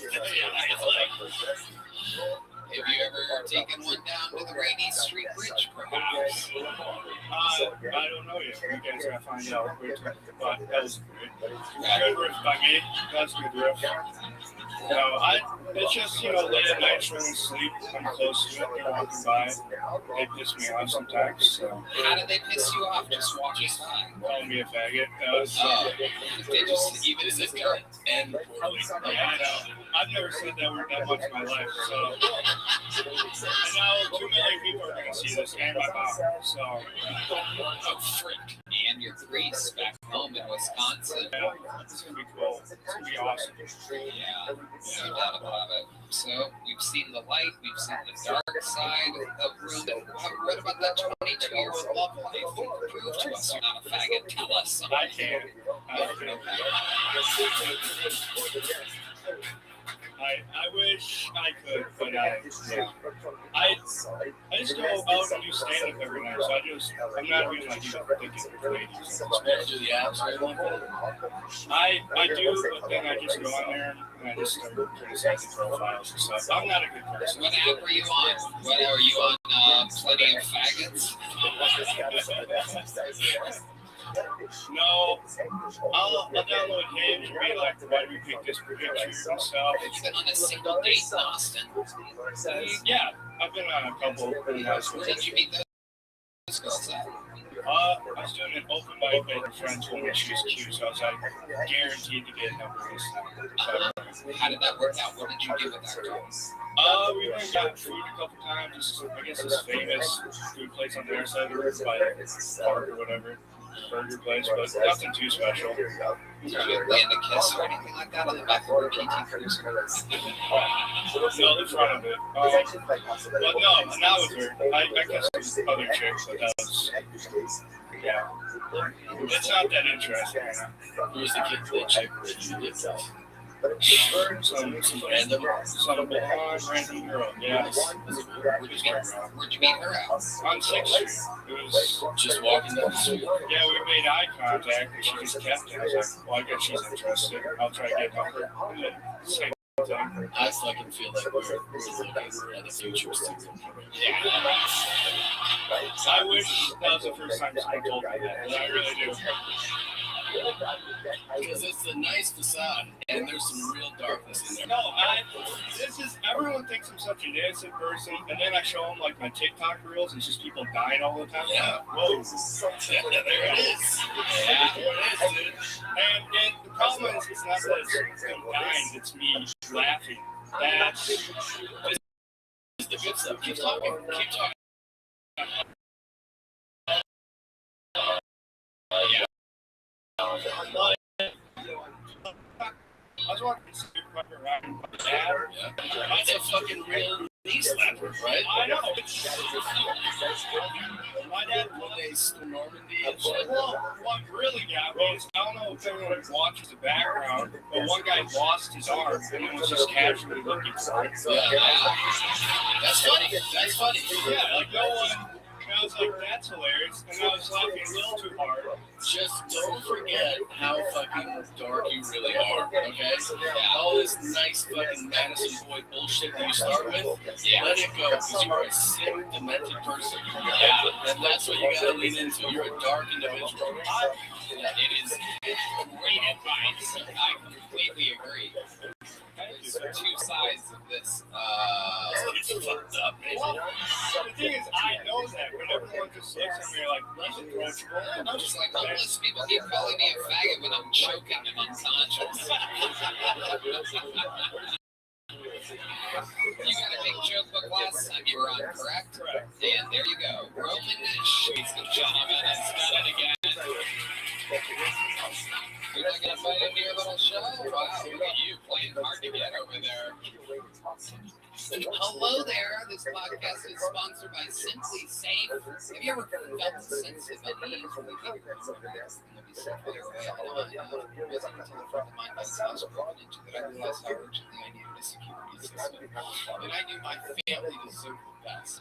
After some extensive research, I found Simply Safe. I love having Simply Safe protect my home and the security and service. I've exceeded all of my expectations.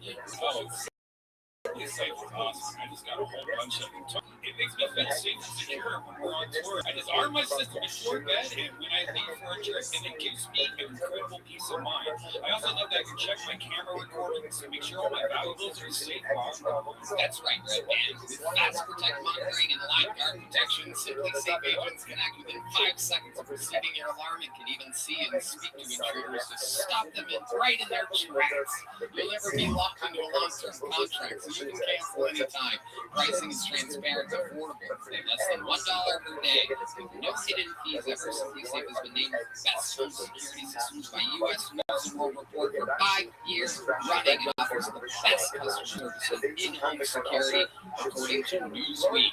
It's easy to install and activate your Simply Safe system in less than an hour. Or choose professional installation and pro to employees to protect your home with 50% off the new Simply Safe system, plus a free indoor security camera. When you sign up for Fast Protect monitoring, just visit simplysafe.com/Cotoni. That's simplysafe.com/Cotoni. There's no safe like Simply Safe.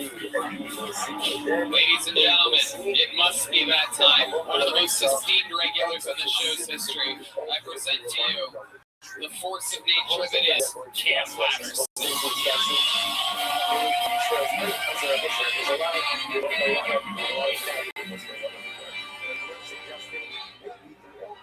I'm trying to act this shit. I'm going on auditions. I ain't got shit yet. They don't want me. They want a different nigga. Every time I apply for roles, they always. I just can't be nobody but. I'll probably be a British nigga a couple days ago. That didn't go good. I was like, cheerio, fuck.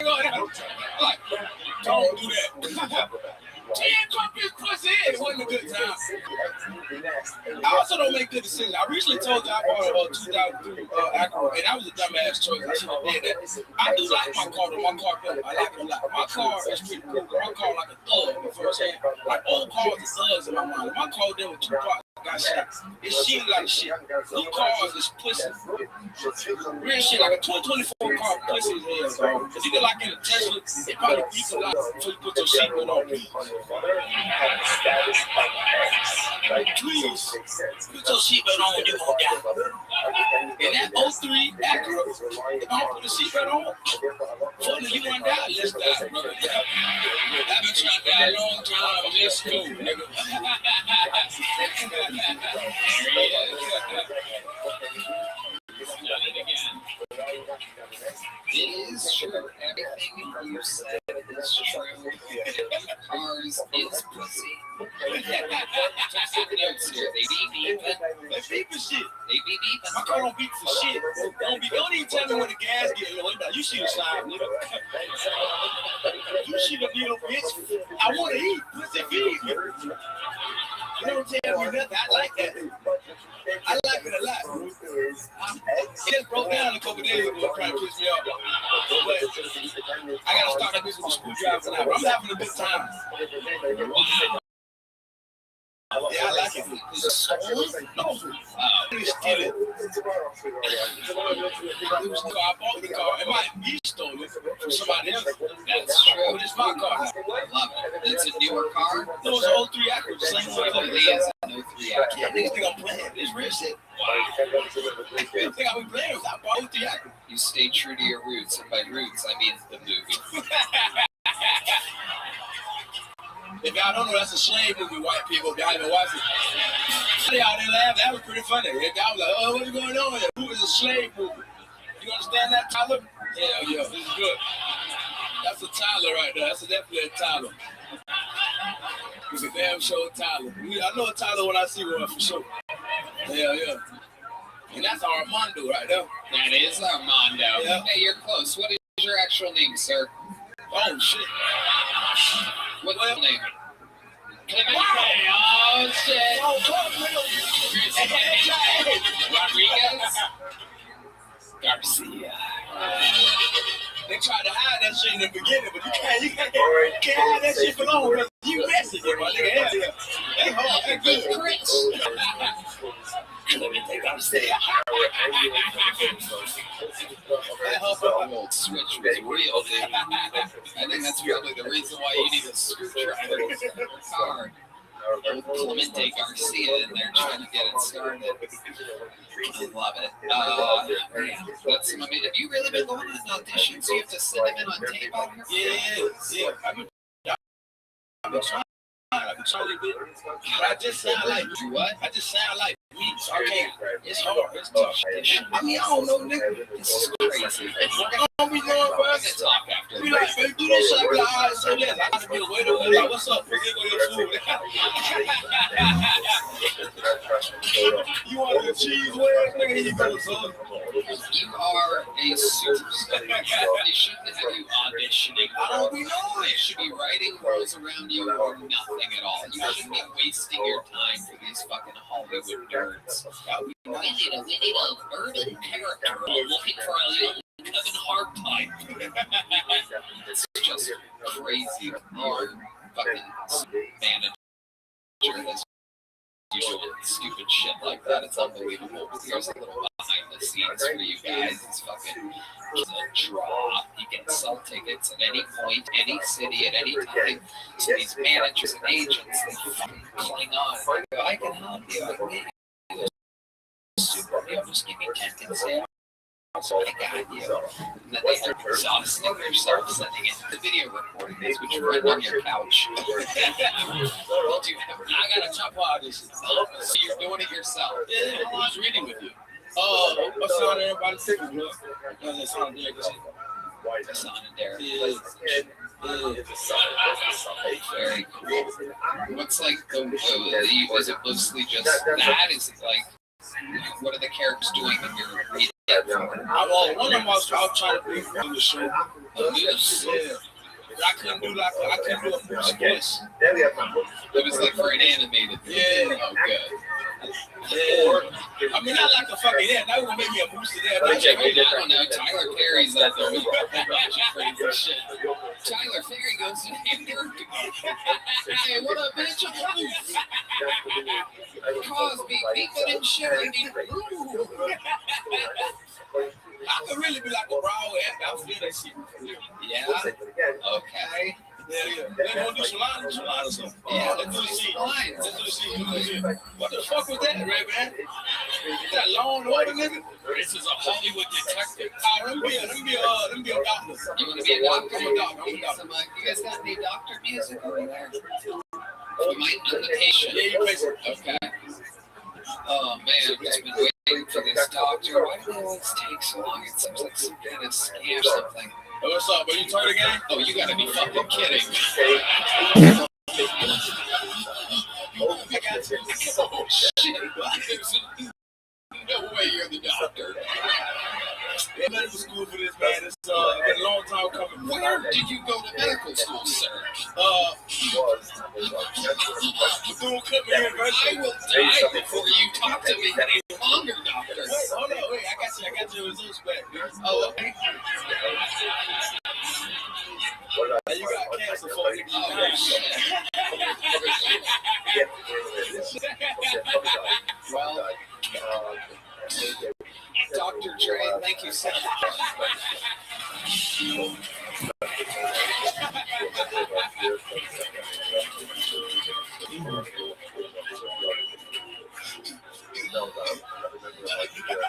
That was exactly how Christina found out.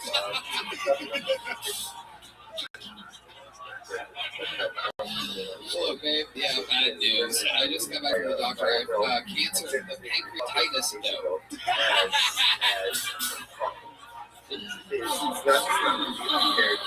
Oh, hey, what? Hey, miss. The fuck? That is you after breaking your arm. Yeah. And I had tendon, bro. Oh, yeah. Oh my God! It is unbelievable. One more time. Christ. We sometimes use it when the topic of gay sex comes up. It sounds really good. That bitch out here. Thank you, doctor. I'm so unprofessional. Yo, don't check his phone. I said, yeah,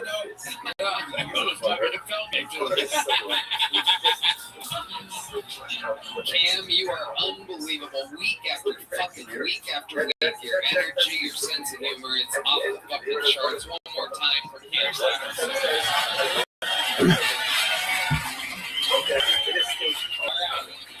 He's great. Yeah, he's unbelievable. Taking over the world. Bunch of great stuff coming around the corner from him. But back to the bucket we go. We found him out of the bucket for the next. Steve Patterson could be next. Make some noise for Mike Ivey. We're going to meet them all together. Hey, Comedy Mothership. Oh my God, Austin, Texas. We want to stand up comedy. Love it. Good to be here. Only way this place could be better if there was a Chick-fil-A. Chick-fil-A. Oh my God. Religious stuff and bad stuff, but Chick-fil-A's not one of them. All right? Huh? Oh yeah, love it. Why can't there be more fast food restaurants based on actual cult? Come on. Get some Scientology tacos. Yummy. How about a Jehovah's Witness DoorDash? Come on. No, fuck, the food's here. God damn it. Jehovah's Witness is here. This burger tastes like Jehovah. Shut up. I like to go to Chick-fil-A and take the faithful. How about we open this bitch up on a Sunday? What do you think? How about, let me get a number 6. Number 6, another number 6! My sandwiches upside down. If you do that at the Chick-fil-A, free holy water with every order. Thank you very much. There's my guy. Thank you. So stupid, but it did make me laugh a lot there at the end. The possessed Chick-fil-A customer. Mike, Red Band had a real fucking, just furious because he is our senior fast food correspondent, and it is an extremely well-known fact, and I think you know where I'm going here. You're looking like you're trying to think and be curious, but you know exactly where I'm going, don't you? No? There's a Chick-fil-A 2.5 blocks away from us. In fact, breaking news, as we hold that out, the entire crew made Chick-fil-A. You got that right. Because Jesus is Lord. That's right. I'm sorry. No, you're right. Jesus is Lord. But, you know, how long have you lived in Austin? Well, about 3 years. About 3 years. And, you know, so there's a way to get into that same thing by saying that's right here. Have you ever looked for a Chick-fil-A? No, yeah. I was going to do another joke, but then I didn't have any water back there, and that joke requires me to do a lot of breath work, and I'm not going to do that. A joke that you were going to do requires you to do a lot of breath work? Yeah. There was no water back there? No water. Really? There was, Heidi had a liquid death back there, but I didn't want to do that because that would be creepy in my dream. So I was like, wait, that would be Heidi had a liquid death back there, and I was like, can I have a liquid death? And then it was like, I think that's Heidi's. And I was like, I wrote it so much, but no. I see. It was an already open can of liquid death. She kissed it with her mouth full. I don't think that actually happened. That is a fact. I did not lie. You saw her kiss. There's a liquid death back there. I said, can I have some of that liquid death? Because I'm in jail. I asked the guy who's the assistant. And you're like, can I have some of that open liquid death? I asked for water first, and then they were like, I don't have any water. I'm like, God damn it, I want some water because I want to do my job. And there was liquid death there. I'm like, can I have that liquid death there? And they're like, that's hiding. So I was like, that'd be super great. There's a few cans of water back there in case someone just ran across the street, loses their fucking oh, God. I got somebody fired. No, it's a good thing to have that if we don't. Because I have to go through it. We have a can of water anywhere? Oh, here it comes, ladies and gentlemen. Make some noise for Little Christy, everybody. One of the adorable squad members here. Tony's right-hand woman. Here's some fresh. We had Heidi scored in it right before. Go ahead, drink some water there. Oh. I want to move that cat back a little bit. Got caught on your very normal sized lips.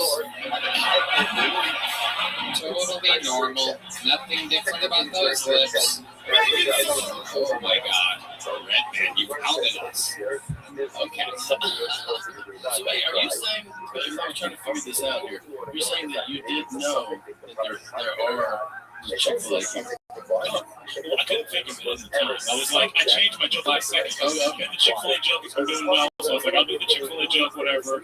That's what you normally get jokes in a city that does, because your setup was, you gotta have a Chick-fil-A, they should have a Chick-fil-A. I was trying to make it in the moment, right?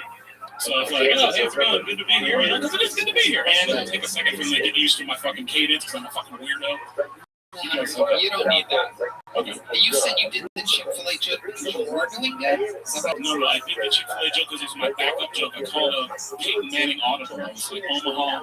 I fucking pulled out. Peyton Manning wins. I did okay. That was a 7. That was a solid 7. It's a fun episode where the people are arguing about how good they did. That's a very rare treat. No, Tony, I did good. These are not the Jedi you're looking for. Oh, yeah. It's a big jump up. You're regular now. I'm retarded. Great stuff. Totally working, everybody. Oh, wow. Look at this. It's the... All right. Very good. Sorry. All right. So, how long have you been on stand-up? Not too long. 14 years. I started... Oh, yeah. That's right. Whoa. 14 years of... where have you been doing for some stand-up at? Well, I told the story before, but I started out in Cleveland, Ohio. I started out because I was doing speech therapy. So you told this story here before? I didn't tell this part of the story. I did not tell. I started out doing comedy as speech therapy because I couldn't be in a room full of people. I couldn't talk in front of people. I said, I need to fight this demon. I went to exposure therapy. Stand-up comedy, one of the hardest things to do. Like talking to the people. I was funny. I know how to write, but I couldn't talk. So I started doing stand-up comedy. So it's medically bad at stand-up comedy. And then eventually, people noticed my writing as I got better. I started getting paid. I went to the Pickwick Frolic in Cleveland, Ohio. I've worked there. I've been on that stage more than any other comedian in history. I've witnessed it way too long. No. I started working. It wasn't open mic. Hilarious, yeah. Nick Cousins. Yep. And you were on that stage more than what? Any other comedian in history. Who told you that? You know how I know there more than any other stand-up comedian in history? Because I was there more than any other stand-up comedian in history, Tony. I was there way too much. I know the fry stuff. I know everything about that fucking stuff. I know where the bodies are in. You know what I mean? Like, I know there was a rat there one time. I know a whole fucking man. I've been there way too much. I overcommitted to that club. I loved it. You know, whatever. You ever have a TBI? What's that? What's a TBI? Exactly. It's a traumatic brain injury. Oh, maybe. Actually, maybe. Once you recognize this song, it's a TBI song. That actually may have happened. What does that mean? How does it maybe happen? How do you know? When I was a kid, I bumped my head. You got the TBI. The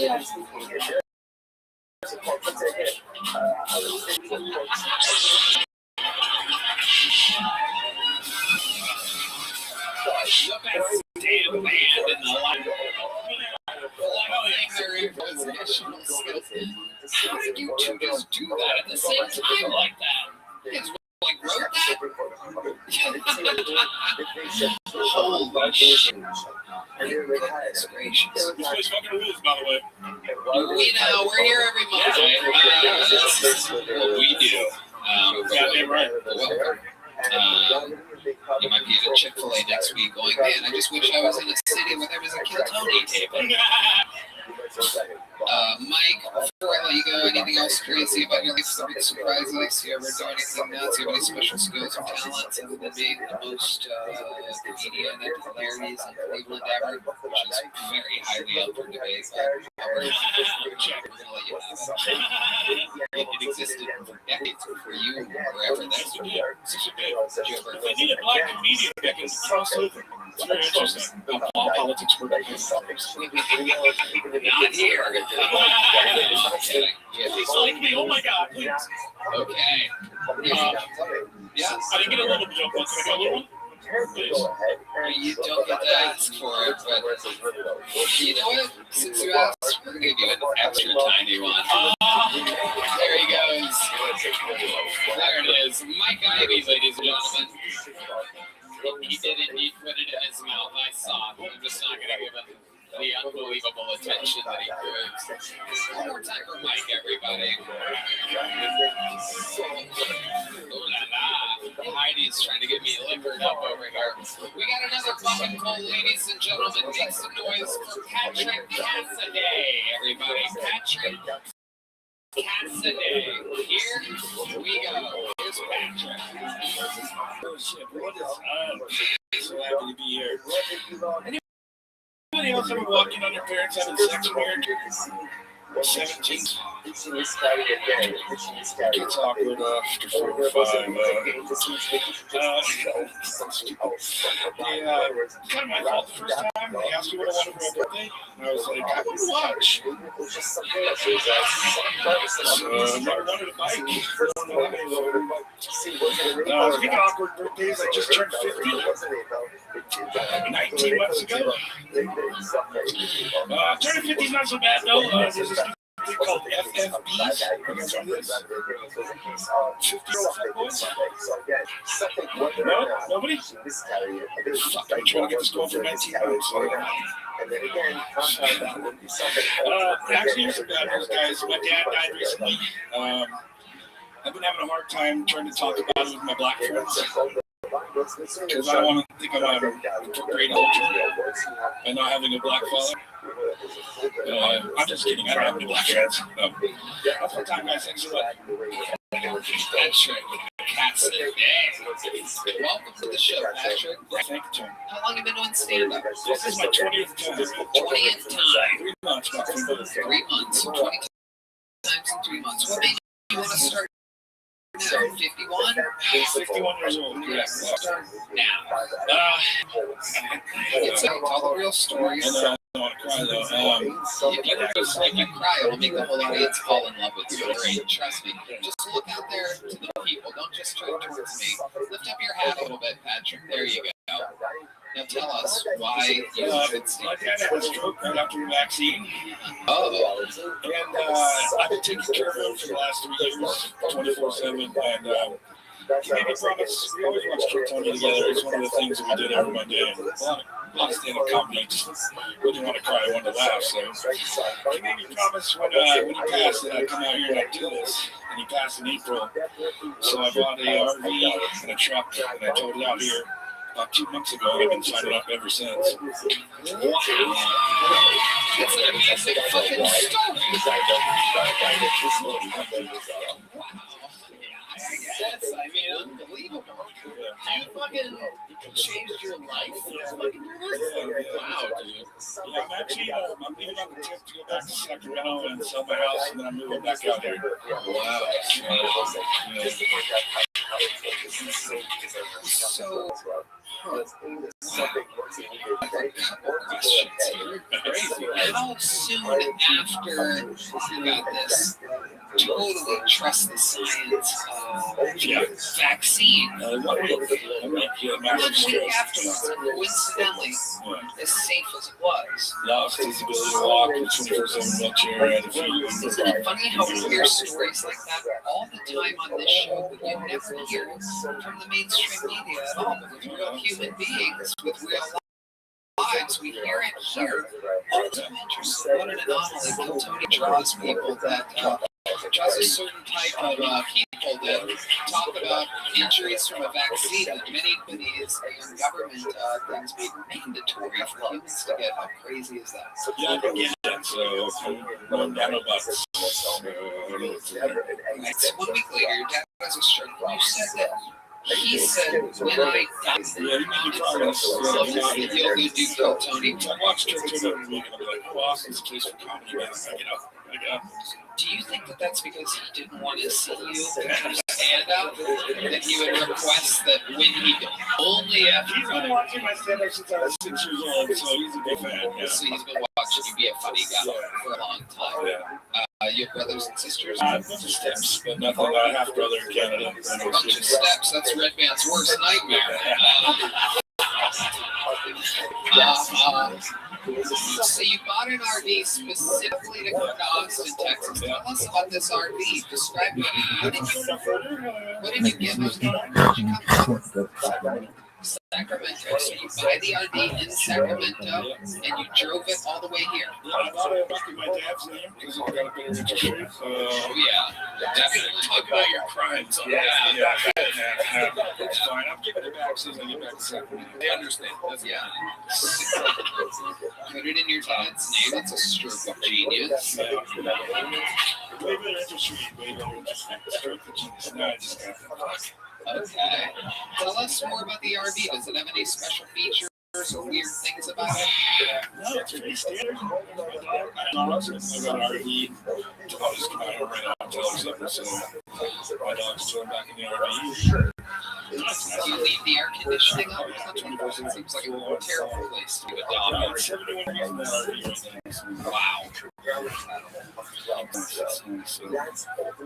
I was with the fucking. He turned 50. As well as the second one goes back in state. So once it's over again, and then you know that this is my whole question of no fire. Yes, really. Hit me with our best shot. Fire away. Let's go, John. He said, hit me with your best shot. My shot with your best shot. Away. You're my hometown. I just want to say, and I'm glad you brought this up.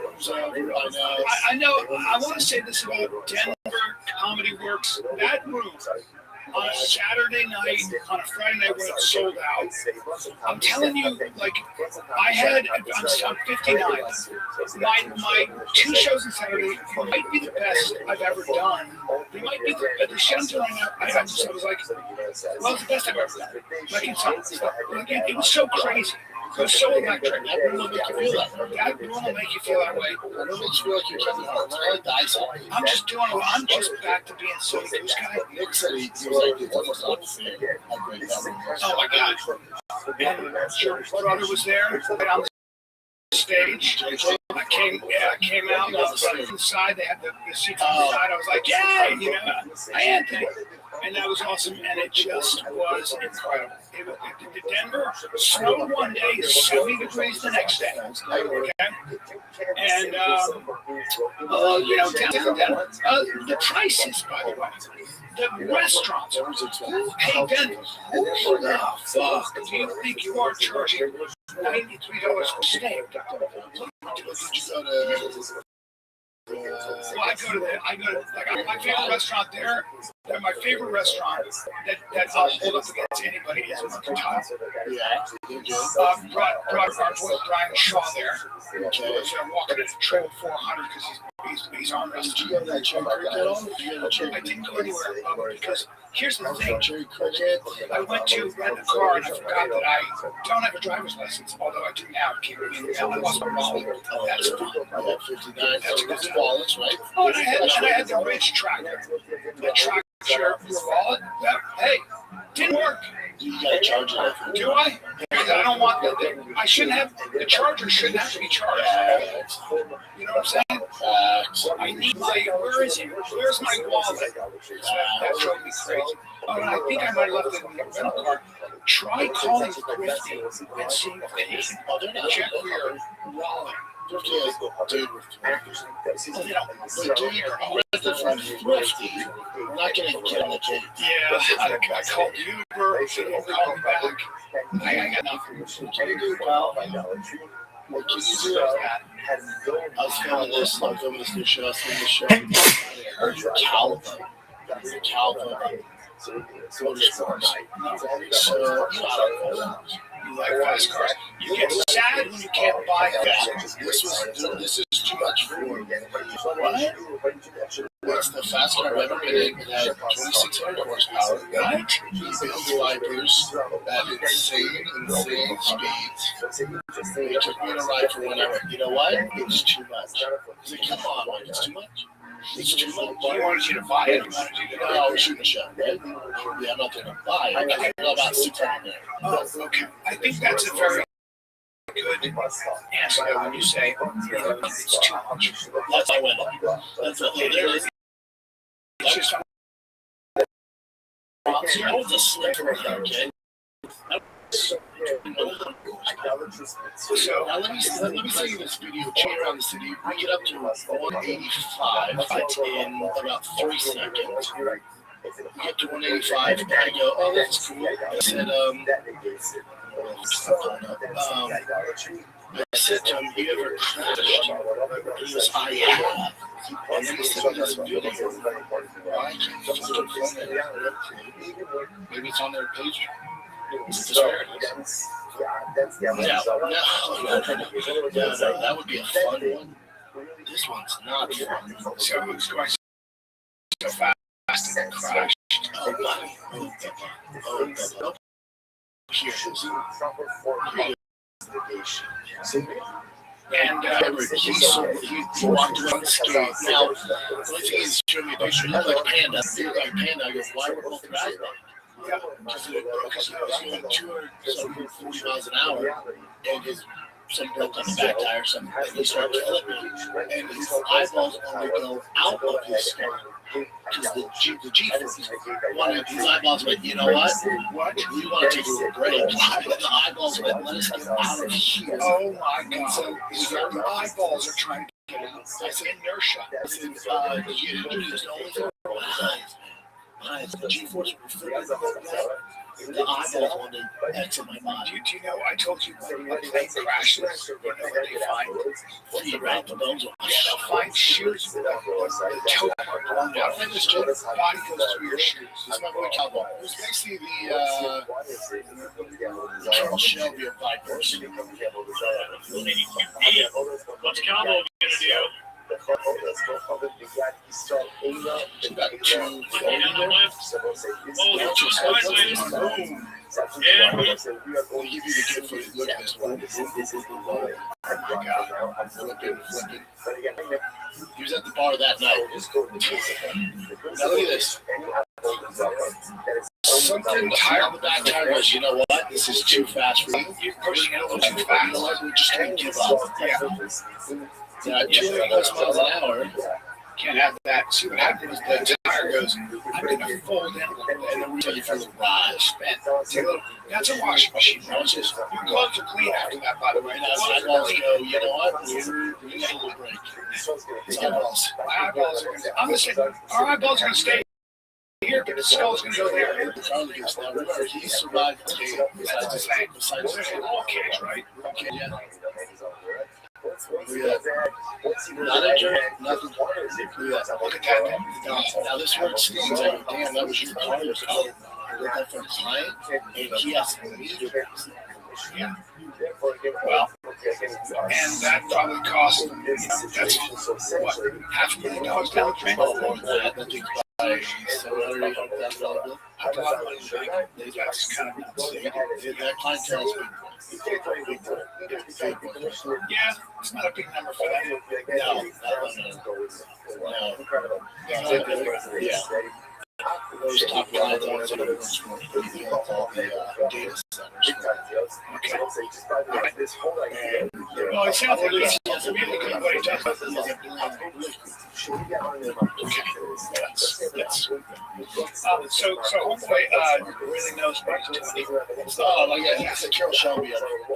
What he does to those cars is insane. And so do you have to do it to the specs of Dodge, or is there No. You have to understand such an engineering.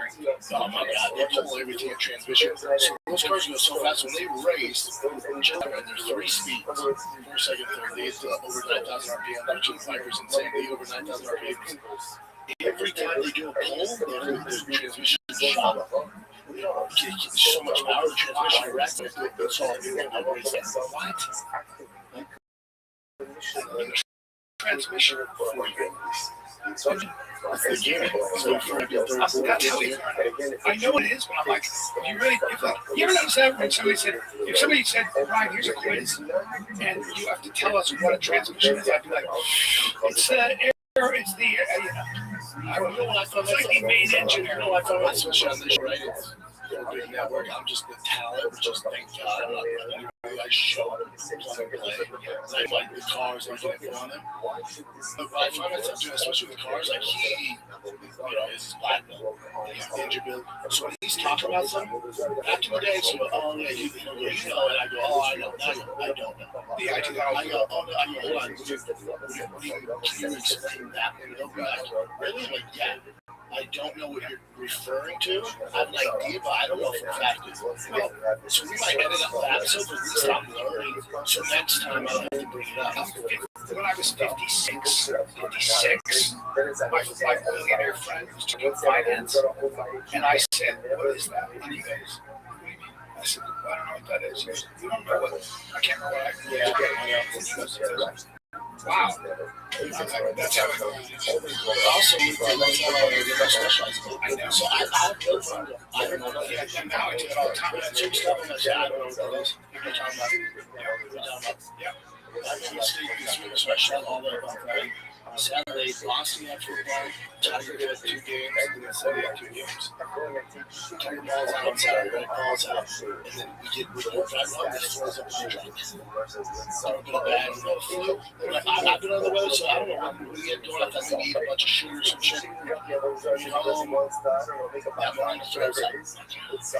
There's a fever. I'm like, it's okay. We got a bit more. We're in the championship.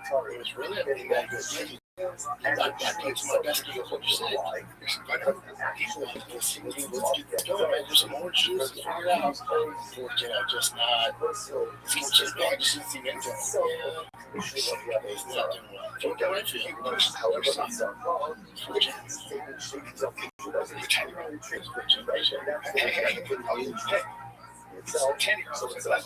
he should take it off. Sure. He should have taken a break. He's tough. Yeah, he was like, I'm good. And then he was like, what do you do? That's your last time. Yeah, he was like, but I don't know.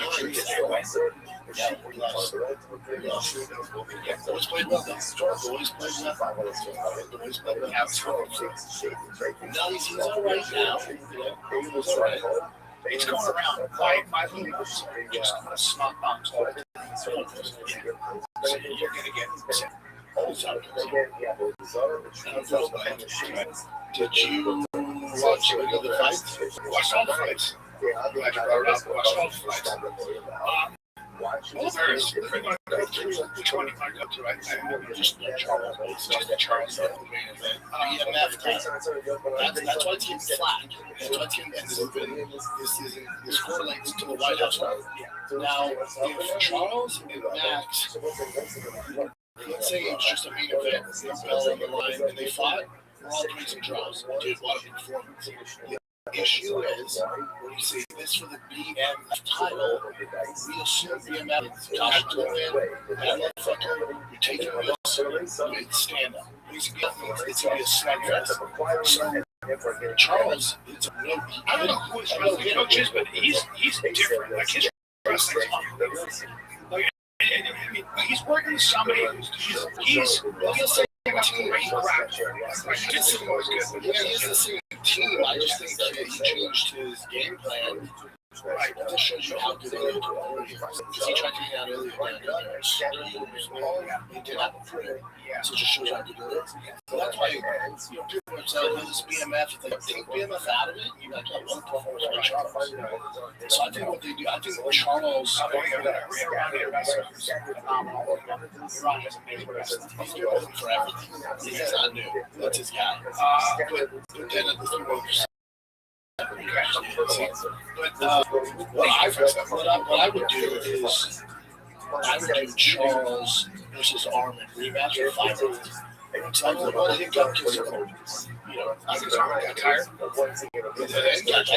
So if you do it 5 rounds, just to make it that's a great fight. 5 rounds. 5 rounds. Very interesting fight because Charles didn't get hit, but Charles also looked good on his feet. He didn't do a lot, but I mean, Max just didn't have an answer for that wrestler. To Max's defense, I love Max. He's probably getting ready for a slugfest, right? Yes. It's going down. It's up. Yeah, they did it at the very end of the round. Smart. Charles is a very smart guy and very, very, very good high fight IQ. And just there's time. That's why he does. That's his losses. He's like a mover. I need this BMF title, so I'm going to take him down. It's not very smart. Yeah. I appreciate that. I really appreciate that. I do too. Yeah, anyone who's hating on it, I would do Charles Sharman with main event 5 rounds. And I'd do Max first time. So now Charles do Max Sharman first time. How did they fight him? I agree. They have a history, right? Marathon stations every stop is a star of fun. It's an awesome fuel savings you can get with Marathon Rewards. Join Marathon Rewards today. Start earning rewards on every gallon of gas. To redeem rewards at any time, saving up to $1 per gallon. Don't forget, Marathon stations are packed with all the conveniences you need to stock up and live life on the go. Marathon, where fun runs on full.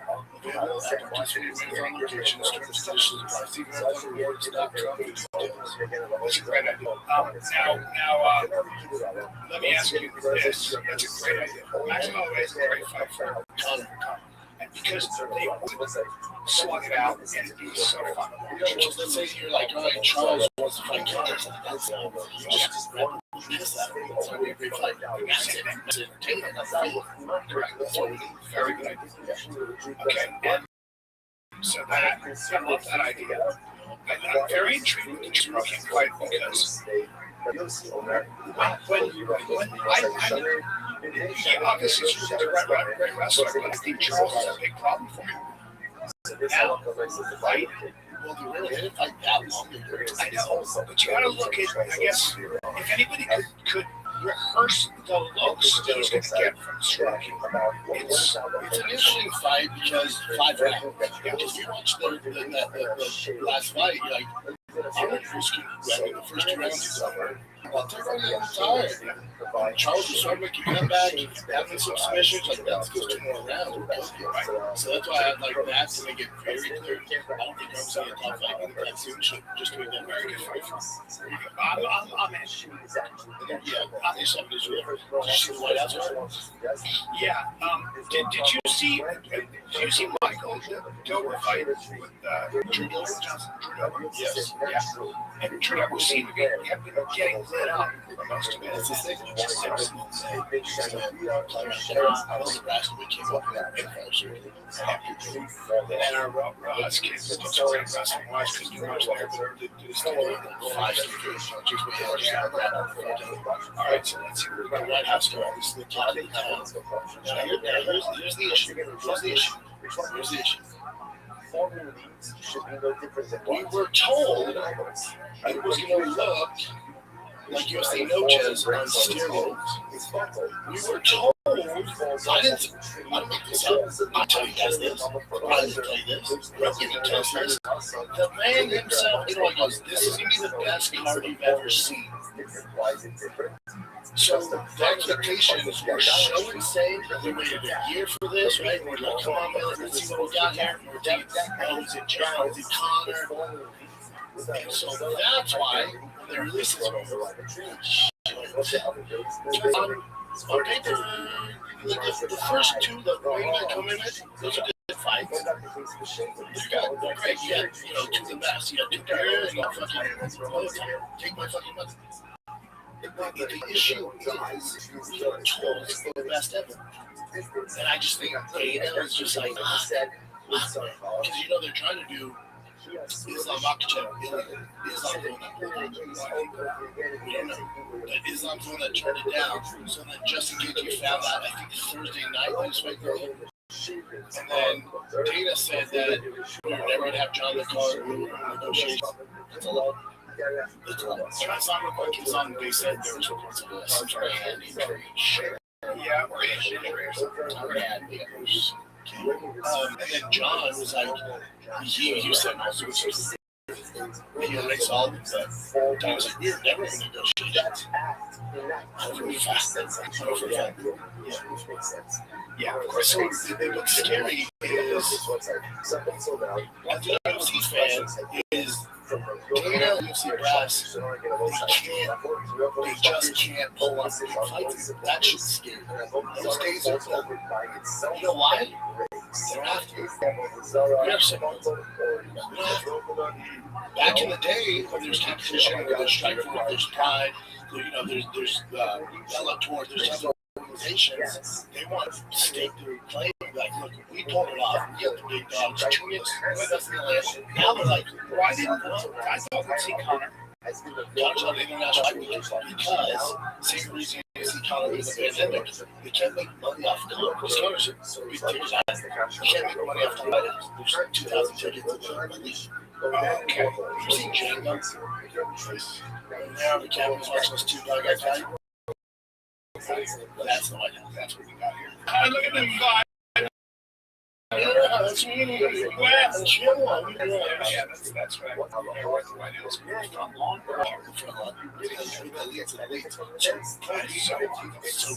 awesome. The point is that you can't constantly sell out. So you're saying for international fights, which is in June. I bet he fights. I would do my call. So what all is being said is when we're told greatest card ever, I'm expecting John and Big. Like you tell me they waited a year to put together Bill Nickel, Dukakis. They waited a year to pull out fucking Sugar Sean. Why not do Sugar and Corey? They waited a year and was doing that for each other. Let me see the card. They waited a year for Sugar versus Zahibi. I waited a year for Rufus Jennings.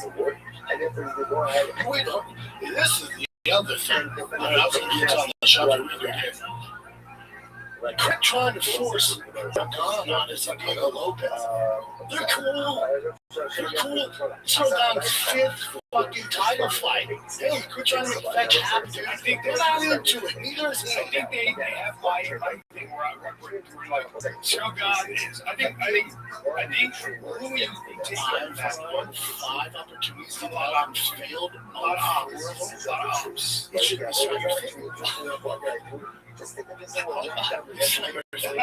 trying to make fetch happen. Diego Lopez, all right, dude. Give the cards to Diego Lopez has been on. Quit trying to force the fucking kid on us. We'll tell you who you want to see. Quit trying to force me to Cyril Gahn and fucking Diego Lopez. Cyril Gahn, Alex Pereira is interesting to me because Alex is that ran 240 probably. Cyril 848. It's a different thing. Yeah, just the fucking sense. Yeah. It's like Paul Tom he's fighting sick. Oh, I can do too great. Here's the thing. Let's say Paul Tom wins. And, it's historic. Champion 3 different weight classes. Historic. But you beat Cyril Gahn. You're not a champion. Yeah. So, unfortunately, there's a little asterisk next to that. Well, I would say this. Cyril Gahn is a very big and very athletic heavyweight who looked good against Aspinall at least for 5 minutes. So people go, so go top beats matches. You know what I mean? You're not the champ. You're not the champ. You're not the champ. You're not the champ. No, so the Aspinall Grand People is doing is insane, and I love protecting. But there's still that asterisk. Maybe it's so bad. A guy who is. We're not seeing John Jones your price. No. You're not seeing John Jones ready. It's over. We're going in there and said it's over. He's not fighting. Never again. It's never happened. Never happened. Okay. The only time he's come back with his arthritis and all that was for the White House. Like this would get me out of bed. I do this. He's got issues. He's like, no. He's got issues. Now, the UFC could, which I doubt they do, especially the UFC could release John. And now is that what he said? This week. But now, let's say the UFC put on this. Let's say the UFC release UFC. Let's go. If I can prove him wrong, would I be wrong? Would would be a bigger man. It's not really the fall guy saying Daniels like he would never negotiate. So all the other shots are right bullshit. That way you don't get to be too public. Landon would better rock and play around this perception. All everything was out from me. And then the other half of me is like, what is it really love? Yeah, too much. Here's the thing. If he's not going to, he's not going to. So Francis wanted to come here and so you got Francis so you Netflix you actually put the real Francis first on he signed the thing they'll figure out a way to do that for Asphalt you want out to contract because you become a free agent like Francis who goes on to fight like John on Netflix is why also they get more money. That's a very interesting thing because in a way, the way Saudi Arabia changed boxing, Netflix could actually be the one hub that draws more eyeballs also Saudi Arabia. I'm sorry, also, yeah. So now that's right. So now, so UFC may have some competition after all. Again, that's if they release it. UFC knows what's happening. You don't make Tom happy, then John should be able to get out of it. Especially with the lawsuits and stuff going on. So, it's interesting, right? Yeah. In order to achieve what you want to achieve, you need to leave the UFC. You gotta leave the UFC and fucking money from Netflix. You get matchups and all this. Crazy, right? Yes. And again, this White House card, Go for a second. sure, it's fine. But this White House card, if they just release this, you're like, oh, that's a Ilya, fucking Norton, that's fucking fun. This is fun. It's the same with the BMF shit. The problem is when you sell expectations, and then you don't know, now, the one thing that could make this a star, like legit, like one of the best stars ever, it's a big ass. Because if Justin Gaethje won the White House, you got American knocking out Ilya. Now it's like, holy shit, it's a big ass. It's a big ass. Now, I'm just going to say this without being disrespectful. If you mention a couple names, if you mention Ayman Zahabi, Mauricio Ruffy, Kyle Dacus, and Steve Garcia, to the average, even fewer of the UFC. They go, I don't. It's not that Sean. We all know Sean O'Malley is a superstar. We don't get excited about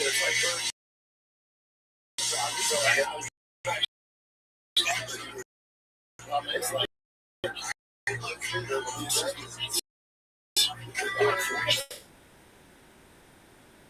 It's a big fight for tough fight. I have to go back to the coaching. Show me which Americans are winning.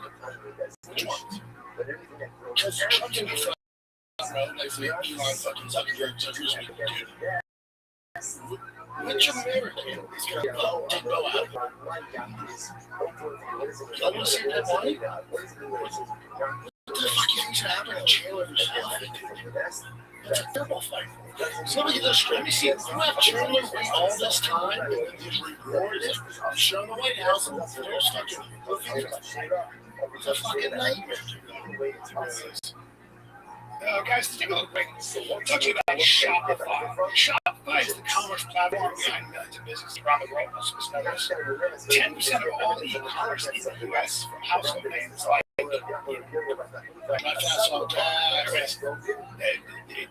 brand's just getting started.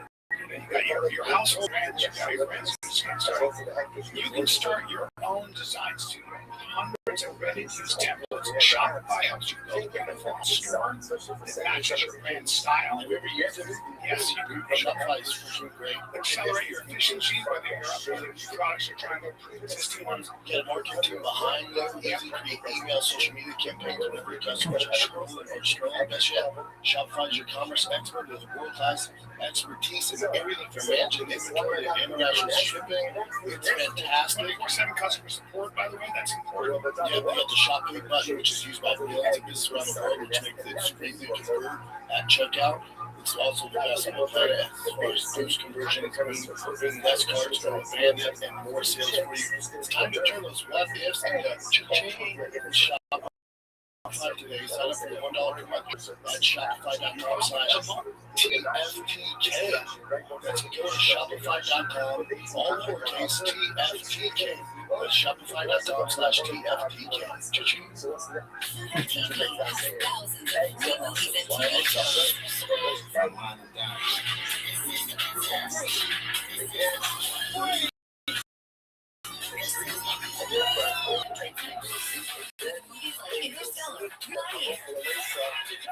And TV shows like Survivor, SpongeBob SquarePants, The Fairly Odd Parents, and Pluto TV is always playing. Pluto TV, stream now, pay never. I think those should get it done. Sugar, good chance to get it done. The odds out, Chip. All the odds are excited. Yes, that's fine. But I can't. So the next is going to be us. I don't know how that was. Can I see These are right now. Super impressive. Got a big brother in Detroit. Yep. Is he a wrestler? What is his back reaction? Just like a million piece on and if our eggs are considered to be an appendage of the tree. These are the odds, Chip. These are the open odds. So you got Ilio -600 over Justin Fields. Slow down -160 over Proton.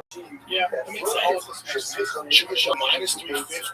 So they're going to do it there. Sergio Hoofy -650. The biggest favorite on the card against our boy Michael Chandler. Oh, that's crazy.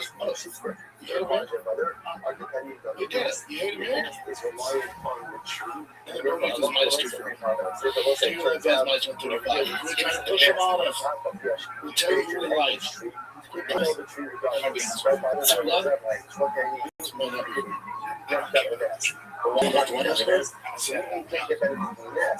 I mean, I care about serial content. I want to see my boyfriend's up to.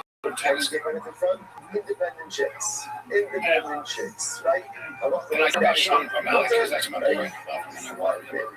I think that'll be a fun fight. This is more casual. You don't care.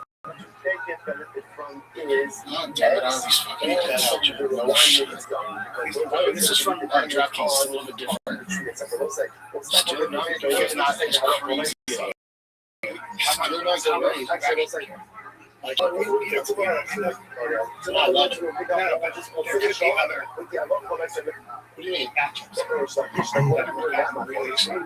Oh, yeah. Oh, yeah. They totally dropped the ball. Yeah. No, they totally dropped the ball. I was thinking about it and I was like, this is how I feel. This is terrible set. What if I miss it? I'm fine. Oh, wow. That makes me sad. It's a terrible thing to say. But if I'm really honest, if I miss it, I'll rewatch it when I have time. Oh, wow. Yeah. You know, we're just two different ships there. I know, but which one are you excited about? Yeah, I like that it's at the White House. It's historic. I like all that. Proton Don't get me wrong. Proton Dawn is fucking very excited. What I'm excited about. That's what I'm excited about. The wrestling? You know what I'm saying? Now, would you be more excited if you found out I'm excited about it's a hot show. That's more because it's a real life show. Yeah. He's going to get it done. We need the American winner. Would you be excited about Ilya versus Islam? They announced that? Yes. That would have done it, right? Yes, it would. Now, to defend the UFC, that was the goal. They can't give credit to Surukin, I guess, but I would like to see that too. Yeah, those are exciting. You got to interrupt with Justin, so you got to get that way. You could have done Ilya up at 70 against Islam. That's what I'm trying to say. He's snapping, man. Even that being said, the rest of the card's so good. So you'd be like, that's what I'm trying. Like, what would you like to see? I know Connor, John,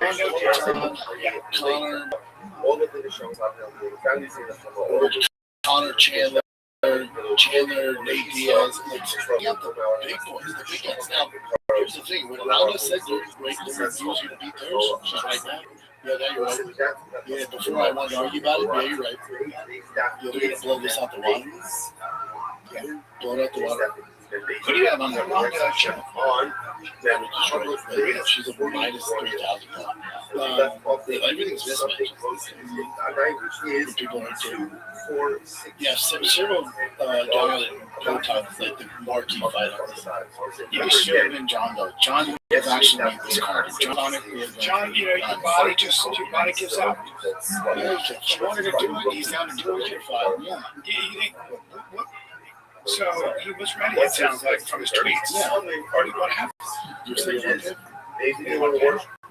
They can't. They don't have to. They don't have to do it. So, like, Ronda and Gina, to Dana's point, was like, we're good. I'll throw it good luck. Because Ronda's like, you're too paid. It's like, we don't set that standard. So, good luck doing something else. And now imagine this. You like the White House card? Imagine this. Imagine you had John Jones, Poetan, Ilya Islam, which they're trying to make, Ronda, Gina Carano, Connor Chandler. Like, what the hell? There we have my focus. Really active. Yeah, you're right. Or can even be passive. I think John would have just John. If John was on the card, he would have done it. Everyone would have been happy with it. Okay, they're going to step in the right direction. Well, they're working the whole The only plus side to all this is luckily the rest of the cards for the year. That was a big worry. Also, Trump is like, there's 7 title fights. What? 7 fights. We're just going to fuck up the rest of the year instead. Nah, you'll see it. We're going to give you shit so much near the year. Because we're going to get $7, and it doesn't really matter to us. We're in cruise control. Now that John is pretty much he's not on the White House card. So we're fighting. So he's already fighting. So that should have been done with him just for that card. Maybe he wanted, probably an insane amount of money. It's like, well, like his excellency offered to pay $30 million to pay the fight. Well, he didn't take it yet. He didn't take it. So he was asked for 60. The UC was never happy. And he said no to 39. He must be sitting great. What about Father Valentine? That sucks. I'll take off and buy a new job. Interesting. Yeah, a bit of a letdown, but Real Housewives of the UFC, baby. Yep. Anything else? What else you got, Jim? Let's see what I got. Yeah. Okay. Let's go with some currents. It's still raging. Yeah. That doesn't Don't stay out of that. Let's go with something controversial real quick. This video, not this one. This one here has gone viral. This is apparently someone's funeral. So mother was grieving her son's funeral, and I guess they had a horse and a carriage person come out, and then the mother got pissed off at the horse carriage driver because one of his employees wasn't dressed well enough. Can I just say something? This is a mother who's burying her son. If you have children, she gets a pass for everything. Did you dress like Callie of Sandals and jeans though? She wore like a pink sweatshirt or hoodie.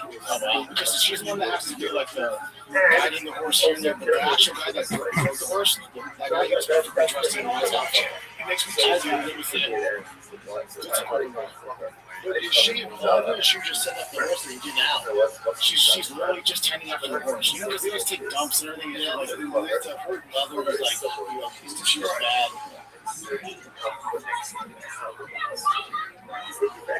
She's the one in the wagon. The horse ain't doing it. Carry the wagon. You all right? says, I want you to Oh, yeah. okay. That guy should have a little passion to it.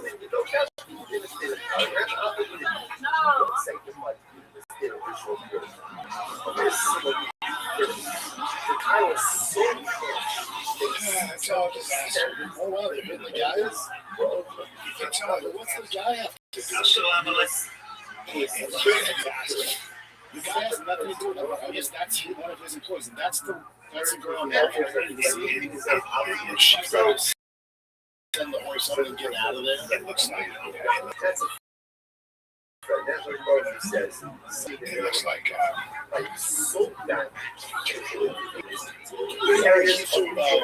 that's the issue. He threw it back at it. That's where the debate comes in. Like, if she did throw it back at him, so he was kind of like, this is a last situation before. She's not in a clear mind right now. She's not. But I mean, because the guy was dressed up in, like a top hat. She's not. So, she should get it. What's the one made it 10 times bigger than 10 times worse?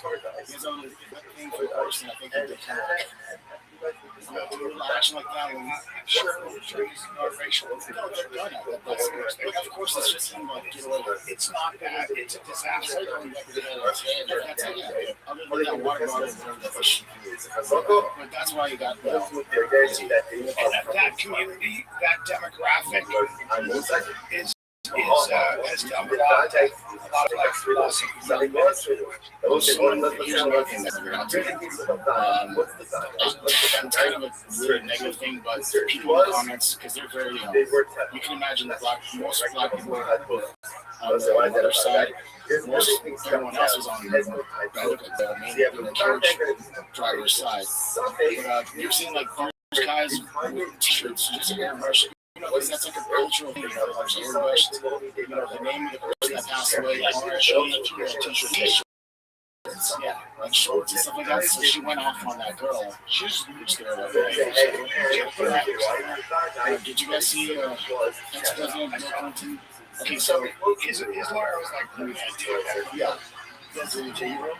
Yeah, the way it cheated. Because he was like, he's kind of you do this and this time.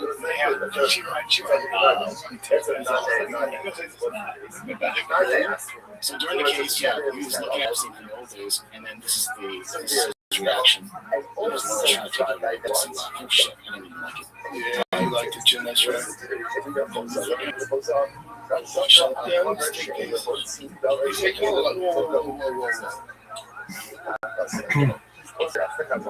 So again, it's just maybe she's fascinating. It's a She's okay. Imagine yourself to a level.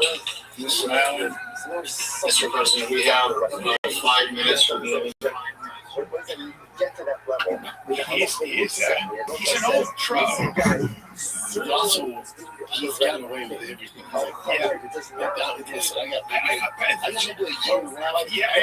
But look it up. I don't think he ever went to the island. I don't believe there's any record of him taking the plane to the island. There's a record of him taking the plane to Africa under the Clinton Foundation. So I believe that's why he's like, whatever. Something in a Sunday house, so exactly. I've shown something on the emotion.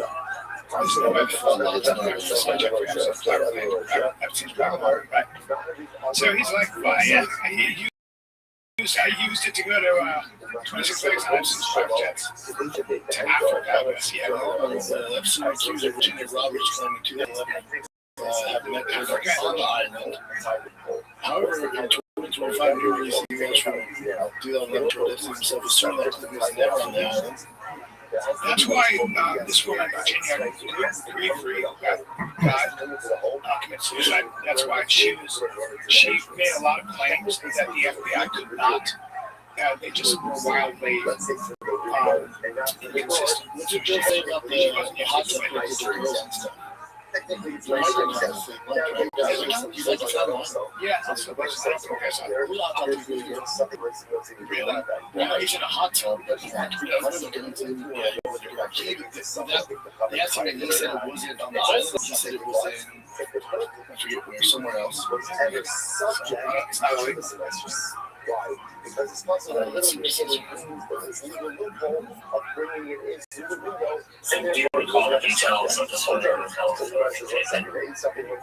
don't think I ever moved Okay, and for those who can't see it, it's a hot tub with a person next to you here. Do you remember where it was taken?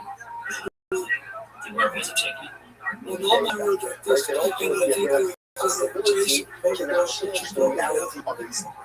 Yeah, people thought they were feeling similar to the comments. But anyway, this picture was taken in Brunei. He wanted to know about stuff in the same and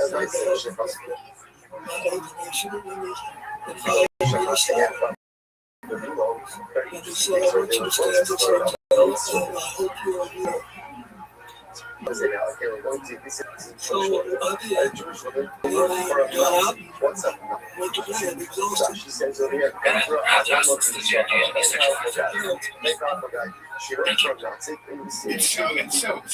he was in Brunei. I guess there's another photo. It's just a large pool. And he's not there. There are other people around. So it was like a big event. So that's true. See, the problem with all this stuff is like, it's like, was he? Do I think he was walking around? Hell yeah, hell yeah. Like all the stuff that floats around. It's like, gotcha. It's like, all right. He's like this. He's like, oh, and Brunei. By the way, Brunei. If you looked into the soul of Brunei, the soul has harems. That dude would fly in girls from all over and have, I don't know, 10 girls house and stuff like that. That's, yeah, there you go. Yeah, Salt Brunei, crazy money. Just foreign women. Just to keep that in the 90s. Some good thing about this journalist who saw it. And the guy just had all these women, and then what he was suffering from was boredom after a while. It's like kind of like back in the day, like the Dubai thing.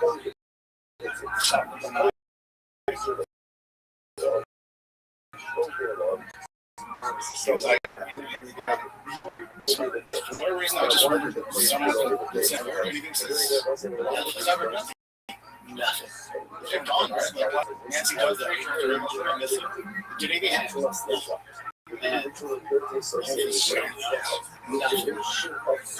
How about the guy who knows so much about like space, lasers, and weaponry? And he's a retired general. Like, he got kidnapped. And there's a lot of weird stuff going on. There's some possibility. But I mean, this is all we're going to use. Like, non-stop and suddenly it's just gone. Because we don't have attention. No one has an attention span. It's crazy until it's in genetics.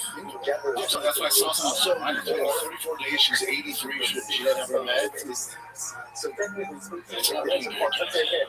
I just feel it's kind of amazing about this guy. It's so weird.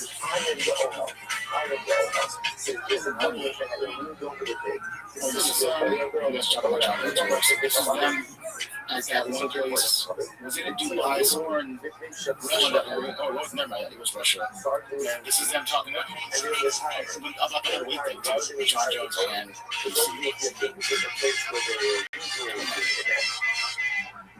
and the reality is they probably talk to this guy. It's attracted away somewhere. Get my third victory. It's not going Daniel for me. He's not going to win. I'm here to show the world that I'm a better fighter and a better coach. Well, that's the thing. He won one. He should have from the second time and then didn't win. Yeah, let's remember that. And I'm going to give him this time. There's no way he can outcoach me. No chance. I think being on my team alone, just being on my team, gives the fighters all the energy that they need to be victorious. I'm just wondering how much DC weighs right now. You used to make fun of me about being fat. Look at you. You just like pull a shirt and shoot the hot as you. It's hot as hell out here. We can't afford for anything bad to happen out here. We're in the middle of nowhere. There's barely anybody to pull me out. Oh my God. It's possible you'll get into a fight here. I know what you're looking at if that happens. I think we all know. No. What would happen? happened is now we'd be fighting at a more natural way for me, so I would probably drown it in that pool right there. They don't like each other, man. You know, it's real. Yeah, John has always been trying to like be his friend, but then DC's like, no, I don't believe it. Other than he's bullshit or something like that. Yeah, no. DC is take a little break here, B. This episode is brought to you by Progressive Insurance. Joseph Clemens Podcast. It's Progressive does help people make smart choices, and that's when they offer a tool called Auto Quote Explorer that allows you to compare your Progressive car insurance quote with rates from other companies, so you save time with research, and you can do the savings and choose the best rate for you. So give it a try after this episode at Progressive.com. Progressive Casualty Insurance Company for us, not available on stage situation. Prices vary based on how you buy. So we'll break here, B, because this episode of Fire Kids brought to you by O'Reilly Auto Parts. When you build a keep your car in freaking road, they offer friendly, helpful service and parts and all that you need for all your maintenance and repairs. They have thousands of parts and accessories in stock either in store or online, so you don't have to worry if you're in a jam. And I'm there all the time. And even O'Reilly's can test your battery for free in and out of your car, and if it needs to be replaced, I'll be fine just the right battery for a vehicle. They got it all, man. Windshield wipers, fix up a brake light, quick service, they're there. They're there. So whether you're a car expert or rookie, you'll find the employees at O'Reilly Auto Parts are knowledgeable, helpful, as well as super friendly. Right? Professional parts people at O'Reilly Auto Parts are your one-stop shop for all things auto do-it-yourself, and you can find what you need in store or online. Stop by O'Reilly Auto Parts today or visit them at O'ReillyAuto.com/fighter. That's O'ReillyAuto.com/fighter. It's not a great show. No. So they are going to. This is not what?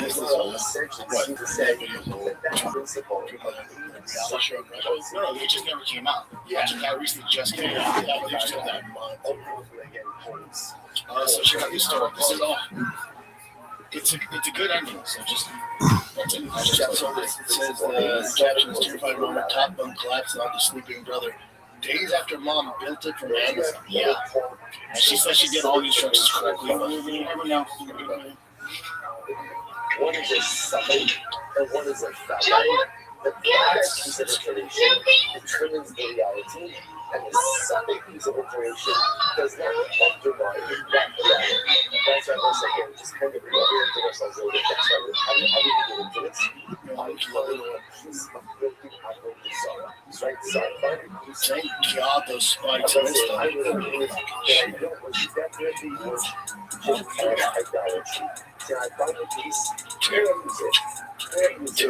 The answer is thank God those spikes missed them. Why? Because I thought that this was happening this hour. Something wow. And if they're going to ultimately, the kids are okay. You didn't get spanked, but dude, you saw all of them fall down at once. And then the sister, that's what broke my heart. She's like, oh, sister, are you okay?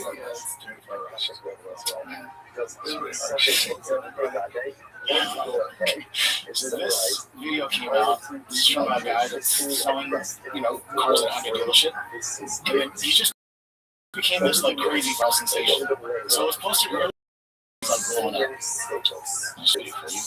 Hey, Carson, and that's why I'm here. Hey, Midbridge, I'm Alex, the newest Midbridge Hyundai sales consultant.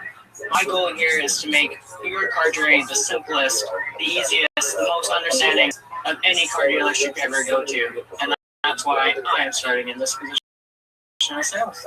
Whether you're upgrading your old unit like this Palisade, if you want to help you and help achieve what you want in a car. Whenever you're looking for a new or used Hyundai here at Midbridge Hyundai, feel free to reach out to me, Alex, for the best help possible to make the needs of new community in Midbridge and help you find the exact vehicle that you're buying a car should. It's such a true, but the comments are like the best part because like that's under touchy-feely. You guys agree how lucky this is? In 2012, I showed up to a fight with no cornerman. Alex stepped in and coached me to victory. If you're buying a car, buy it from him. Alex showed me an $8 test drive last week. Alex had Alex, I used to run coke from Belize to Miami in the mid-'80s. Hell of a pilot, just as good running an offshore race. They're just all of them are so much. There's so much. You want to find Alex on the Epstein list? Highly recommend it. Alex got half his liver to my dog. Not the same as life, but he was hungry.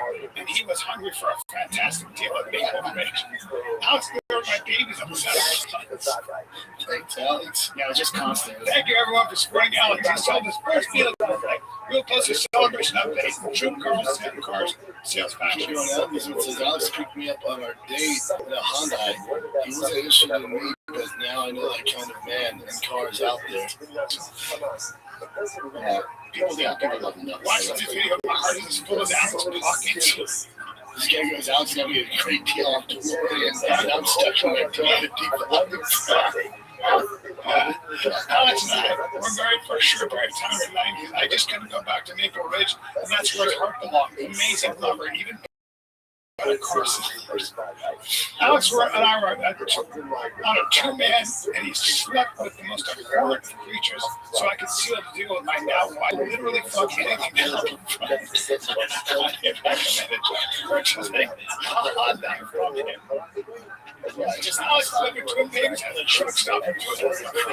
It was my brother and I. We're still in touch today. Oh my God. Oh my God. And obviously, even the whole dealership, they're just there outside. I'll show you my first goal. He's killing it. Yeah, dude.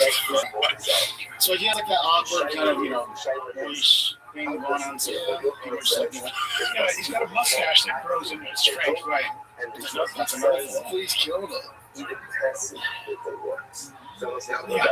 Alrighty. Hold on, there's a crazy one I want to show you.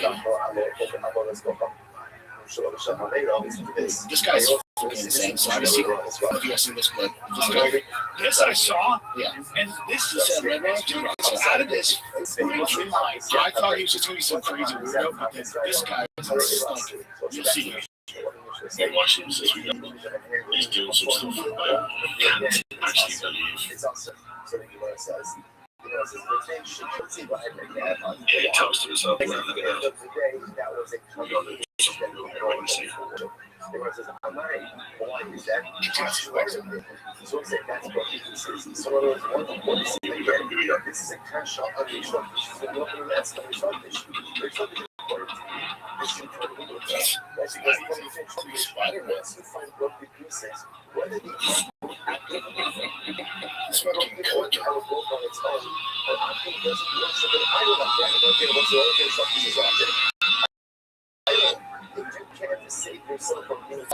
Chances are what?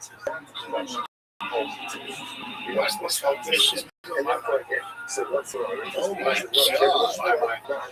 That's fucking wild. Yeah, that's wild. Dude, one spill of it. That is not easy. Yeah, that's everyone. Is that Rothschild? Yeah. Oh, I'm not. It's great. We see it all the time when we're fighting. Really? Super tough. It is, right? These guys insane. Yeah, those are the main ones, though. Insane. Especially if that running up is no fucking joke. No. I don't know, you're allowed to. I thought it was going to be close up to the bell, but you're allowed to just go there and trade all the time.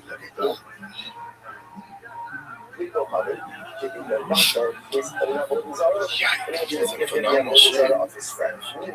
He talks to himself. He reminds me of like the Liver King kind of personality, but also doesn't go for athletic. Yeah, and just doesn't go crazy. That running backwards. So that guy's ready. I don't know for what. He's ready. Yeah. I don't know for what either, but he's ready. This is the one that's freaking me out. This is it's a Southwest flight. It says 294 from Nashville to Fort Lauderdale. And then this is what the crew is telling the passengers to do. Is this the guys doing it to the plane? I've heard something that happened. They didn't say exactly what the details were, but something about like they threatened some sort of threat.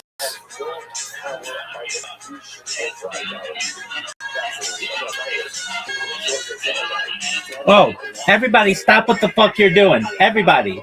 I don't give a shit what you're doing right now. You could be fucking curing cancer, landing on the moon. Everybody stop.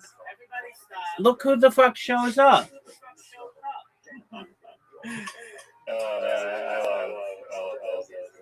How you living, pimp? Such a warm welcome. Where? So warmly welcome. What's good, son? We're in the Zoot time zone and the red desert time zone, where you just appear and disappear like a fucking Ramadan. 100%. What's good in the hood, son?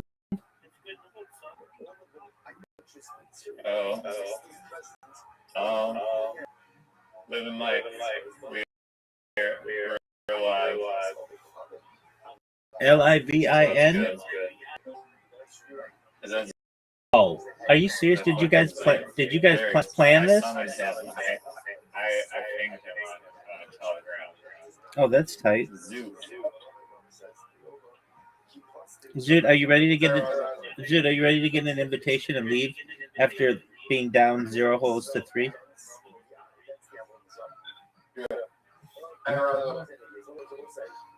Dude, how are you, man? It feels like it's been ages.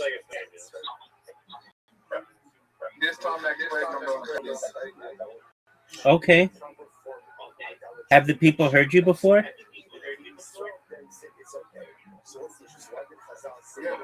Did they know you're not funny?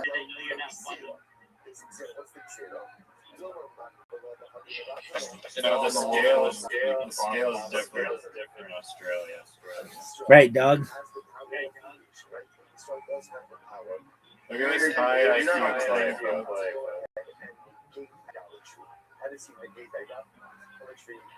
Beautiful high IQ. Stop. I don't understand why that's a good shot. It could be actually an amazing shot. Oh. I might be able to learn about you or something like that. I didn't take my angle very well. You're not going to going first on this major is a major, man. Never seen. There's definitely a hidden hole back here in the tree, and I'm going to find it. No, don't do that. Water bump him with the greatest water bump in the history of the game. Oh, what a terrible shot. Says the guy who's getting 0.0 points. If you get a hole, no way. Riser, what'd you say? Fucking serious? Riser, what'd you say? Alright, that was a pretty good shot. That was very fortunate. No doubt about it. Day. Oh, I fucked up. Rabbi gets 1 point. Rosa gets 0 points. I have the lead. I get to go first. Zoot. Warm-up game. I'm actually distracted with putting things in toasters. And I had the workshop. I am not good at this hole.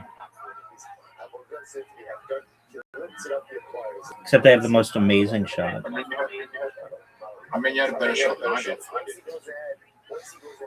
Yeah, but I mean, I can still get it in 3.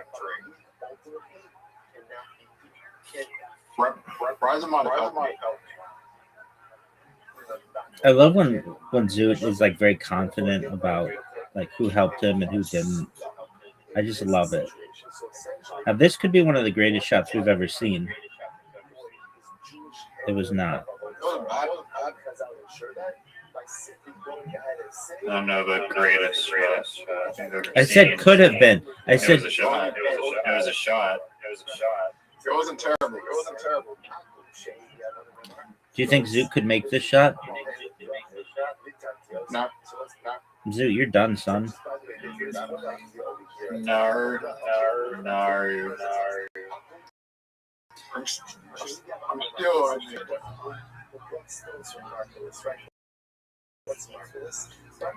It was Rebel.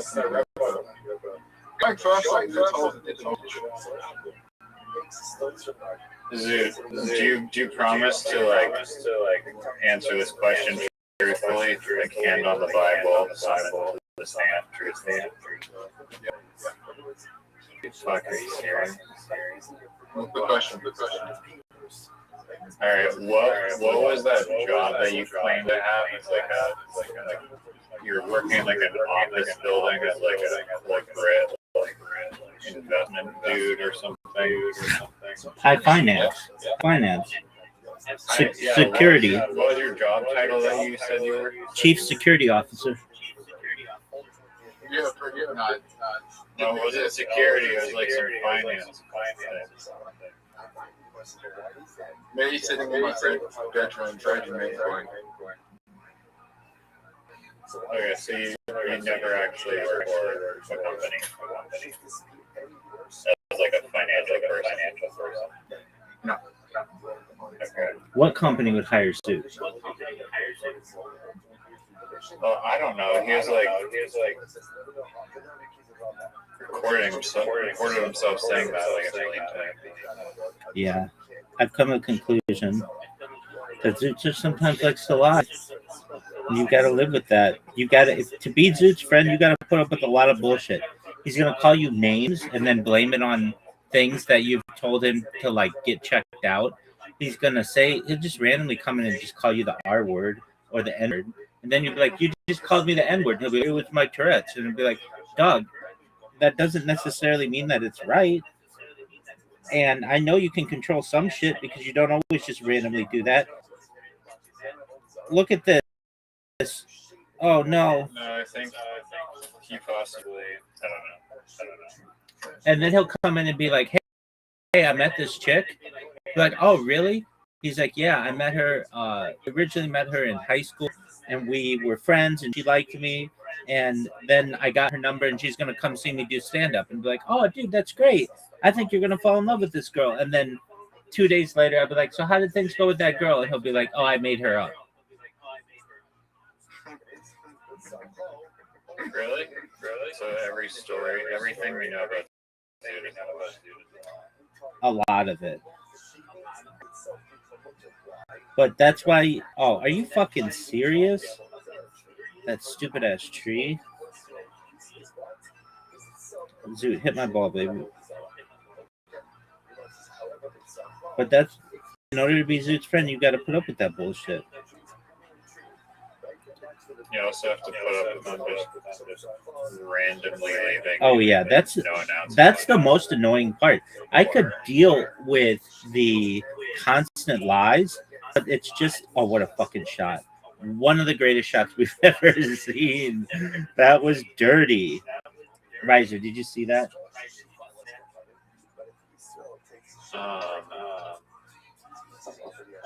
Wait, you made it? How did my ball get back? Baby. That's what I'm saying. It was like the best shot. It was like the best shot we've ever seen. I missed it. Don't reveal too much information about yourself on the internet. That's the rule. Zoot literally has like given medical diagnoses, all the girls that liked him, like he is. Docs you and choose to know where you work. No, go to, like, do comedy. not even. Yeah, exactly. That's the thing. He was doxxed by the raw comedy. Yet he thinks he's over here like James Bond.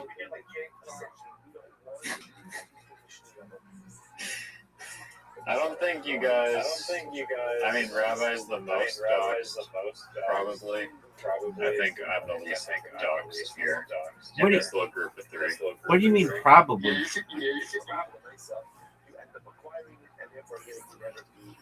Oh, hole in one. No. What do you mean, probably? Is Zoot live streaming in his life and we don't know it? Yeah. No, I think I'm less dogs than Zoot. In a way, yeah. Wait, what happened to my... Did I got water bomb? Yeah, dog. I mean, are you not paying attention here? Paying attention to one of the greatest ass kickings in the history of this game?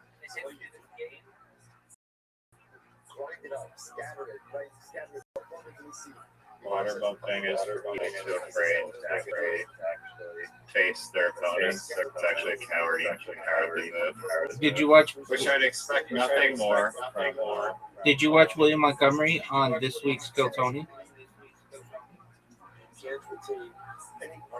I did not, unfortunately. I Oh. had the privilege to do that. I did have the privilege to waterbomb.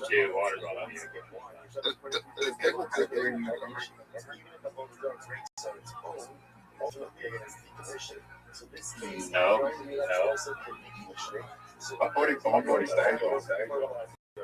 Oh, he most certainly bombed on stage. Every comedian bombs as part of sport. What's that echo? Is that anyone's mic that can be like turned off or turned off? It's mine. And I like it. But I'll turn it down just for you. I've never seen. Just give me a second.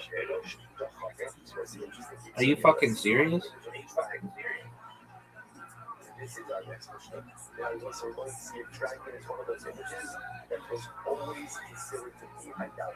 I never bombed. Dude, your entire set is a bomb, so it's not like. Dude, yes, you did bomb. You've come in here and publicly admitted you bombed. And that's cool. I mean, like Reiser said, all comedians bomb. So for you to think you're any different, no big deal. I just want you both to know that I dominated both of you. Is Reiser any good at this, buddy? No, that game No, sucks. Monopoly. I'm the king of Monopoly. That game's okay. Well, are we gonna play another? We'll play this and then we'll play Monopoly. That was sarcastic. I'm not very good at Monopoly. If it didn't take like an hour, it would be good. No, it's great. Okay, are you? Doesn't take an hour. There we go. It takes 20 minutes. Zoot We times. play Pickle, it takes like 20 minutes. Zoot times all his games. Beautiful. I've never even completed a game like that. Are you Monopoly. serious? Yeah, you have. I don't think so. I guess maybe. Bye-bye. That's a miss. That's one of the worst misses I've ever seen. Dude, I don't know why you even hit that shot. That was terrible. Now, Wasn't that bad. I'm going to do exactly what you both were trying to do. Did I just get one bump? Oh, and I fucked up. No, it didn't. Damn. Dude, don't go in the water.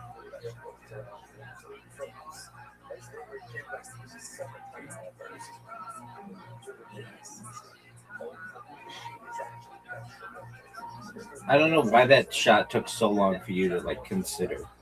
But look how bullshitty this is. Reiser, that's a miss. You're short. I shouldn't have Let said the that. record show that I was using my non-dominant hand.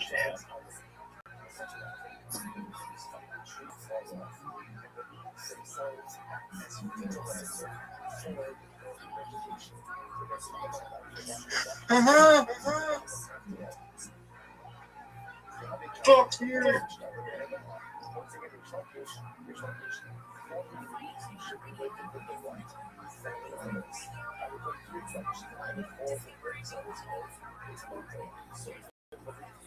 Get that.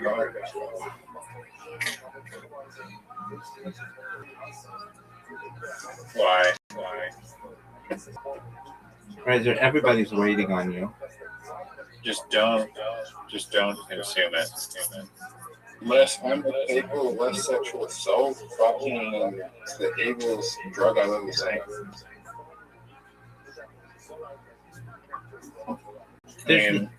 There's no Plenty way. of people haven't sexually assaulted people that use alcohol. Oh, It ain't increasing your chances of getting sexually assaulted if you drink alcohol. You mean assaulting someone else? No, getting sexually assaulted when you're drunk because you're vulnerable. Yeah, that too, I guess. I've been assaulted on alcohol because I was vulnerable. People took advantage of the situation.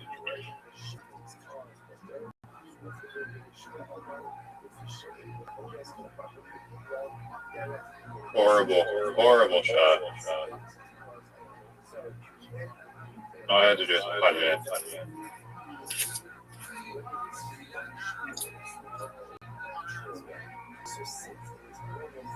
Alcohol is fun, though. No, it's not. It is.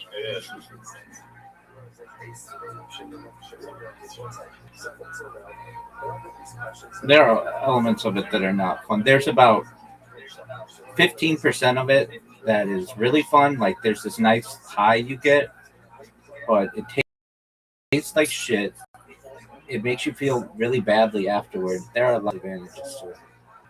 It makes you make dumb decisions as you actually hang around weird.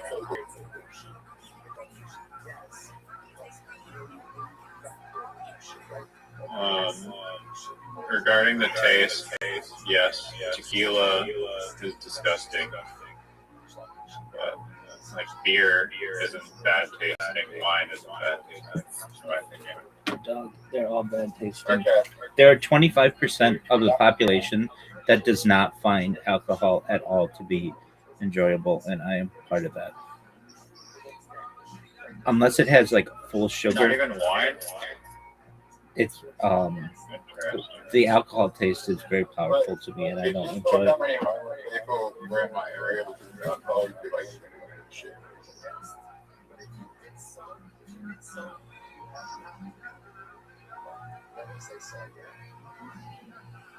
Sorry, Zoo, what did you say about the homeless people? Oh, drunks. Mainly alcohol. Did they see your stand-up set? There are a lot of alcoholics in Australia because it seems like, or just people that drink often.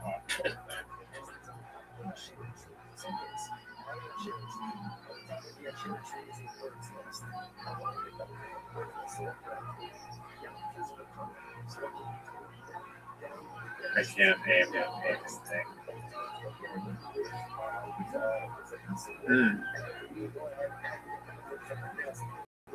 Are you proud of that shot?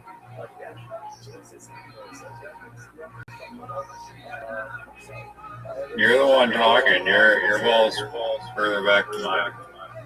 I've only taken one shot, and you, my friend, have taken two. Let's see your big shot.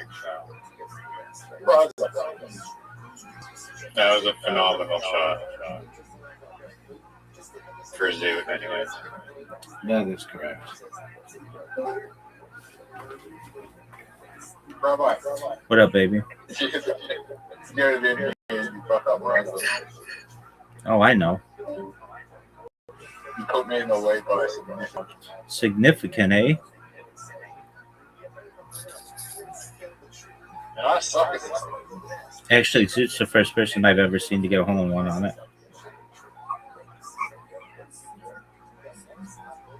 That wasn't a bad job. That was not possible with this bowl cake. That's correct. That was a very good shot, actually. I'm gonna try a novel approach here. That's a terrible shot. Oh no! Go! Wasn't bad. I think the word you're looking for is phenomenal. Is it better?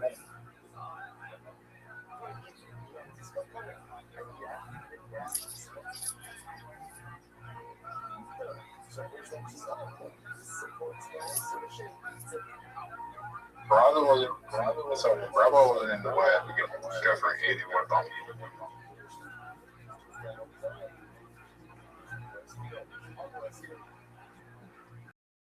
Fuck. To start. Okay. I didn't what about you tried to. Well, what about the fucking way?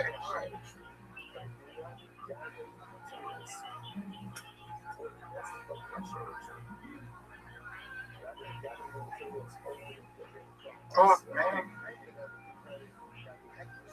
No, that was bad, dude. That was really bad. No, how did that not water melt? Dude, you just gave him the win. You just gave him the win.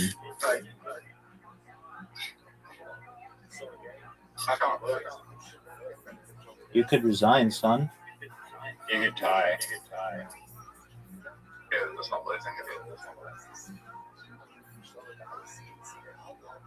Look how good this shot is.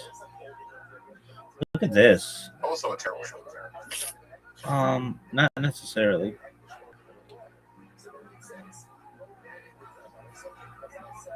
That's garbage. Now that's a garbage shot. No doubt. There's a better shot. No. Dude, your shot is dog shit. Oh, bad, man. There's a better shot. Manual Rabbi. I do. Oh, what a shot. That was beautiful. That was beautiful.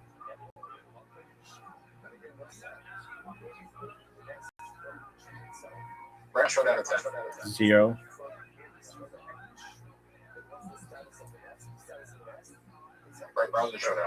Oh, we all won. No way. That's rare. That very rarely happens. There's like 1 point. That very rarely happens.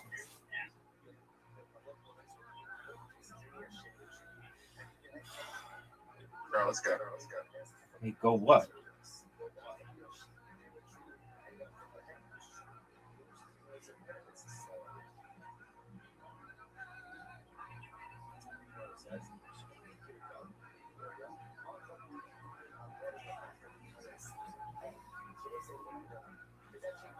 Yay, basketball.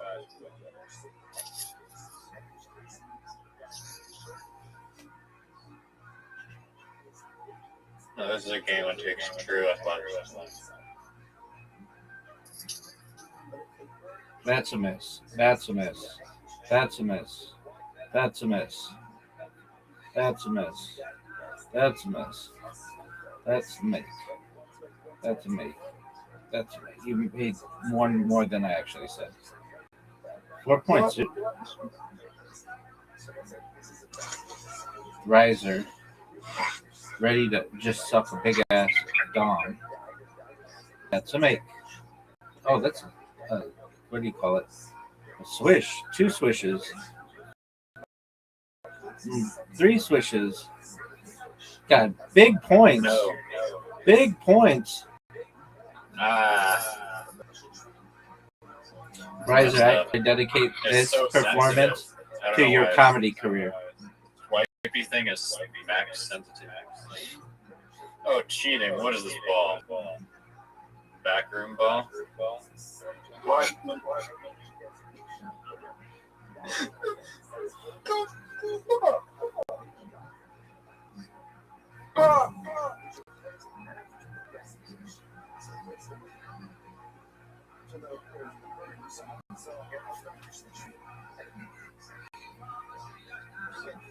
That's a miss. That's a make. It's a swish. Zoot had a swish. Zoot had a swish. Zoot had a swish. Oh, Zoot. Dude, do you have any new material? He has a paid gig next week. What's your material? My Instagram algorithm is so rigged that I can't tell if it's mobile or free.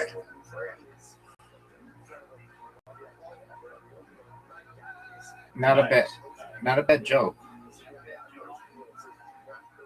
Are you just doing one-liners? Yeah.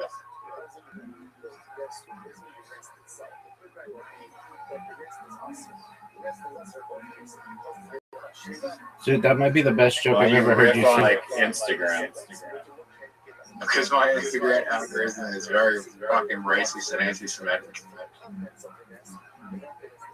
No, go diving into that concept further.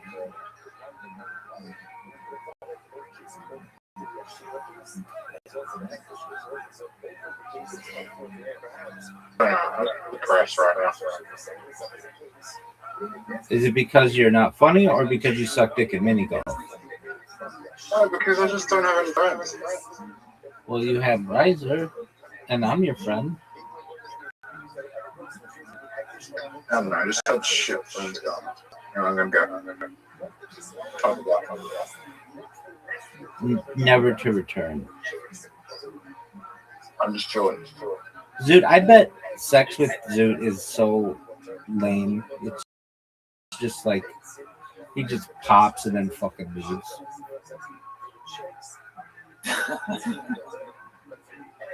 Yeah, right when the pizza arrives.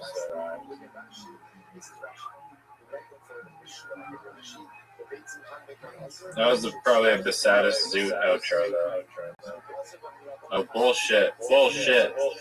Fuck off. Are you serious? Baby, what do you want me to do about it? That was crazy. All right, are you gonna start playing pool? Literati, and then pool, and then Karen. Oh, or whatever. I'm cool with that. That's good. All right. Are you launching Upcake yet, or what are we doing there? Yeah. I mean, can't just really launch it. I've already launched it. There's like a whole shitload of stuff that needs. Dude, I wanted to tell you. So I didn't want to break your heart though. Meta has said by this summer, I believe, they're gonna have 100% AI creation of all of their ads. Yeah. But I mean, this is not about creating a shitty AI ad. Anyone can create AI stuff. Some of it's good though.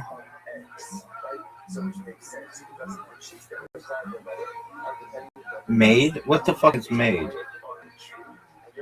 You know, after April comes, you get made. Shut the fuck up.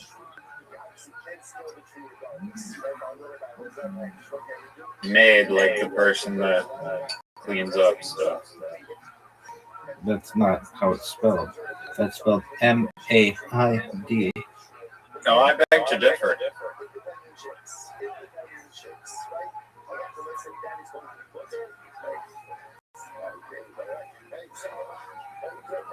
Oh no.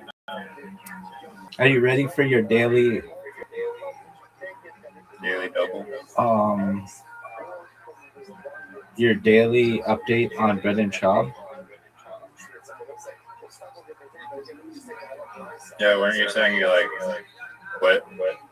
No, he didn't quit. That would be a big event in the history of this slowly resign Discord.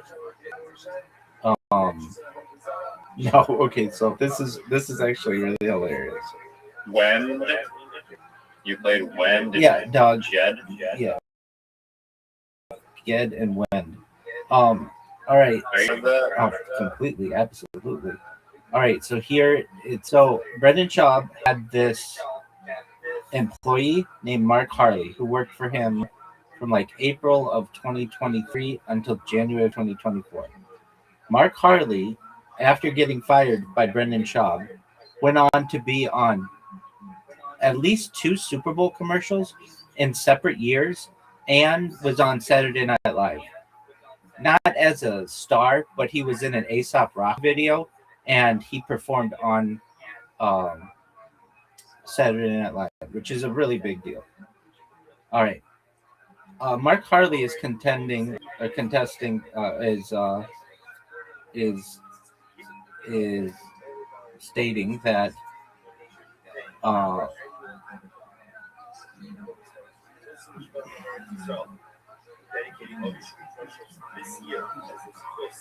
that Brendan Schaub did not pay him, and at least for some of it, in total of like $150,000, something like that. Wait, who, like ASAP Rocky didn't pay? No. Brendan Schaub did not pay Mark Harley for things like when Brendan would go. Exactly. For things like, which is true, like going on tour. They'd go on tour and like Mark Harley would be like security, and like he wouldn't get paid meals, or like he wouldn't get like break times. So anyway, they had a case in the was before the like a magistrate, a California jurisdiction. I believe it was LA, but Mark Harley basically did a like they did a Skype, and Mark Harley invited one of the biggest trolls of Brendan Schaub on the internet. This guy's named Unique, and Mark Harley wanted Unique to testify that Brendan Schaub has been dishonest in the past. The reason why Unique knows this is because Brendan Schaub sued Unique for using some of his clips on YouTube, and this became a really big case. And Unique ended up winning. So anyway, Unique's like a huge troll, and live streams the proceeding live on YouTube.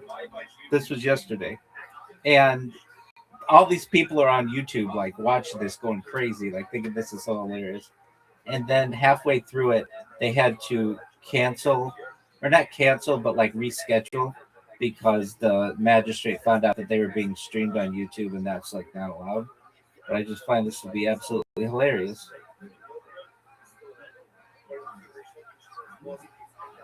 That was funny. It's hilarious. I like how he just is always digging. Right, that's what everybody loves about him. It's like a little mole.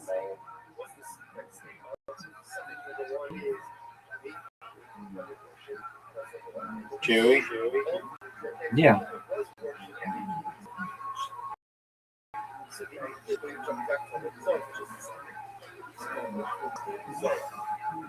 And then they had an episode today. So like I love this show so much because it's so shitty, and it's just circling the drain. They're losing all their advertisers. There's a chart. They would get like just like 4 or 5 years ago, 6 years ago, they would get like 3 million people to watch every episode, or like 2 million people, or even just 1 million people to watch every episode. And now they only ever get 40,000 people, and those are all bots. Like nobody watches this show anymore. The reason why it used to be really popular because it was the first. They say this. I don't know if it's true, but they say it's the first. It was the first podcast by an athlete. If that's true, that's cool. If it's not, whatever. But they say it's the first podcast by an athlete. And it used to talk about MMA, and that's what Brendan Schaub would bring into it. And then they would get on Joe Rogan every once in a while, and that would bump them. And like I've said previously, Brendan Schaub is the number one guest all the time in the history of the Joe Rogan experience. All right. Well, then, so Brendan Schaub is the fighter. Then there's the kid. The name of the podcast is The Fighter and the Kid. And the kid is Brian Callen, and he's like 20 years older than Brendan, and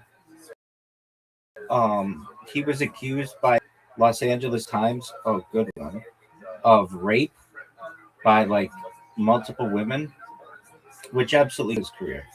He had like a spin-off of the Goldbergs and like all kinds of things that he was on that just got killed. And he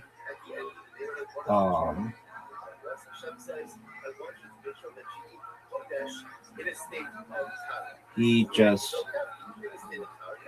has not done well, and that killed how many people watched their podcast. And no shit. Yeah. Apologies, I'm trying to find something.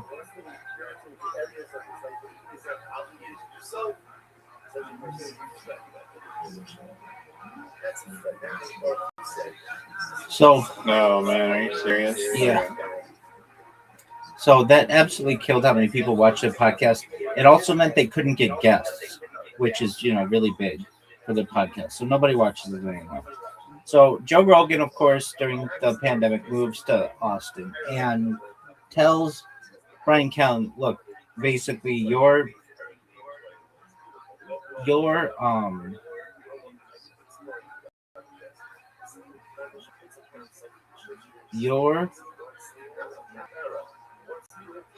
career is like terrible. And if you come to Austin, there's like a way that I'll give you a regular spot and you can start touring again and maybe get a new start. So this happened like at like last year, this time. And Brian goes and he's like really excited. Hey, I was just in Austin. It's amazing there. They're really building something great. It's just like the good old days. Like all these guys talk like Austin is the greatest fucking city ever. And then they get there and they're like, it sucks. Like a lot of people are like, it's dirty. There are all kinds of homeless. There are more homeless people than in LA or like for a certain area of it there are. LA's got so much more going for it. LA's a huge city and Austin's really like just a few blocks. But they can't talk negatively about it if they're not really big. Like the people who have shit on it are people like Tim Dillon and Shane Gillis. They were like, but they're big enough. They don't fucking need Austin and they don't need Joe Rogan. But smaller comics like Tony Hinchcliffe and Brendan Schaub and those kind of guys, he's not even a comic anymore, but like Brian Callen, they have to say it's amazing because they are like dependent. Now,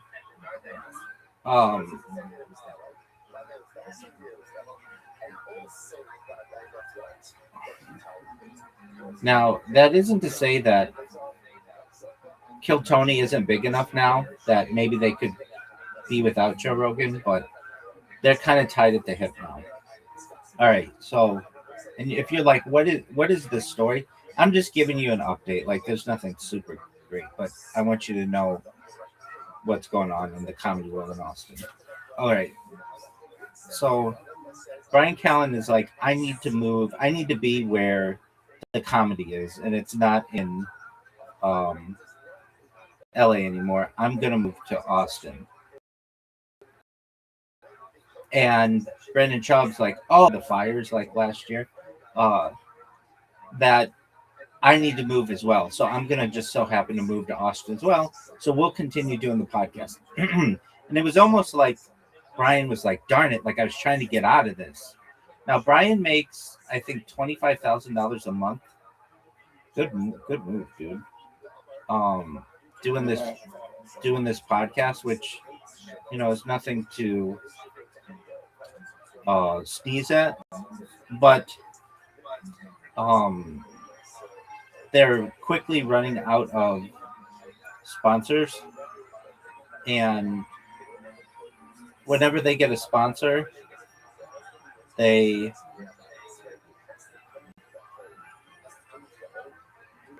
have to quickly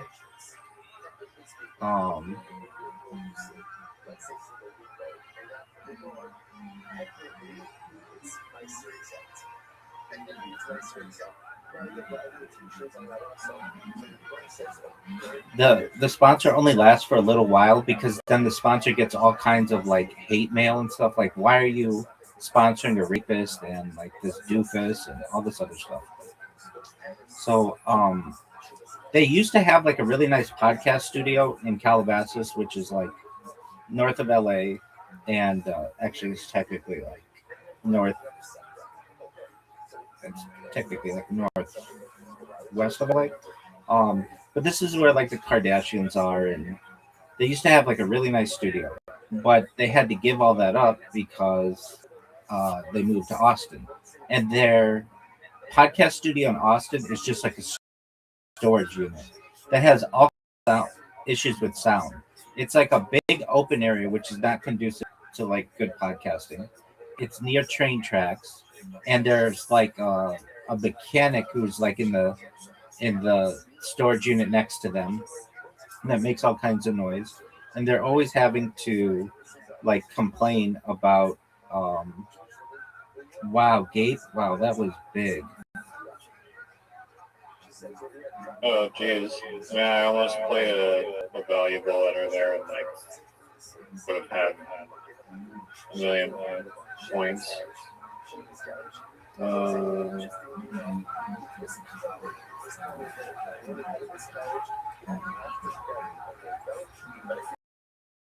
So, Brendan Shaw. A good one. This one's gonna be a good one. That was amazing. That's like it makes me want to resign. It's so good. Makes you want to what? Resign.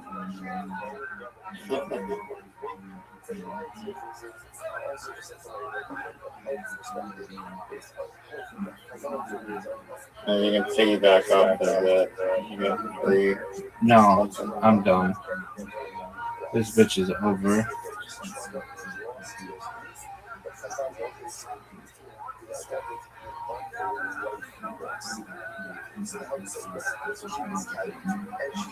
Five tiles left.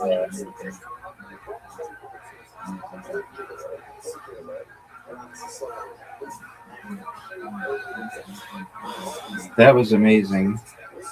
Oh, wait, you had a blank one. Okay, I mean, I'm not hating on that. That was good.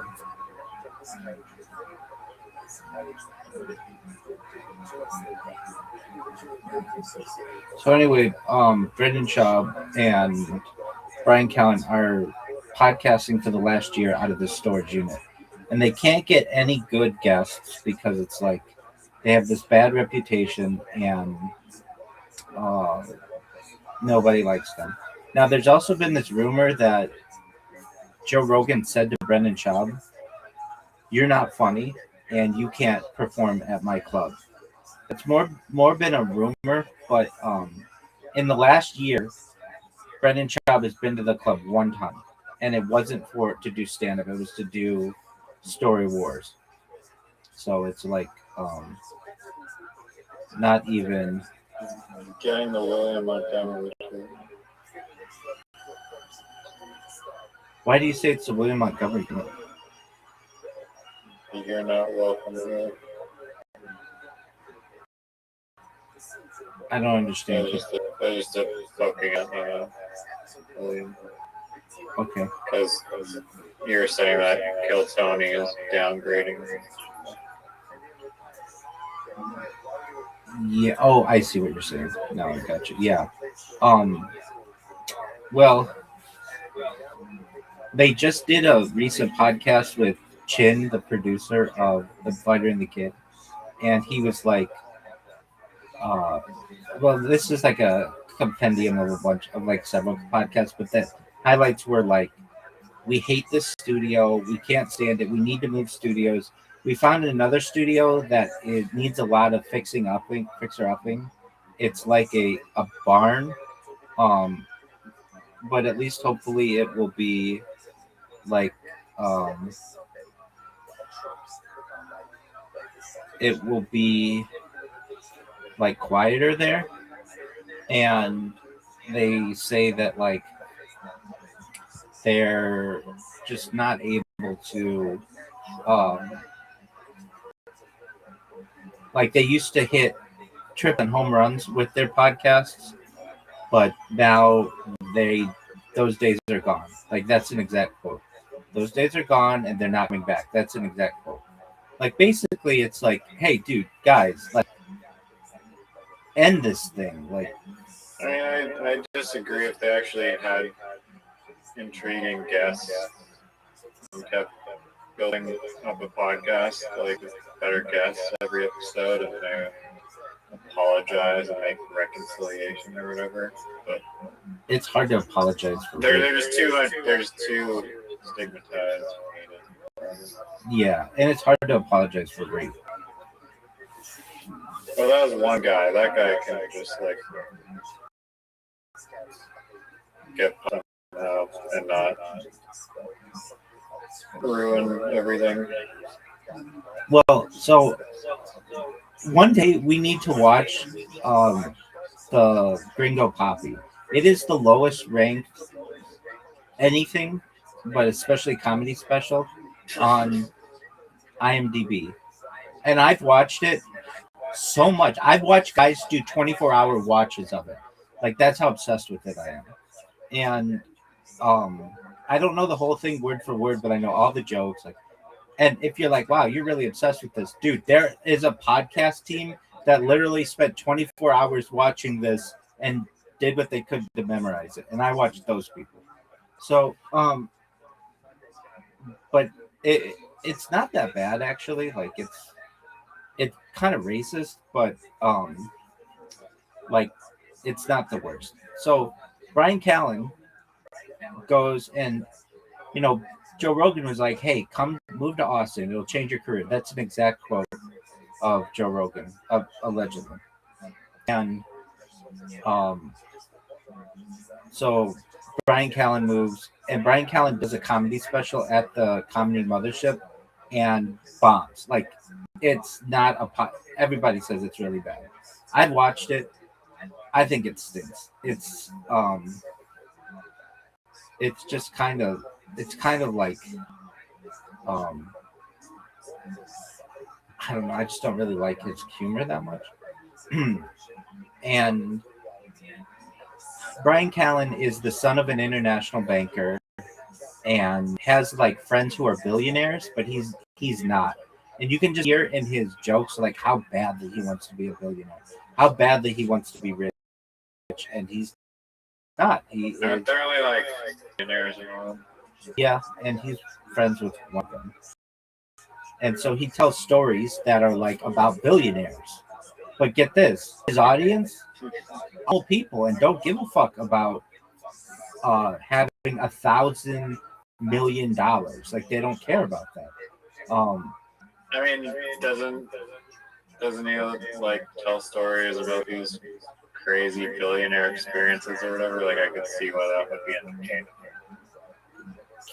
I mean, he doesn't do that stuff, though. He just talks about how rich his friends are and how he goes to their parties and, like, how they have, like, yachts and stuff. And here's the thing that's annoying about him. Instead of saying the water is blue and cutting to the chase, he says the water was azul or the water was cerulean. Like, he plays it up. Lapis lazuli. Instead of saying like he put spices on the steak, he'll say he dipped his hand into a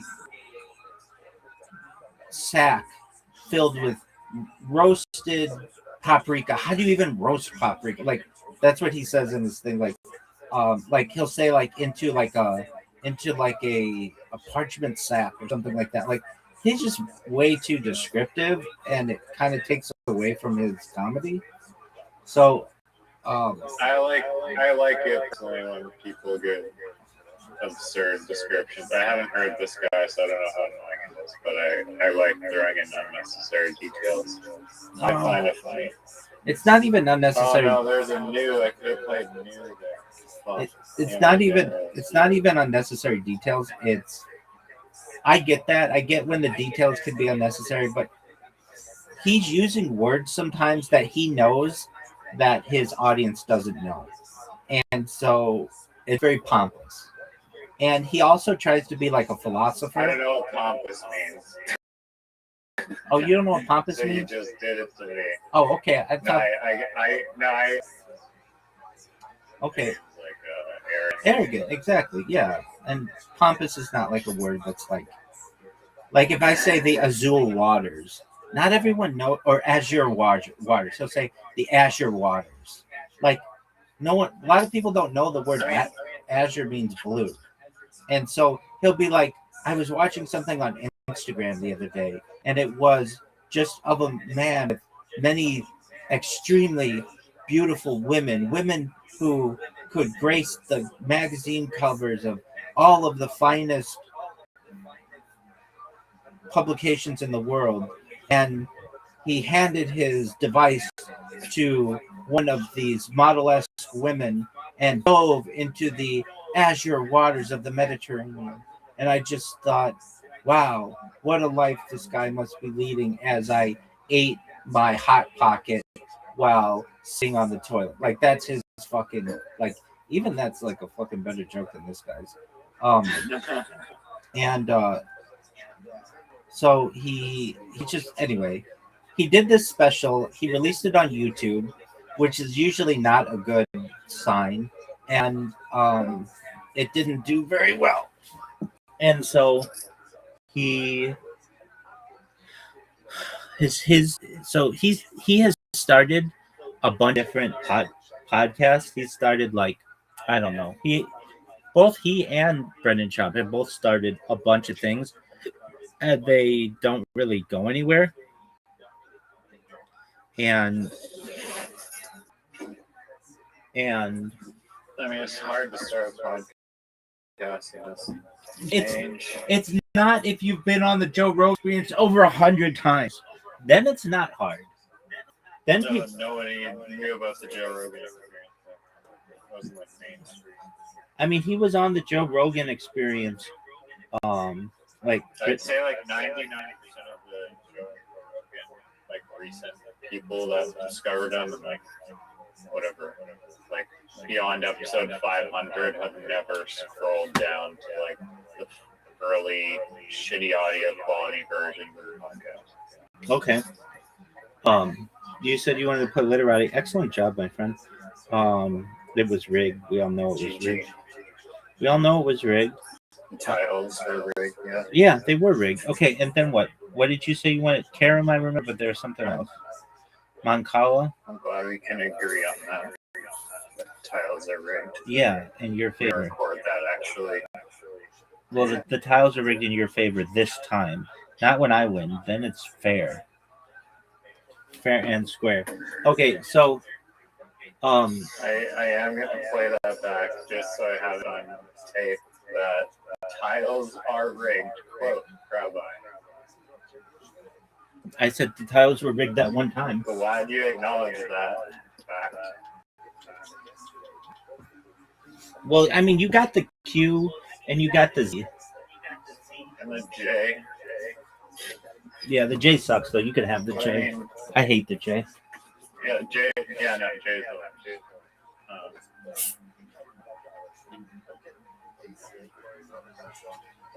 I think the J. I almost would rather have the Z than the J. Oh, yeah, no, the J is brutal. And it's only. You can play like adjunct or something. Well, the thing is, 6 fucking words that have J in them. J is one of them. Probably the least common letter in the alphabet. No, it's not that. Other than like X.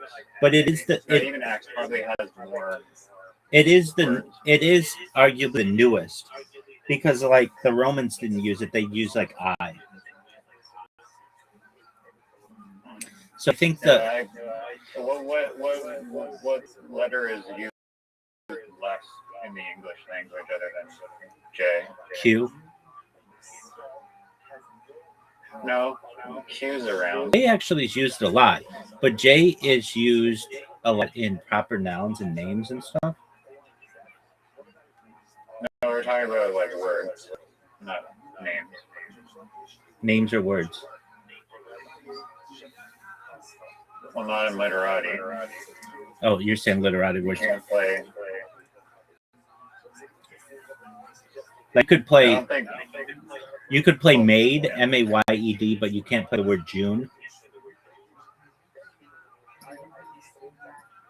Are you gonna play June and literati? No, it's a proper noun. It's a month. Oh, geez. Well, geez is a J word. No. It depends how you spell it. All right. I mean, I've sent you this invite to Moncala twice. Is it just something that you don't want to do?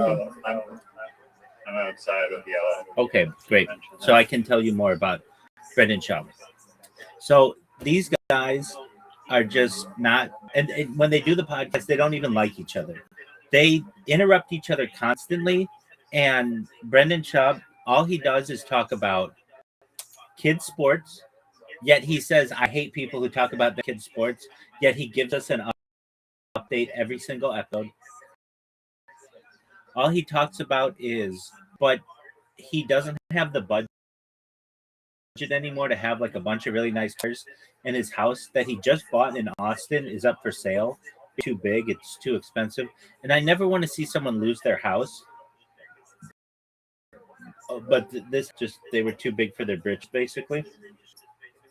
And they have Brian Callen, you can tell, is just on his way out. The only reason why he does the podcast is because he has to make a $25,000 a month alimony payment to his ex-wife who divorced him after it was revealed. That's a lot of money. What the fuck? Yeah, the judge did not fuck around. The judge basically said, hey, Brian Callen, you've been going on the road cheating on your wife, and you have these rape allegations, and now she wants to divorce you, and she's taken everything, basically. What? Isn't it based on your income?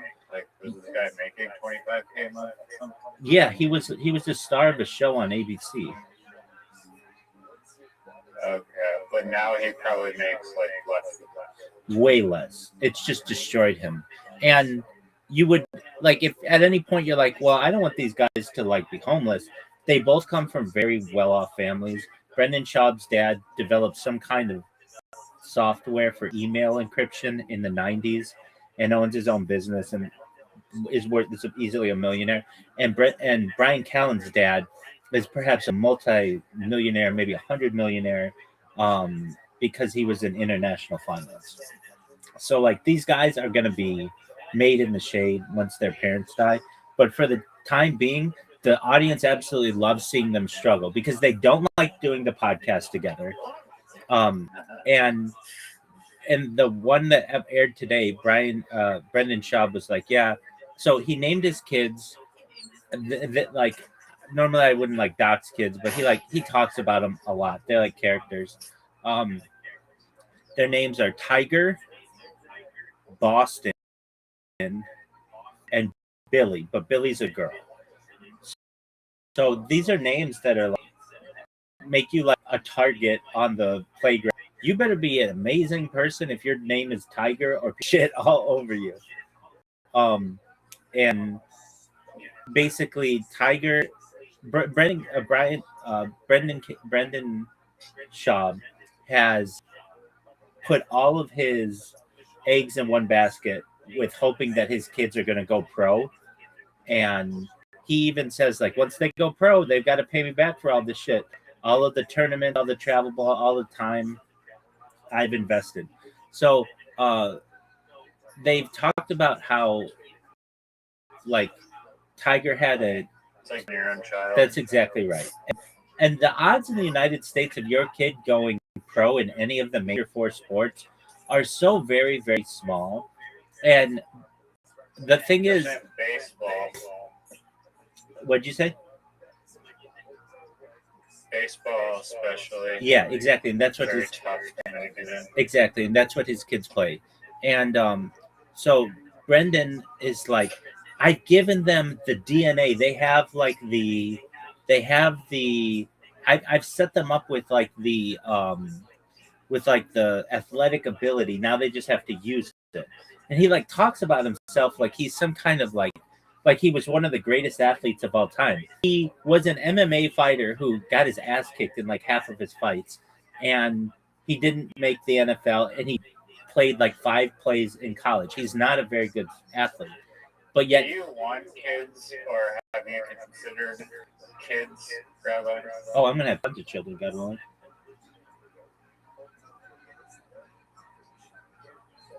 And I'll be the greatest father in the history. Yeah, I just said I'm gonna have tons of kids, God willing. I'm gonna have a big family. Can you not hear me? No, I just cut out for a minute, and I heard your answer. Yeah, yeah, I'm gonna have a very large family. And you're gonna do a Brady Bunch scenario, like just a baker's dozen. Well, the Brady Bunch was a merged family. I'm aware. But yeah, what's the head count? What's the head count of the future? Yeah, I think if you really want to know, I think, and I know you do, I think what'll happen, I'll go viral. I mean, that's always the big thing. Are you going to be an Elon Musk? Yeah, type of dude? exactly. We're taking over the world. You are? Yeah, and then I will have my core family that, like, with a wife and children and such, but then there'll be a lot of women out there who just want my sperm, and then I will raise the children virtually. Like, I have my class every day, and then I can teach them things that whatever it is, life, but also about Judaism and such, and then visit them as I travel the world. And I don't think that's a morally. I mean, this is my opinion, of course, but I don't know. I don't think that's a great moral thing to do. I mean, you can give a child money, but like I don't know. I recognize that, like a parent person. I recognize that. Like But the baseball. well, so here's the thing: I'll have more money to know what to do with, and I'll just be able to essentially pay for their futures. And in the future, the nuclear family will change, meaning, and it already has, but you'll have a lot of women out there who don't want a father. They want to raise the child alone. But instead of just having a sperm donor, it'd be great to have at least a male role model that the child with whom they could connect on a daily basis. Now, I thought you were going to say something like in the future you'll be able to use AI to basically be like in multiple places, 2 places at once. Wait, no, that's a thing. Like That's a thing. I think I'll be able to host like a lot of podcasts just using my likeness. Like, for instance, not just podcasts, but like radio shows. Like,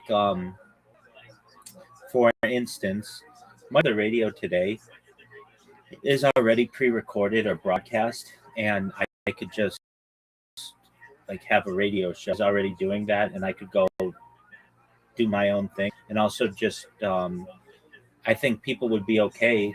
I use AI a lot in my classes, and it's extremely valuable to me. Like, it allows me to condense a lot of information in a very efficient manner, and then I can move on with my life. So I agree, but like for having an AI raise your kids, though, like nobody's saying that. Nobody's saying that. Nobody's saying that. Nobody's saying that. That's not what I'm saying. No, I was saying that like it's a possibility that you can use AI to like robotics or something to have like be raising the kids in person through like a robot that's trained on your like speaking patterns and shit. I don't know if it's necessary. Like 100 children in person every single day of the year as just one person. That's right. Realistically. Well, virtually you could, if they had the mothers there. I mean, That's still like a shitload of managing to do. Not necessarily. If you have money, you can buy nannies, and you can have a very easy life. I mean, got to think Yeah, that but what that do you think that's healthy? I mean, look, I guess it you can happened in argue the it it is happened healthy or whatever. it happened in the Bible, and it happened in Jewish families up until really about 70 years ago. Polygamy was allowed and was gathered into Israel today. So, to say that it can't happen, then there are ways that it's been discussed. Like you basically, your wives have different quarters, and you, it's not like you have orgies. You like have time with each of them, and then they raise the children, and like whenever they need the male role model, you're there. Now, I'm not saying that's what I want. I'm saying that I think there will be a desire for that. I truthfully just want to have a wife and children. That's it. But if I'm living not just 100 years or 120 years, but thousands of years perhaps, then why wouldn't I want to have my children take over the globe? And frankly, there are already people who have like attempted this. So it's a competition now.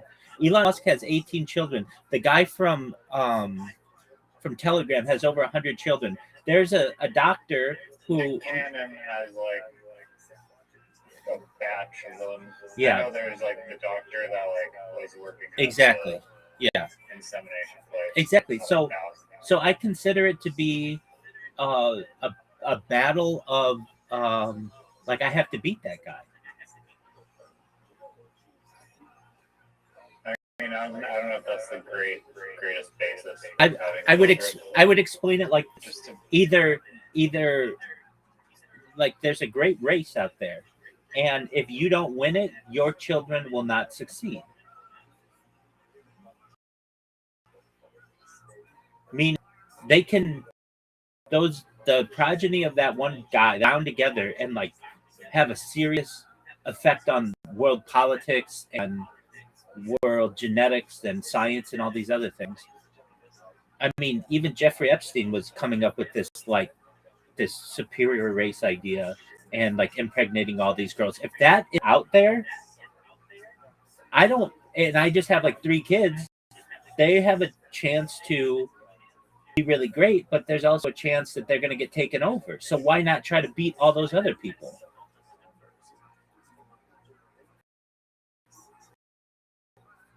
And if the desire's out there, if the desire's out there, look, I hate to say it, but it's the truth that if there's somebody who has this huge amount of their, every woman in the world would want to connect, or just about, but it's like, I want to be part of that story. There are women out there who will say, I want to be that story. I want my baby daddy or whatever, and I hate that term, but I want the father of my children, the story, the greatest story ever told. And that's what this is. I see where you're coming from. Now, do I want my core nuclear family? Absolutely. And so I'd like to find a wife by the time I'm 50 or so, and she may be in her 20s. And that wasn't something that I necessarily always thought was great, but especially with people living longer, our expectations are changing. And have a brood of... I thought you liked MILF. Oh, I do. And that woman will be a MILF when I'm 80. And that'll be prime time. But especially with peptides and cryonics and cryogenics and human growth hormone and stem cells and all of those other things that I talk about, the average life expectancy is going to rise. And especially with the idea of mind uploading technology. And I know out there that there are plots to take over the world by other people. Why wouldn't I do my best to position my progeny to be able to defend themselves against that, and then eventually take over the world?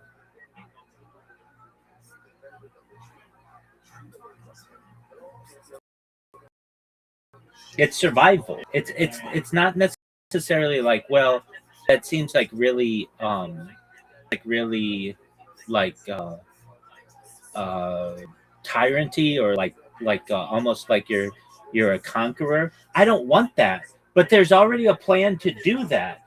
And if I don't beat those people, they're going to beat me.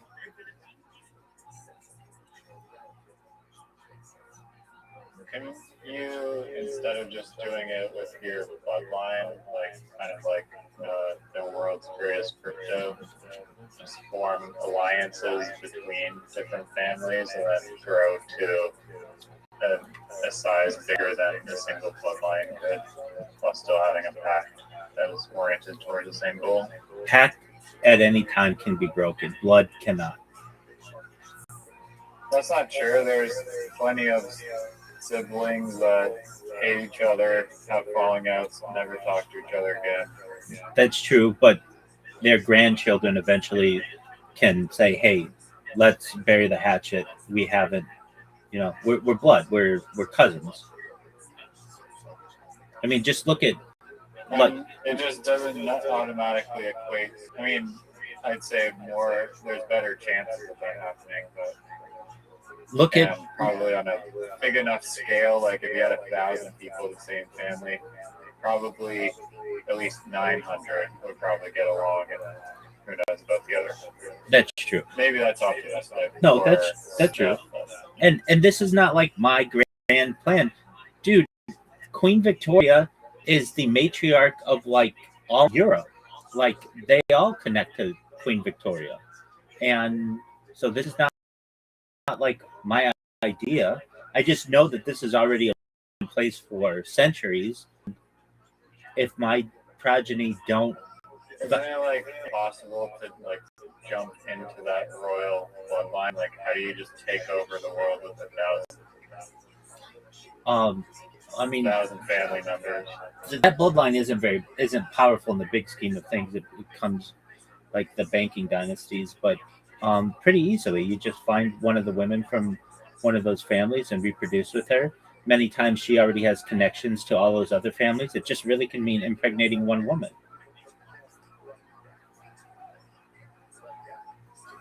So you just need game. Well, and here's the thing. I have what trumps all the game in the world, all the money in the world, all the charisma in the world, all the humor in the world, all the handsomeness in the world. I have the greatest story of all time archived. And every woman on earth will want that. It's like, let's try to put the shoe on the other foot. Are you saying like just status, like celebrity status? Yeah, but it's. I would say that people would also not like that as well. It's not just celebrity status, like you were in a movie, or you were in a movie like that. It's literally like I can put you in. Everybody would want that. Everybody would want the idea of feeling important. Wait, so I'm going to be in the Bible? Most certainly. I think this will be more important in the future than the actual Bible. Like before the Bible, there was the Epic of Gilgamesh, and then we have the Bible, and then I think we have this. Like this to me is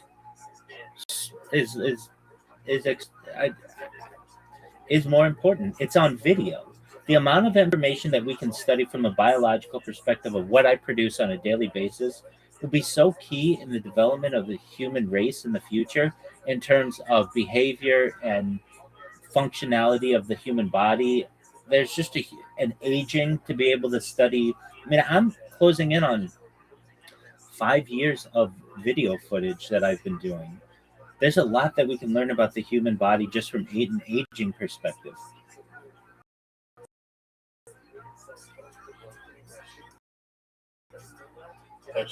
I had the opportunity to see day in, day out an individual age over 5 years. We might be able to see pictures of them, not actually how their body's working at every single moment of every single day.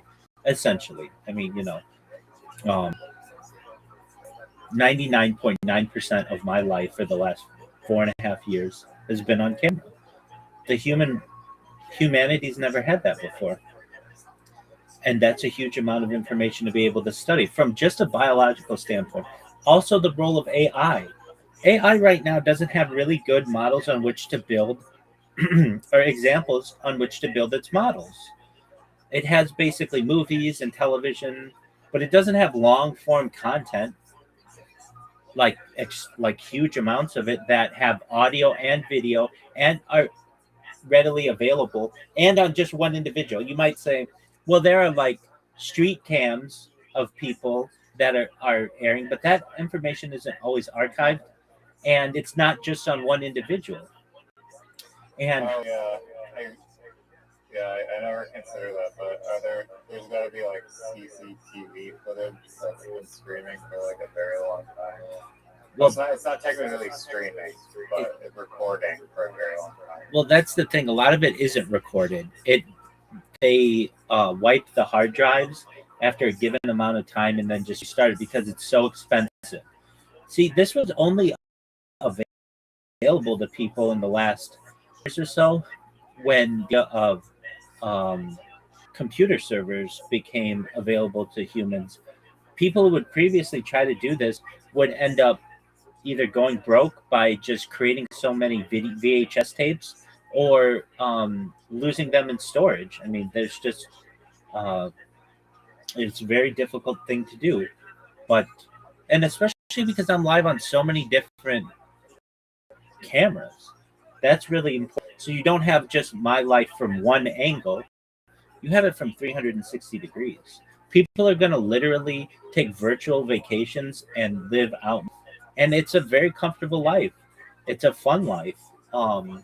People may not think it, but I'm very happy. I enjoy my life very much so. Now, would it be nicer if I could travel to the greatest 5-star hotels of the world? Absolutely. But I know that's coming. If I do this long enough, I know that's coming. Look, Joe Rogan's a perfect example of this, where he said when he first started the Joe Rogan Experience, I just did it because it was fun and I could record conversations with my friends and we would just give each other shit. And that was like the first 5 years of the podcast. But then I started getting some big people on it, and then all of a sudden it exploded. And now he's pretty close to being a billionaire just by having someone hit record on his conversation. And in the same way, I can take this to another level by just hitting record on my own conversations and not just become a multimillionaire, not just become a multi-billionaire, but a trillionaire, just based on data. And look, if it doesn't happen, okay. If anything, somebody's going to find out about what I have done over the course of the next century and find it to be interesting. Just like we find people who wrote books or journals or diaries or painted on cave walls, all of those things made an impact on humanity. It's the fact that it's recorded. Like, I can't emphasize that enough. A closed caption video or closed circuit television feed is great, but if it's not available to the public and it's not recorded, is it really that beneficial? It's the old adage, if a tree falls in the forest, is it really heard? There are arguments to be made that it isn't, because nobody heard it. Nobody was there to hear it. But in my case, my streams are going constantly, and they're quite interesting, of the people who I meet, the things, the conversations that I have, and on top of all of that, it's a timeline of world events. We're in wars right now. Prior to this, we've had death of a king, a death of a queen, birth of AI, the coronation of a king. It goes back to the pandemic. That's a lot of history that I've been able to document, and will be interesting to historians in the future. This will be the central trunk of the tree of history in the future. I mean, it's not like you're like a news station, but I think I like the caveman or the cave painting analogies, and this is like an evolution of cave painting. Absolutely. And also having just like the longest, like continual, or that's not what I have. I have the most amount of data. That's what I have. Sure. Yeah. And almost, I mean, aside from like a few cuts, like practically the longest continual piece of footage of a human being recorded. Yeah. With audio and video. Yeah, that's not as important to me. I would much rather have 20 different angles of an individual with random cuts, so long as the cuts aren't for like months on end, they're or even weeks on end, like, it might be like 10 seconds or something. I'd much rather have that from 20 different angles than one continuous stream.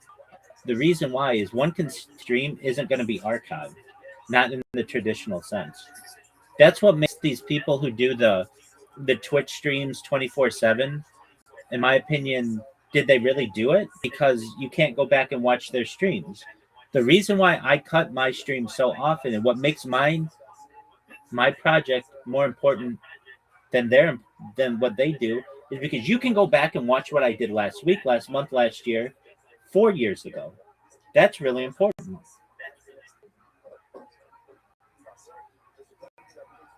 No, I agree.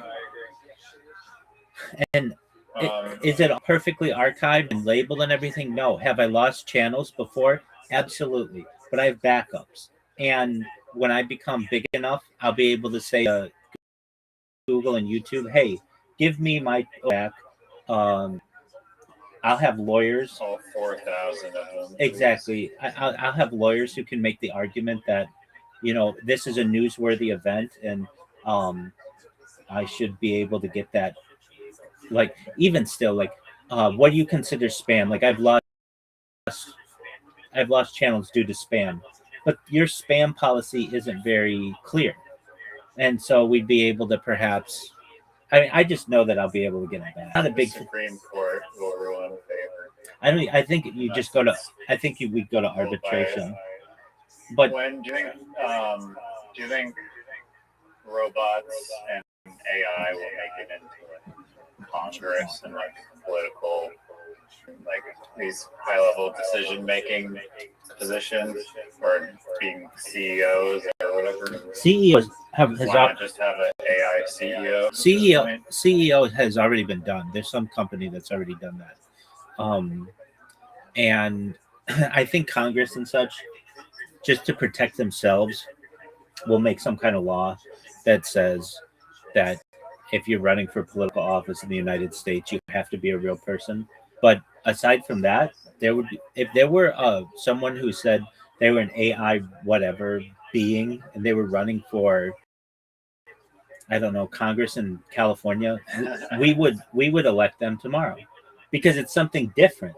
People would say, look, maybe it wouldn't be able to be corrupt, or like right now, all these people are. Big question, is like how you prove that it's gonna be an honest actor. If that was actually provable, then I think there would be a good argument to vote for it, because that's a huge problem in politics, right? Basically. I agree. So back in terms of your question, do you think that you'll have? Keep going about the AI politician. I'm sorry. Oh, well, I just think that eventually this will be legislated that you have to be a real person to be a politician, just for their own job security. Why can't they collect like UBI like everyone else? The robot or the people? No, the Congress people. I mean, they already basically have that. Once they leave Congress, they get health care for life. I think they get a stipend, and depending on what level they have, they might get some kind of security protection. I mean, would you say that like at some point in the future? I mean, even if maybe it's not like government decisions, but it'll start like basically working its way up the pyramid as high as it can, and it's up to humans whether we allow them to be like CEOs, elected into like these high level positions. And I'm saying that maybe having an AI president is a long ways away, but it's possible. I mean, it could happen now. I'm saying that it would happen, but it will be legislated against so that it is not allowed. Yeah, no, but that's just for Congress. I'm talking about like just other areas of society where it's like they're are they going to legislate that it can't be an employee at all? Actually, human labor? Actually, I don't even think it has to be legislated in.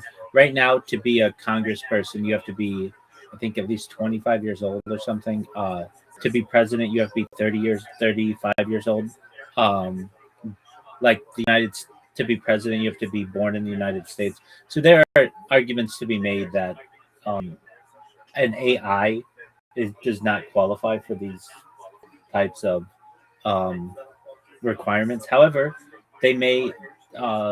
Congress may make it specific that says that non-human entities are not eligible.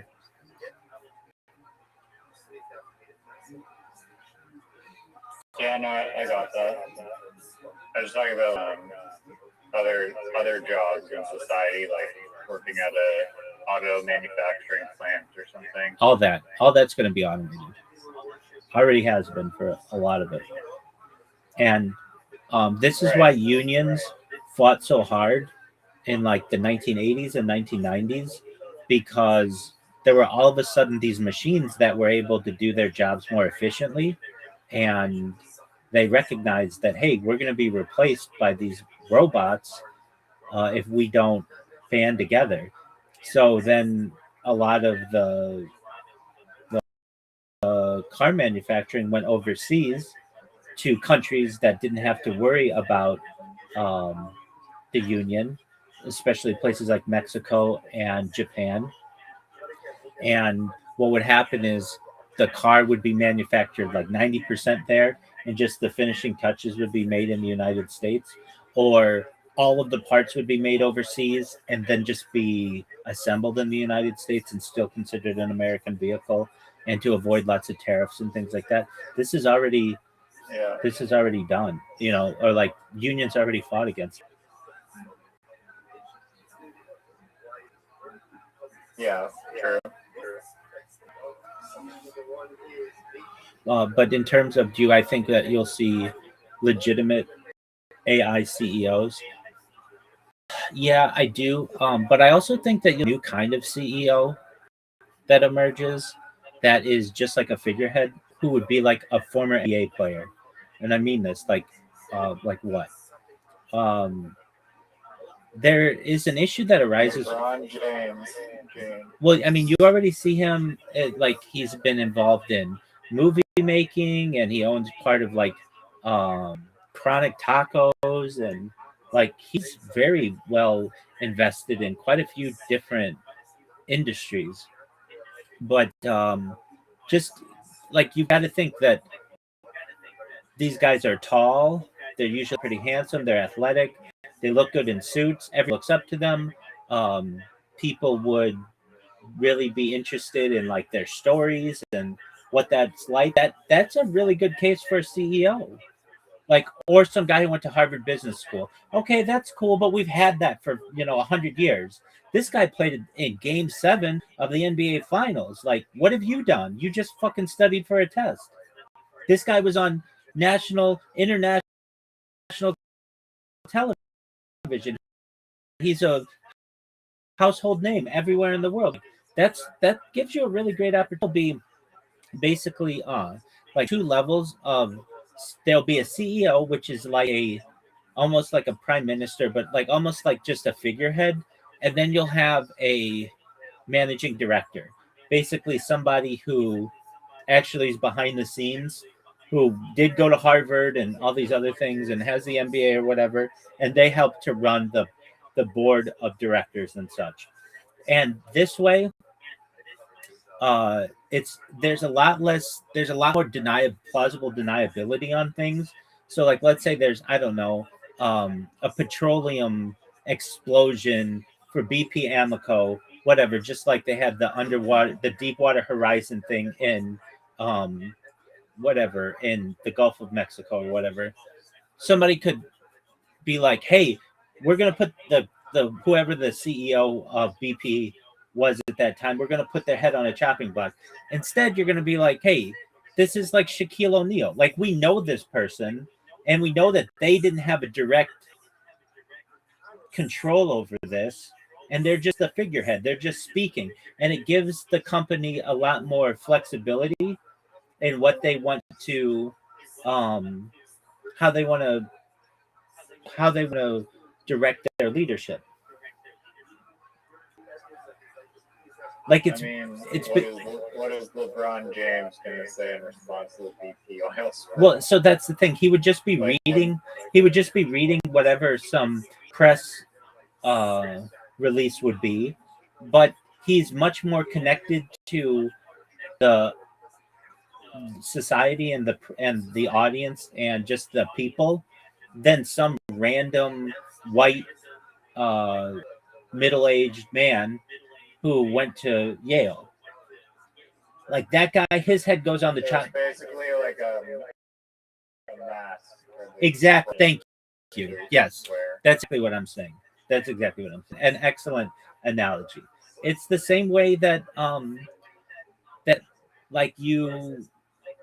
I mean, it's. I don't know if this is. It's a mask. Yeah. Well, I'll just leave it at that. You're 100% right.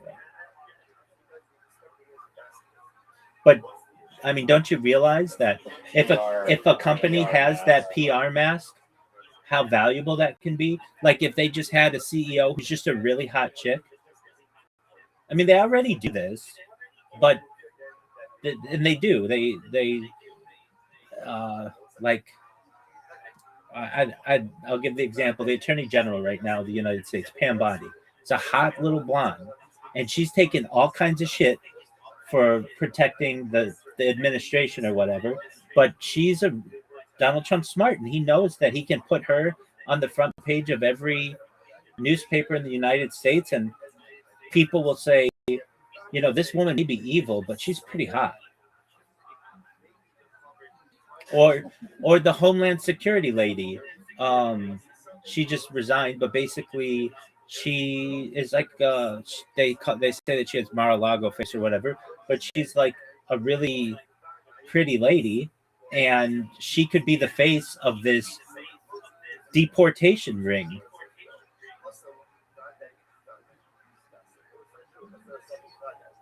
Like that's what they do.